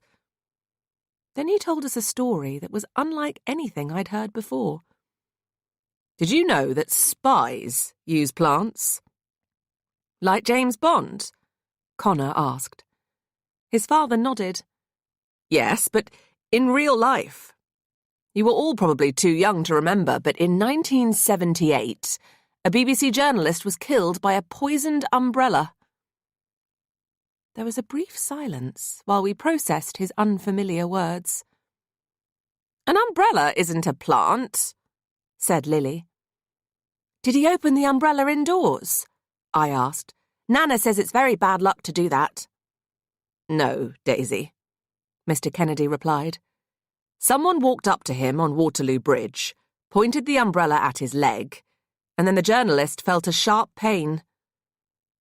"Why did someone want to hurt him?" asked Rose. "Because he defected to the West." "What does defected mean?" Lily asked. "Cornwall is in the West," I started to say. Mr. Kennedy shook his head. "It means that he decided to change sides." "Like when people get divorced?" I asked. "Yes, I suppose defecting is a bit like divorce, but even more deadly." The journalist became very ill very quickly. He was taken to hospital, but he died. The point of this story is what was on the tip of that umbrella. We all stared at him, feeling a little clueless, but then Rose's hand shot up as though she were in class. "Poison!" Yes, but where did the poison come from? None of us knew the answer to that one. The poison on the tip of that umbrella was called ricin, and it came from the seeds of a castor bean plant. The castor bean plant isn't a rare species, or terribly difficult to grow or find. In fact, it can sometimes be found in gardens, just like this one. Mr. Kennedy pointed at the red and green plant in my mother's garden, and there was a collective and rather dramatic intake of breath. "So I hope we can all agree that gardening is not boring," he said, looking at Lily. "Plants can be the perfect partners in crime. Do you know why?" We all shook our heads again. "Because they'll never grass. Get it?" His dad jokes were even worse than our father's. "Don't forget to wipe your feet and take your shoes off before going inside the house. You know how much your mother hates muddy footprints." Later, when we were all back indoors, Mr. Kennedy made himself busy in the kitchen, trying to cook us some sort of dinner. We ate a lot of fish fingers, chips and beans when he was left in charge. As he rummaged about in Nana's freezer, I heard Rose and Connor whispering about him. "My dad is really upset about your dad," Connor said. "We're all upset. The doctor Nancy spoke to today said it was serious. Apparently Dad's car is a write-off, and he's lucky to be alive." "My dad isn't upset about your dad being in hospital. He's upset that Nancy rushed to be by his bedside. They're divorced. They basically defected from each other years ago. She's supposed to be with my dad now." "I don't think it works like that," Rose said. "When you love someone, you can't just turn it off. There isn't a switch. Even if you hate someone that you once loved, there is still a little bit of love there. Love is like the soil that hate needs in order to grow. I think it's rare in relationships to have one without the other." 16-year-old Rose was ridiculously mature, but I think she might have been born that way. She and Connor were in a relationship of their own. It was almost as though she wanted him to know that she would always love him, even if she hated him one day. Just like our parents. Lily and I watched as Rose held Connor's hand. I could tell it made Lily feel uncomfortable too. When Nancy returned 2 days later, our dad was with her. He needed to rest, and Seaglass was where he wanted to do it. His head was bandaged and he had a broken arm. He could have gone to his London home, a flat in Notting Hill, just like my mother could have gone to hers, but she chose to look after him, and he chose to let her. My sisters and I were delighted to have him with us for so long. Rose and Lily even put their feud to one side. They decided to cook together one night, a meal for the whole family, and chose to use one of Nana's recipes for spaghetti bolognese. I wasn't allowed to help them at all, for reasons I didn't understand, but I watched from the doorway. When Lily shouted at me for the 10th time to go away, I sulked in the garden. Rose did almost all of the cooking, chopping onions, carrots, garlic and chilli, adding all the herbs to the meat, tomatoes and stock. She grated cheese and, because this was one of Nana's recipes, had a bowl of hundreds and thousands ready to sprinkle on top. All Lily did was open a packet of dried spaghetti and pour some boiling water over it in a saucepan. We sat down in our individually painted chairs when dinner was served, but I didn't take a bite. Instead, I just waited. My mother put a fork full of spaghetti into her mouth and spat it out seconds later. My father swallowed his, but then drank an entire glass of water. Nobody took more than one bite. I'd helped with the meal after all, adding a full jar of hot chili powder and a bottle of hot chili sauce to the spaghetti. Lily blamed Rose and Rose blamed Lily. I think only Nana guessed that it was me. Apart from the occasional sibling-shaped squabble, we were happier than we had ever been before. But not everyone was pleased to see the Darker family reunited. It was the beginning of the end for Nancy and Mr. Kennedy. He was furious about the new living arrangements and didn't hide it well. He stayed away from Seaglass the entire time that my dad was there. Days turned into weeks, and weeks stretched into months. Nancy's garden was neglected. The flowers faded, wilted, and died. But she barely noticed. During that time, while my dad recovered, we were like a real family again. We spent time together playing board games. Cluedo was a firm favourite. Went for walks along the coast and watched old movies. Dad, unable to play his beloved piano, completed lots of jigsaw puzzles with just the one hand. And Nana cooked a lot of her special chicken soup. It was what she made whenever one of us was ill. The secret ingredient was mashed banana, and the soup was always served with homemade crusty bread slathered in Nutella. We were a real happy family for a while, and I thought we might stay that way forever. Christmas in 1987 was very much a darker family affair, and everyone was a little more grateful for what we all had. Not that the sentiment lasted. Gratitude tends to go off quicker than milk in our house. Chapter 33. 31st of October, 3:30 a.m. Less than 3 hours until low tide. "We need to get Nancy inside," says Connor. "We can't leave her out here in the rain." I realise I have drifted back in time again. Life feels a bit like a movie at the moment. Maybe when the present is too painful, it's only natural to disappear inside flashbacks of happier times. It reminds me of something Nana used to say. If you spend your present focusing on your past, you will never change your future. "Why is someone doing this to us?" Lily asks again, and Rose is the only one to answer. "We need to keep it together for just a couple more hours until low tide. You and Trixie are going to be okay. Do you hear me?" Lily looks more vacant than usual. "Lily, do you hear me?" She still doesn't answer. "Do me a favour and go inside. I want you to find your diabetic kit and check your blood sugar. We all need to be well enough to leave when the tide goes out." "Okay," says Lily. She looks like a person who has had their plug pulled out and is surviving on a dwindling battery. "Can you wait a couple of minutes before you bring Nancy indoors? I don't want Trixie to see her like this. She's already seen far more than she should have tonight. I'll get her back into the lounge and keep her there while you do whatever you have to do." Rose nods, and Lily walks towards the doorway, where Trixie is waiting.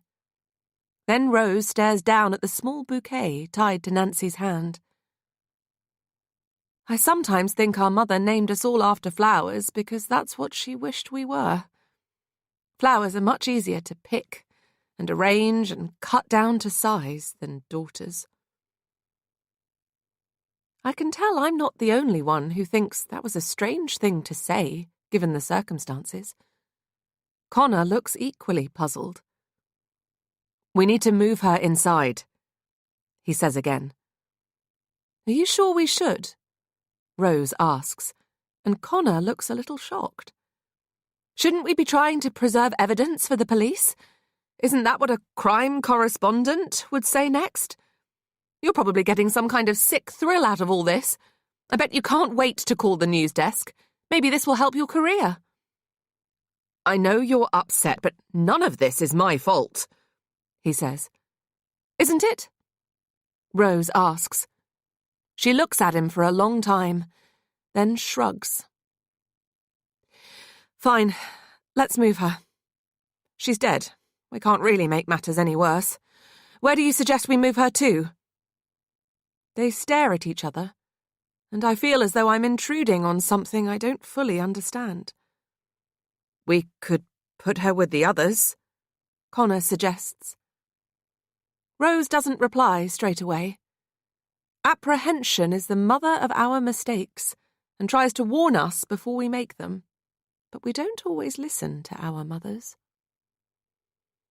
I suppose that makes sense, Rose says eventually, sounding as though she doesn't really believe it. She's quietly crying now.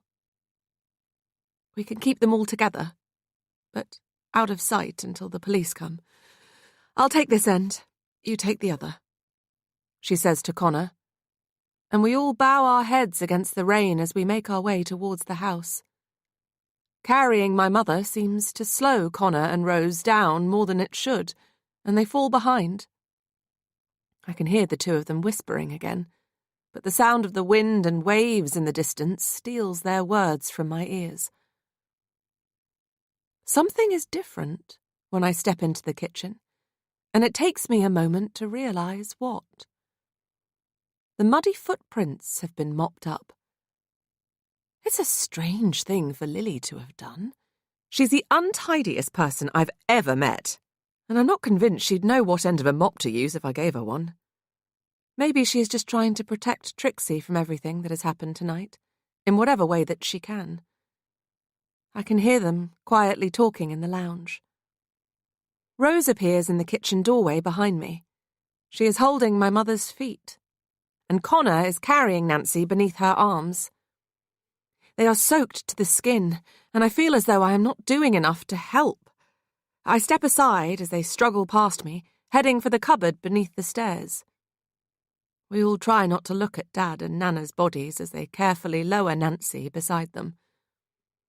When Connor's hand accidentally grazes Rose's fingers, she pulls away as though he has burned her. Rose, I just want to say that I'm so very sorry. For what? All of it, Connor says. Then she frowns at him. I just mean that I know what it's like to lose a parent, and it's okay to be upset. This is not the same as what happened in your family, she replies, and Connor looks like he's been slapped in the face. We never knew for sure whether Connor's dad started drinking again because he thought my parents were getting back together. The tree that fell on my dad's car during the Great Storm of 1987 did more damage than anyone first thought. Dad ended up staying at Seaglass for a couple of months while he recovered, which meant Mr. Kennedy stayed away. Nancy spoke to him on the phone, but the next time we all saw him, he was very different from the man we thought we knew. He arrived uninvited and unexpected at Seaglass one day, demanding to see Connor. We all heard what he said. "This is not your family. I am your family, and I don't want you coming here anymore." I was too young to understand that he was drunk. We found out afterwards that he had lost his gardening job with the National Trust. It wasn't long before Connor started regularly running away from home again and turning up at Seaglass at odd times. But he was almost 18 by then and better able to defend himself. Nancy ended her relationship with Mr. Kennedy, and I think that everything that happened afterwards broke what was left of her heart. A few months later, Connor left home for good, and none of us ever saw his father again. "Are those your boots?" Rose asks, looking at the front door. Connor and I both follow her stare and see the pair of large, muddy men's boots in the hallway. I'm sure they weren't there before. He shakes his head. No. Chapter 34. 31st of October, 3:45 a.m. Less than 3 hours until low tide. Someone clearly left them here deliberately, says Connor. These boots are not mine. Someone mopped the kitchen floor too, says Rose. Connor frowns. What? There were muddy footprints in the kitchen before we all went outside and found Nancy in the garden. Now the floor is clean, Rose replies. I thought Lily might have done it, I say. It would have been easy enough for Lily to come back inside, send Trixie into the lounge to watch TV, then clean up the mess while we were still out there. Rose agrees. But why would she? Connor says. Have you ever known Lily to clean or tidy anything before? Rose shakes her head. Connor takes a step closer and lowers his voice. Maybe you're right. Maybe there is someone else here. But what if there isn't? You can't possibly think that Lily is behind all of this, Rose whispers. I don't know what to think anymore, Connor replies. It's only 15 minutes until the top of the hour. I say we keep a close eye on Lily until then. I think she's been acting strangely all night. I think you're wrong, but... Okay, I need to get dry first, though, Rose says. Connor stares at her wet clothes, then at his own. You sure you'll be okay alone? She gives him a look involving one raised eyebrow. Fine. Shall we meet here in 5 minutes? We all go our separate ways, and something feels wrong as Rose disappears inside Nana's little library where she slept last night. I wouldn't want to be alone right now. But I suppose she does have a gun, and Rose has always been very good at taking care of herself. Connor and I head towards the stairs, and the wooden punch clock by the front door catches my eye on the way. The cards in the cubby holes next to it remind me of old-fashioned paper library cards. They are not just for visiting family and friends. There are some other names written on them too. Nana made everyone punch in and out. It was one of her many quirks. It was also something that used to annoy Connor's father, along with all the other things that he got so upset about. I spot a card with another familiar name. It's sticking out and at an angle. According to the time and date stamped on it, Nana's agent was here at Seaglass yesterday, just a few hours before I arrived. There is no stamp for when he left, but maybe he just forgot to punch out. Upstairs, Connor grabs some dry clothes from his bag, then disappears down the hall, presumably to change in the bathroom. Seeing him in my bedroom is still a surreal experience, and I'm relieved to have a couple of minutes to myself. I try and fail to gather my thoughts, but I'm scared of what might happen next. I don't say a word when Connor returns and starts packing his things as though getting ready to leave. He forgets his laptop, though, and I see that it is still open on the desk in the corner of the room. The word boo that I typed last night seems in poor taste now, even if today is Halloween. I could tell that Connor was genuinely worried about Rose when we were downstairs, even after all these years, and don't quite know what to make of it. He doesn't ask if I'm all right, but I try not to hold it against him. Sometimes other people can see when a couple are in love long before they can see it for themselves, and that's how things were between Rose and Connor for years when we were children. But they were inseparable after that first kiss in the cupboard under the stairs. A long-distance relationship followed, and it continued even when Connor was stuck here in Cornwall and Rose was away at school. They were always writing and calling each other, and I confess I felt jealous. I wonder if we are all just echoes of the people we might have been if life had unfolded differently, the byproducts of a crease in time. Sometimes I think Rose and Connor fell in love the first time they saw each other on the beach, when they were both 9 and Nana invited him to come to Seaglass for lemonade. Something happened that day. It wasn't something you could see or explain, but it was there. You could feel it. I often wonder whether we are born with love in our hearts, and whether life just slowly erases it, eating it away little by little, until all the empathy and warmth is completely rubbed out. We learn to love regardless of whether there is anyone in our lives to teach us how. Love is as instinctive as breathing, but we don't have to give it away. Like our breath, we can hold on to it if we choose to, but not forever, because then it starts to hurt. I wasn't the only one who was jealous of their relationship. When Connor turned 18, Rose gave him her virginity as a birthday gift wrapped in black lace underwear. Lily, who already felt a bit abandoned, was furious. Connor was the only boy in Black Sand Bay who Lily really wanted to fool around with, and the only boy she hadn't. And she wasn't the only one secretly in love with her sister's boyfriend. The eldest sibling inevitably wins most of life's unspoken races. Rose was the first to fall in love, but also the first to experience the sorrow and grief of breaking up. When Connor says something in the present, it's so unexpected, I jump. Daisy, I can't imagine how awful it would feel to see what is happening to your family tonight. He's speaking to me. After all these years of him acting like I don't exist, I am overcome with emotion. I just wish it hadn't taken something so awful for him to forgive me.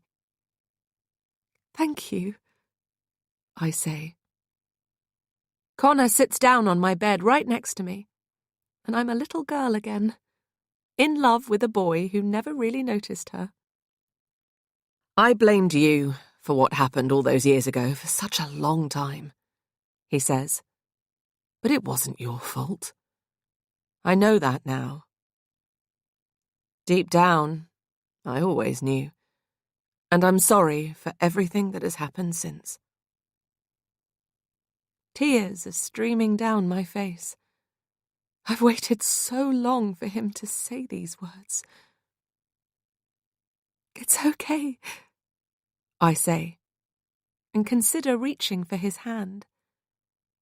But the sound of a door slamming downstairs interrupts the moment, and it is lost. Connor's face is now filled with fear, and I imagine my own must look the same. We hurry back down the staircase and see that the muddy boots are gone. Connor knocks on the closed library door where Rose said she was getting changed, but nobody answers. I feel a strange sensation, like when your heart skips a beat, but it's more than that. He's about to knock a second time when Rose opens the door. She has changed into a white t-shirt and clearly isn't wearing a bra, along with another pair of skin-tight jeans. The jacket is gone, and she has untied her long dark hair so that it falls down past her shoulders in damp, wavy curls. Something unspoken passes between the two of them, and I feel like a spare part again. We left the back door open and I think the wind slammed it shut, Rose says, answering the question before we ask it. Then the clocks in the hallway start to chime, and they sound even louder than before. What is that? Rose asks, looking over my shoulder. Connor and I turn and see what she is staring at. The door on the front of the grandfather clock, the largest of the 80 different varieties of clock in the hall, is open. And there is what looks like another VHS tape covering its face. My mind whirs like all the clocks I'm surrounded by, and just as loudly.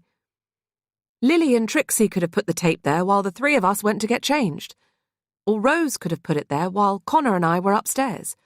Or Connor could have put it there when he left the bedroom. Or someone else could have done it while we were all distracted, then let themselves out the back door. For a moment, I can't decide what is worse. The idea that a stranger is here doing this to us, or that it might be one of the family. Unpleasant thoughts tend to outstay their welcome, just like unpleasant people. I stare at Connor and Rose and can see that they are thinking the same thing, wondering if they can trust each other or anyone here at Seaglass. They both reach for the tape at the same time, their hands grazing just like they did before. I'm not imagining the chemistry between them, and it's making me feel a bit peculiar. I know I have no right to feel anything at all, and there are far more important things to worry about. But the last of my nerves are being gotten on, and I feel sick with fear. When Rose picks up the latest VHS tape, I feel even worse. The cover has a new message spelled out in Scrabble letters stuck to the front of it. See me. There's no time to explain or argue, says Rose, speaking at Lily as she marches into the lounge. We found another tape, or rather another tape was left for us to find. I think we need to see what's on it as soon as possible, before anything else happens to anyone here. Lily doesn't disagree. I think all the fight has gone out of her because she doesn't say a word. She and Trixie are huddled together on the sofa nearest the television, and I can tell that my niece has been crying again. An image of one of Nana's birthdays here at Seaglass fills the screen, and I instantly remember that night 16 years ago. It's a night I've always wished I could forget. Chapter 35. Seaglass, 1988. It was Halloween, 1988. My mother had slowly withdrawn from the world after her breakup with Mr. Kennedy, who seemed intent on drinking himself to death again, and there was a strange, melancholy mood at Seaglass that October. The sorrow and sadness seemed to seep out of the cracks in the walls. I remember walking into the room that evening and finding my family all there, sitting around the kitchen table, seated in their individually painted chairs. Nancy was sitting in her tall, thin white chair, looking beautiful but uncomfortable, as always. My dad, then fully recovered from his car accident, sat at the other end of the table, as far away from Nancy as possible. Just because she didn't want to be with Mr. Kennedy, it didn't change the status of their relationship. Nancy didn't want to be with Dad, either. Not in that way. Not then. His chair seemed a little wider and rounder and darker than before, as though it had aged with him. 18-year-old Rose sat in her red chair, next to Connor, who visited so often by then that Nana had painted him a chair of his own. It was sky blue, with little white clouds, because she said he was a dreamer. 17-year-old Lily looked sulky and jealous in her green chair. She'd had an audition for a drama school in London the day before and didn't get in. Lily couldn't handle the knockback, so gave up on her dreams of performing on stage after just one rejection. I guess they didn't like her rendition of Eternal Flame. Even at 13, I understood that if you really wanted something, you had to fight for it. Always. But my mother, who had also dreamt of being an actress, did nothing to encourage Lily to try again. Almost as though she couldn't stand the possibility of her daughter succeeding when she had failed. That thought might be unkind, but I think it might also be true. She spoilt Lily even more than before after that, unlike Rose and I, which only made matters worse. The problem with growing up with parents who say yes to everything is that it doesn't prepare you for the real world, which often says no. I've never known my sister to work hard for anything or anyone, not even herself. The reality of hard work being a prerequisite for success meant she was doomed to fail. There was one other guest at the kitchen table that day, but he didn't have a chair of his own. I've always presumed that Nana's agent was roughly the same age as my father. When I was a child, anyone over 30 looked the same age to me. Old. But staring at the screen now and seeing Nana's agent again for the first time in years, I notice he was surprisingly young. Early 30s at most. I remember that she was his first real client, and the success of Daisy Darker's Little Secret launched his career as well as hers. She took a chance on him, he took a chance on her, and it paid off in a big way. Until she stopped writing a few years ago. Nana's agent was sitting next to her that night, on a dark blue chair covered in shooting stars reserved for special guests. My chair, decorated with hand-painted daisies, was next to his. I hadn't met him before. It sounded strange to my ears when she talked about having an agent. To me, she was always just my Nana. But I was curious about this man who she was clearly rather fond of. Her birthday party was normally a family-only event. Nana said that she could count the people she trusted on one hand, and that she didn't need all of her fingers to do it. Her agent was the person she trusted most. He wore a smart suit and a kind smile. I had always imagined him carrying books inside all of his pockets, but I couldn't see any. "It's such a pleasure to finally meet the real Daisy Darker," he said as I sat down at the table. He held out his hand for me to shake as though I were a grown-up, and that, along with his posh voice, made me smile. He pronounced all of his words properly, which made me want to do the same. I found myself imitating the way he spoke without meaning to. Nana's agent was like a character in a book or a film, and I wasn't entirely convinced he was real until I touched him. "That's a good firm handshake," he said. "Thank you," I replied, rather pleased with myself. As a slightly awkward 13-year-old, I took compliments wherever I could get them. "What do you mean, the real Daisy Darker?" "Well, I work with your Nana. Her book, Daisy Darker's Little Secret, was the first book we worked on together a few years ago, and it's sold all over the world. Which means there are copies of a book with your name on it in bookshops in America and Spain, Australia, Poland, even as far away as China. It's quite a thrill to finally meet your Nana's muse." I didn't know what a muse was, but didn't want the nice man to think that I was stupid, so I nodded. I might be misremembering things. It was a long time ago now. There was a twinkle in his eyes as he spoke, and I wondered if the nice man was secretly made of stars. His chair was covered in them after all, and Nana was right about most things.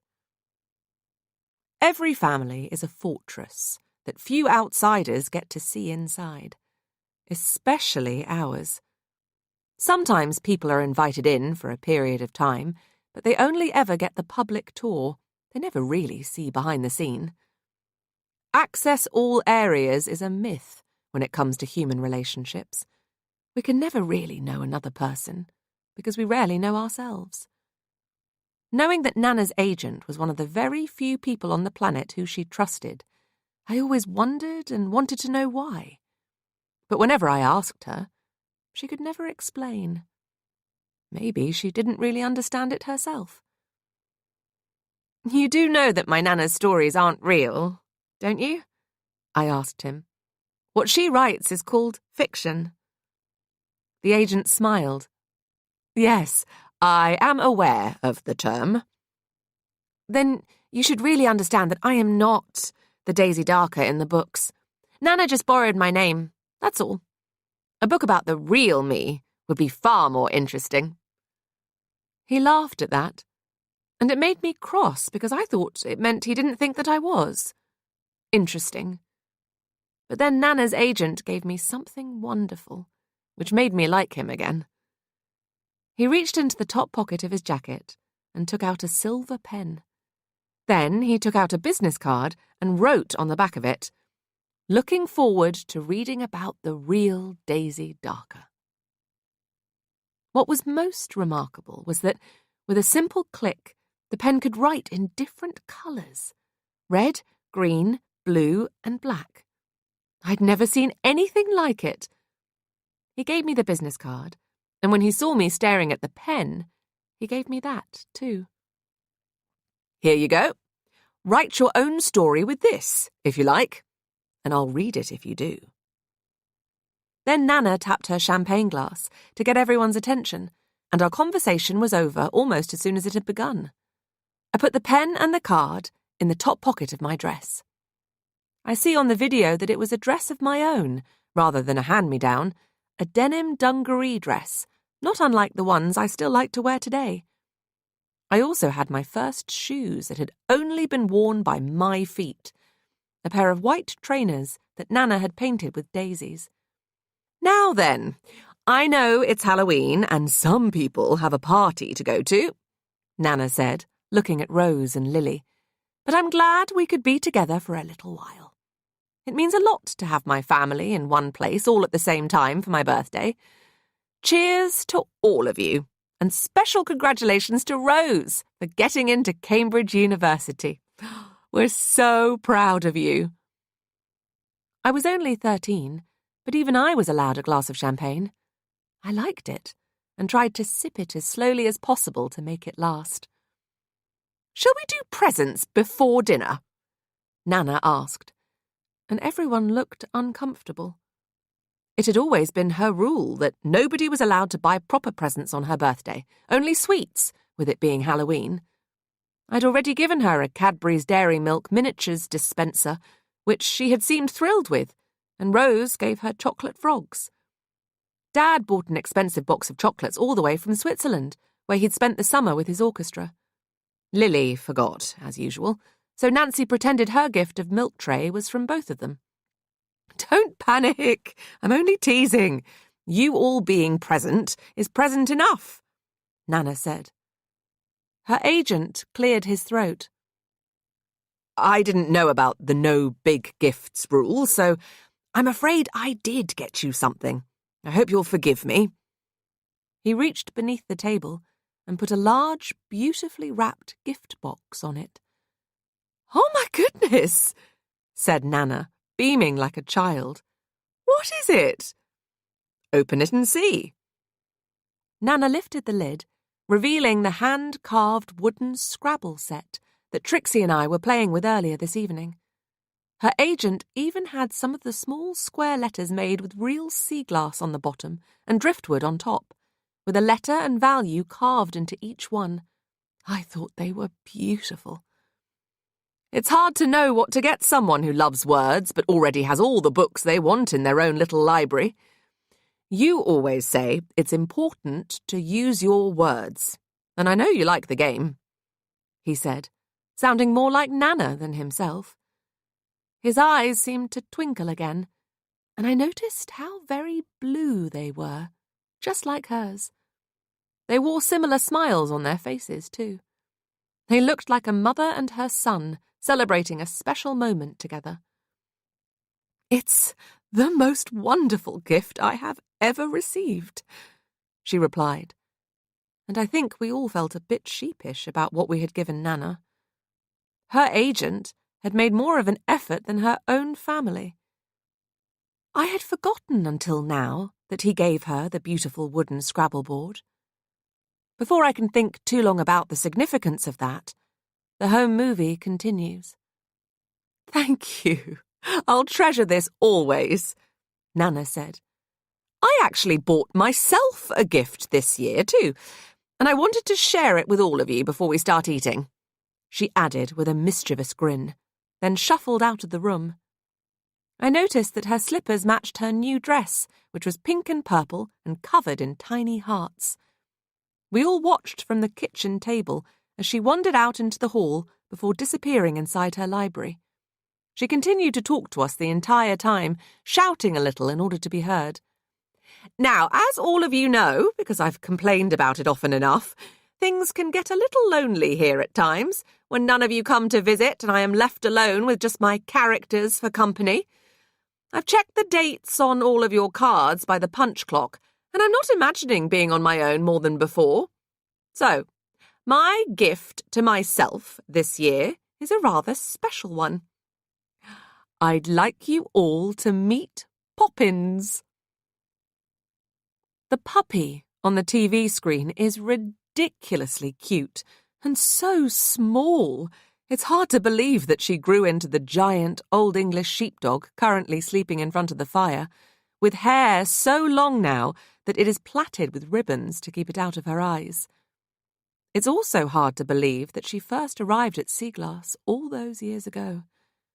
The old dog managed to outlive Nana, which is something nobody would have predicted, not even a palm reader in Land's End. Miniature Poppins was passed around, and we all made a big fuss of her. I watched Nana's agent as he smiled at the puppy, and decided that if Nana trusted the man with stars in his eyes, I would too. If I write a story about the real Daisy Darker, will you really read it? I whispered. He smiled again. Yes, I promise that I will.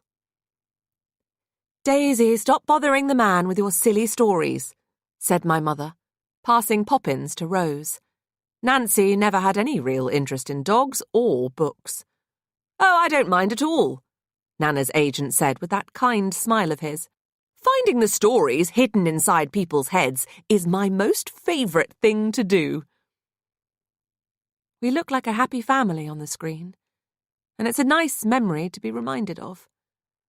As usual, the Halloween birthday menu Nana had prepared for us all catered to her sweet tooth.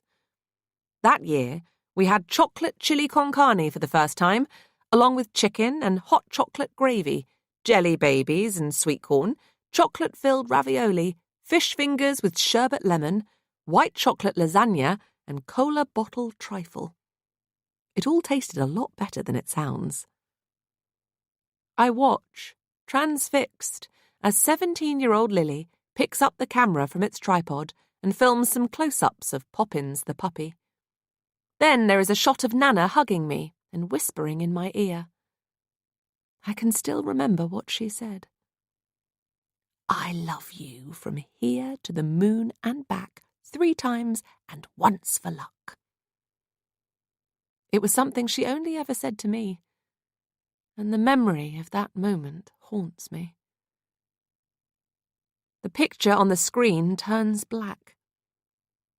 I've never seen anything that happened that evening captured on camera before. I didn't know this tape existed until now, so I wonder if that's all there is. But then an image of a beach at night appears and a bonfire, and I don't want to see any more. I don't want to remember what happened next, or what I did. That night is why they all stopped speaking to me. It was the worst night of my life. Chapter 36. 31st of October, 3:55 a.m. Less than 3 hours until low tide. Maybe we shouldn't watch any more of this tape, says Rose in a voice that doesn't sound like her own. She remembers what happened that night too. So does Connor. I agree. Several members of this family have died tonight. This isn't the time for home movies, he says. But that isn't why Connor doesn't want to watch anymore. I ignore them both and cross the room to take a closer look at the Scrabble board Nana's agent gave to her that year. When I see what is on it, the room seems to spin. Did you do this? I ask Trixie, as she comes to stand by my side. We tend to be the only ones to play the game these days. Rose joins us to see what we are looking at and frowns at the board. Was this you? she asks our niece. "It's really important that you tell the truth." Trixie shakes her head and stares wide-eyed at both of us. Someone has spelled out our names. Nana, Nancy, Frank, Connor, Lily, Rose, Daisy. Rose starts pacing again. I don't understand the connection to Nana's agent, or the link with Scrabble letters. Someone has been sticking them to the covers of our old home movies. But why would he be involved in any of this? Nana loved her agent. Because she couldn't write any more new books after what happened in 1988? Connor says, staring at the floor. She didn't publish anything ever again after that. What if he trashed her studio last night looking for her latest work? If an author can't write, that's got to be bad for their agent too, right? I mean, she was his biggest client. His first and only client for a while, I say, remembering how much I liked the man. Rose shakes her head.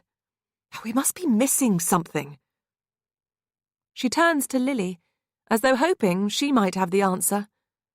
But Lily continues to face away from us all, staring at the TV screen, as if hypnotised by what she sees. For now, all it shows is an image of a bonfire on a beach at night. The fire in the room crackles and spits again, and I see what looks like a chair leg burning on top of the logs. It's painted blue with white clouds. I turn to Connor, and there is a scribble of a smile drawn on his face for no more than a second, before a frown erases it as though it were never there. But that doesn't mean anything. Sometimes our faces don't know what to do with themselves when we are scared. When I look back at the TV, I know that a lot of what happened after Nana's birthday meal and before the bonfire on the beach is missing. Moments that definitely weren't captured on camera, because Lily wasn't filming at the time. Unfortunately, my mind remembers that night well enough to fill in the gaps. Chapter 37. Sea Glass, 1988. Why did they get to go to a Halloween party and I have to stay here? I always have to stay behind. You never let me do anything, I said to my mother, hoping that the vast amount of alcohol she had consumed that night might have made her change her mind. Saving an alcoholic seemed to turn her into one, albeit the functioning variety who people aren't as quick to condemn. Because you're only 13, Nancy said, pouring another glass of wine. So? You let Rose and Lily go to parties when they were my age? You know as well as I do that your sisters aren't as... What? Unhappy? Lonely? Bored? Nancy tutted, and it made me so angry. It was the bad habit she was always so good at. The sound of people tutting still makes me cross. Sometimes my mother would tut for the benefit of nobody but herself when she thought she was alone and no one could hear her. Tut, tut, tut. It was her response to everything that irritated her, including me. Nancy steered me out of the room, as though I were an embarrassment that Nana's agent shouldn't have to see. Your sisters aren't as delicate as you are, she said, with a level of satisfaction that made me want to tut. I'm not, Daisy. I have spent my life protecting you from the world and looking after you. That sounded like a joke to me. By then, my mother was a woman who could barely look after herself.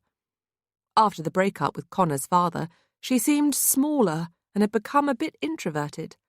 London was too loud for her, and our tiny townhouse was too claustrophobic with no real outdoor space. So we spent more time at Sea Glass than ever before. Nancy sat alone in the garden for hours with her precious flowers, because they were all she had left of Connor's dad, and her only friends came in bottles. My mother had less time than ever for me, and she resented the pity and guilt I seemed to cause her to feel.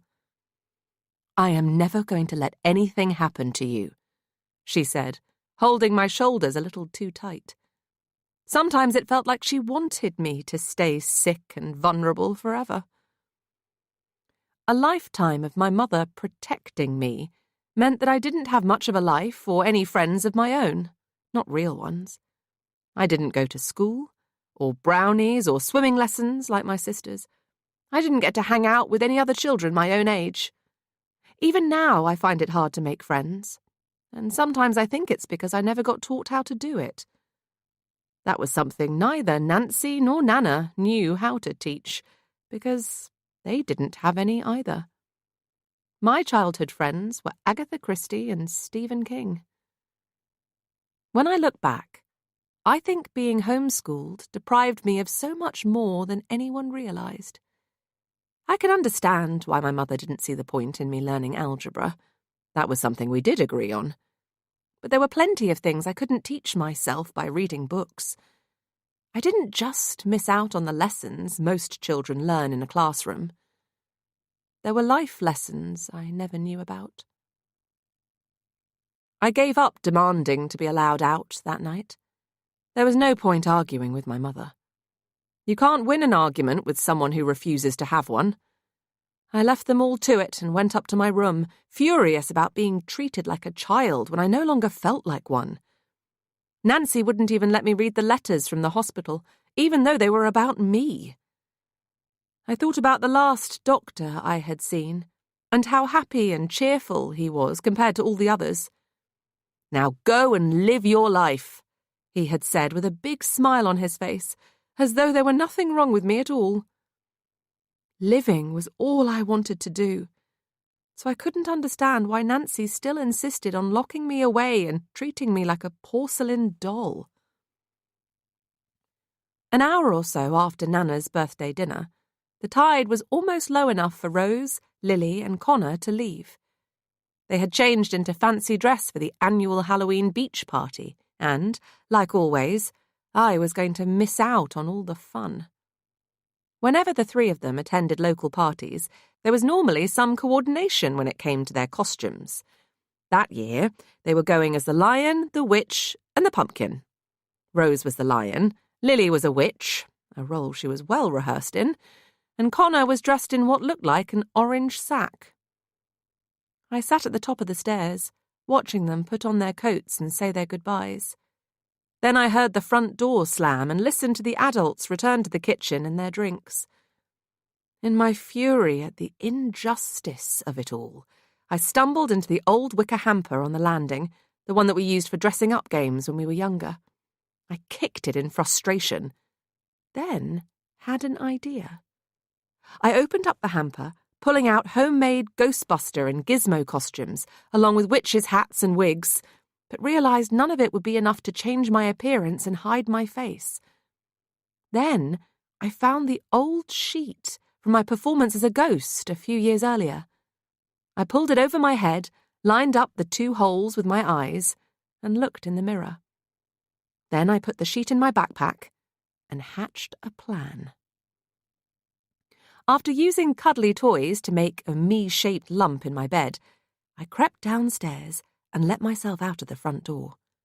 I ran across the causeway as fast as I could with the moon lighting my way, constantly checking over my shoulder to see if I'd been caught escaping. Then I scrambled up the cliff path until my sisters and Connor were only a few metres ahead of me. They were taking the long route, which was safest when it was dark, but I knew a shortcut and reached Connor's car before they did, just in time to climb inside the boot. Nobody ever used to bother locking their cars when leaving them behind the sand dunes back then. Things have changed so much since 1988. These days, we are taught to suspect others of doing us harm at all times. Connor had borrowed the old blue Volvo from his dad, without Mr. Kennedy's knowledge or consent. Forgiveness is easier to ask for than permission, but Connor no longer asked his father for either. The car was already as battered and broken as its owner. Since his return to drowning his sorrows, Connor's dad had driven home drunk from the pub on more than one occasion, often driving into a wall or a tree along the way, but at a speed that luckily only dented his pride and the vehicle. Connor had only recently passed his test, a few days earlier, and was keen to impress Rose before she went off to university. He opened the passenger door for his girlfriend, leaving Lily to help herself to the back seat. She sprayed on her poison perfume, stinking the entire car out. She was already wearing more than enough to scare a skunk, and the smell made me want to sneeze. I covered my nose and mouth with my hands and stayed as quiet as I could in my hiding place. "Nice wheels," Lily said unkindly, and Connor slammed his door so hard I'm surprised it didn't fall off its hinges. As he started the engine, I wondered whether there was enough air in the boot for me to survive the journey. The car coughed and spluttered a few times before coming to life, and I began to panic. My heart was thudding in my chest, and I could feel a sneeze trying to escape my nose, which it did, but luckily Connor turned on the car stereo at the exact same time. He pushed a cassette tape inside, and a song called "Don't Worry, Be Happy" started to play, replacing the noise of the radio. My sisters knew all the words, and they sang along as Connor pulled out from behind the sand dunes and started driving down the winding cliff road. It was a bumpy ride, and I felt car-sick, but it was only a 5-minute drive to the other end of Black Sand Bay, where the Halloween gathering was being held. I was 13, but the only parties I'd ever been to before were hosted at Seaglass by Nana. The excitement I felt outweighed the fear. It was exhilarating. When we finally stopped driving, I waited for them all to get out, then I tried to open the boot. It wouldn't budge. Connor had locked the car. I imagined them walking away and me running out of oxygen, and my sense of panic went from 0 to 100 before I could take another breath. I screamed. Connor's face when he opened the boot was not one of his happy ones. He was busy inflating his Halloween costume, and I had clearly interrupted him halfway. "Have you lost your tiny mind?" Lily asked, blowing a bubble of gum in my face.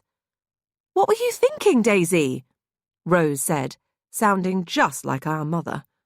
"If anything had happened to you—" "Come on, credit where credit is due. She wanted to come to the party, and she came," said Connor with a kind smile. He reattached a nozzle to his costume and started stepping on a foot pump. "She'll ruin this year's theme," Lily moaned. "The lion, the witch, the pumpkin, and the daisy doesn't have quite the same ring to it." Connor ignored her. With every enthusiastic foot pump, I could see that he was wearing an inflatable pumpkin costume. "This is an adult party," whined Lily. "Then you should probably go home," I said. "Watch it, Pipsqueak," Lily snapped. My dad's nickname for me morphed from a term of endearment into an insult whenever she used it. "Lily's right," said Rose. "Some of the others might feel a bit funny about a 13-year-old being on the beach and seeing what they get up to." "I brought this," I said, pulling the white sheet ghost costume out of my bag. I was allowed to stay, because none of them wanted to leave, but only if I promised to remain hidden under my makeshift costume for the entire evening. I didn't mind. I was just excited to be out with other people, witnessing a snapshot of humanity firsthand instead of reading about it in a book or seeing it on TV. It was a big step for someone who rarely went anywhere without her mother. Peering through those 2 holes in the sheet felt like looking at life through a tunnel. A bit like the Viewmaster my dad gave me one Christmas. I liked the imagined safety of my disguise. It meant that I could see everything without being seen. And I wanted to make the most of it, because I knew that the things, people, and parties that had always been out of reach before were within touching distance for one night only. Everything that happened next was a real education. After so many years of feeling like I'd been missing out, I actually missed being at home. It was cold on the beach at night, and curling up in an armchair in front of the fire with a good novel and a mug of hot chocolate suddenly seemed a lot more appealing. The party consisted of 15 or so boys and girls, some of whom I'd seen before, but were still strangers to me, all sitting around a small fire on the beach, drinking cheap cider and white wine. Connor, our designated driver, drank Coke, to begin with. I knew better than to drink alcohol with the cocktail of drugs my mother made me take every day to keep my heart ticking, but I did have an occasional sip of Rose's wine when nobody was looking. I didn't like the way it tasted. It was nothing like Nana's birthday champagne, which I'd tried earlier that evening, but I wanted to know what it was like to be like the others, how it felt to be normal. After an hour of sitting on the beach with a sheet over my head, all I felt was cold and tired and a little bit sick. I concluded that being normal might be overrated. Lily drank more than the rest of us combined, and it was her suggestion to play spin the bottle. "You have to kiss whoever it points to when it stops spinning. I'll go first," Lily said, with a naughty grin stretched across her pretty face. The other kids smiled too. Everyone except Rose seemed to be having a good time. We all watched as the bottle spun, a zoetrope of drunken teenage faces lit up by the flickering light of the fire. It seemed to spin forever, but then it stopped, and the bottleneck pointed at the boy next to Connor. Without hesitation, Lily took out her bubblegum, then leaned over and kissed him. There were tongues involved, and it looked unpleasant. She popped her gum back in her mouth afterwards and smiled at everyone. Sex was a mystery to me back then. I'd read about it and thought about it, but the idea of actually doing it seemed both unnecessary and unhygienic. Watching Lily kiss a random boy only made me feel more queasy. "Connor's turn next," Lily declared. "I don't really want to play." "Man up! Perhaps you can write about it for the local newspaper," she said when he tried to refuse. Connor, a now slightly deflated orange pumpkin, leaned forward and reluctantly played the game. He stared at Rose the whole time the bottle spun, but it stopped on Lily. I've never seen her look more delighted. Sometimes when we think we know what we want but don't get it, we look for something or someone else to fill the gap. Lily had always been jealous of Connor and Rose being together, not because she really wanted to be with Connor, but because she always wanted whatever Rose had. Lily couldn't stand being left out of anything. She marched around the fire and kissed him before he had a chance to protest or run away, and I noticed Rose drink from her bottle of wine until it looked half empty. "Delicious," Lily said with a drunken smile as soon as their lips parted. That was the year she started smoking, so I imagine it wasn't delicious for him at all. "Who wants to go skinny dipping?" she asked everyone, and nobody in particular. Then she stood up and removed her witch's hat, black dress and shoes, before running towards the sea in just her underwear. It looked whiter than white in the moonlight. Despite the cold, a few of the boys from around the fire followed her. Lily had made more than a bit of a name for herself by then. Her variety of fun was mostly harmless and only ever born out of a desperate need for affection. But rumours ruin far more reputations than reality.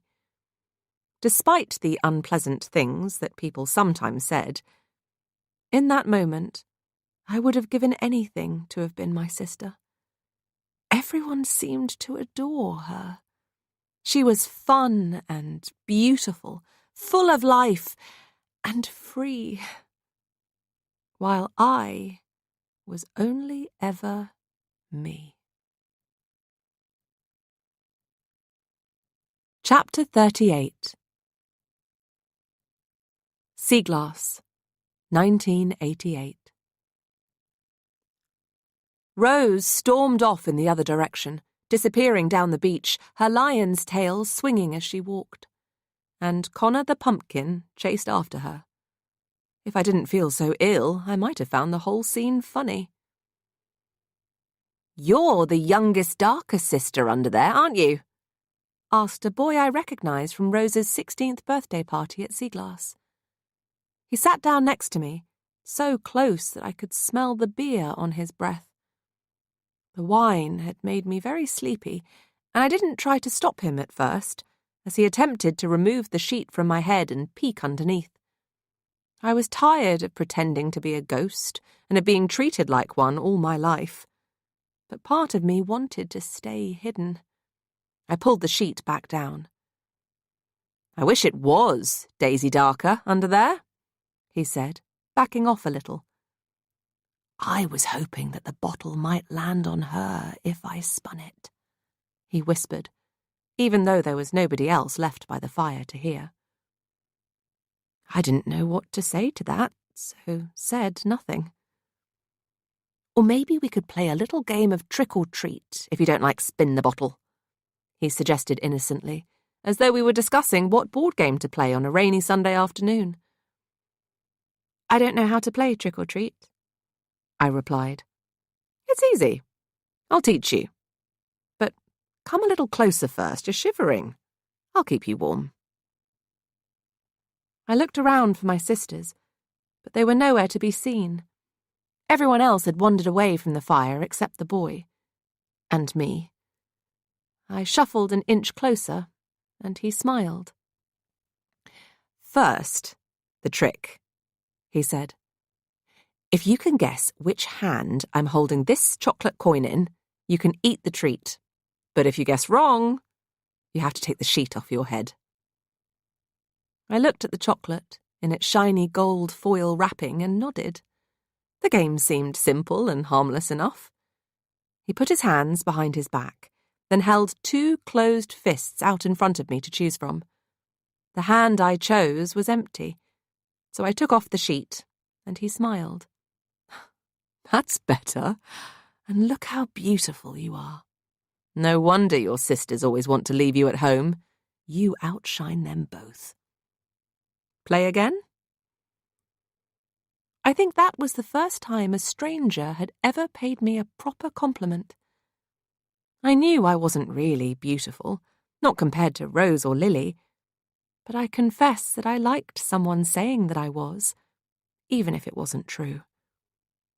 I nodded a silent agreement to play again, and he held out 2 closed fists. I chose wrong a second time. "I'm afraid that means one of these comes undone," he said, unhooking one of the clips on my dungaree dress. When I lost again, he unhooked the other. Then he tried to kiss me, and I tried to let him. I had never been kissed before. It was cold and wet, and I kept my mouth firmly closed as he tried to stick his tongue inside it. I closed my eyes, too, as though I didn't want to see what was happening. I'd always dreamt of Connor being the first boy who I kissed, perhaps because he was the only boy I really knew. I'm sure I wasn't the only girl in the world to fantasize about their sister's boyfriend, and it was him I imagined as I let this 18-year-old stranger kiss 13-year-old me. I don't expect people to understand, but according to all the doctors I spent my childhood visiting, I only had a couple of years left. I didn't know then what the most recent doctor had said to Nancy about a dramatic change in my life expectancy. And I didn't want to die never having been kissed. When you know you can't make long-term plans, it's easy to let yourself make short-term mistakes. "Try to relax," the boy whispered, kissing my neck, and I noticed the shiny foil chocolate on the black sand behind us. It was never in either of his hands. Those lying fingers were busy instead sliding up and under my top before pulling it off over my head. I was wearing a hand-me-down training bra and felt nothing but shame. The cold air stole my breath from me, tiny clouds of it escaping from my mouth. It reminded me of the cloud creatures I used to try to see in the sky when I was a little girl, and I imagined seeing a lion, a witch, and a pumpkin as the boy reached behind my back, trying, and failing, to unfasten my bra. I saw someone dressed as a devil run past laughing, and I felt afraid, even though I knew it was just a costume. Nana taught us that the devil is not a fictional man with a red cape and horns. He's the voice inside our heads that tells us to do things we shouldn't. He's the eyes that pretend not to see, and the ears that pretend not to hear. He's you. He's me. He's all of us. The full moon was a flirt that night, teasing the sky with little glimpses of itself, only occasionally coming out from behind the clouds. They all started to look like devils too. The boy kissed me again, still trying to take off my bra. "Wait, stop," I said, feeling very sick all of a sudden. "You're so beautiful, I just want to see it," the boy said, staring at my chest. "See what?" I asked.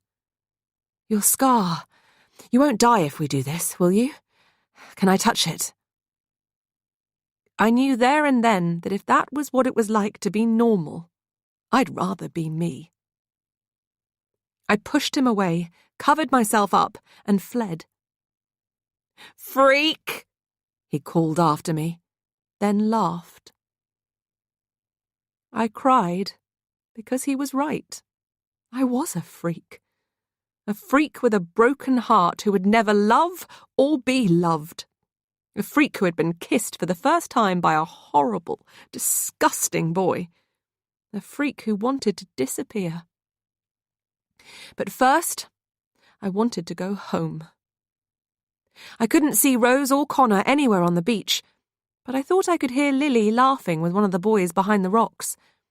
She has always craved attention, especially from men. Little girls who lose their fathers spend their lives looking for them in every man they meet. In my tired, slightly drunken state, I thought Lily would look after me.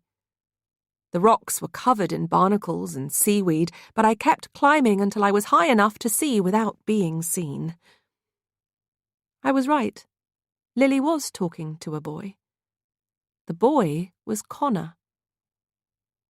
"Rose is upset with me," he said, then took a swig from what looked like a bottle of whiskey, just like the ones his dad liked to drink. "She'll get over it, pumpkin," Lily replied, grabbing the bottle from him and taking a swig herself. She screwed up her face as though she hated the taste, but then drank some more.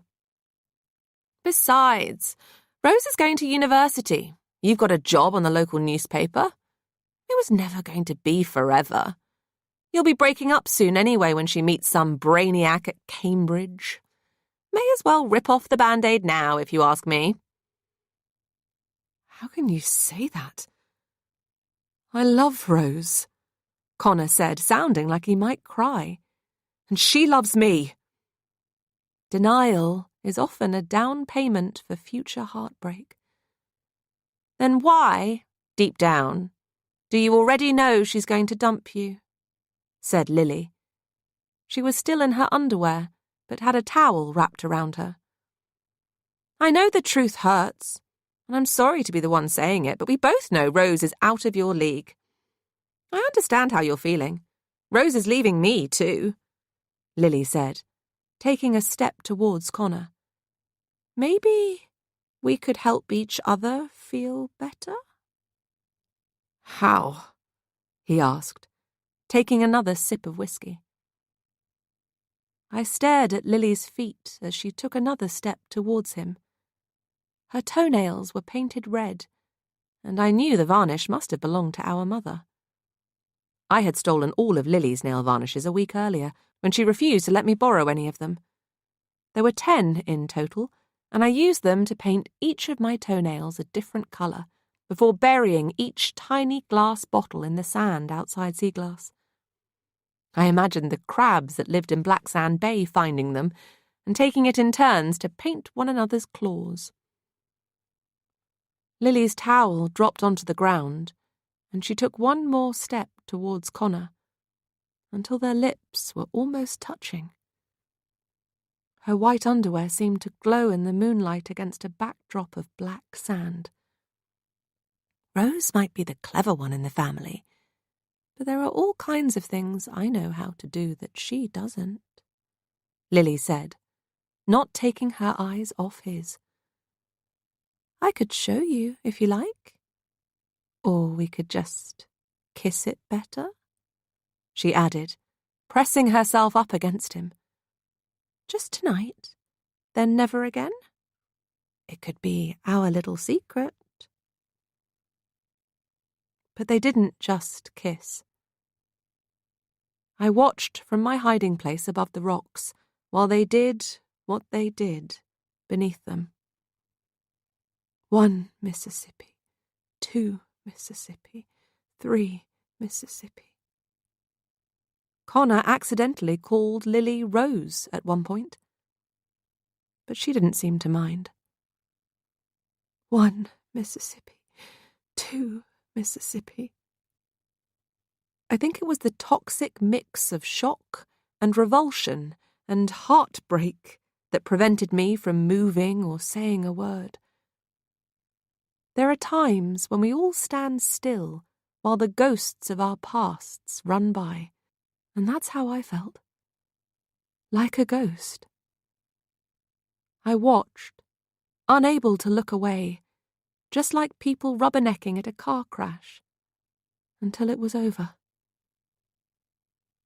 1 Mississippi. Then I slipped on the rocks, and they both looked up and saw me. Chapter 39. 31st of October, 4 a.m. 2 hours until low tide. The clocks out in the hall start to chime 4 o'clock, and nobody says a word. My memories of that night did not appear on the TV screen. All we saw just now was some teenagers sitting around a bonfire on a beach in 1988. But it's a night both of my sisters and Connor and I would rather forget. We've never really spoken about what happened after I caught Connor and Lily together. And none of them have ever forgiven me for what happened next, even though it was not my fault. I don't want to see any more of this, Connor says. He crosses the room and ejects the tape. It's only 2 hours until we can leave, less if we don't mind getting our feet wet. I vote we just sit in silence while we wait. No more home movies, no more unhappy trips down the darker family memory lane. He crosses the room and throws the VHS tape on the fire. When it doesn't catch light straight away, he adds another log to the flames. But it isn't a log in his hand. It's another sky-blue chair leg, painted with white clouds. Someone has chopped up the chair Nana once painted for Connor and left it here to burn. He turns to stare at us. I don't know which one of you is responsible for all of this, but I'm not playing along anymore. It's sick. That's the only word for what is happening here tonight. This ends now. I don't remember anyone putting you in charge, says Rose. Someone needs to be. For Trixie's sake. The poor kid doesn't stand a chance growing up in this family. It isn't as though Lily will ever win Mother of the Year. I'm shocked by Connor's outburst. I think we all are. But most of all, I'm shocked that Lily doesn't respond. It's not in her nature to stay quiet. She's still just staring at the TV screen, even though there is nothing on it. Rose finds it strange, too. Lily? She says.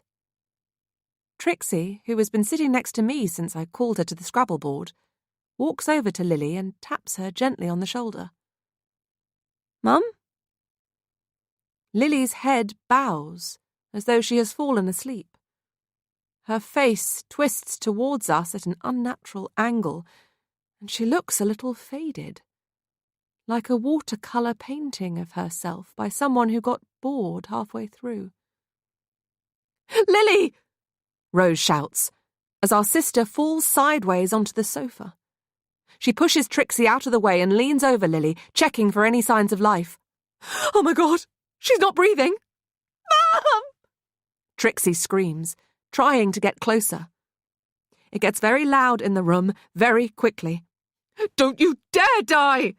shouts Rose, starting CPR.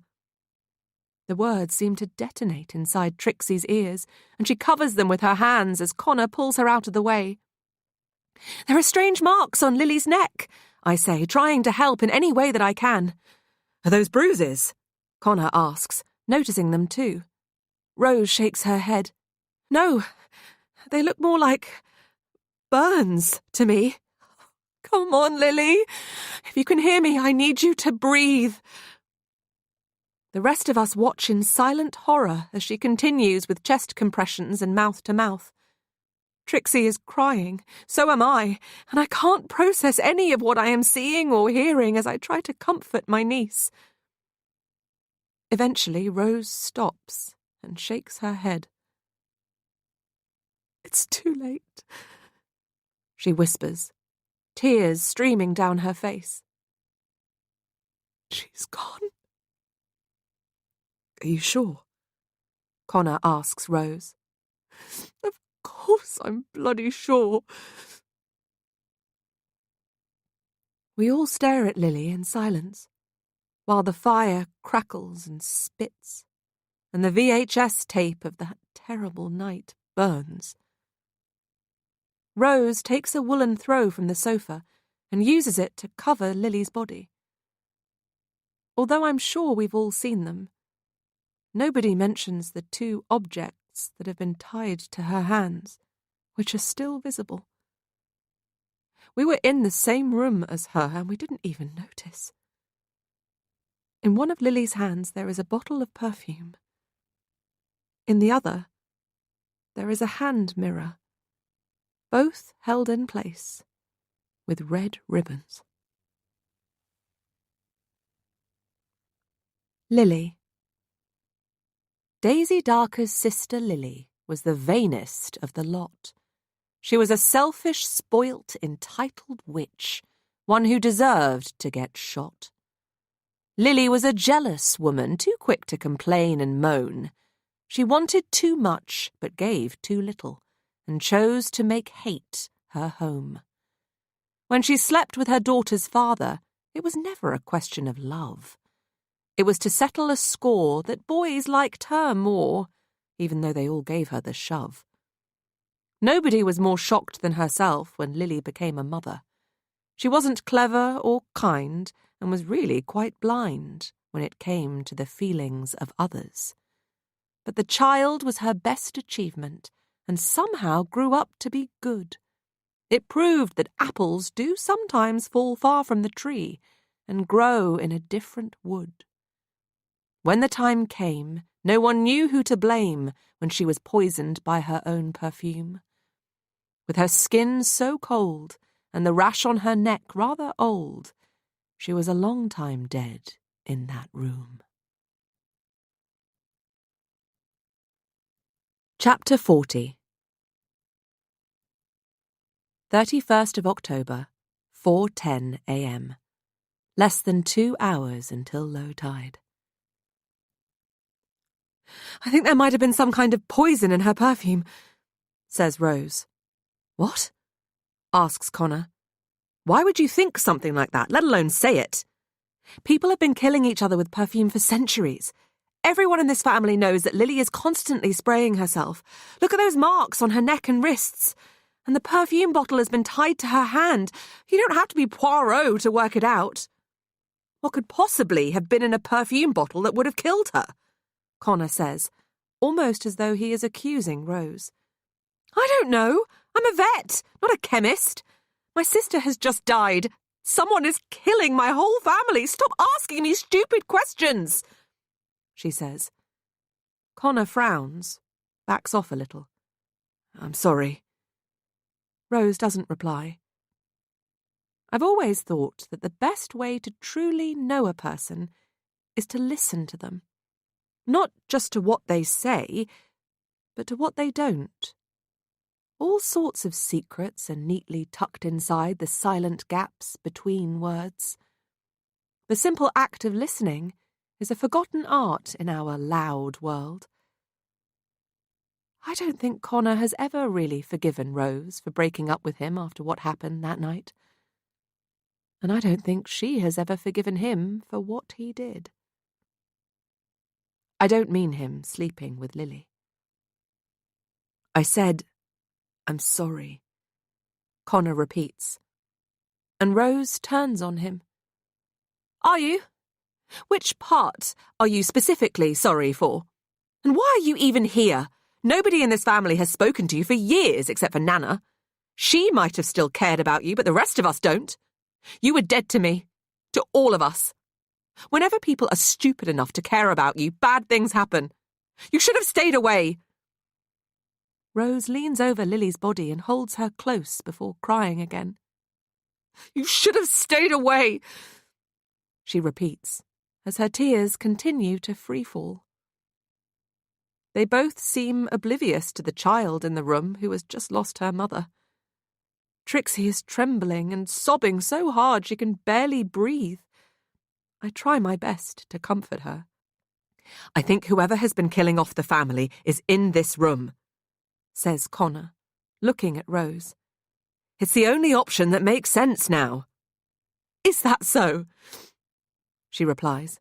"And who do you think did it? Me?" "Well, who else could it be? Do you think it was a 15-year-old child? Or perhaps sweet little Daisy has decided to finally get revenge for what happened that night?" Connor says, looking wilder than I've ever seen. I ignore them both, because looking after Trixie is more important than their childish accusations at the moment. "It's going to be all right," I tell my niece, who is still covering her ears with her hands. I don't know what will happen to Trixie now, who she will live with or who will take care of her, but I'm determined to do everything I can to play my part in keeping her safe. None of us know who Trixie's father is. Lily never told us, and I sometimes wonder whether that was because she didn't know. "You're going to be okay. Sit down here with me," I say, and Trixie does. "I won't let anything bad happen to you, I promise." She nods, but doesn't look up. I don't think she believes me. Given everything that has happened tonight, I worry whether it is a promise I will be able to keep. I can't help wondering what witnessing all of this horror might do to a child long term. As Rose and Connor continue to accuse each other, Trixie hugs her knees to her chest and closes her eyes, but I can still see the steady stream of tears falling from them. I look at the Scrabble board on the table behind us, with all of our names intertwined, just like all families are in real life. Even if they wish they weren't. "I agree with you," Rose says to Connor. "I also think it is only logical now that the person responsible must be in this room. My money is on you." "Me?" Connor replies. "How on earth did you reach that conclusion?" "All the terrible things that have happened took place after you appeared, unexpected and alone in the middle of the night, allegedly by boat, not that any of us saw one. You could have been here the whole time, waiting for us to arrive and waiting for the tide to come in so we couldn't leave. If anyone should be under suspicion right now, I'd say it was you." He doesn't get a chance to reply, because a floorboard squeaks above us. Everything stops, and we stare wide-eyed at one another as the sound of someone walking in the room above our heads continues. Trixie stops crying and peers at the ceiling in silence. I can't even hear the clocks ticking out in the hallway. Time seems to pause for a little while, politely waiting for us all to catch up. Rose, Connor, Trixie and I look at one another, confusion and fear on our faces, as we try to understand who is upstairs. Chapter 41. 31st of October, 4:15 a.m. Less than 2 hours until low tide. "We've got to get out of this house and off the island," Rose whispers. "How? Are you going to swim to shore?" Connor whispers back. "If I have to. There is someone else here at Seaglass. We just heard them walking around upstairs. I don't plan to hang around and wait for someone else to die." It's all quiet up above again now, almost as though we imagined it. "Maybe it was Poppins upstairs. She's already given us a fright tonight," I suggest. Poppins, having heard her name, appears from behind the sofa, where she sometimes likes to sleep. She stares in my direction and wags her tail. The dog never stopped loving me, despite what happened. Animals don't know how to hate or hold a grudge. "At least we have the gun to defend ourselves," Connor says. "That's true," I say, but Rose turns a paler shade of white. "What?" Connor asks. Rose shakes her head.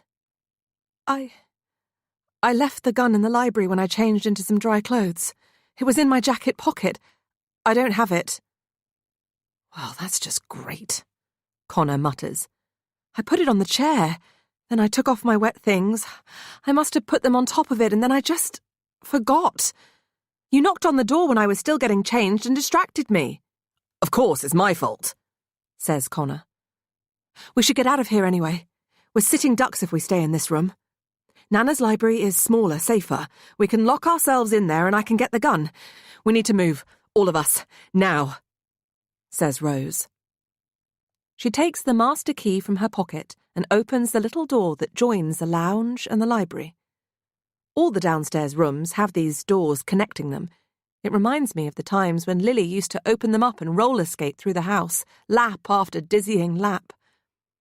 But I don't remember seeing any of the internal doors open since we were children. It amazes me how Rose can still think so quickly and clearly and stay so calm. "Maybe whoever is out there doesn't know about these doors," she whispers. "Or maybe they do," says Connor. "It must be someone who knows the place pretty well. How else would they be able to sneak around Seaglass all night without being seen?"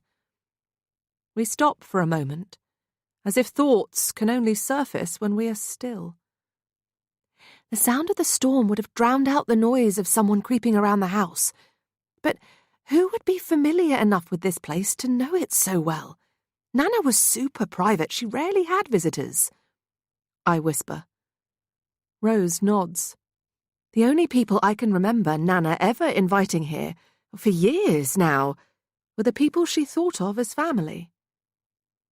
"What about her agent?" Connor says. "Yes.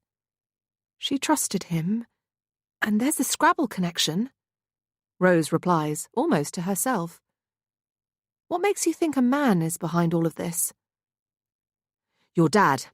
Frank was a big guy. Moving his body from the music room to the cupboard wouldn't have been easy. I think even I would have struggled to lift him. Remember how hard it was for us to move Nancy? And she weighed nothing at all." "You have a very morbid sense of logic," says Rose. "I understand your theory about Nana's agent, but we all know she hasn't written a new book for years. I don't know if they're even still in touch." "He was here yesterday. I saw his card in the cubbyhole by the punch clock. Either he forgot to punch out, or he didn't leave," I whisper, wishing I'd thought to mention it earlier. I only met him that one time, but he seemed like such a lovely man. The footsteps above our heads resume, and we all look up in terror. "Hurry, come on, into the library," Rose says. "You too, Poppins," she adds, and the old dog gets up and trots behind her. As soon as we are inside, Rose starts locking all of the doors, trapping us in the small room. Connor starts pacing, and Trixie stands on her own by the window in the corner. She looks so small in her pink pyjamas. Trixie might be 15, but she's still a child who has just lost her mother. I rush to her side, but she barely notices, and I doubt she'll ever get over this. I suspect none of us will. Rose starts throwing her things into her bag, almost hitting Poppins with a wet jumper in the process. Then she freezes. "What's wrong?" I ask. She turns back to stare at us all. "My gun was right here on the chair earlier." "And?" Connor asks. "And now, it's gone." Chapter 42. 31st of October, 4:20 a.m. Less than 2 hours until low tide. "So what you're saying is that the killer has a gun?" Connor whispers. "It's possible," says Rose. "Great. What now?" he asks. She shrugs. "We barricade ourselves in here and wait?" "Wait for what? There is no way to call for help. Nobody is coming to save us," I say, feeling just as hysterical as I'm starting to sound. Rose ignores me and checks that all 3 doors in the library are locked again, the one that leads to the lounge, the one to the music room, and the main one leading out to the hall, until she is sure that we are safe, or trapped, inside. Trixie looks exhausted and a little out of it. Her eyes are half closed. I remember that she's been drugged with sleeping pills, injected with insulin, and witnessed the horror of her mother, grandparents, and great-grandmother being murdered tonight. Her knees buckle as if she can't stand any longer, and she slides down against the wall before I can catch her.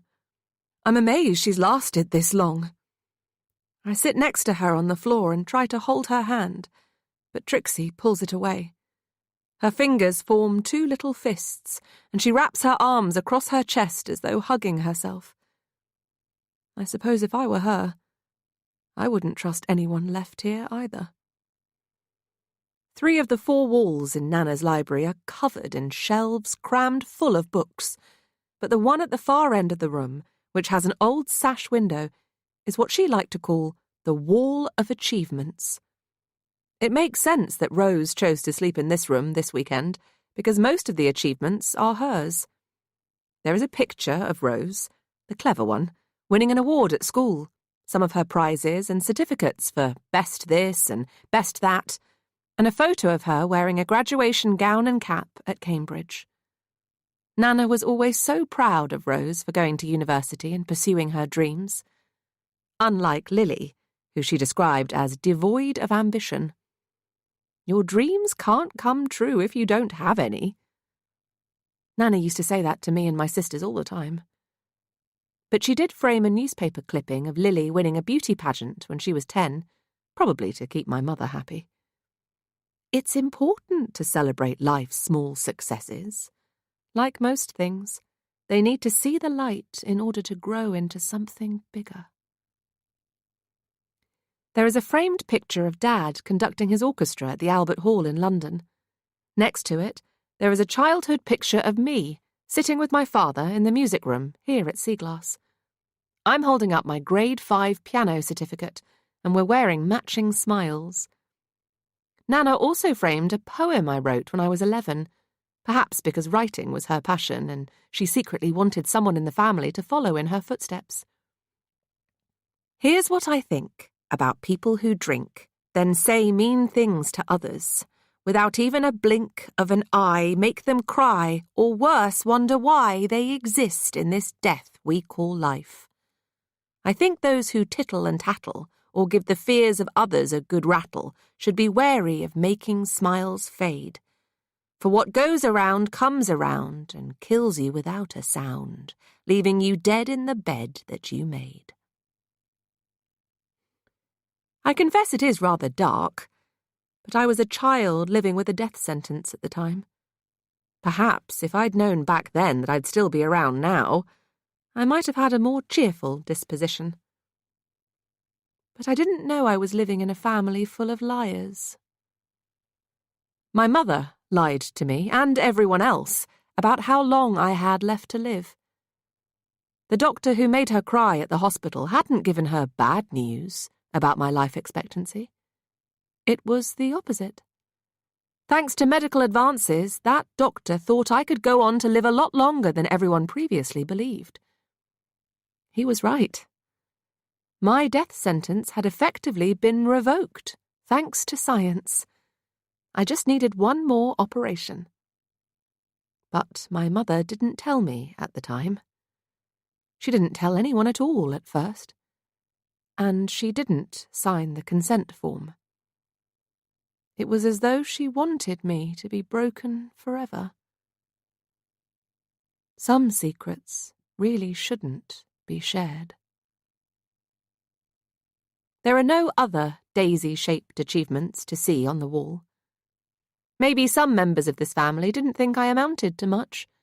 Volunteering at a care home for the elderly might not seem like an accomplishment to people who have spent their lives reaching for the stars. But I was always happy to keep my feet firmly on the ground and watch the stars sparkle in the sky where they belong. I'm proud of what I do, helping and caring for people who can no longer care for themselves, being there when it matters most. Framed book covers decorate the rest of the library wall, some of Nana's own favourites, including Daisy Darker's Little Secret. Nana had Connor's first cover story on the front of the Cornish Times framed too. His father disappeared the day after the Halloween beach party in 1988, and Nana let him move in with her at Seaglass for a while. The start of Connor's career in journalism did not go well. He seemed to spend more time making tea than writing stories, so Nana let Connor do a rare interview with her, which made the front page. Then she framed it so that he would know that she considered him one of the family and that she was proud of him. Connor has worked so hard to get where he is today. He's done more working than living for the last decade. I imagine an exclusive story about the murder of the celebrated children's author Beatrice Darker and her family in an eccentric house on a remote tidal island would be good for his career. Making the jump from a local newspaper to local TV to London and network news before finally achieving his dream of becoming a BBC crime correspondent was not easy. I think his success has exceeded even his own expectations. But success is a drug. The more people have, the more they want. And Connor has always been a man with something to prove, if only to himself. Sometimes when people try too hard to be more than they are, they end up being less than they were. The frame on the wall of achievements that belonged to Connor is still there, but the faded newspaper article that had been inside it for over a decade is gone.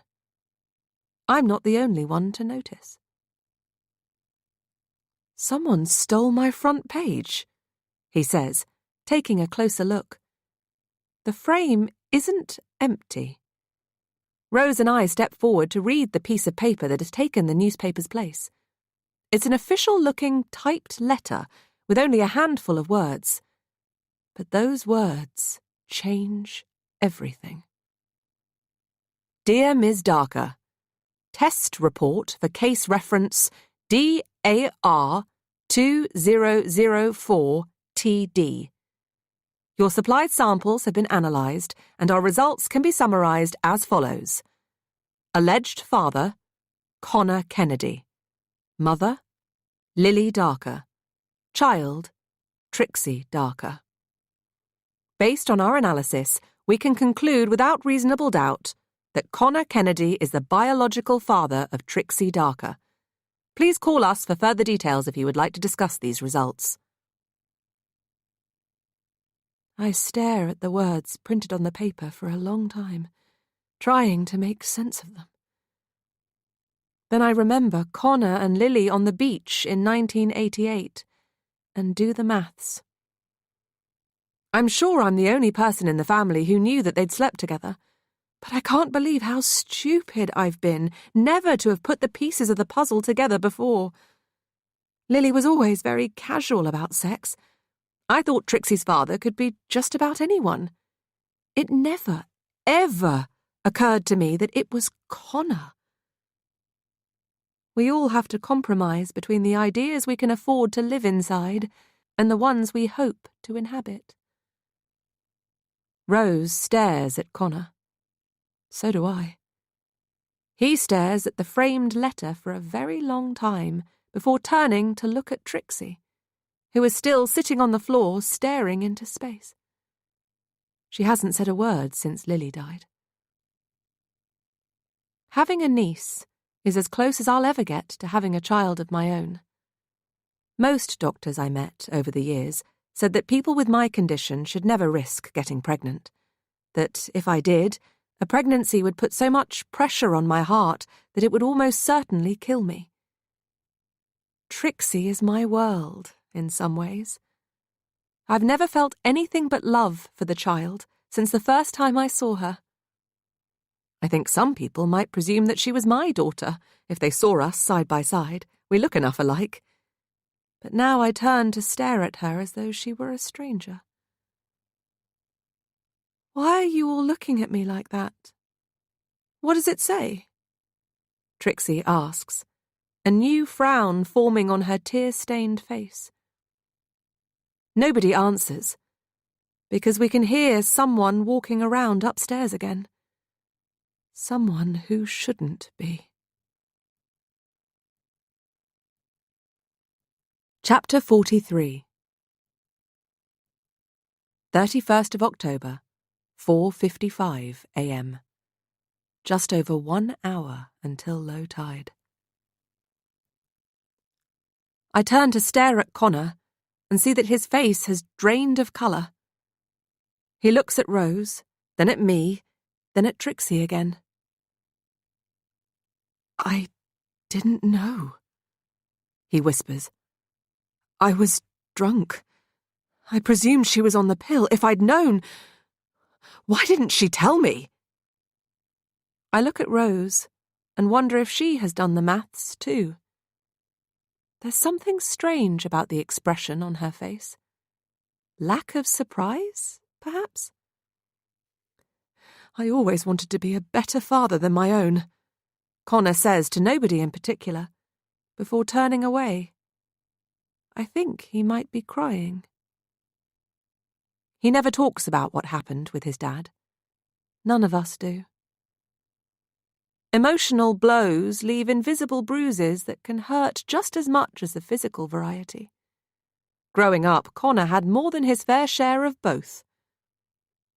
All I remember about what happened to Mr. Kennedy is that the police found his car parked at the highest point of the cliff the day after the Halloween beach party, and he was never seen again.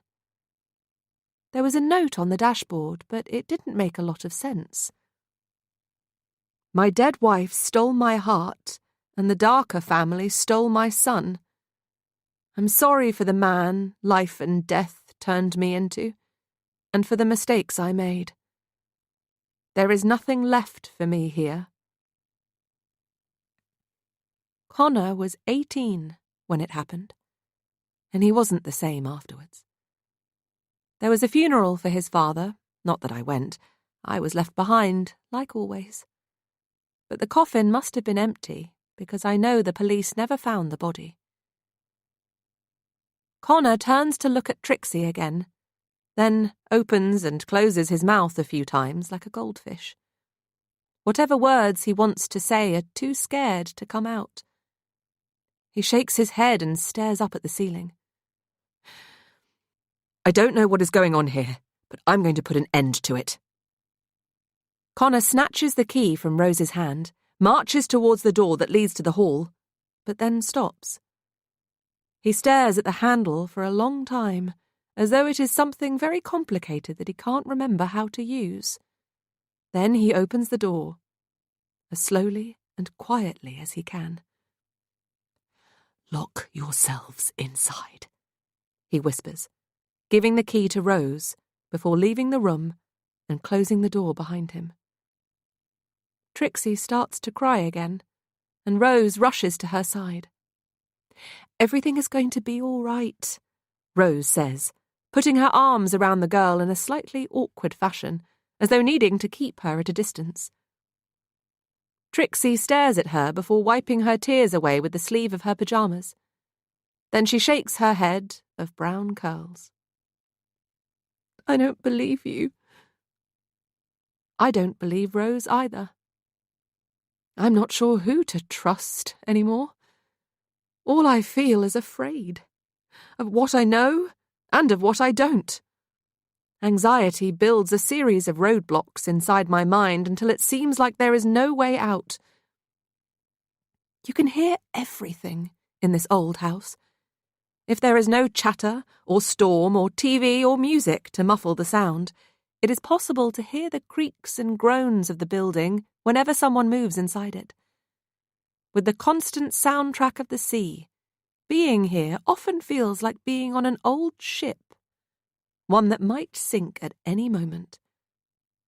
Sea glass has thin walls that like to eavesdrop, and tired floorboards that like to talk. This house has never been good at keeping secrets. The rain outside has stopped, as has the howling wind, but I almost wish they hadn't.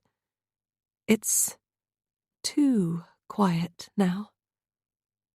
We can hear things I wish we couldn't. And not just the 80 clocks ticking in the hall.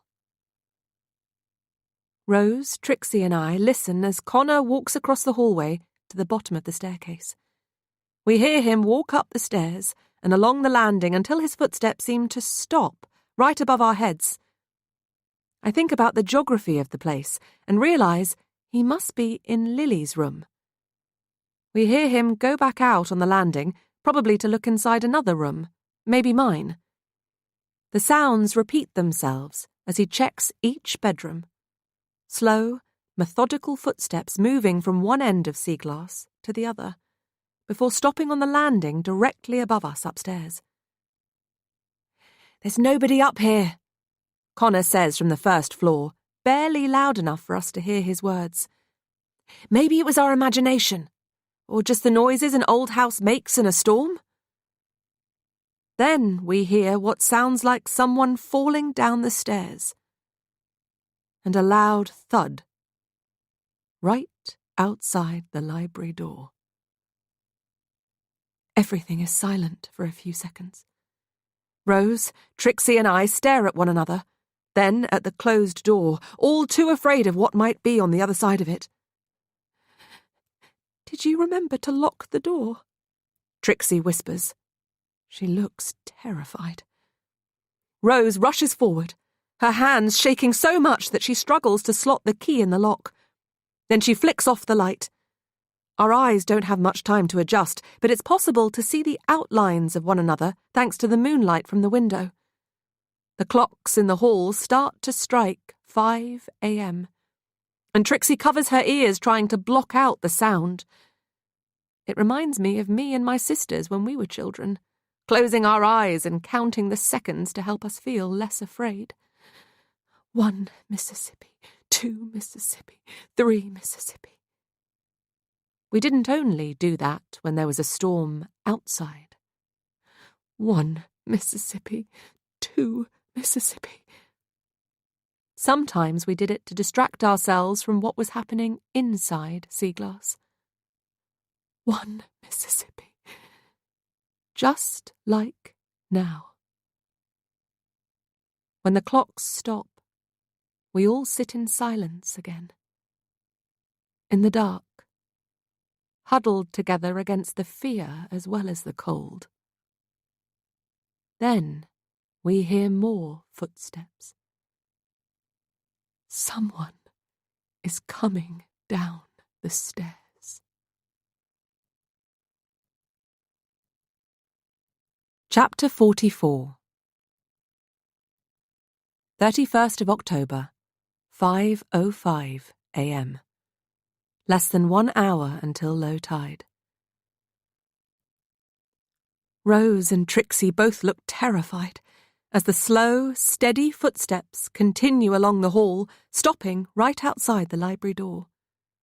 The handle turns very slowly, Then the door shakes when the person on the other side realizes it is locked. We all hold our breath as the door rattles until the house is silent again. The sound of footsteps resumes, and I hear the squeaky hinges of the door belonging to the cupboard under the stairs. None of us speak. I think true terror always tends to steal its victim's words. Time passes. I'm not able to tell how little or how much. We listen to someone walking from room to room, and the sound of them dragging something behind them, twice. Then the house is silent again.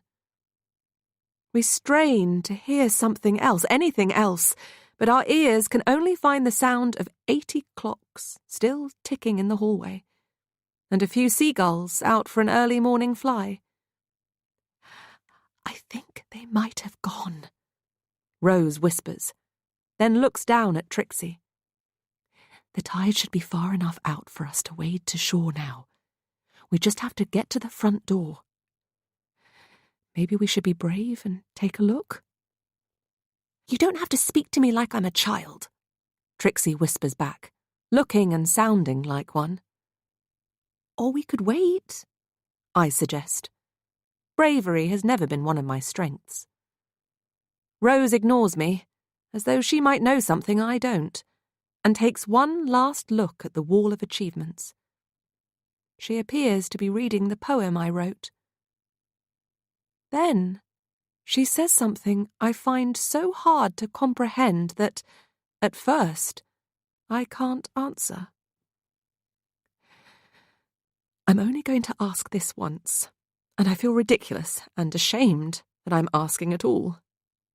But are you behind all of this, Daisy?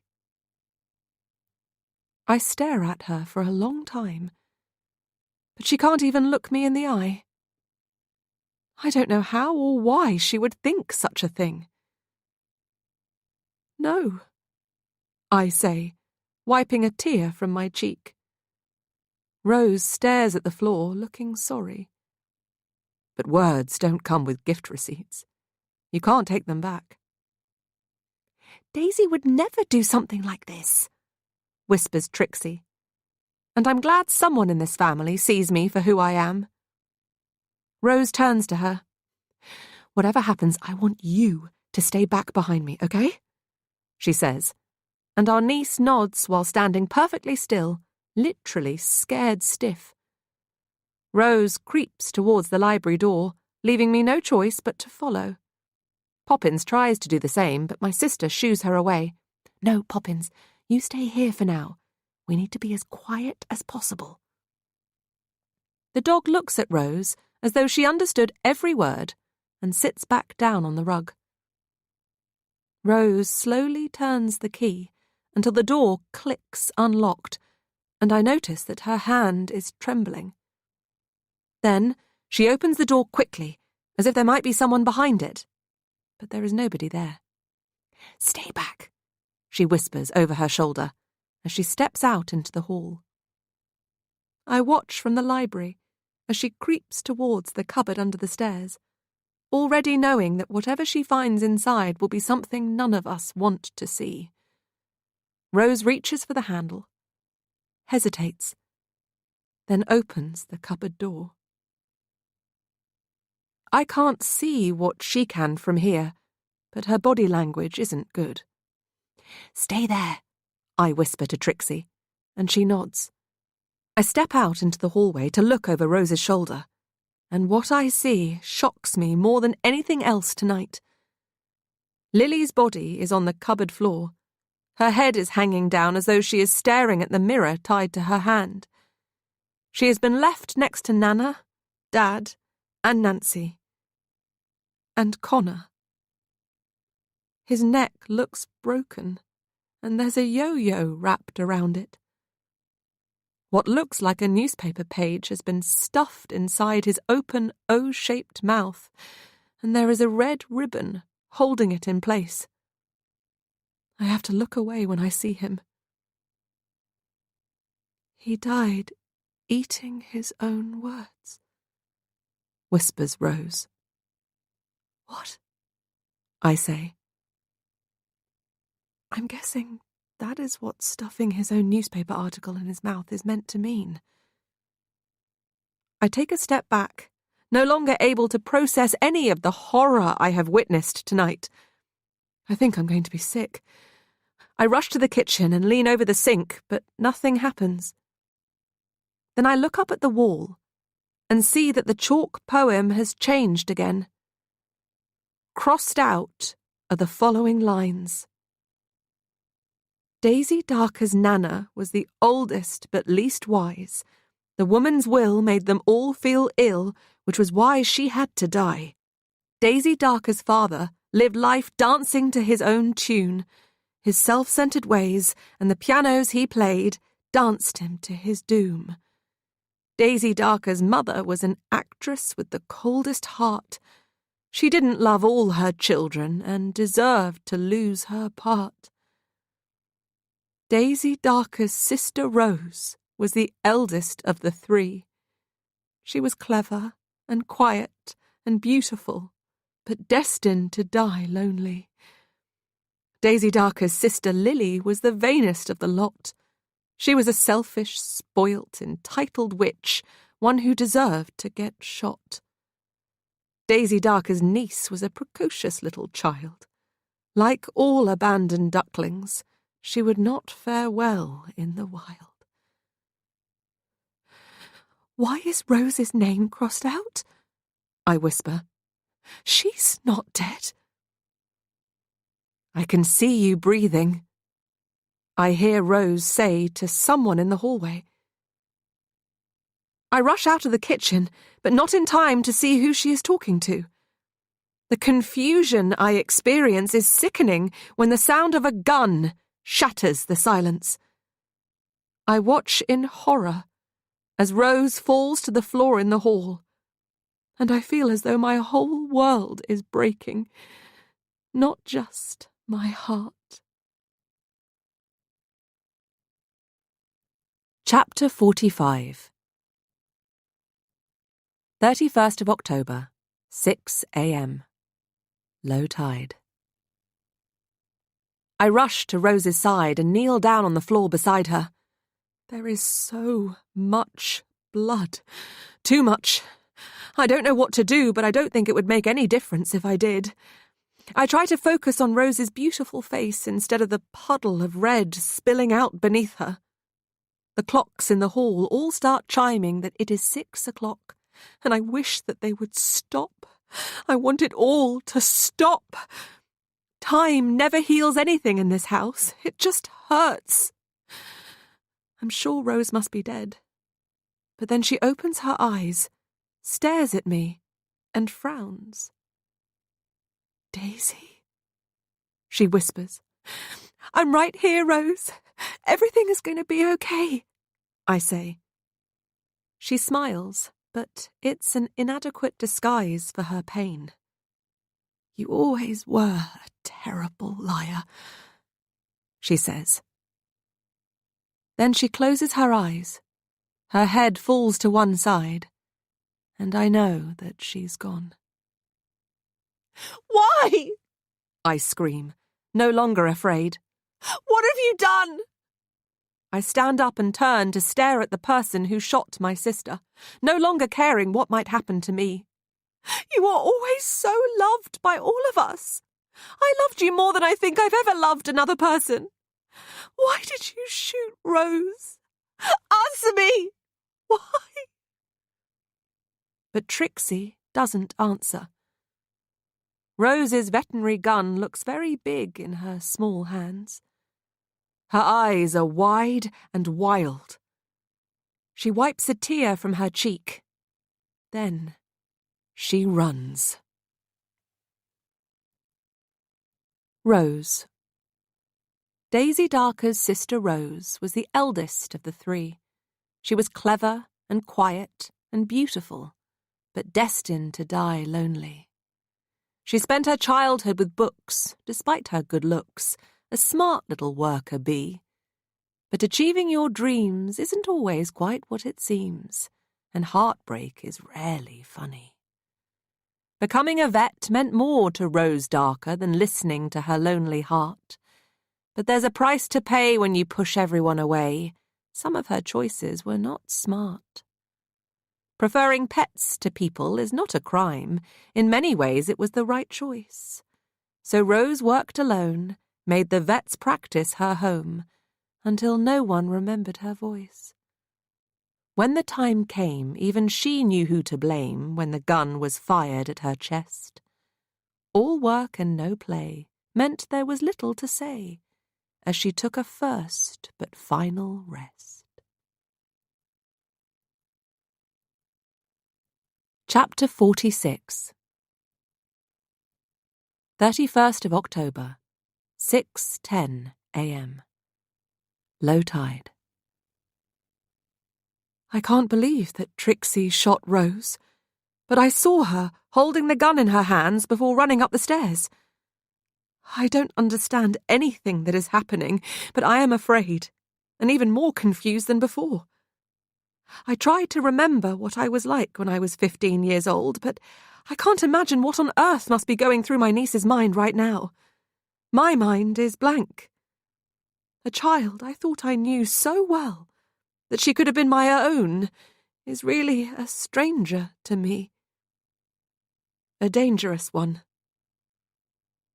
The house is eerily silent as I head upstairs, one step at a time. Even they don't creak. I find Trixie in her bedroom, but she isn't crying or curled up in the corner as I thought she might be. Instead, my niece is searching for something in her little pink suitcase.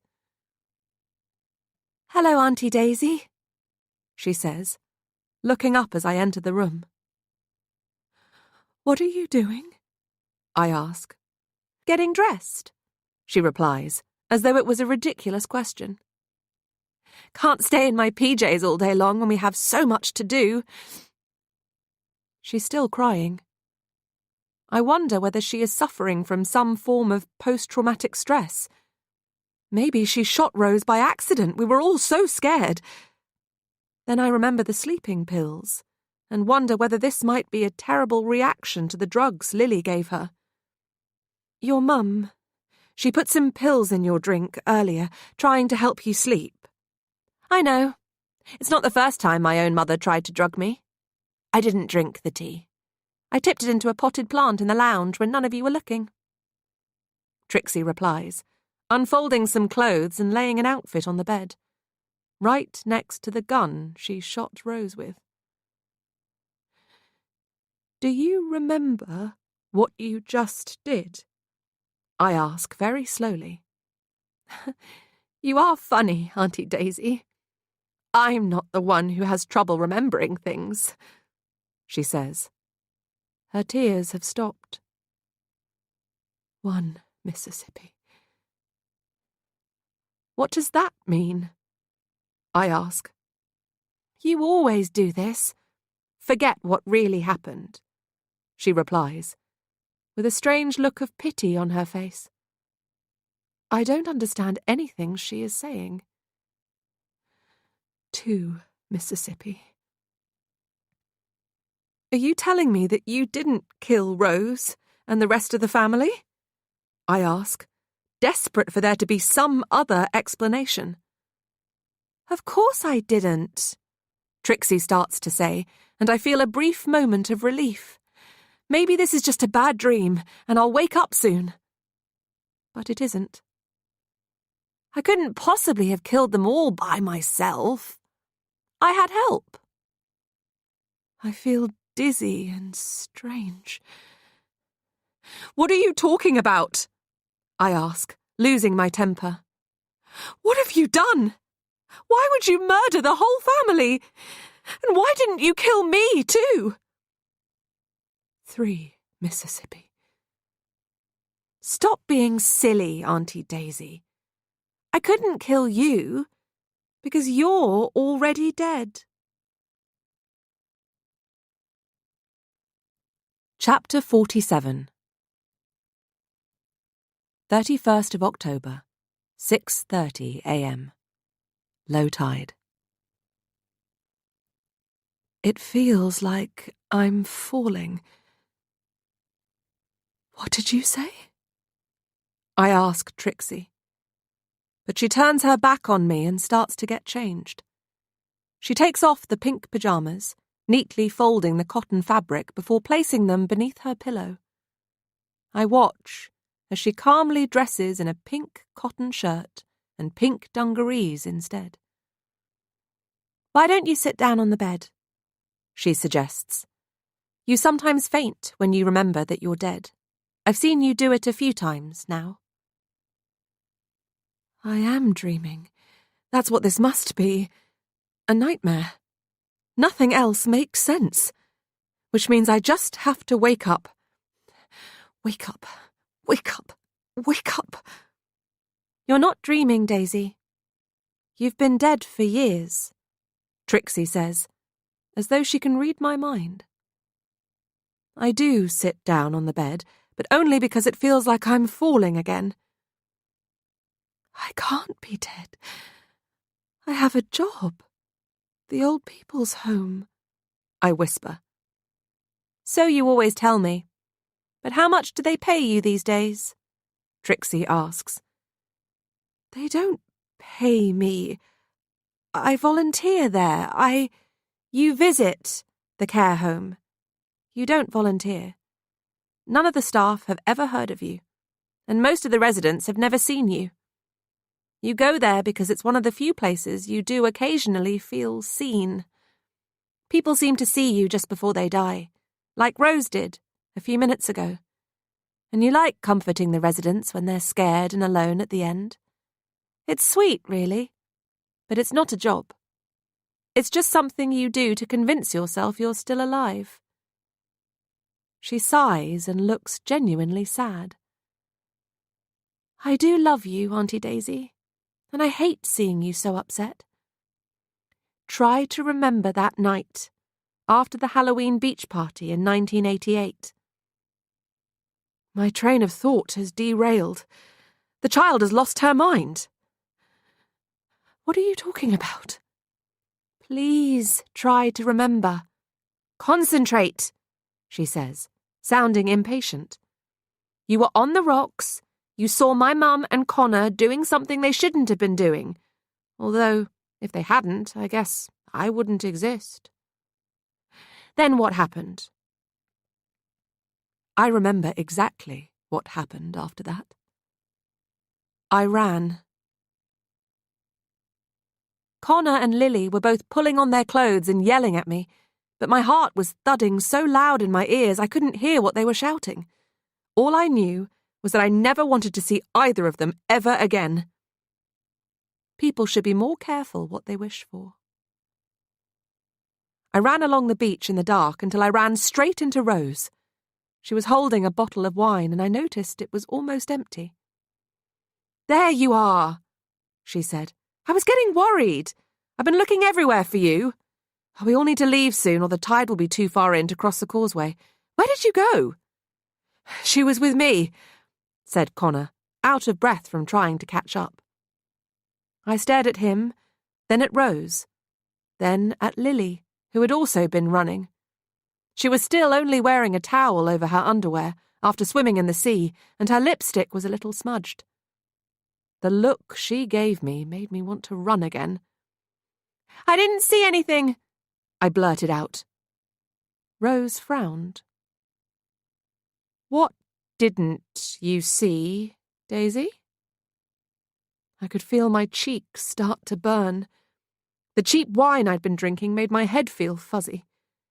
I didn't know what to say, so I opted to tell the truth. "I just saw Connor and Lily having sex behind the rocks." For a moment, nobody said anything. Then Rose laughed. "Daisy, you are a terrible liar," she said. She didn't believe me. Connor started to laugh too. "Wow, Daisy, that is quite an imagination you've got." "Do you even know what sex is?" Lily slurred. She was drunk. They all were. Look at the lies little Daisy tells when she's had a couple of drinks. I'm not lying. Lily is in love with Connor, I said.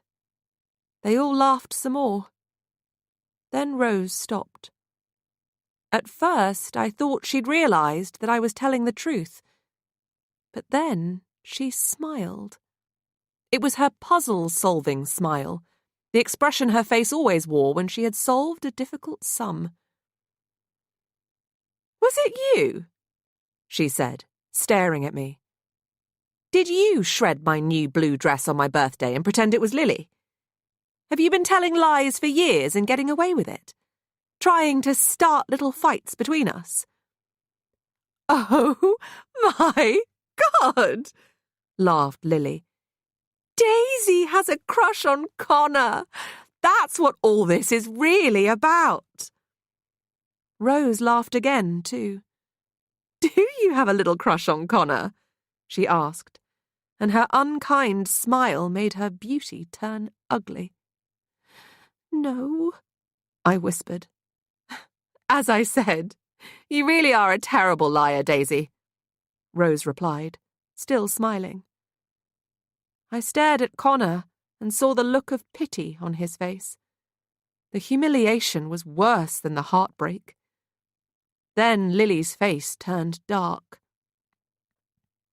"Was it you who cut off my plaits when I was asleep, the night before my birthday, when everyone, including me, thought it was Rose?" I ran before anyone could say or do anything else. Cutting off my sister's hair was the worst thing I ever did to anyone, and the guilt was never a good fit for me. I still loved my family, even when I hated them. I just wanted them to love me, too. "Daisy, wait!" Rose shouted, but I ran and didn't look back. I must have been running and crying for over 10 minutes, mostly uphill, along the coastal road to the cliffs overlooking Black Sand Bay. That was the fastest way home when the tide was that far in, above and around the rocks down below that prevented me from just walking across the sand.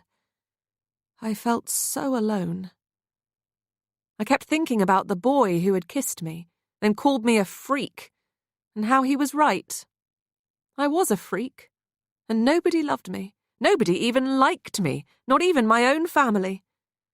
My heart felt as though it was trembling inside my chest. I was over halfway home when it happened. Right at the very top of the cliff, but so close to the sand dunes and the hidden path that would have led me to our part of Black Sand Bay and the causeway that would have carried me home to Seaglass. All I wanted in that moment was to get back to my bedroom without being seen, close the door behind me, and lock myself away from the world forever. I heard the music before I heard the car. I knew it was Connor's because of the song, "Don't worry, be happy." I stopped in the middle of the road, thinking that maybe he had come to rescue me, that maybe he loved me after all. My imagination started working overtime, just like always, and I pictured Connor telling me that Rose and Lily had both been nothing more than mistakes, and saying that he too wished that he had been the first boy to kiss me. But the car didn't slow down. "Don't worry, be happy" blared out across Black Sand Bay as the blue Volvo got closer. But I was worried, and I wasn't happy. I remember how the sky was an inky black, and the stars were shy and sometimes hiding. I remember the sound of the sea crashing on the rocks below, and I remember how very cold I was. My teeth wouldn't stop chattering. All I had on was a denim dungaree dress, a stripy long-sleeve t-shirt, my rainbow tights and my daisy trainers, and it was a particularly cold Halloween.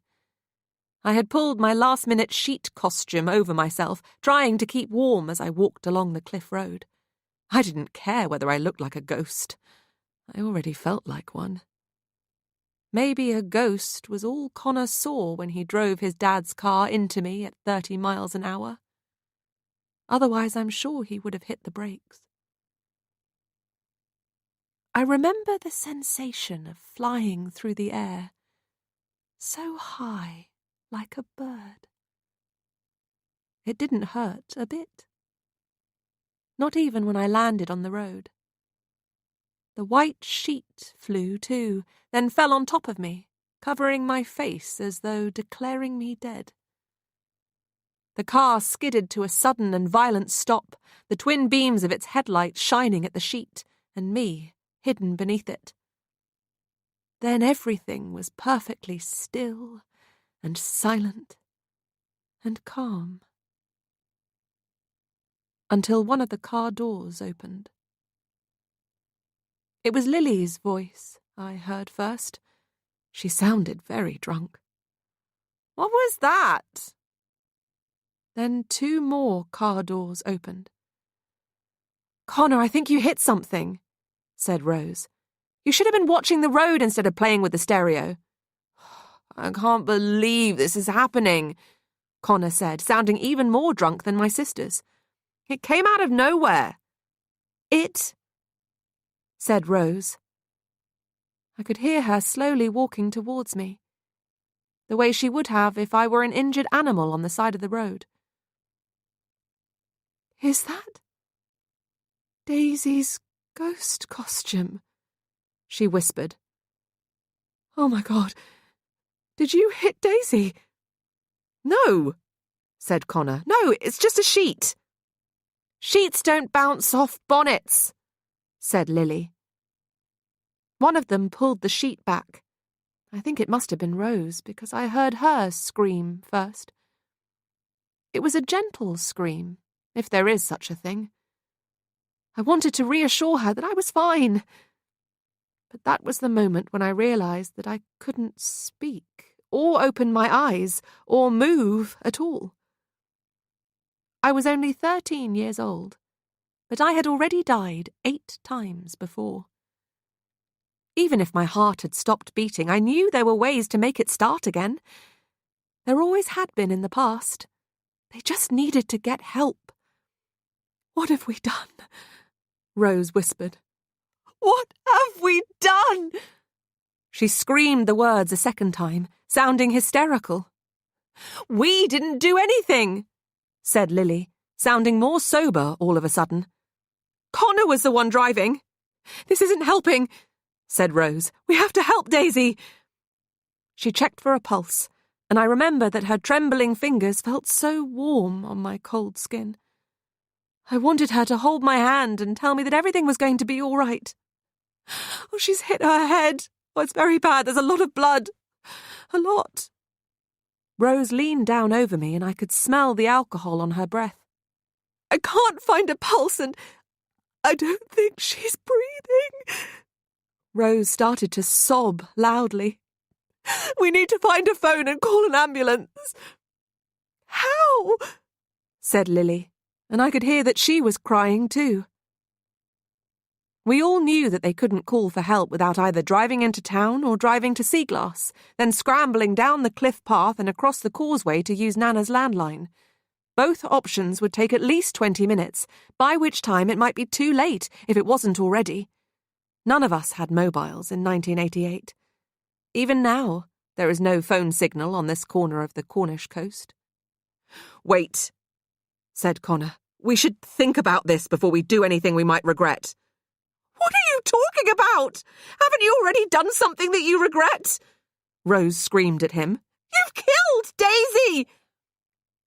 "I didn't pass my driving test," Connor said quietly.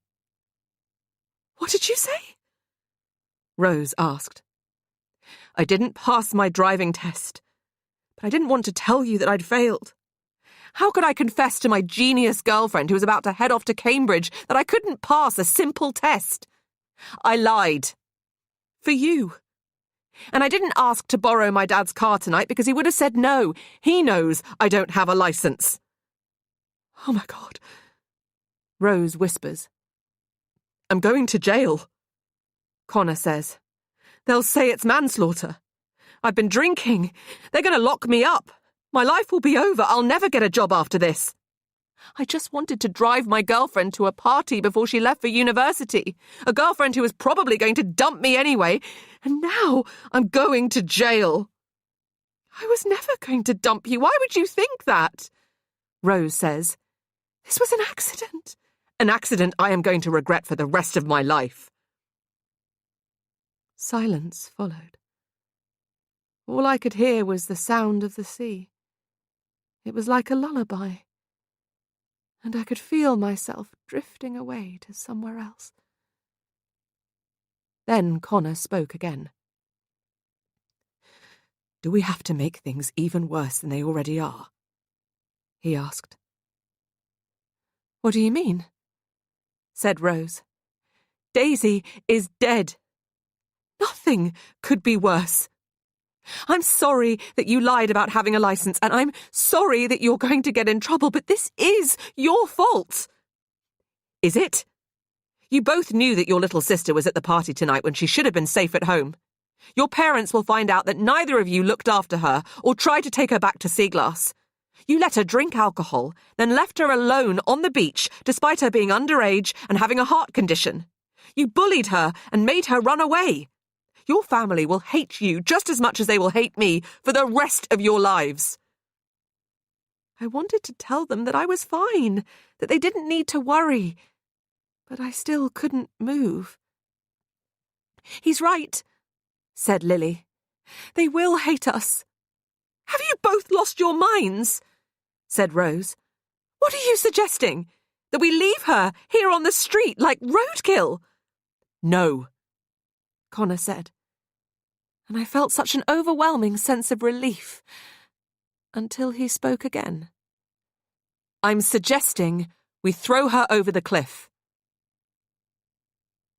Even if I could have spoken at that point, I don't think I would have been able to. Think about it, he said gently. I know how upsetting this is, but Daisy really didn't have much longer to live anyway. We all know that. Every doctor she ever saw said her broken heart wouldn't last much longer. She was a good person.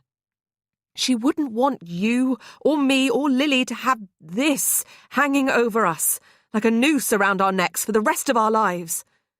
Her life is over, whatever we do. But ours don't have to be. It will look like an accident. All we have to do is go home and keep quiet. Say that she wandered off and left the beach without us realising. I could hear my sisters crying, both of them. I imagined myself sitting up and us all hugging with our arms wrapped around each other. I knew they would never be mean to me again, not after this. I thought maybe we would become the best of friends, and that one day we might even laugh about the night Connor accidentally hit me with his dad's car. But that isn't what happened. Come on, before another car comes along and sees us. I'll take her feet, Connor said, picking me up by my ankles. No! What are you doing? Rose screamed at him. I didn't think my sisters would let it happen. But then Lily held my hands in hers. I could smell her favourite perfume. Poison. I think he's right, Lily said. We're all going to be in so much trouble otherwise. We can't do this. Stop it. Put her down, Rose argued, and I could hear a scuffle. She's already dead. What difference does it make? Lily replied. Until that moment, I never really believed that they were going to throw me off the cliff, onto the rocks and into the black waves below. I wanted to kick and scream and bite them to make them let go, but I couldn't, and they didn't. Are you sure you want to do this? She's your sister, I heard Rose say. I don't know, said Lily, starting to cry again. We don't have a choice, said Connor. It was a lie. Life is only ever a series of choices. We all have them, and make them and regret them every single day. The ability to choose between right and wrong is a fundamental part of being human. But Connor's humanity got lost that night, and I fear he never found it again. "On 3, he said, and Rose sobbed. I could feel Lily's hands trembling as she held on to mine. The waves crashing on the rocks below sounded like thunder in my ears. Connor started to count, and they swung me back and forth as though I were the old skipping rope we used to play with on the beach. 1. Mississippi. 2. Mississippi. 3. Mississippi. When they swung me the 3rd time, I could hear my heart beat in my ears. It was louder than Connor counting, louder than my sisters crying, and louder than the cold, dark sea crashing on those rocks beneath me. Looking back, I wonder if the fear I felt produced so much adrenaline that it restarted my heart. Just as they let me go, I opened my eyes. I was flying again, and I smiled at Rose, Lily, and Connor. Because I was alive, and everything was going to be okay. But they did not smile when they saw my eyes open. They stared back in horror as I disappeared over the cliff and fell down, down, down into the icy cold black sea. Chapter 48. 31st of October, 6:40 a.m. Low tide. Everyone you know is both good and bad. It's part of being human. Nana used to say that, and I think she was right. "Are you okay?" Trixie asks. "I can see you're lost in those thoughts I know you'd rather forget. But everything will be all right now. You'll see." I don't know how to respond to that, but I am not okay. I have been hoaxed by my own memories on more than one occasion, but I have never felt this lost to myself. I feel like I just watched a scene from my past, performed with a new backdrop. It looked out of place, left there by someone else, so that the memory seemed all wrong. I've tried so hard to exchange it, to give it back. I don't want to remember what really happened that night. But then, I have always found fiction more attractive than real life. They killed me. Rose, Lily, and Connor killed me, I whisper. Yes, we've had this conversation many, many times. But for reasons I don't understand, you always forget, says Trixie. There are surreal moments after any tragedy when you forget what has happened. The mind often tries to delete files it can't process. When you remember, it's as though whatever caused that grief happens to you all over again. And I feel as though I am falling. But I never really forget. I just choose not to remember. If I died that night, why am I still here? I ask. How can you see and hear me? I'm not an expert in the afterlife, but I'm guessing this has something to do with it. I look up and see that Trixie has undone the top few buttons of her shirt. I stare at the pink scar down the middle of her chest, almost exactly like my own. I was born with a broken heart too, Trixie says with tears in her eyes. They think it might be hereditary, but nobody knew about mine until I was 10. I was at school when it happened. Mrs. Milton, my bully of a PE teacher, made us do cross-country on a really hot day, around the school field and through the woods. After the first lap, I said I didn't feel well. I tried to tell her that my chest hurt and it felt like I couldn't breathe. But Mrs. Milton is one of those women who only sees what she wants to see and only hears what she wants to hear. She made me keep going even when I said I felt a bit broken. I didn't want to let anyone down, so I kept running. I collapsed beneath a huge oak tree, and it was a few minutes before one of the other girls found me. They thought I'd fainted from the heat, but then my heart stopped. The next thing I remember is waking up in the hospital 2 days later with this scar down my chest, and seeing you, sitting at the end of my bed, watching over me.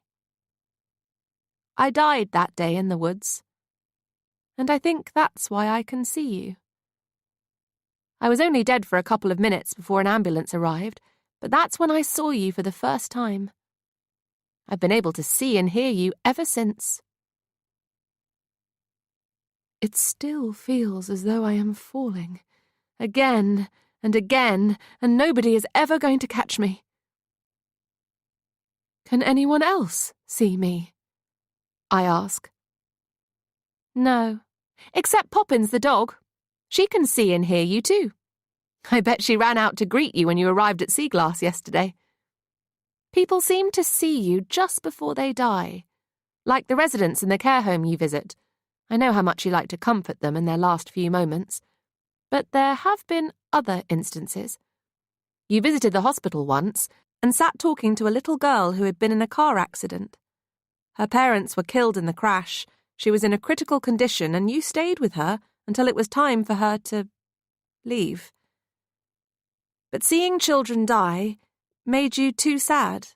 So maybe that's why you only visit the elderly these days. We both know that Rose saw you downstairs briefly, just before she passed away. Something like remorse makes itself at home on Trixie's face.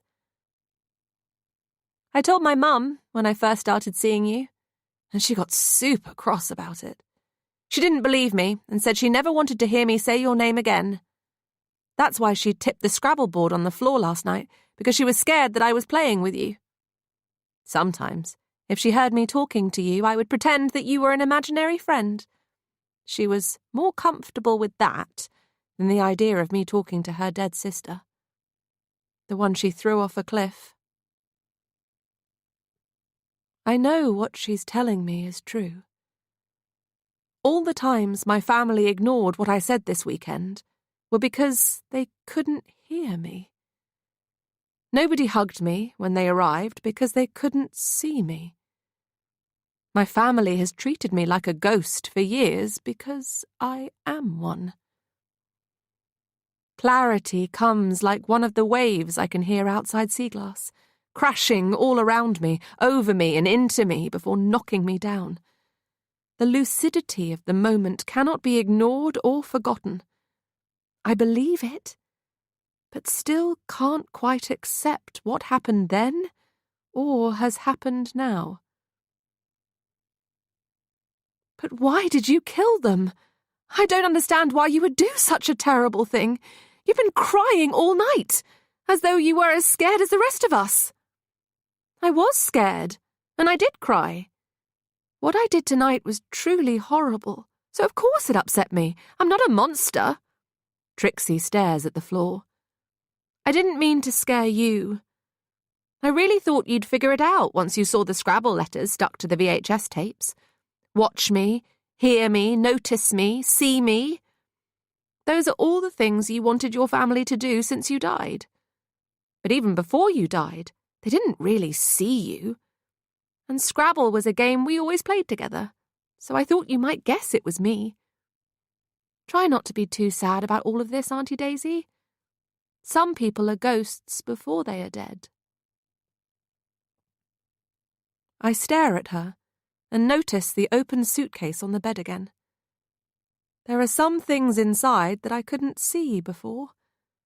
A reel of red ribbon, some Scrabble letters, including a square B made from sea glass and wood.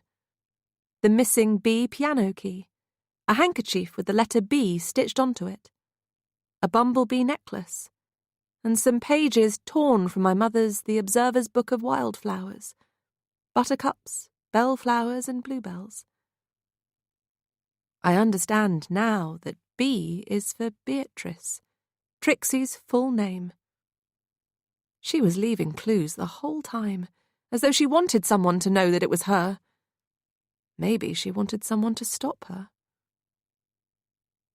"What's that?" I ask, seeing something else in the suitcase. "This book," she replies, picking up a battered-looking old novel. It's And Then There Were None by Agatha Christie, one of my favourites. Would you like to borrow it? No, and I meant the sheets of paper with all of our names on. Trixie smiles. Poems, about each member of the family, like the one written in chalk on the kitchen wall last night. I wrote that too. Did you like it? I've written one about everyone, except you. I even wrote a poem about myself as a little red herring, but I decided not to share them in the end. Would you like to read them? I feel as though I am staring at a monster and have to look away. But she still takes the sheets of paper and lays them out on the bed for me to see. Each page is a poem about a member of the family. I don't want to read them, but can't seem to stop myself. You said you had help. Who? I ask. I did say that. Come on, let's put you out of your misery. I follow her in stunned silence as she hurries down the staircase. But I hesitate when she walks past the cupboard beneath the stairs.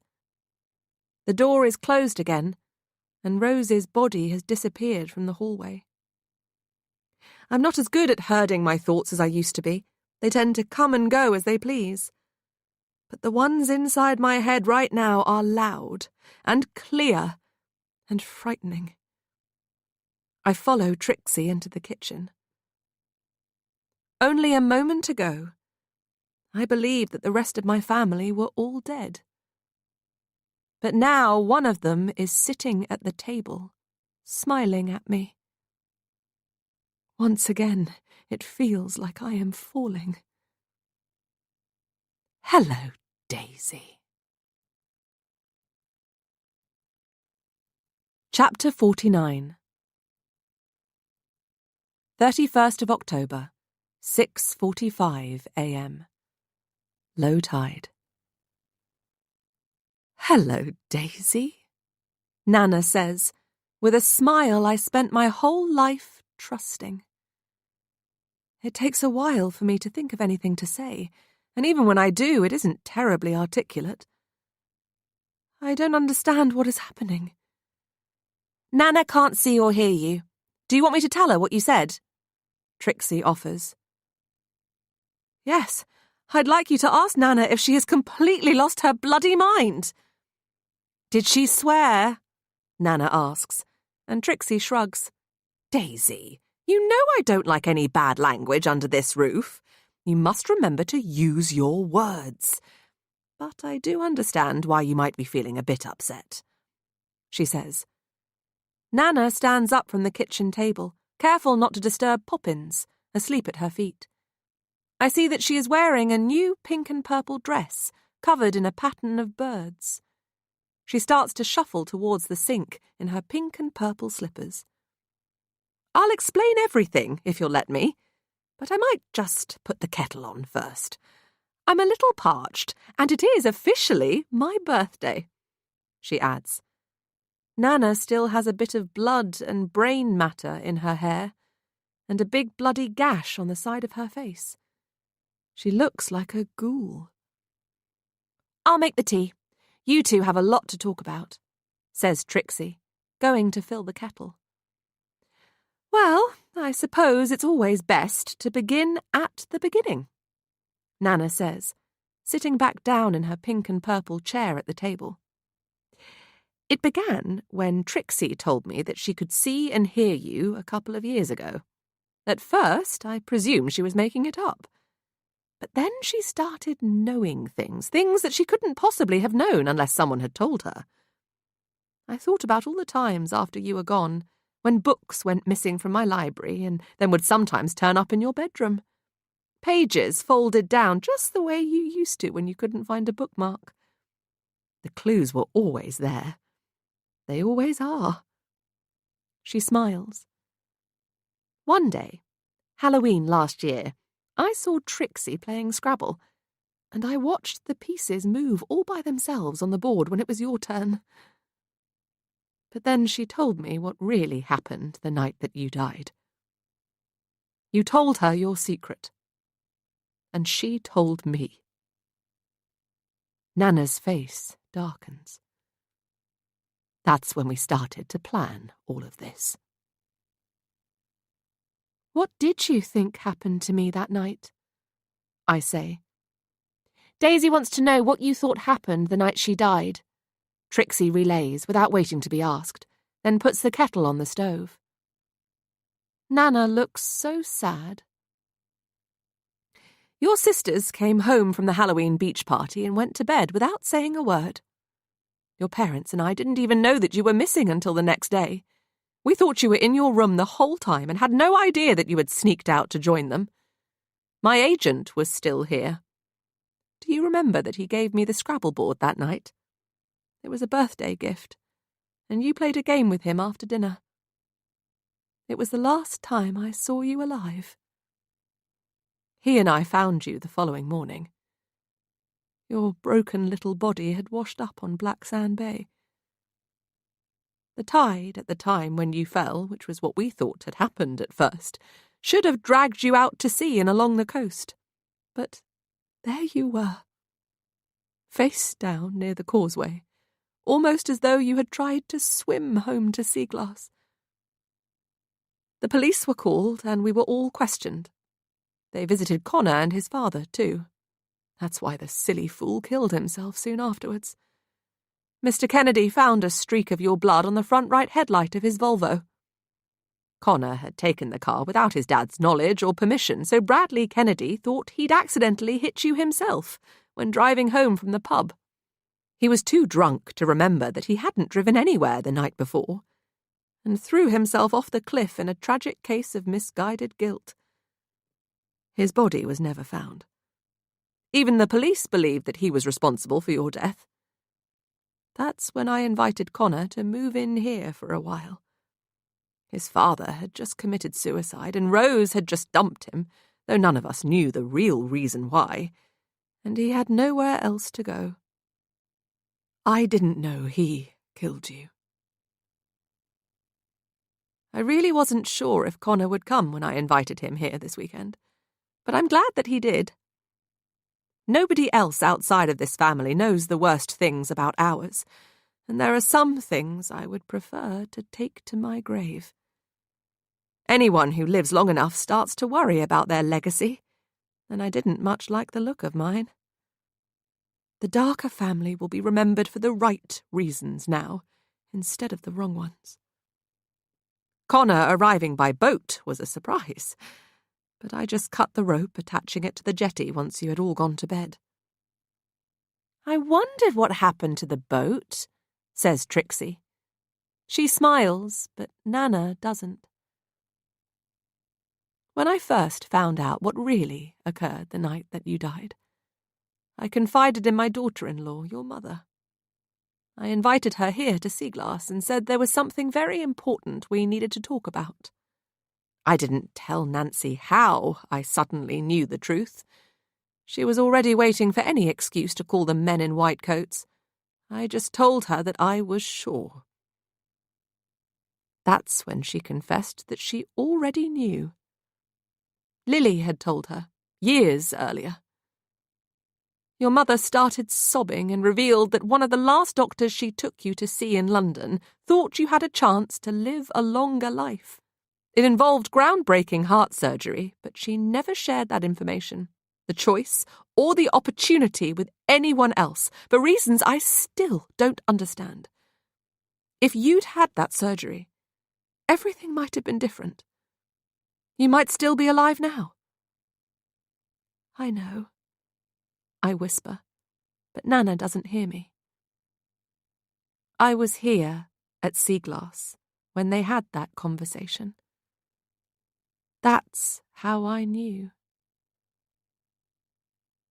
I remember Nana and my mother sitting at the kitchen table, drinking tea, and talking about the doctor who might have changed my life. I remember Nancy crying, I remember Nana sounding so upset, and I remember how neither of them noticed me sobbing in the corner of the room. Because they couldn't see me. They behaved as though I wasn't there. But maybe I was always here. Maybe I never left. It turned out everyone knew what really happened that Halloween, except me, said Nana. Even my son, your father. They all kept quiet to protect your sisters, the Darker family reputation and their future inheritance, which is why none of them deserved a penny of it. I am not foolish or blind. I knew that my family was selfish and unkind, but they took you away from me.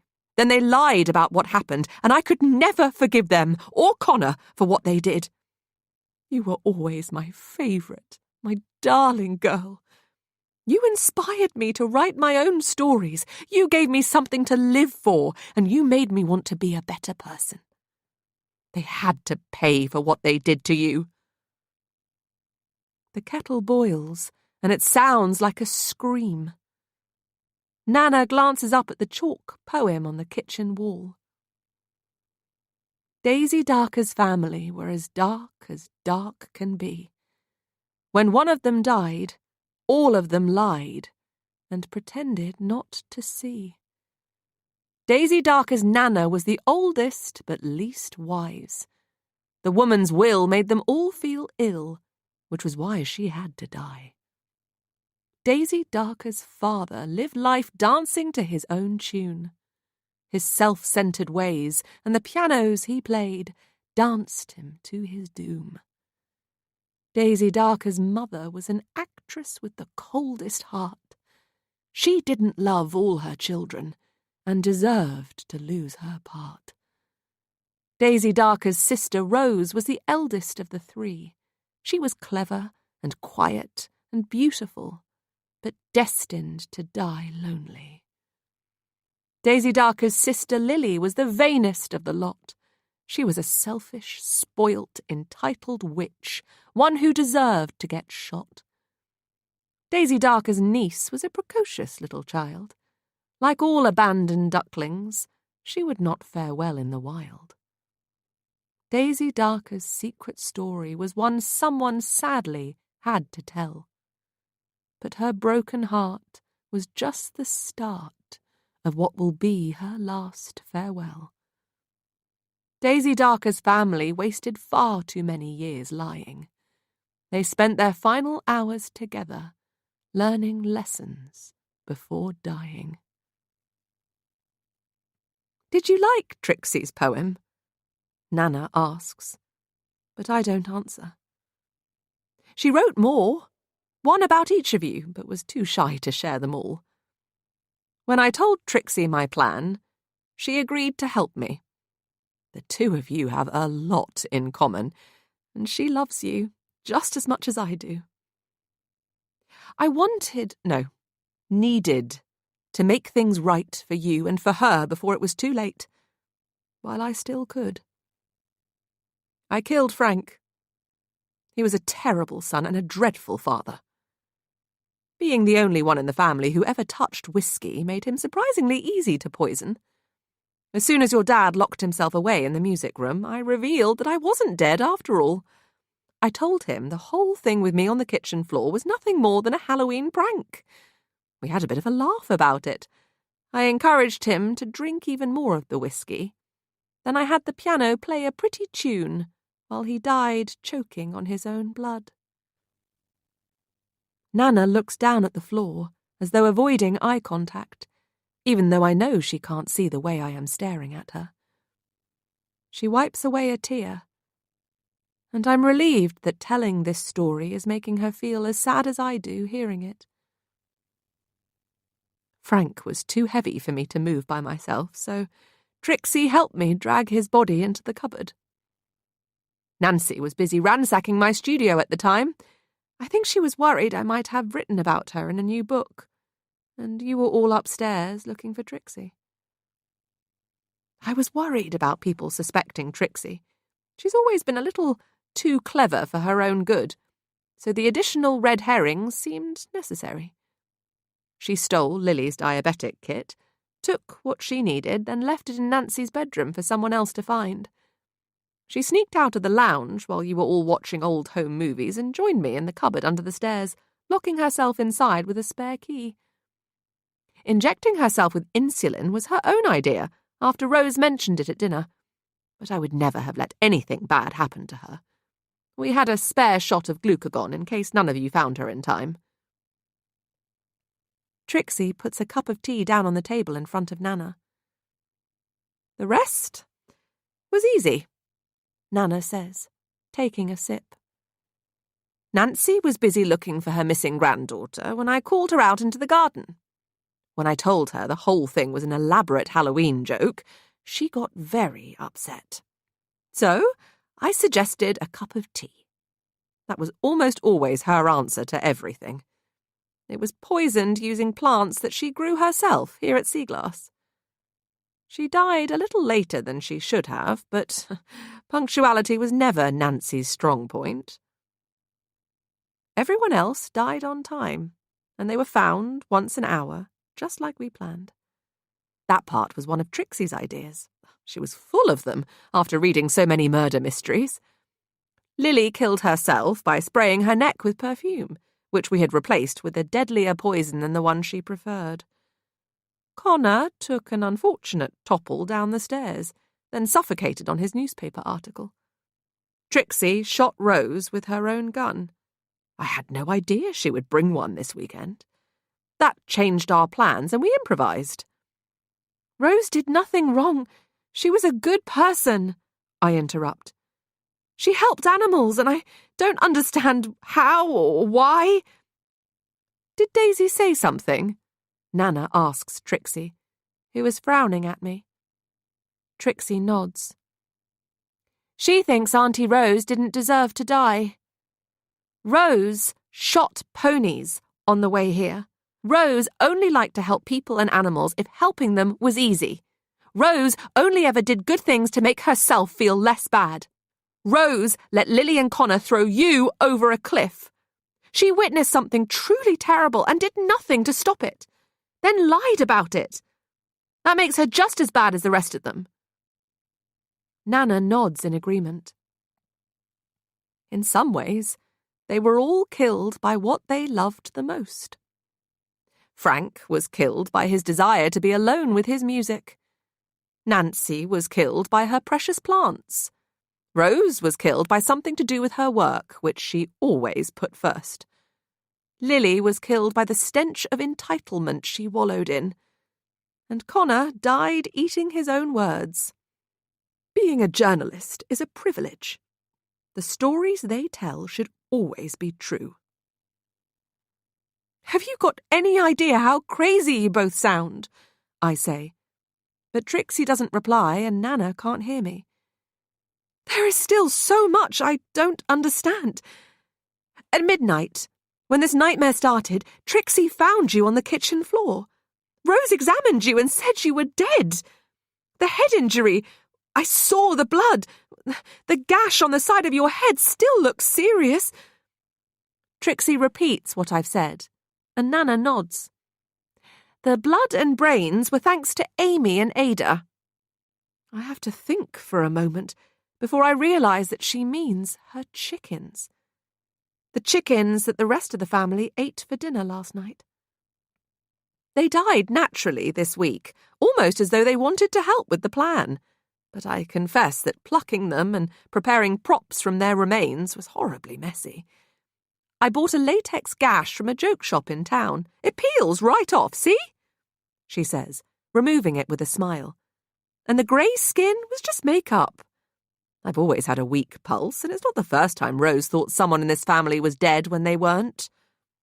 To be fair, I've practiced breathing very slowly when meditating. I've learned from the best at a monastery in Bhutan.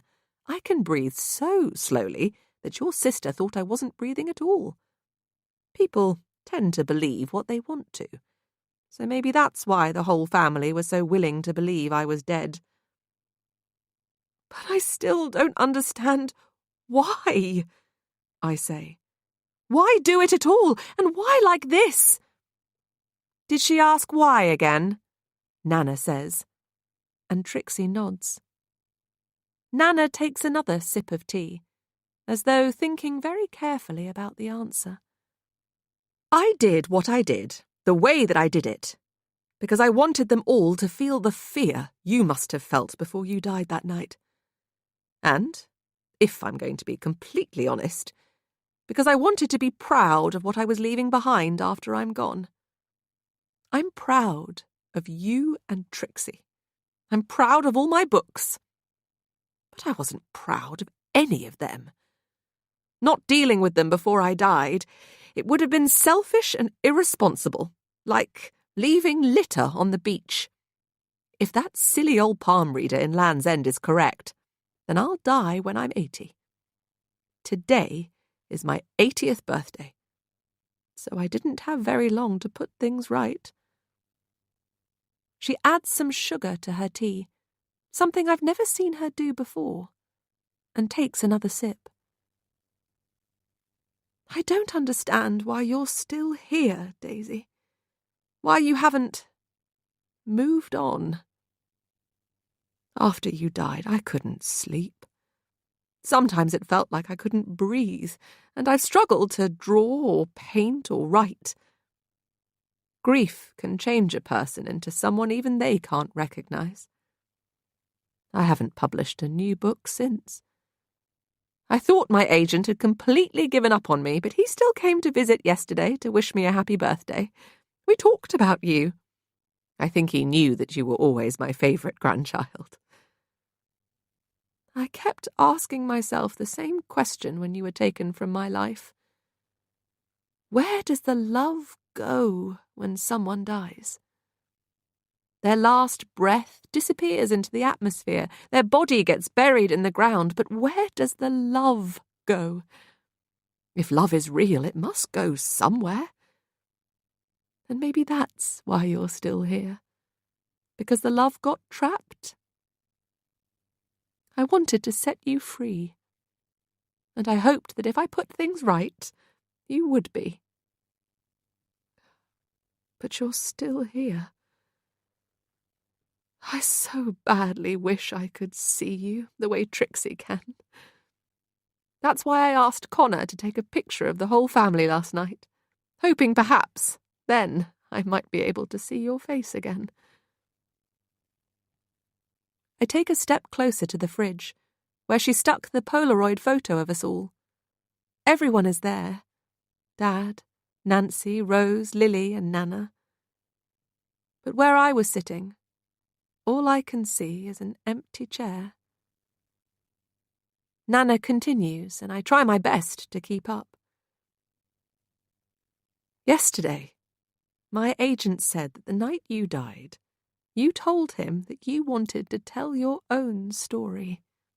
Do you remember that? He said that you wanted to write a novel about the real Daisy Darker and asked if he would read it. That's what I think you need to do. She stares around the room for a moment, as though waiting for an answer. Did she say anything? Trixie shakes her head. Nana drains her cup of tea, then looks straight at me as though she really can see me. Daisy? Nana? Oh, my goodness! My darling girl, look at you!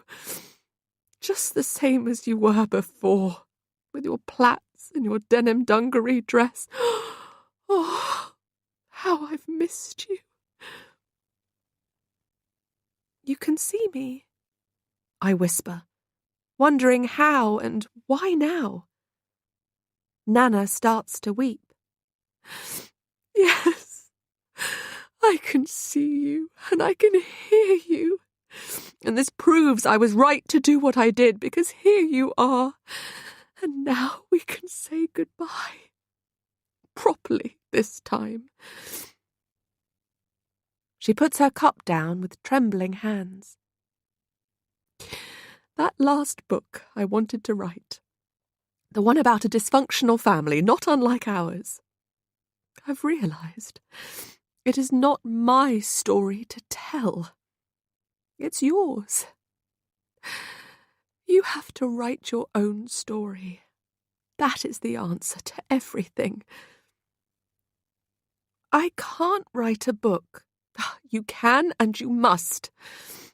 I believe that telling your own story, the truth about what happened, might set you free. I wish I could be here to help you, but that palm reader in Land's End was right. I don't understand. Your mother was always the only one to take sugar in her tea. The poison I used to kill her was in the bowl. It seems to have worked more quickly on me. I just had to see you again, and I knew this was the only way to do it. I'm so sorry I didn't do more to protect you from this awful family when you were a child. I know I let you down. But everything I did tonight, I did for you. Forgive me. And take care of each other, my darling girls. You are the only good future this family ever had. Don't go, I say, holding her hand. Don't leave me again, not yet. It feels like I'm falling once more. I'll always be here, she says, gently putting her other hand over my heart. The people who truly love us never leave us. And you were never broken. In my eyes, you were always perfect.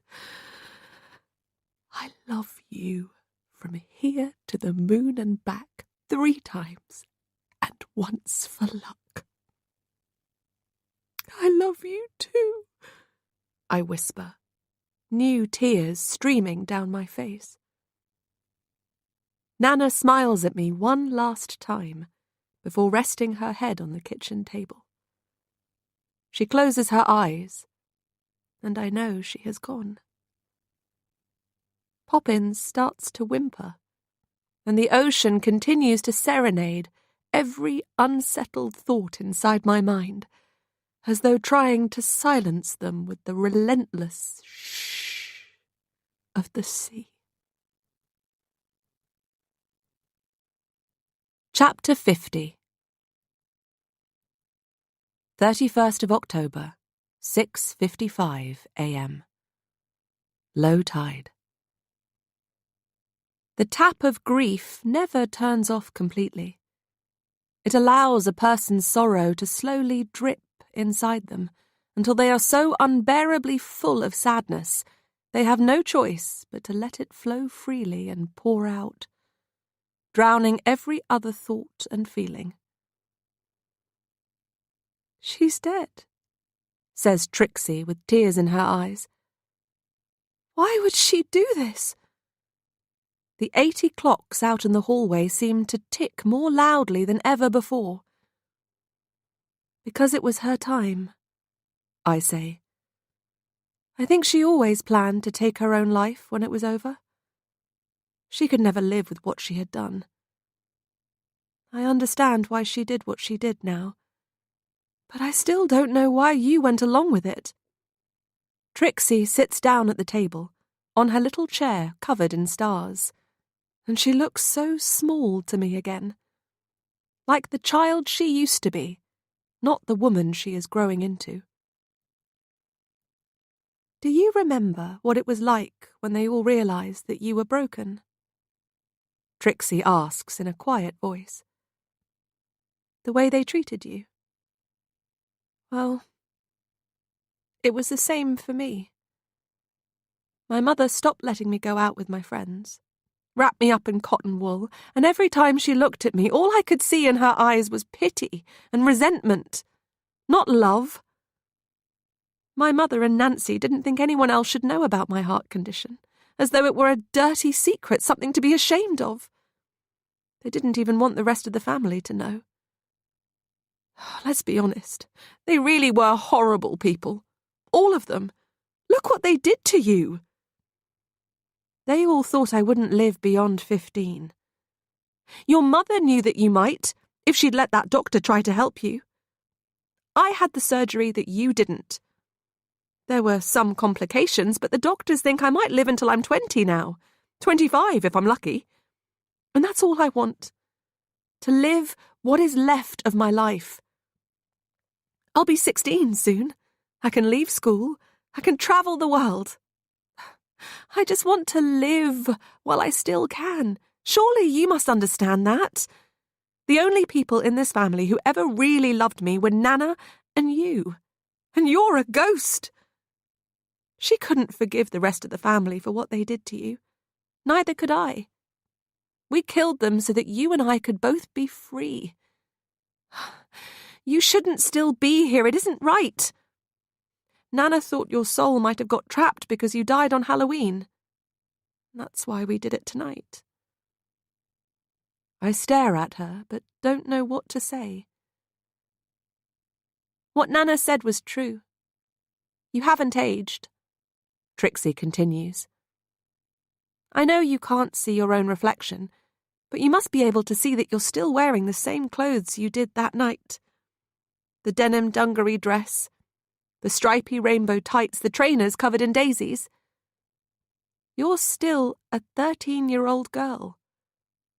You might be my aunt, but I'm really 2 years older than you now.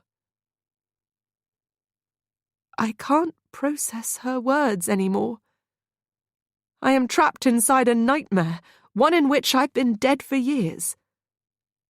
Poppins starts to whimper again, and I want to do the same. I might give you some space.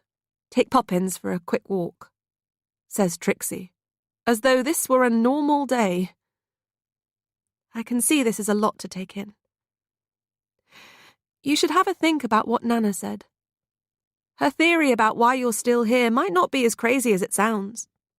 And if she was right, maybe there is a way for you to leave. What are you talking about? She thought you should write your own story. Think about it. Using your words is the only thing you can still do. Death isn't like the movies, at least not for you. I've never seen you walk through walls or even a door unless someone has opened it first. But you can move Scrabble letters and books and type on keyboards. Trixie walks out into the hall. Wait, I say. Don't leave me here alone with them. I'll be back soon, I promise, she says, attaching Poppins' lead to her collar. The pen Nana's agent gave you the night that you died is still in your dress pocket, Trixie adds. She's right.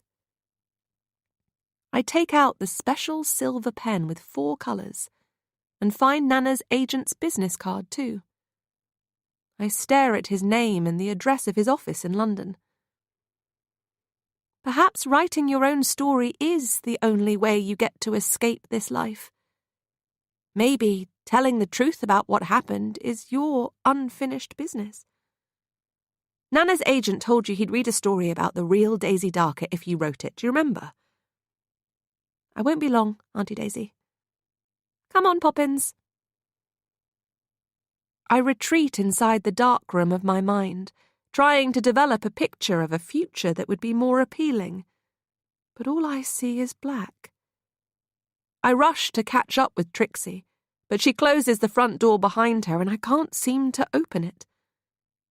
She's right. I can't walk through walls. I bang on the door, but it doesn't make a sound. I peer out at the tiny round window in the hallway. It's like a porthole on a boat, and I do feel as though I am trapped on a sinking ship. My view of Trixie and Poppins gets smaller and smaller as they walk across the causeway, leaving me behind. I don't know if I'll ever be able to love my niece the way that I used to. Sometimes we love monsters without knowing that's what they are. I love this house, too. I never wanted to leave it. Until now. The 80 clocks surrounding me in the hallway start to strike 7, and the noise is deafening. I stare at the punch clock and see the faded card with my name on. The last date stamped on it says 1988. I run up the stairs to my bedroom and find Connor's laptop on the desk where he left it. The cursor is flashing on the screen, and the word that I wrote last night is still there. Boo. The letters disappear one by one and are replaced with something new. Daisy Darker. My fingers tremble when I have finished typing what I hope might be the title of my story. I feel for the business card in my pocket, take it out, and stare at the agent's name again. I wonder if I could really write a book. I wonder if I could really tell the truth. There is so much we don't know. The tide is out now, and the sun is just starting to rise above sea glass, casting the sky in streaks of pink and purple. I've always thought that dawn is the most beautiful time, shining a light on the clean slate of a new day, a chance to start again. The birds are swooping and singing above the waves in Black Sand Bay, and as I look out towards the ocean, I spot a pod of dolphins in the distance. The sound of the sea is serenading what feels like my final scene. I want to be free. I wonder if anyone will ever read the story I want to write. The 80 clocks downstairs are quiet again, and I enjoy the silence as I type the first few words on the blank page. I was born with a broken heart. I spent my whole life hiding inside stories when the real world got too loud. I don't know if anyone will ever read mine. There are some stories only time will tell.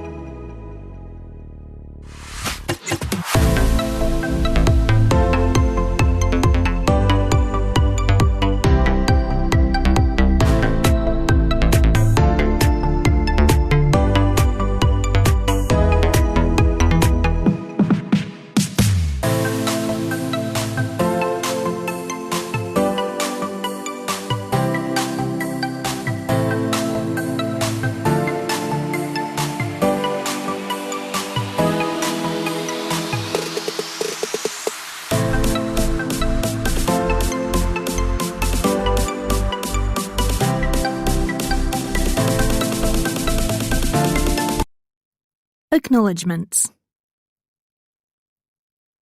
Hello, I'm Alice Feeney. Thank you so much for listening to the audiobook of Daisy Darker. I really hope you enjoyed it. Books are a bit like children for authors. We're not really allowed to have favourites, but Daisy Darker is mine. I first had the idea for Daisy in 2015, and it took me over 5 years to write her story. I wouldn't have been able to write it at all without the following people. Forever thank you to Johnny Geller for being the best agent in the known universe and one of the best humans I know. And forever thank you to Carrie Stewart, my Mary Poppins and agent extraordinaire. I don't think I can remember how to exist without these two people, and I feel very lucky and eternally grateful to have them both in my life. Thank you to Kate Cooper and Nadia Mokdad for all the translations of my novels. Seeing my books out in the world will never be anything less than magic, and Kate and Nadia are my favourite magicians. Thank you to Josie Friedman, Luke Speed, and Anna Weglin for the screen adaptations of my stories. And thank you to everyone else at Curtis Brown and ICM who do so much for me and my books, especially Viola Hayden, Kira Finnan, and Sophie Story, aka the Geller Office Book Club. Huge thanks to my editor in the UK, the one and only Wayne Brooks, and the rest of the brilliant team at Pan Macmillan. Thank you for believing in Daisy and for turning this story into such a beautiful book. And huge thanks to my US editor, Christine Koprash, and the brilliant team at Flatiron. I feel so lucky to be working with the best in the business on both sides of the pond. I'm also very grateful to all of my foreign publishers who take such good care of my novels. Thank you to everyone who helped with the research for this book, with special thanks to the loveliest vet in the land, Louise Ketteridge, for letting me shadow her at her practice. The experience changed the plot in more ways than one. Thank you to the beautiful Cornish coast for inspiring the setting of this book. I have been visiting the same secluded spot on my birthday for years, and I picture Daisy and sea glass there every time. Thank you to the librarians, booksellers, journalists and book reviewers who have all been so kind about my books. And thank you to all the book bloggers and bookstagrammers. I love seeing your beautiful pictures from all around the world. My books travel far more than I do these days, and I'm quite jealous. Thank you to my Daniel, who is my first reader, my best friend, and my favourite human. Thank you to Diggy for being the most wonderful writing companion and the best dog in the world. My final and biggest thank you is to you, my readers. I wouldn't be here without you. This book is for you. Thank you for listening to this audio production of Daisy Darker by Alice Feeney, read by Stephanie Racine. The note from the author's agent is read by Johnny Geller. Published by Macmillan, an imprint of Pan Macmillan, a division of Macmillan Publishers International Limited. Text copyright Diggy Books Limited, 2022. Recording copyright Macmillan Publishers International Limited, 2022. The right of Alice Feeney to be identified as the author of this work has been asserted by her in accordance with the Copyright, Designs and Patents Act 1988. All rights reserved. Directed by Lydia Thompson. Recording at the Soundhouse, London, and post-production by Strathmore Studios, Clerkenwell, London. Sound editing by Toby Butler.